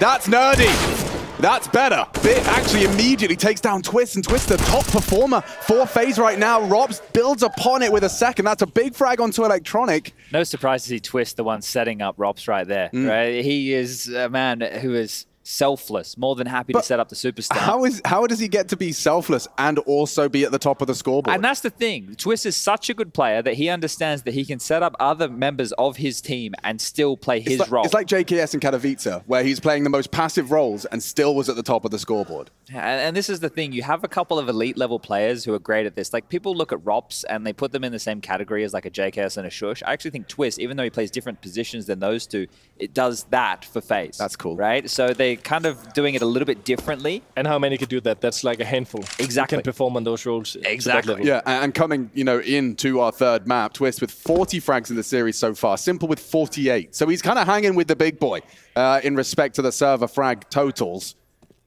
See what Perfecto can get done. He got the info, right? Oh, he's not prioritizing. That's going to screw jungle. That nade's not bad.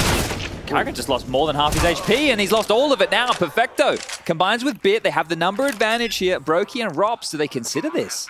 I think they're going to let Brokey fish, and now he's caught one. If he finds another, yeah, those things are really on, but Rob's wrapping round short. Fake this? Fake the rotation? Oh my god. He actually gets Simple! They have to go for it now. It's only smoke. Perfecto. No smoke for this, though. Get on Brokey. He could be in so many different positions. So he'll just hide, right? He's not going to take any problem with Brokey contact. having the kid is it's the low HP guy who has to cover him. Oh, dear. Oh, well. Safe.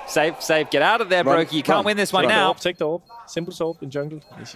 Oh! No, Does he have time? What? Does he have time? I'm checking it out. The defuse, Brokey believes. He thinks he's got this, and just in the nick of time, Brokey goes fishing and catches a huge one. That's a 4-0. But why did he peek? I don't understand.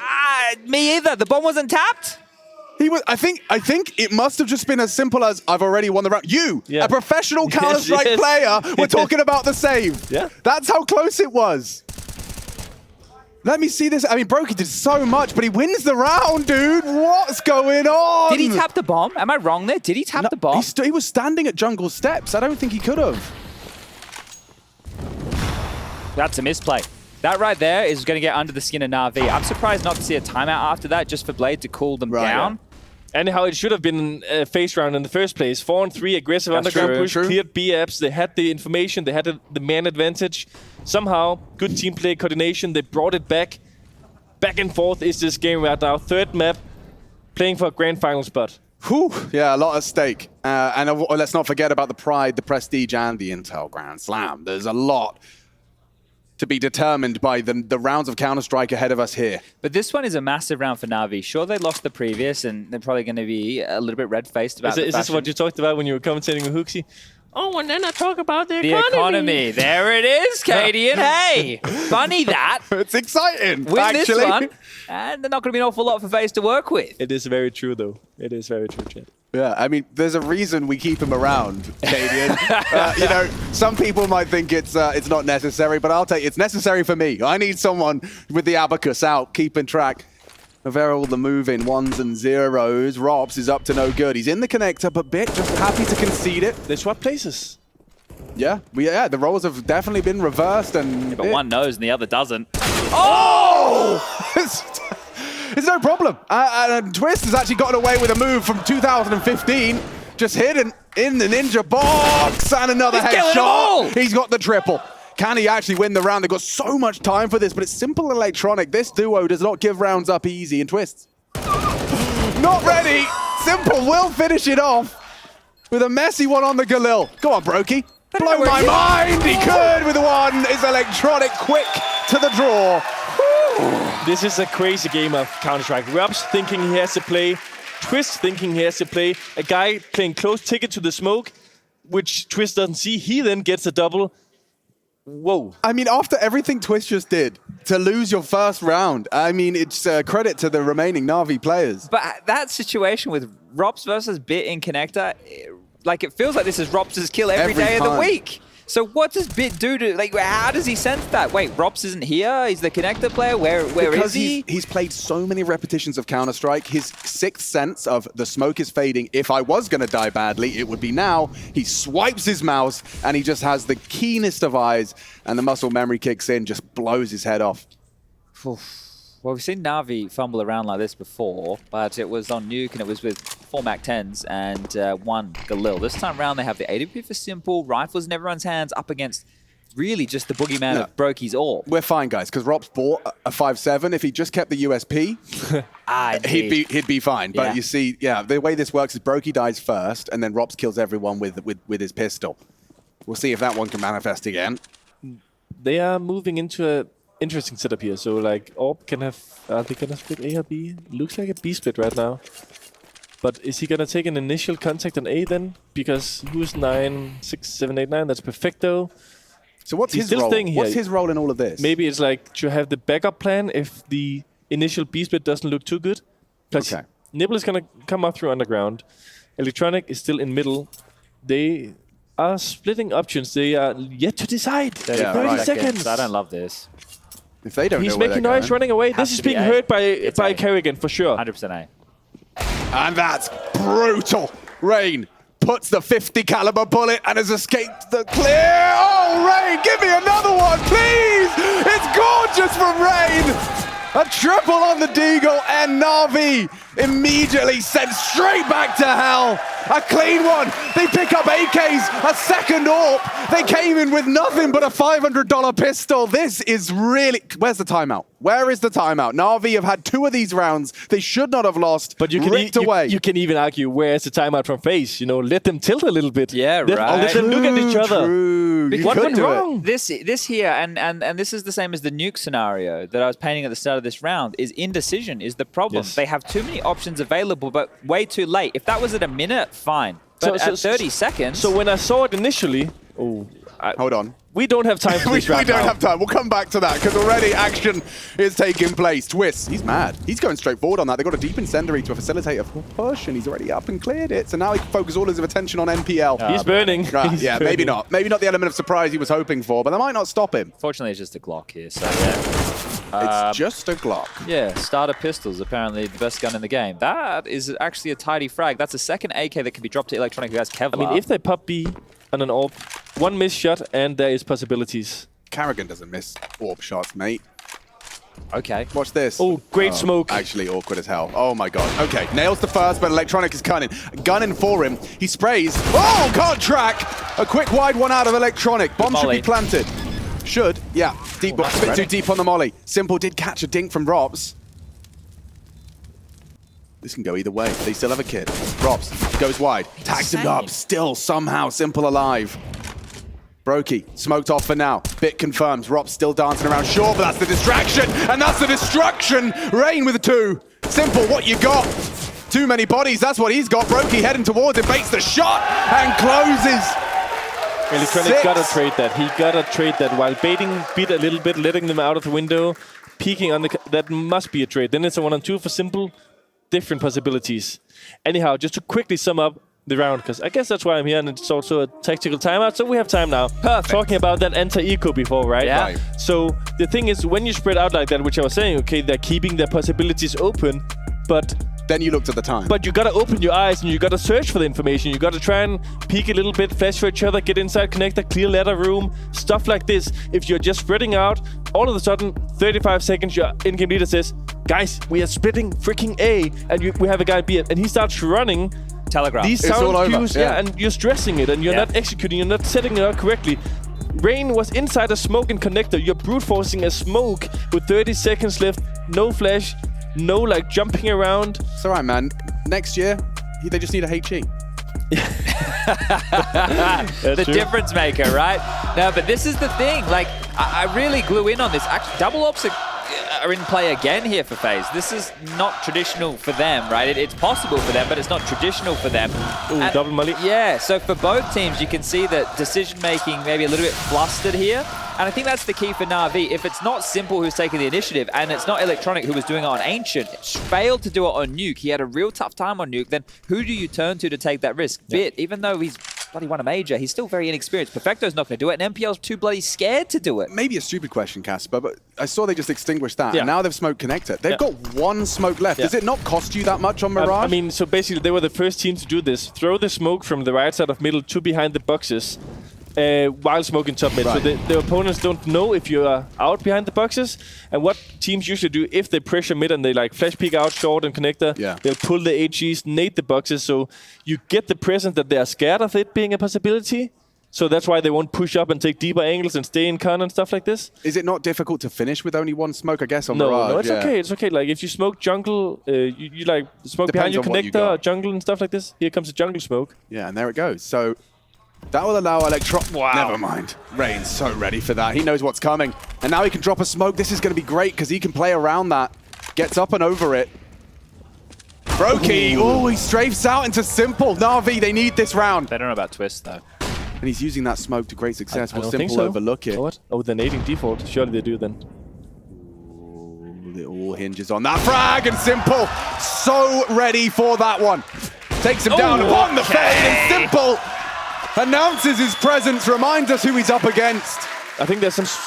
the thing is, when you do these kind of splits, usually what you talk about is letting the majority of the group play first, right? So you're asking me, is it difficult to end a round on A with 1 smoke? Well, you have connector, you have the mid control, so they have to be scared of the jungle boost, people coming into ladder. So what you do here is, you get connector, you smoke jungle, You have a guy in ramp who's like mollying sandwich. You flash away the ticket angle. The AWP is pinned, like you saw here with Simple.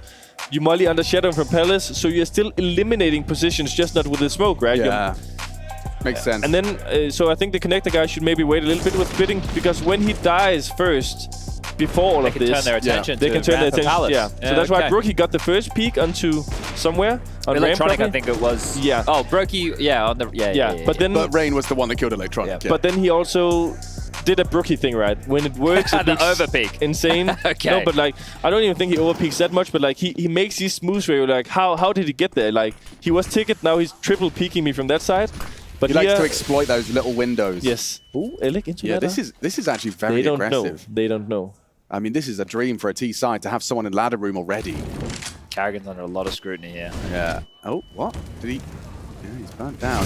Jumped on. Nice find and a silly death. NPL's going to feel silly if they lose anything more. Fine now, though. Bit should have the first and maybe some more. Brokey posted up on that, reveals the AWP, but they've got the site. It's still not a... you're not going to try, right? Yeah. So, I mean, we can ruin all the fun, but it's a matter of the fact it's a 3 versus 3 bump side on the retake on the B bump side.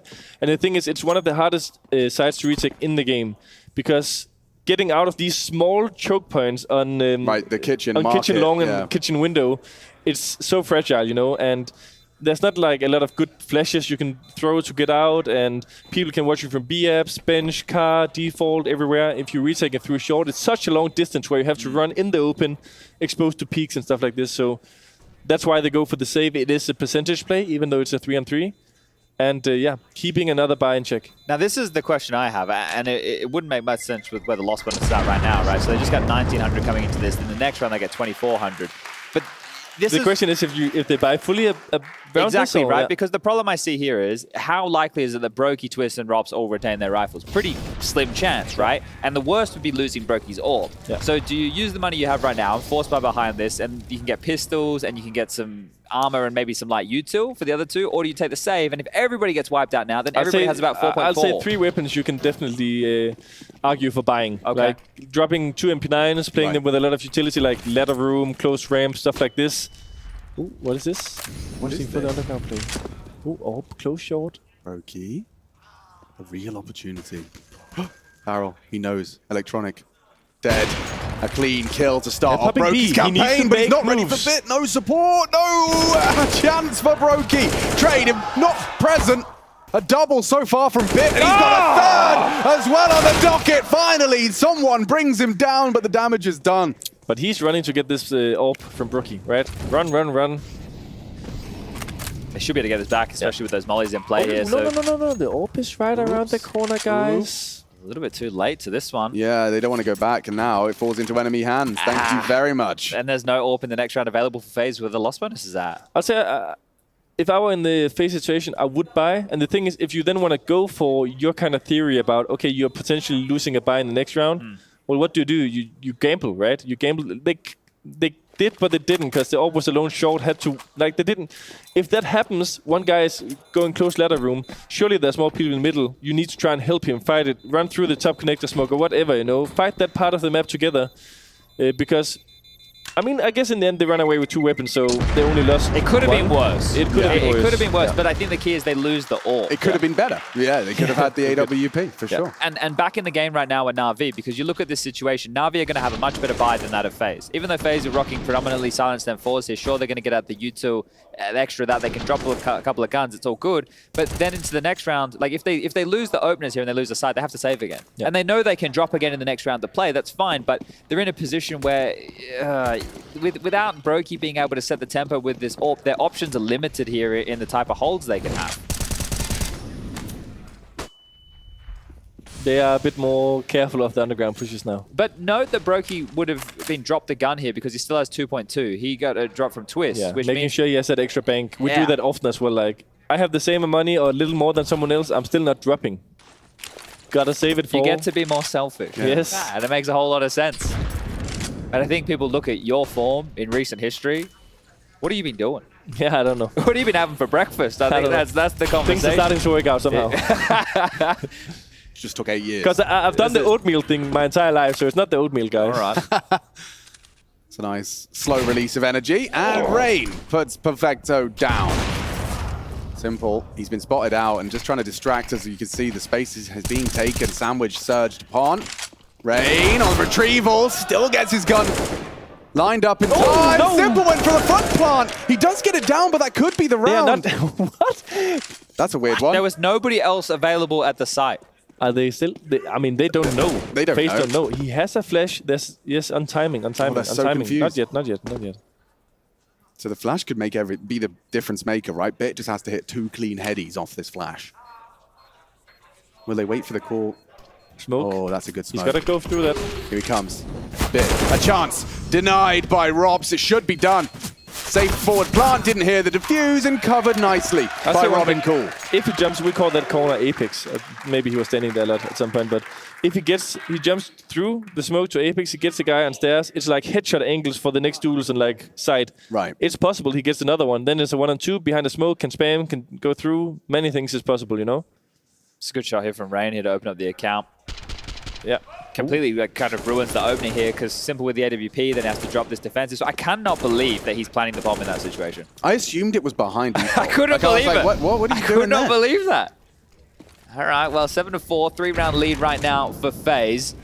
NAVI are in with the full buy, and well, both Simple and Brokey have out the big greens. Heavy towards A right now. You can see the util. I think Electronic is going to late smoke top connector for like a second wave. MPL destroyed. There's the trade. Robs forced into the fight, but Bit not clearing.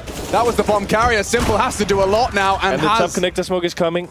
Should be good. Oggy, slight gap. And he punishes Simple. Simple forced to watch, as it could be the 8th. It could be the one out wait, CT half. He's burning through the bottom there. Yeah, was a molly under him. Must be on the box. It's like a silent molly. Invisible molly. Yeah, look at Carrigan here. He's closed the door on this round. This flank is huge. There's still a minute on the clock here, but Electronic and Perfecto would have to find a fight. And the biggest problem is they're against the AWP, right? So taking a lot of these fights towards jungle or CT seems very scary. We saw him. Oh, yes, and flashing there, AWP angle. Can he get the bomb? You still have to get past the AWP. What is he going to jump on top default and peek him from top? Yeah, he looked away. The Carrigan flank, though. Here it comes. Yeah. He's gone Palace. Oh, this should be the round. This should be the round. Carrigan, both of them in the spine. And 8 must feel divine as FaZe.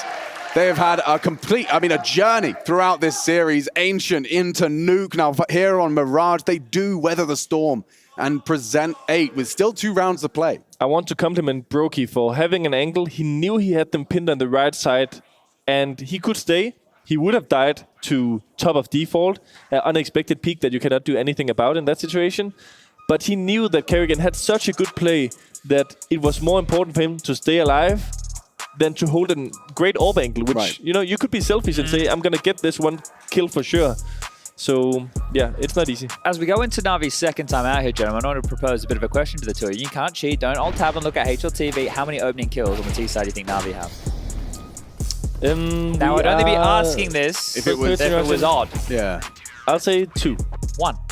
One opening kill on the T side thus far. MPL is currently 0-5 in that department, which for him is going to be feeling very sour. He sits at the bottom of the scoreboard, 2 kills, 11 deaths. And this for, like, quote-unquote, the rookie, right? We know he played a little bit last year, but he's still very green. He's fresh. This is the time where it's difficult. This is where the pressure that we talk about of playoff matches really, really shines. So if MPL can come alive here and find any access, remember, he'll be playing the B bomb site once we get over towards that CT side. Flash forward, Rops turns it. Electronic down. Electronic, he has really lost his mojo since Ancient. Yeah, I mean, he had a great first map, but Nuke wasn't fun. And Mirage seems to be going that way as well, condemned to his 11th death.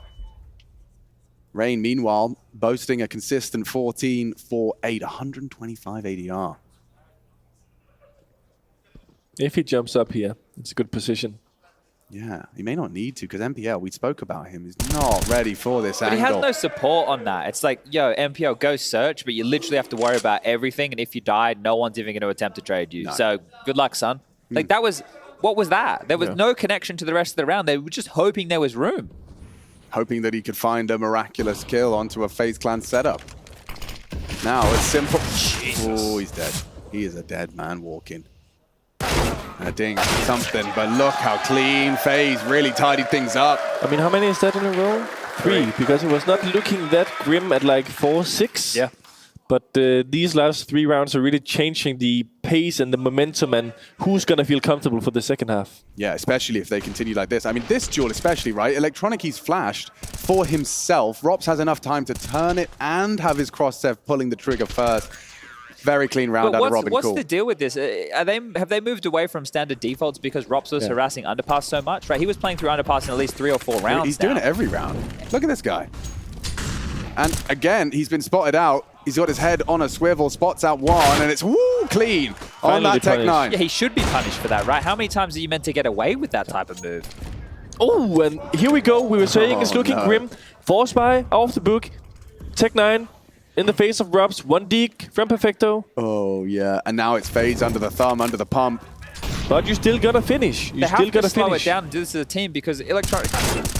But they're not even close connected to reacting. He was way too early. Now he's ready for both, but they're still good from Bit.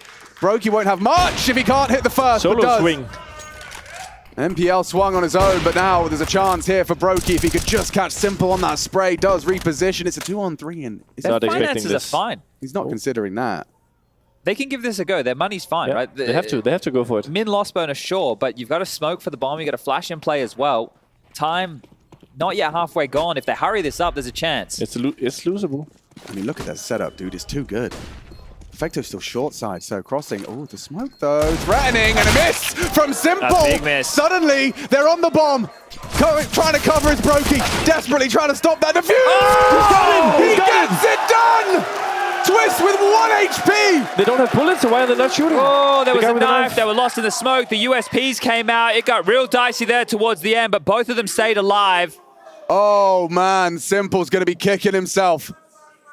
He had him dead to rights. It's a different round if that Deagle connects, but as soon as that smoke's down, chaos, pandemonium, he turns on a dime. Watch this for Twist. Watch his health. Watch his health. Ready? Stab just down to the one, and he gets the defuse and gets away. Okay. They're begging for a 5th round, Chad. They need 5. Just something to hold on to, something to take into that next half.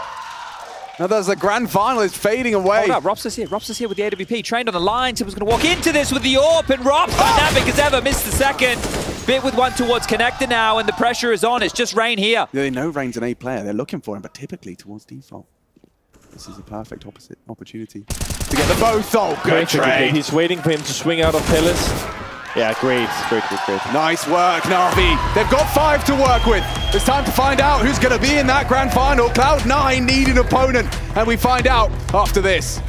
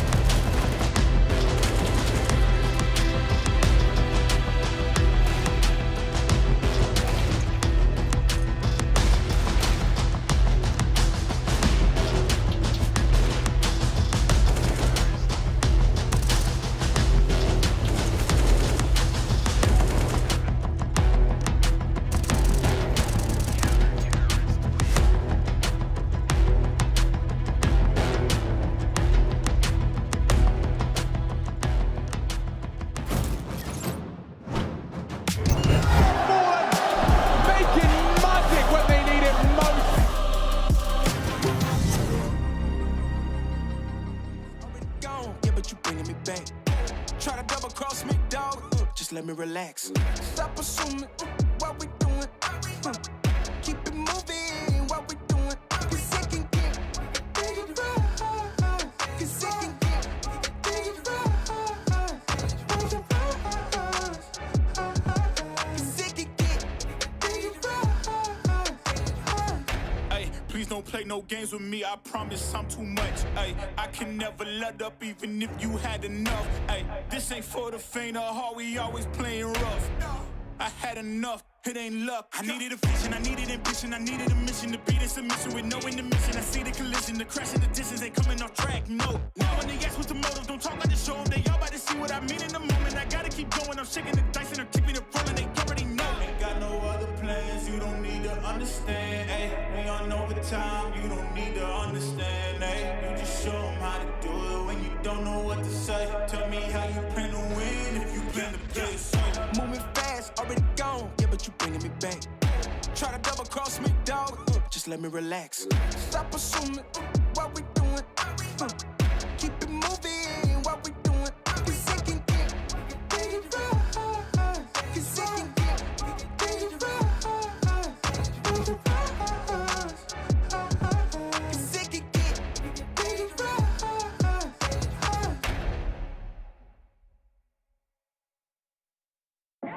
I don't need your drugs in my village. I got royal blood in my system. I come from a line of kings. I'm the chosen one. I'm the chosen one. I'm the chosen one. My stream of consciousness, conscious, I'm always on it. All of my 3 eyes walking wide open, just like a cyclops, you know it.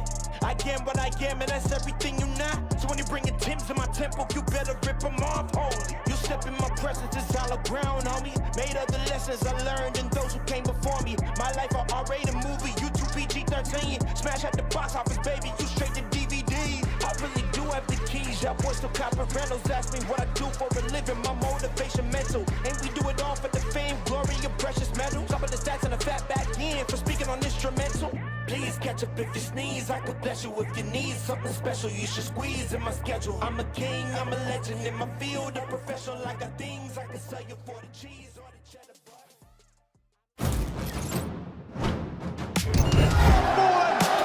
Making magic when they need it most.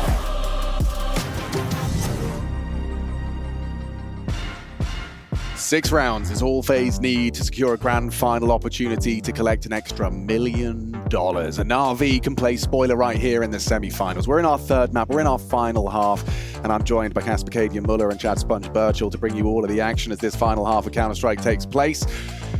Are you ready, lads? Intel or ESL or whoever's paying the $1 million sweating right now, hoping for that NAVI comeback. Oh, Intel are watching very closely, for sure. I think after Liquid did it in 63 days, they were like, guys, we thought there'd be a bit of a grind here. Is it going to be this quick every time? Well, FaZe have proven otherwise. It's been this is a B-rush, boys. A nightmare for them. There's 3 here. Yeah, oh, they fumbled the boost, so MPL's just going to have to tuck in. Electronic can be rumbled as well. Spotted one short, too many bodies, 3 on B already! Oh! Electronic with the triple. Ouch! That is brutal.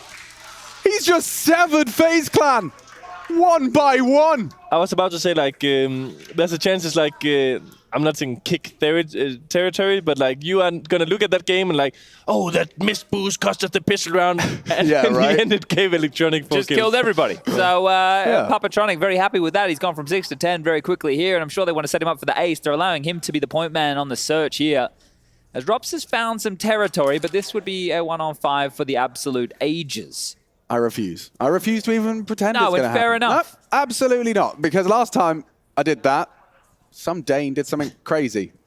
Imagine, you know, Rops looking back like, I was like, oh, yeah. It was Sponge and Machine who casted my clutch, and then it's Cadian who casted my clutch somehow. Yeah. You want to hear that one? No. Of Rops. Just, I mean, he'd I'll do it in Danish, okay? Okay. Rops 1 mod 5 er set i køkken. Hvad kan han gøre? Det er en meget svær situation, det her. Mulighederne er lille. Tiden er lav. De skal bare spille den samme NAVI. Tiden løber ned, løber ud af lang, og der er ikke nogen chance. He got the ace. Electronic got it. 0-5. All right. So the crowd is taunting each other. You see this guy like to the ear. Yeah. I mean, it's actually it's so impressive that Malta has managed to present a crowd this active, this passionate, and this divided. You know, we haven't got an entire arena of one team fan. They are cheering 50-50 down the middle. NAVI definitely have got their fan base, but this pistol win is the door opening. It's open a crack to NAVI continuing to ruin FaZe's day. Kenny, what's this about? The 2 decoys? What are the decoys about? I will say one thing. I will say one thing. I think they are underrated. Decoys are underrated. Like as fake flashes in like Force by We see them top banana a lot now. Yes. But that's like to clear positions because they make the sound cue. You bounce them off the wall, and if someone's standing there, it's like, like it hits the body. But like I lost a me and Tess lost a clutch to oh wait no. Surely not. But I mean, Simple's low as well. This would be the tilter. Like this is straight. Well, this is This would be the end. Yeah, this would be the game. I don't know how There's they no would way. react No, after no, this. no. I mean, Rops has a P250. Could you imagine losing to Rops with 4 kills on a USB Eco with a saved AWP and then losing to 4 Glocks and a P250 on map 3? I can't. When you just won the pistol and the scoreline's 10-6. No. That's just not allowed. It's not going to be happening. So Simple's cheated B. So if Electronic doesn't find everyone... I feel like you think this can happen, Alex. A little bit. Part of me's getting a little nervous, especially because Electronic does finally convert. Oh, NPL. He's actually bailed him out there. That's a lovely double. Finds the second towards Connector long range. Okay. Brokey They're jumping. both low, and now he has an M4. He doesn't have the bomb, but he has closed the gap before anyone could get their eyes on him. I can't look. He has a flash. Some crazy red click flash. Look, are you ready for this angle, though? Look at this. And NPL, what a round. He hits him. But the triple out of NPL, that's a confidence booster. But it's not that kind of comfort start you want, you know. You know that this round is like... the gun round. Can change the game now. It can lose you the game. Yeah, exactly. But look what NPL just did. He just got more kills in that round where if they'd have lost the entire series than he did in the entire first half. You know, like that is enough to get the confidence flowing. Like, okay, I can shoot people. I can. Okay, this feels better. See what they're doing here with Simple starting B. This is what they did when Zeus was in the team. So Simple would start B so Zeus wouldn't get bullied. Yeah. No, seriously. Yeah. Like, he's not even opening there. They've regressed. No. Yeah. Sorry, Kaden, I cut you off. What were you going to say? He's making a big D play right now, though. Yeah. He is making the information play. They know. No, he's just ice cold. What? Who was supposed to be holding him? You said NPL. Why are you doing that before? Now he's doing it. Twist. But he's making it work. True. Uh-oh. Yeah, I mean, going looking for information. Perfecto, Electronic, NPL, everyone rotating as fast as they can. A good nade to Twist, halves his health. Just got flashes and one smoke here to finish it on the side of FaZe. I mean, he has full information that it's not going to be B. So there are 3 guys who should be defending this position. They're going to clear middle. Yeah. Double swinging window. Ooh, perfect timing just as he leaves the boxes. Oh, it's an easy one onto Rain. So now we've got a 4-on-4, but that Perfecto was weapons, low. Swap weapons. Yes. Wait. They think it's going to be No, why? The Simple's got full control. I guess they worried about short side, Yeah. And they've completely given up so much territory here. they're The bomb will planting. go down for free. They have to retake now with a Perfecto that I feel like they have to save. They're not going to. Or at least they're going to have a look in. But this is where the damage of the last round really matters. Yeah. Those Glocks finding kills. If you get the kills, they won't have anything. Nice from NPL. Gets one. He has the kit. They're so low, though. And it's planted for them. FaZe have played this very well. Brokey will finish the job. They take everything away from NAVI. They've got nothing left. 1,500 for Bit. They are working with bottle caps and pocket lint. And FaZe working on 11. If Navi force here, which they'll be tempted to do considering the loss bonus, and they lose this next round, that's essentially the game. Yeah. This is essentially the game. This next decision, which... How? What's going on here? They're going to get 1,900 next round. Yeah, he could so have your saved buy an next off round as well, sucks Simple. anyway. Simple could have saved an off, though, for the next round. He had 4,200. But what are they just going to half buy next round? They must half buy next round. Surely not. Their loss bonus is so... Exactly. Yeah. You whack 1,900 onto 1,500 bucks. It's not enough for a gun round. You know, Perfecto has money for an M4. So Simple has one. Tell NPL to drop one, play no armor. But that's 12. That's 13. Goodness me, Navi. Either decision was bad. Yeah. They're stacking A, though. Oh, it's a cruel mistress's counter-strike. You need someone to step up. Simple can't. Eagle gone. And now it just falls into place for FaZe. Edging closer to that grand final. Surely, how could this be your gun round? It's not financially viable. I will say one thing, though, chat. I see where you're coming from, but there's not always like there's no good options. No, right? there's no good option, but it's like...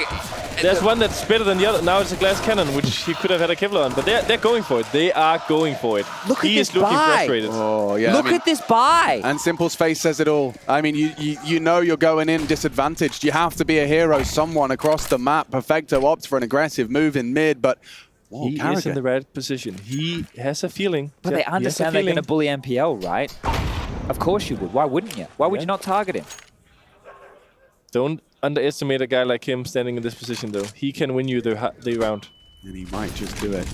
It's Simple. Will fire off the first shot. What? NPL delivers it. Simple building upon it. This B hit relies on Twists as he nails them both. More from Twists. Oh my God! 4 from the Canadian sensation. That B site is his. And Navi evicted. And that's where we're at. That's where we're at right now. 2,400 lost minutes in the next round. Bit, you may as well have a look. See if you can find something better. See if you can get your hands on something a little bit tidier, a little bit tastier, because an MP9 to be saved, that's not very nice. I will say I didn't see the exact position of NPL and how it played it, but they did get the 2 first openings. They were 5 against 3.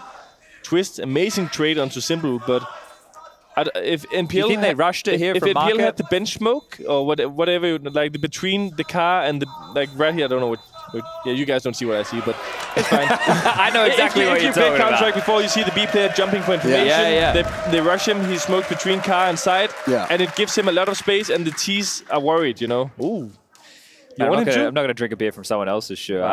Look, That's where we draw the line. Yeah, from my own is Look okay. how far out he peaks. He needs to have a But little Chad, more what you're faith in saying, Simple. this part, these deaths, like, so they're scrambling so they don't lose sight, because Sure. Canadian highlighted before that it's very difficult to retake this bomb site, right? But the fact that they scramble and they just line up like that, right? And now they're going again. The game's over. Yeah. The game's over. I'm calling it. Seems as though.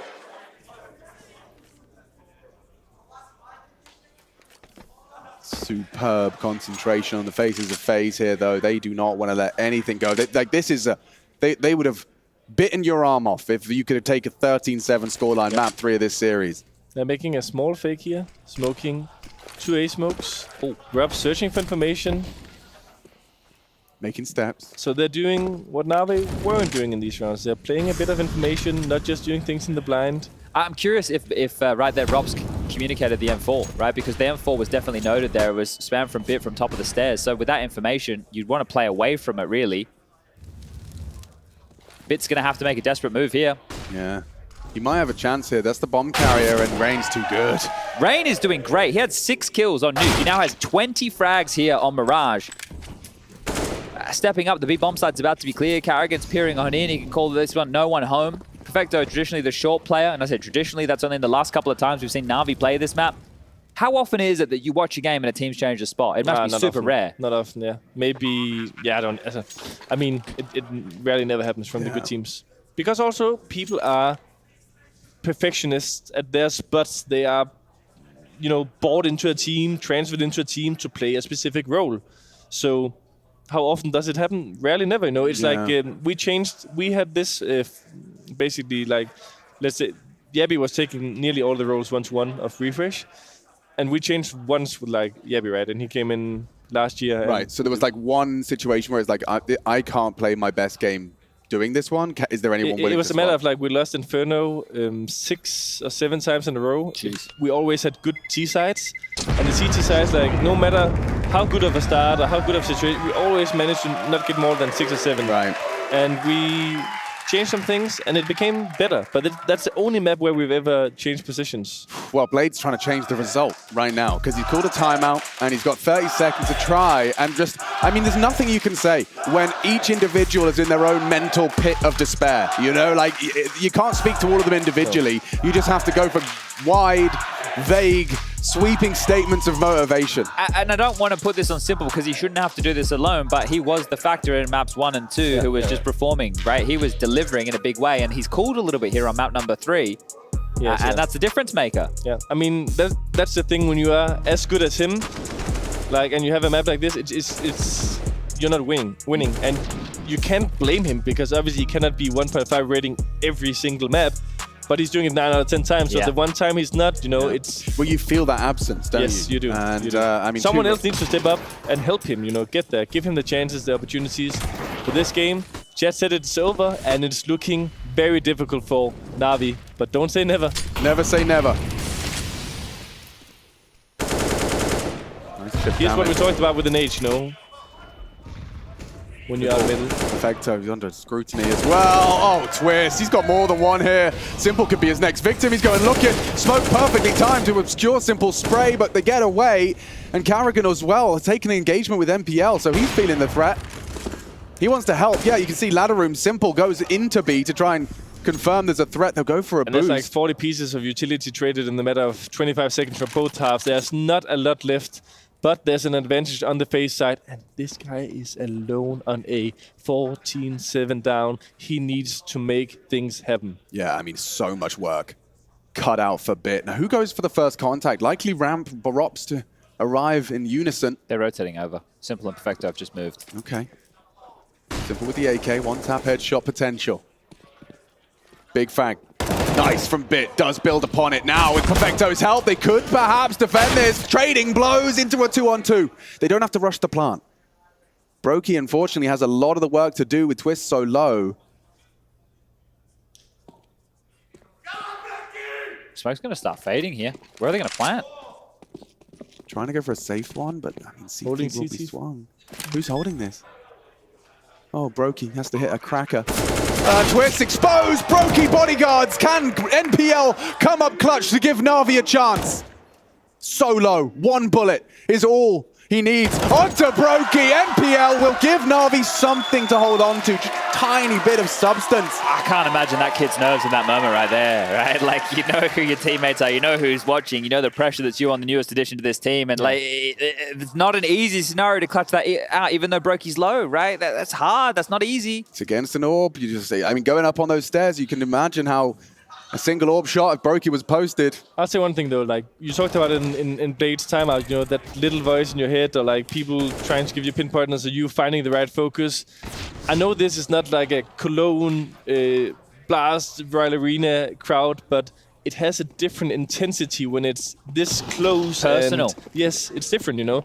So they can still rowdy you up a little bit. This is more like a traditional LAN environment, Cadian. You know, playing back in the LAN cafes, back in those days. That's what this is reminiscent of. And this is what you guys talked about in the second half, you know. Oh, like on Nuke. Oh, he did it to me. I'm going to do it back to him. Electronic trying to make a little bit of the Rob's magic happen in Underground. It's so crazy to me that Simple does that. Like, he did this on the last Mirage game too, and he removes himself from the play by being in this position. So he is banking on the fact that they're going to bully NPL. They've sent NPL to A and just Simple solo here. So, I mean, Carrigan, he's expecting a rifle. The smoke will obscure Simple's view. So very diligent stuff from FaZe, but look. No way. Simple's going forward. No one does this. No one but Simple as he slaps Carrigan down. 2 back in the round, though. How do they get into the B site? Well, Simple was busy. This is crazy. Smokes it, strafes it. Oh, Simple! He's saving Navi, but still at a disadvantage. Well, the chase is on. He can hear all of this. He knows one's abs, and he knows one's covering. Twist. Oh, spotted out, jiggling out. Simple playing a game. Playing a game! In every shot he takes! Can the 1v1, the GOAT, to close, to give Navi more substance? He's going B. Simple hasn't considered it. Went for CT instead. The route of safety here. Simple's not wide enough to deal with him crossing from CT over towards the triple box. Brokey's going to get this bomb down. You know Brokey's not feeling an ounce of pressure right now. He is cool, calm, and ready to collect 15. Simple saw him. Brokey knows. Information goes both ways. And oh my God, look at this heads-up play. This is fine. This is so huge. Cheeky. Simple. It's just not going to be considering it yet. Brokey will hear it. Brokey will hear him drop down. Timing it. Now he hears. Now he knows. This is Brokey's clutch, despite all of the heroics from Simple. Didn't see him. Didn't see him. Onto the bomb. Not planted for Brokey. Not planted for Brokey. It's going to be it. Still the wall. 15 in the bank. Thank you very much. Simple, though, did everything he could. Are you telling me that's how it ends? With like committing to a full wallbang. There's plenty of time for Simple to tap the bump and make a peek off that. But he makes it, he's laughing at it. He's like, is that how you're going to do it? That's so ridiculous. That's the way that Brokey decides to go for the uppercut right there. Like, Simple had to pull, I don't know what out of his ass right there. That re-smoke, the jump out the window, the fight in the side, the killing of the connector player, and then Brokey with the mind games of his own. But he breaks all the rules, Chad. He hasn't planned for him. He lets time go by. But this is the thing. You're up against Simple. What is the least expected move that I can possibly make in this scenario? And Brokey does exactly that. He doesn't even kill him in transition. He waits till he gets on the bomb. Oh. And Brokey with the faith and the spam gets 15. The Intel Grand Slam dream lives for FaZe Clan right here, right now, as we move into round 24. And NAVI are battered and broken. Gotta say, though, Simple, I respect that. Dude, everything about that. A lot. Everything. The amount, he is the only one who gets out of that with not just 1 kill, 2 kills, goes on to peek a headshot angle, twist in connector, twist. This is not some random player. This is an insane aimer. Yeah. Knowing his position, he gets him, mollies, flashes, and he is, 1.5, 2 seconds away from clutching it with a defuse?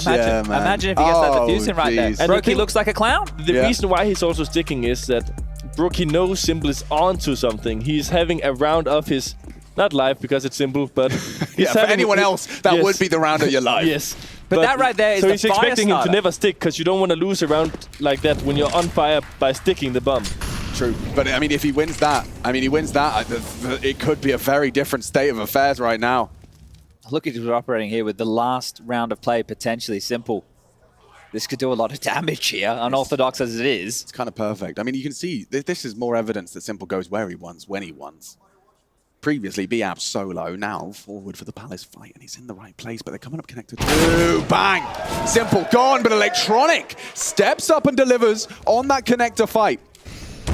Robs, oh wow, he's gone too. Bit long range on the MP9 contributes, so now a 2-man advantage. Twist has room by virtue of the weapons that Na'Vi have here. They can't really risk peeking out window and taking this type of fight, so he has space to work with. And he's relaying that information to Brokey.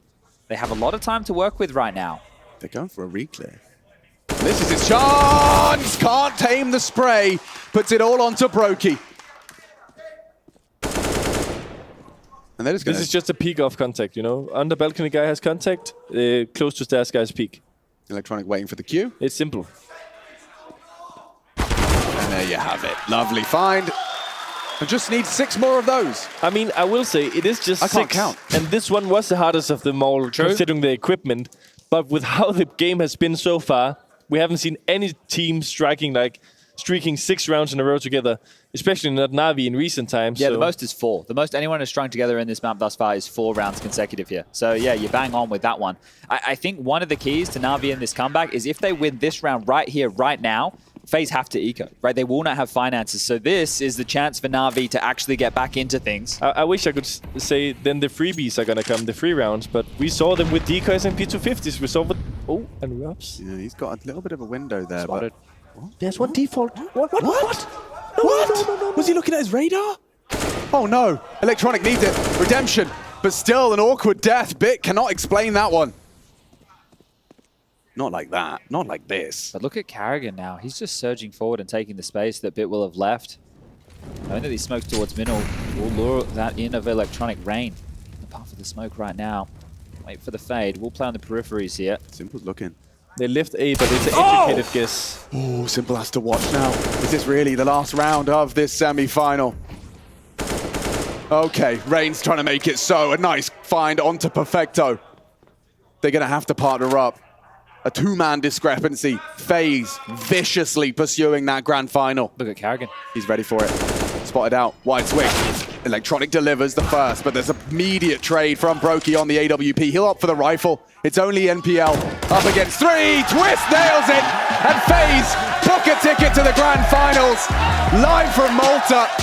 And Navi quick to exit the server after that one. What a performance right there. Massive stuff. After Ancient, who would have thought that FaZe would be able to turn things around? A 13-2 T-half from Navi on their pick. We move into Nuke at 16-8. FaZe respond in style. And here on Mirage, they get things done. A frustrated-looking Navi.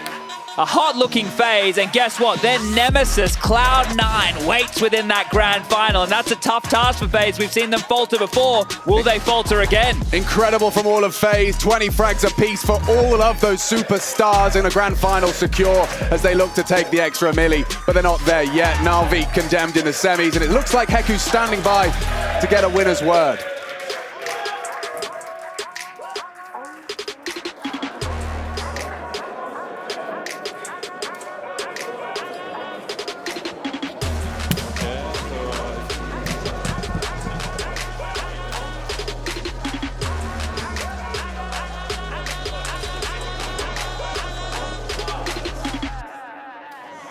Out.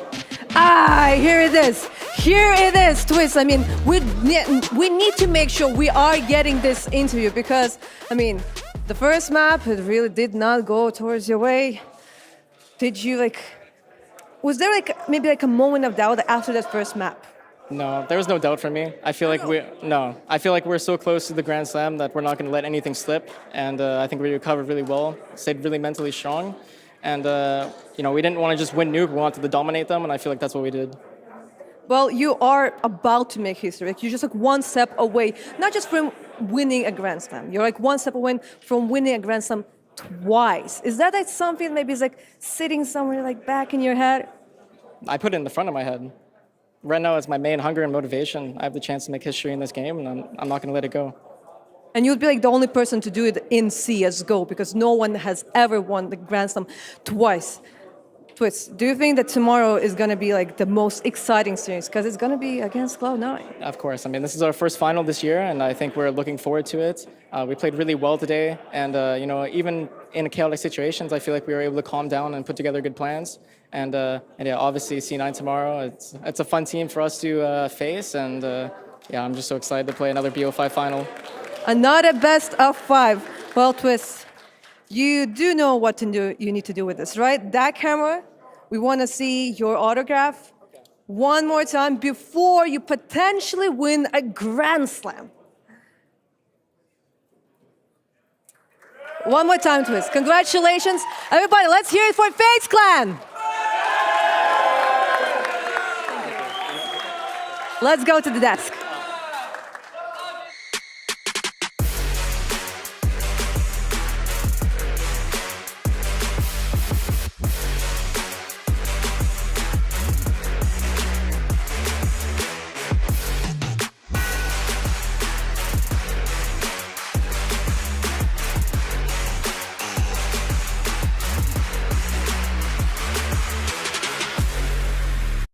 Well, could you believe that? The Intel Grand Slam hopes and dreams, they're not going to let them be memes. I can tell you that much for sure. It is FaZe Clan securing a victory here, and I'm joined in the sofa by none other than that of Kerrigan and a little bit of Rain. What's up? You guys did the damn thing today. Kerrigan, you look stressed. What's wrong, man? It was one of the most mental hard game individually for me today. Nothing went in, everything really? I did, yeah. Okay. But at least I tried just to stay strong, but it's very hard sometimes when you're just free. Really bad maps individually when you feel you're letting the team down, so. Well, it was obviously a crazy game. The scoreline looks like you were fully in control, but we all know some rounds could have gone either way. From the outside, a whole lot of individual moves, but how is it that it come about? Is it your players telling you, I'm going to do this, I'm going to do this? Is it a call that you're going to play a little bit free? Because there were so many duels being taken towards the end. It was mayhem from the outside. I mean, for me, the Ancient, there was no reactions. I tried to go very deep to get information, and we didn't react. I think we talked about we need to be better to react the information we get. And I think that's what you saw in the last 2 maps, meaning we are able to take some space and get into some clutch situations. And Ancient was a rough one. I think NAVI had a really good game plan, and you have to respect that sometimes.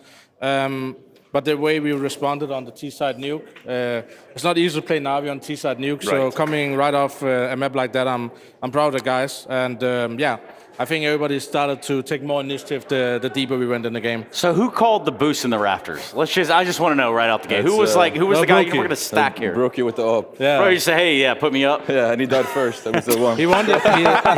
he actually wanted double boost, left and right side. I said, I'm not going there. I'm going down to the hut, and then somehow we won anyway. So yeah. I mean, it was crazy because the Navi player that came out I think it was even Perfecto. I mean, it was just not there. It just didn't exist in the time. Yeah. Obviously, homeboys hanging out in the rafters, I guess. I don't know. But winning with USPs, rounds like that, they pay off. And you said Brokey called this, is that right? Yeah, that's true. Huh. He wanted to do something with the AWP, go A, and then bait. That was a good bait. He just instant died. Kind of works out in a weird sort of platform. We are going to tease right now getting involved with our DHL MVP. That would be you using your Twitch channel points to vote for your DHL MVP candidate, and those will be popping up on your screen rather shortly. Well, I see them from afar, FaZe. Oh, I didn't see a screen. I see them over there. I see Kerrigan. There's Kerrigan, of course. That's all right, so tell me this. Real question, though. You've got a guy yeah, actually the last one they let you out straight up. Real question. You've got a guy like Simple in the server on the other side who, you know, when he gets activated, when they're down, backs against the wall, he starts doing some wild things, like things that may or may not make sense, like pushing V-apps on Mirage with an op. And then, you know, I guess my question is, how do you keep that from getting out of control?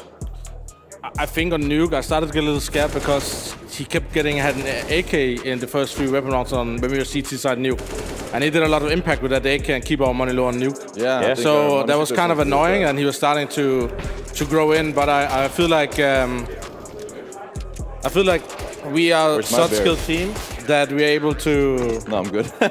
You can talk to me. I'm listening to you. I'm listening. I'm here. The man is just the guy driving the ship here. Give me a break. I will say he played good. I think he made some high impact rounds during the game, and that's what you always have when you play Navi. Even though you have a good game plan, you're playing good, you're playing vigilantly, you cannot shut down Simple, you know? I mean, we talk about the AWPs. Just quickly touch on Brokey. The first map, a little bit complicated, but the bounce back is incredible. Can you give us a few words on, like, how did he do that? Because, struggled the first map and then just taking over after that. I don't think it was Brookie that was struggling in the first map. I think it was the team in general. Everybody. I think everything just collapsed, and Navi played a really good T side. I mean, 10-0, they kind of non-starter. Those 10 rounds, it didn't even feel like we stood a chance in any of those rounds, right? Okay. So they just outplayed us, and all props to them for their prep on Ancient. So what do you say at that point? Like, what's the come? When you're 0-10, nothing is working. I think it's, we better get one round, guys, because otherwise it's not looking good. At some point, it is get one round, not 16-0. Let's go. I don't really think about it. I believe it's very hard to win 15-0. Like, it has to be mental breakdown. I don't think we broke mental. We were just not there. And it's like we're trying, but the more you try, the more you make it obvious what we're doing. And then we're trying to go 3 guys mid, B rush comes in. And at that point, you're like, even if you're trying to think 2 steps ahead as an IDL, you just hit wrong. Like, because they see all the things you're going to do now, right? So it was just a hard game. And I think this first time in a long time we got smacked on Ancient. We had no chance in the rounds, so it was like saving. Something to improve on, and I feel like we're really good on Ancient, but I think it's good to be able to learn from a mistake like this. Look, I just heard Twist say up here on the stage about how he wanted, all he could think about is winning this Intel Grand Slam right here and right now. All right. And for someone that wants to do it twice, okay, I get it. You want to be that first guy? You want to be that guy? Okay, cool. For you two, where does it sit, Howie? Of course, it's in the back of my mind, but at the same time, I just want to focus on the tournament. I don't want to add extra pressure or anything like that. So I don't really think of it as do it now. Right there. It's not do it now or do it never. We still have tries afterwards. So just take a tournament at a time. But you're running out of tries, Howie. It'll come. It will come eventually. Eventually. What do you think, Kerrigan? No, I think this is like, obviously when we wake up tomorrow, this is the first time where we actually have a chance to win a Grand Slam. Like, for me, it's very hard to think about it when you're not even in a final, right? So when we're going to a tournament, I don't think about it. Obviously, during the game here, you start to think if we can actually do it. One more game,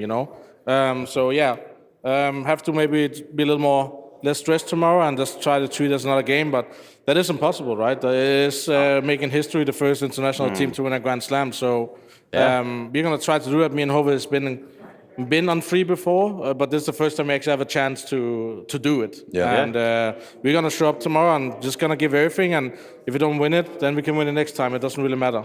It's always a kind of a complicated topic for us to talk about because we try to predict how you guys feel about it, and we just have theories like, some teams. Sometimes it goes well, sometimes it doesn't. Some teams just don't think about it. Some teams actually use it as a motivation. Never happened. I don't remember anything in Rio. Rio? No. Rio's. What never happened? Brazil major? I don't know. I was in Switzerland. I was in Seattle. Yeah, we were just very neutral. We were hanging out. I was in Seattle. I don't know. I was with you guys. You were in Seattle? I was playing a different game. And he was in Switzerland? Yeah, that's what happened. But it's kind of hard for us to know, like, how do you position yourself? Do you try to not think about it? You use it as motivation? Is that an individual thing, or the whole team is together about it? I mean, it's obvious, right? We have set and choose that the goal of this season or this year and last year was to win a Grand Slam, right? So I don't think we need to talk about it, but I think it's up to the individual player to understand what it means, like it's going to push you extra, is it going to make you less motivated or more scared, Like tomorrow we have to go out and just treat like another final. That's the only way you're going to do it, because you're thinking about it's a Grand Slam or a major final. We have performed under pressure with a stand-in Katowice at the major when we were the favorites and in Cologne. So we can handle the pressure, but obviously I hope everybody's getting a good night's sleep as it's going to be a long game tomorrow. Not only it being a best of 5, but I guess that's what I wanted to ask next. Then maybe even the final question would be, You know, you have the brains and the bronze of FaZe right here. You got, you know, the brain and the muscle. Muscle. Not like bronze, like please. I might have said it all jacked up. But what I'm saying is you do have to go back and you do have to prepare for this final tomorrow. So, Kerrigan, what does that look like in the FaZe clan camp? Like, what do you do at that point from this moment going forward until that final? I think this game tomorrow is going to be different. I think ending so late and summertime is changing. There's less preparation, right? We have 1 less hour to prepare for the game.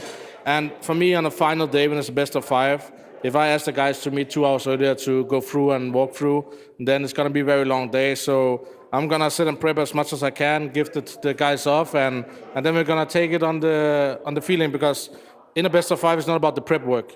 Like, you know, all 5 maps going to be played. You just have to play the best and be aware of small stuff. And now is not the time to heavy anti-strat. It's just like having a good feeling, have the good focus level, because we have been in many finals and we have done good in best of 5 finals. Right. In the end, it's the energy if you get to 5th map. Yeah, it's very true. I was actually about to ask, like, how do you feel with the squad that you have going into this long, very drawn-out best of 5? How do you feel with the guys that you have? Cologne you guys have part 2. pretty good experience on that. Sort of. Yeah. I mean, I think personally I love best of 5. I have learned so much from my past history in 2018, how my body will react, how my mind will react. I cannot prep on the same day. Have to prep all night and sleep as much as possible close to the game. So you learn something with playing a lot of best of 5, and with the guys I played with lately here in best of 5 finals, I think we have done really well, and it fits our style. We got a lot of ghosts that we can drink after as well when we play. So we got energy for the game. Yeah. This guy. Yeah, I was about to say, this guy. I know what's going on here. Took me a second, but then I realized, like, okay, yeah. And it's also good with Stils's mouse because it's charging so long. You don't need to charge it during best of 5 finals. That's true. You guys want to do a plug, like a whole marketing? You guys have a YouTube channel, TikToks. Like, where do we start? Kerrigan Cisco YouTube channel if you want. Subscribe. Straight up. James did it at the major final. Why can't you guys do it here in the semifinal? Yeah, I should have done the same, but that's true. Well, nonetheless, I don't think are you guys you cool? You want to get out of here? You go with I gotta start prepping, you know. Yeah. What? Yeah, you do. This guy. Okay, wait. I want to see that. I'll keep it in line. Yeah. Well, but you know, it's kind of hot here. I want to go cool off. Yeah, it's pretty warm in here. There's a lot of breathing going on in this one particular room. Thank you very much, gentlemen from the FaZe clan. Of course, they will be going to the grand finals tomorrow, which does set us up just to hear what they're going to do in their practice rooms and probably prepare for that grand final. A lot on the line right there. Now, on the other side, we're talking about going back to the drawing board a little bit. Now, that would be for Navi to try to figure out where this all went wrong. And Heku caught some words on the way out. And I got some Get him out of here. Get him out of here right now. This guy's 34 years old. Jesus Christ. Unfortunately, MPL, this is where the journey ends for Navi, and it is where it ends for you also. But I feel like when it comes to your team, you are still going for through some experiments, some changes on some maps happened. Do you feel like you personally managed to learn just at least a few things during this tournament? Yeah, of course. I always try to learn something in our games, and always try to become better and better. So, yes, of course. And when it comes to your personal preparations or the things you are planning to do before the RMR, what will you personally focus on?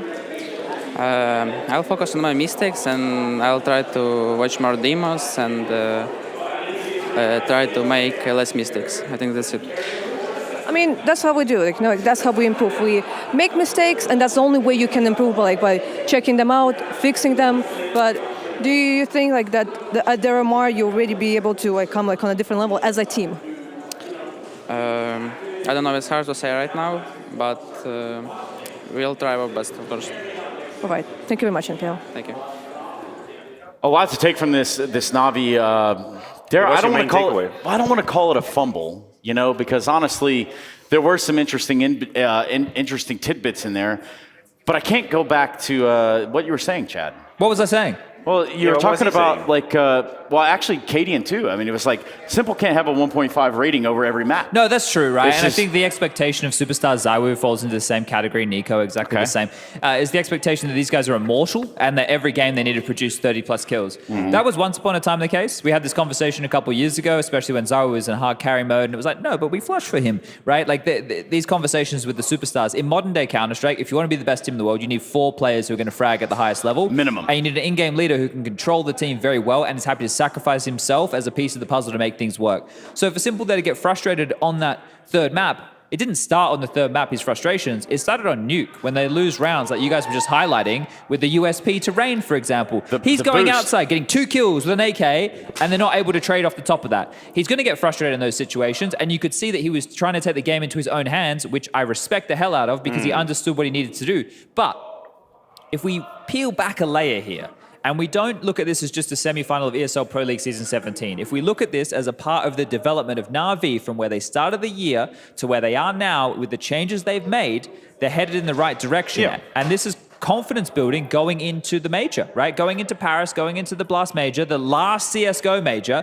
Think about things that are going to motivate Simple. All right, new game. First of all, holy shit, I got a couple of new things to learn. Second of all, last CSGO major, I wouldn't mind a second in my cabinet. There's a lot of things here to light the fire under his ass, and you saw that from him individually. Map 1, Electronic looking hot. Perfecto having moments on Ancient as well.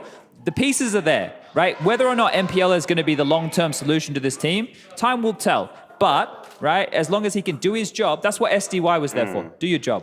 Do your job, right? You just have to be this player to fill a gap, to fill a role. He's not brought into the team to be a superstar. Right. So, you know, we circle back, we look at this. Did Navi want to be in the grand final? Yes. Was this a good performance for Navi? Yes. Absolutely. They're going in the right direction. And if anything, the scoreline of map 2 and 3 are a little bit harsh, because I also think that FaZe did put up one of the A performances. Yes. Like the real top of the crop type stuff. Where they found themselves. Exactly. And you have where they weren't in the first map. Yes. No, they were not. And that's a great bounce back. It shows resilience as well. But you literally have 4 individuals. And I'm not going to disrespect Kerrigan at all, but you have 4 individuals who at any time can win any round. And this is what is the essence, the quintessence of FaZe. That's how we like to label them. The Robs with the USP, Twists popping off on Mirage as well, Rain defending the A side. Suddenly the challenge and the danger come from 4 different players. Yeah. So it's just math. Like the probability is that someone's going to pop off. That's what makes G2 easy. good in the same breath. That's what makes an elite level team like G2 good. That's what makes a team like Heroic scary, because we don't talk about one player from Heroic. We talk about all 5, right? And this is Counter-Strike in the highest level at the moment. It is a team game, but the individuals need to be god tier to win. We're talking about a level of lethality almost, right? Like the ability to kind of turn a game on its head. We've seen Simple do before, fell a little short here. I know. These things happen, which ultimately brings me to my question for you, Heku. What'd you learn over there? Any whispers, any murmurs? Did you catch any of the Ukrainian, the Ruski? I mean, before the exit interview, I came to him and I was trying to cheer him up just so he feels a little bit better, and I was like, it's just baby steps, and he was like, not funny.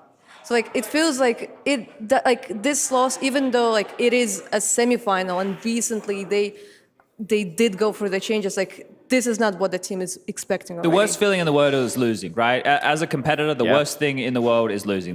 Nothing comes close. No, absolutely. And there is I think in Navi, there is a demand for results and performance that is probably, there's no other team that has that level of expectation for whoever's coming right in. Away. It would have been G2 until they broke their spell, because they didn't have trophies forever. But Navi are an elite level name, and they have been an elite level name in Counter-Strike for well over a decade. He didn't see our vigil for the G2 nuke streak. He showed me, that was beautiful though. I did, and then he hit the power button, so it went into an auto-saving thing on my phone. But we paid tribute. Yeah, he got the idea, which vigils, I guess, could be going around here in full circle when we talk about the brackets and what they look like now that we've made it all the way to the grand final. Boom, here's what the brackets look like. Heku, can you see them? Because they're kind of awkward. I guess we could. We can see them. There's kind of a preview here. I can tell you what happened, actually. There you go. Okay, tell us what happened. Now, from round 1. We're going all the way. Day 1. Hell no, we are not doing this From at all. we're just going to focus on the very end, which is obviously Cloud9 beating ENCE. They went the distance, 3 maps, of course, and now we've just witnessed this amazing series between FaZe and NAVI, and now it's going to be FaZe Clan Cloud9 in a best of 5 race. Seranthus. That is what we're looking at. Cloud9 ranked 14th in the world. Are they now? According to ESL World Rankings. Am I allowed to not recognize this ranking? Or well, Maui Snape brought that tweet up where he was like, hey, that was about the HLTV yeah, World exactly. Rankings. So what the hell's really going on here? I don't know. Who's the best team in the world right now? Probably. Exactly. I would have to say Heroic, but they're not really here to defend it. Or G2. This is the thing. You could say one of 4 or 5 teams right Yeah, now, and you're not wrong. There's little hats. Yeah, I don't know, and like you're 4 or not 5 wrong. teams. Nouns is making a pretty good case Okay, for being one of the best teams. Nouns are great. Marky. Yeah, You seen Marky. that one? Well, there have been rumors and mumbles about Marky to Navi, but we won't get started on I've that. seen Shroud playing Counter-Strike again. Shroud, Skadoodle, nothing. course They're he making is. a comeback. It could work, but I don't know, guys. Maybe not. Said I was going at to the try to same rebuild exact Titan, time. so who knows? You know? Existence is getting the call up. He's back in the server. Scream saying he's been RPK doing is going to this stop forever. building cars, come back as well. Look, Chad, I had an anime idea, right? And I don't watch anime, so this might be questionable to say Great. the least. Oh, Hecker's you're in? listening. You're in? Okay, so check this out. We've got it's like Attack on Titan. Okay. But it's also like Attack on Titan, but from like Chad attacking an Attack on Titan. It's like a very perplexed thing. I see. I haven't really hashed it out, but it's like there. No, but you see what he's talking about. No. Right? Not entirely. Is he the Titan? Is he? No, he I'm has to fighting beat the Titan. He will probably attack me, arguably, ate me or some We're shit. going- Oh, yes. We're just going Yes. back to Chad winning against Titan. No, so everyone, see. everyone thinks we have a Counter-Strike 2 show match tomorrow. Actually, what's going to happen when everyone comes in early, we're just going to play that match on the Of course screen. we are. Exactly.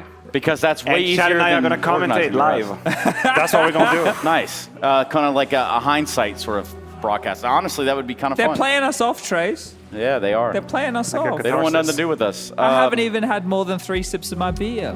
Chad, you know what that music means? I've heard it a few times. That means it's time for our monster moments. And for us to GTFO while also BRB tomorrow for a best of 5 grand LMAO. final. So if you can imagine, you've showed up at the exact wrong time, and odds are there's nothing else to do with your evening. So we will go to an extended break, and by that I mean tomorrow we come back with a best of 5 grand final. 2:25 p.m. Counter-Strike 2, the And- first yes. LAN match And a best of 5 to determine who wins the whole enchilada. Or with the killer bonus and the Intel Grand Slam on the line. It's all right there for the taking. Cheers to that. But nobody's ever going to see any of that until tomorrow. So until then, good night. Auf Wiedersehen. Bye. Das Vidania.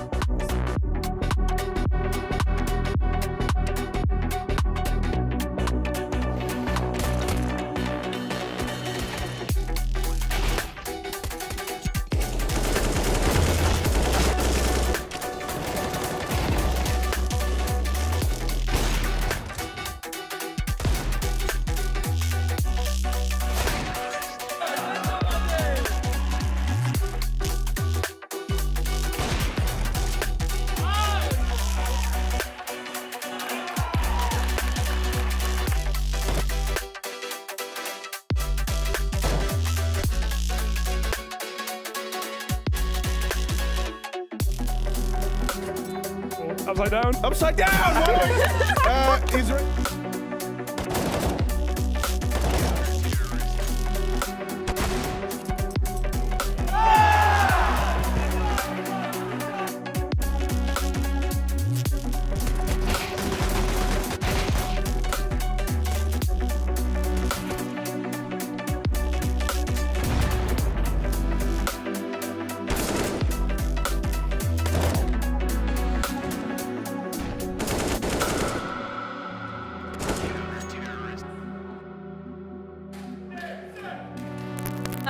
Something's really interrupting us. So I told you to stop calling this goddamn number. It's what? Freya! Get him! Get him! It's made it Nokia technology. Okay, we're taking a break.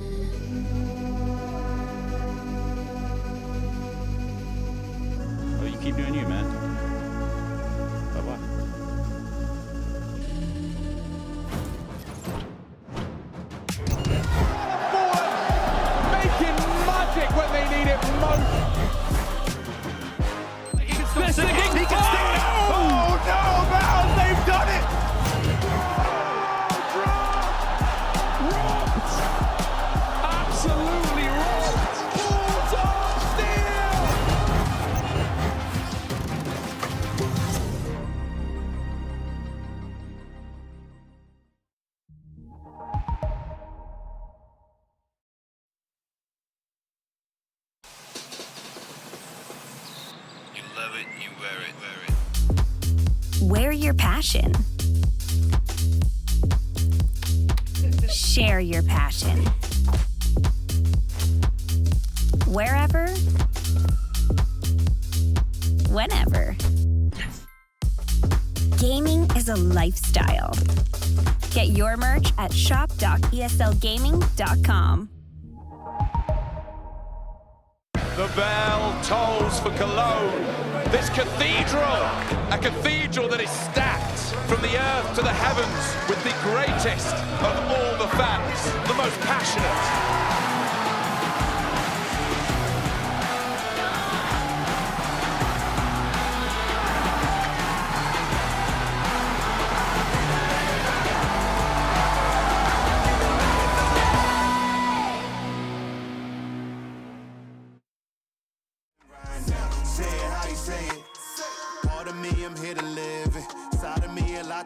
Here. People want it that bad here before they have a pot to piss here. Mattress on the floor, Balenciaga's on their feet.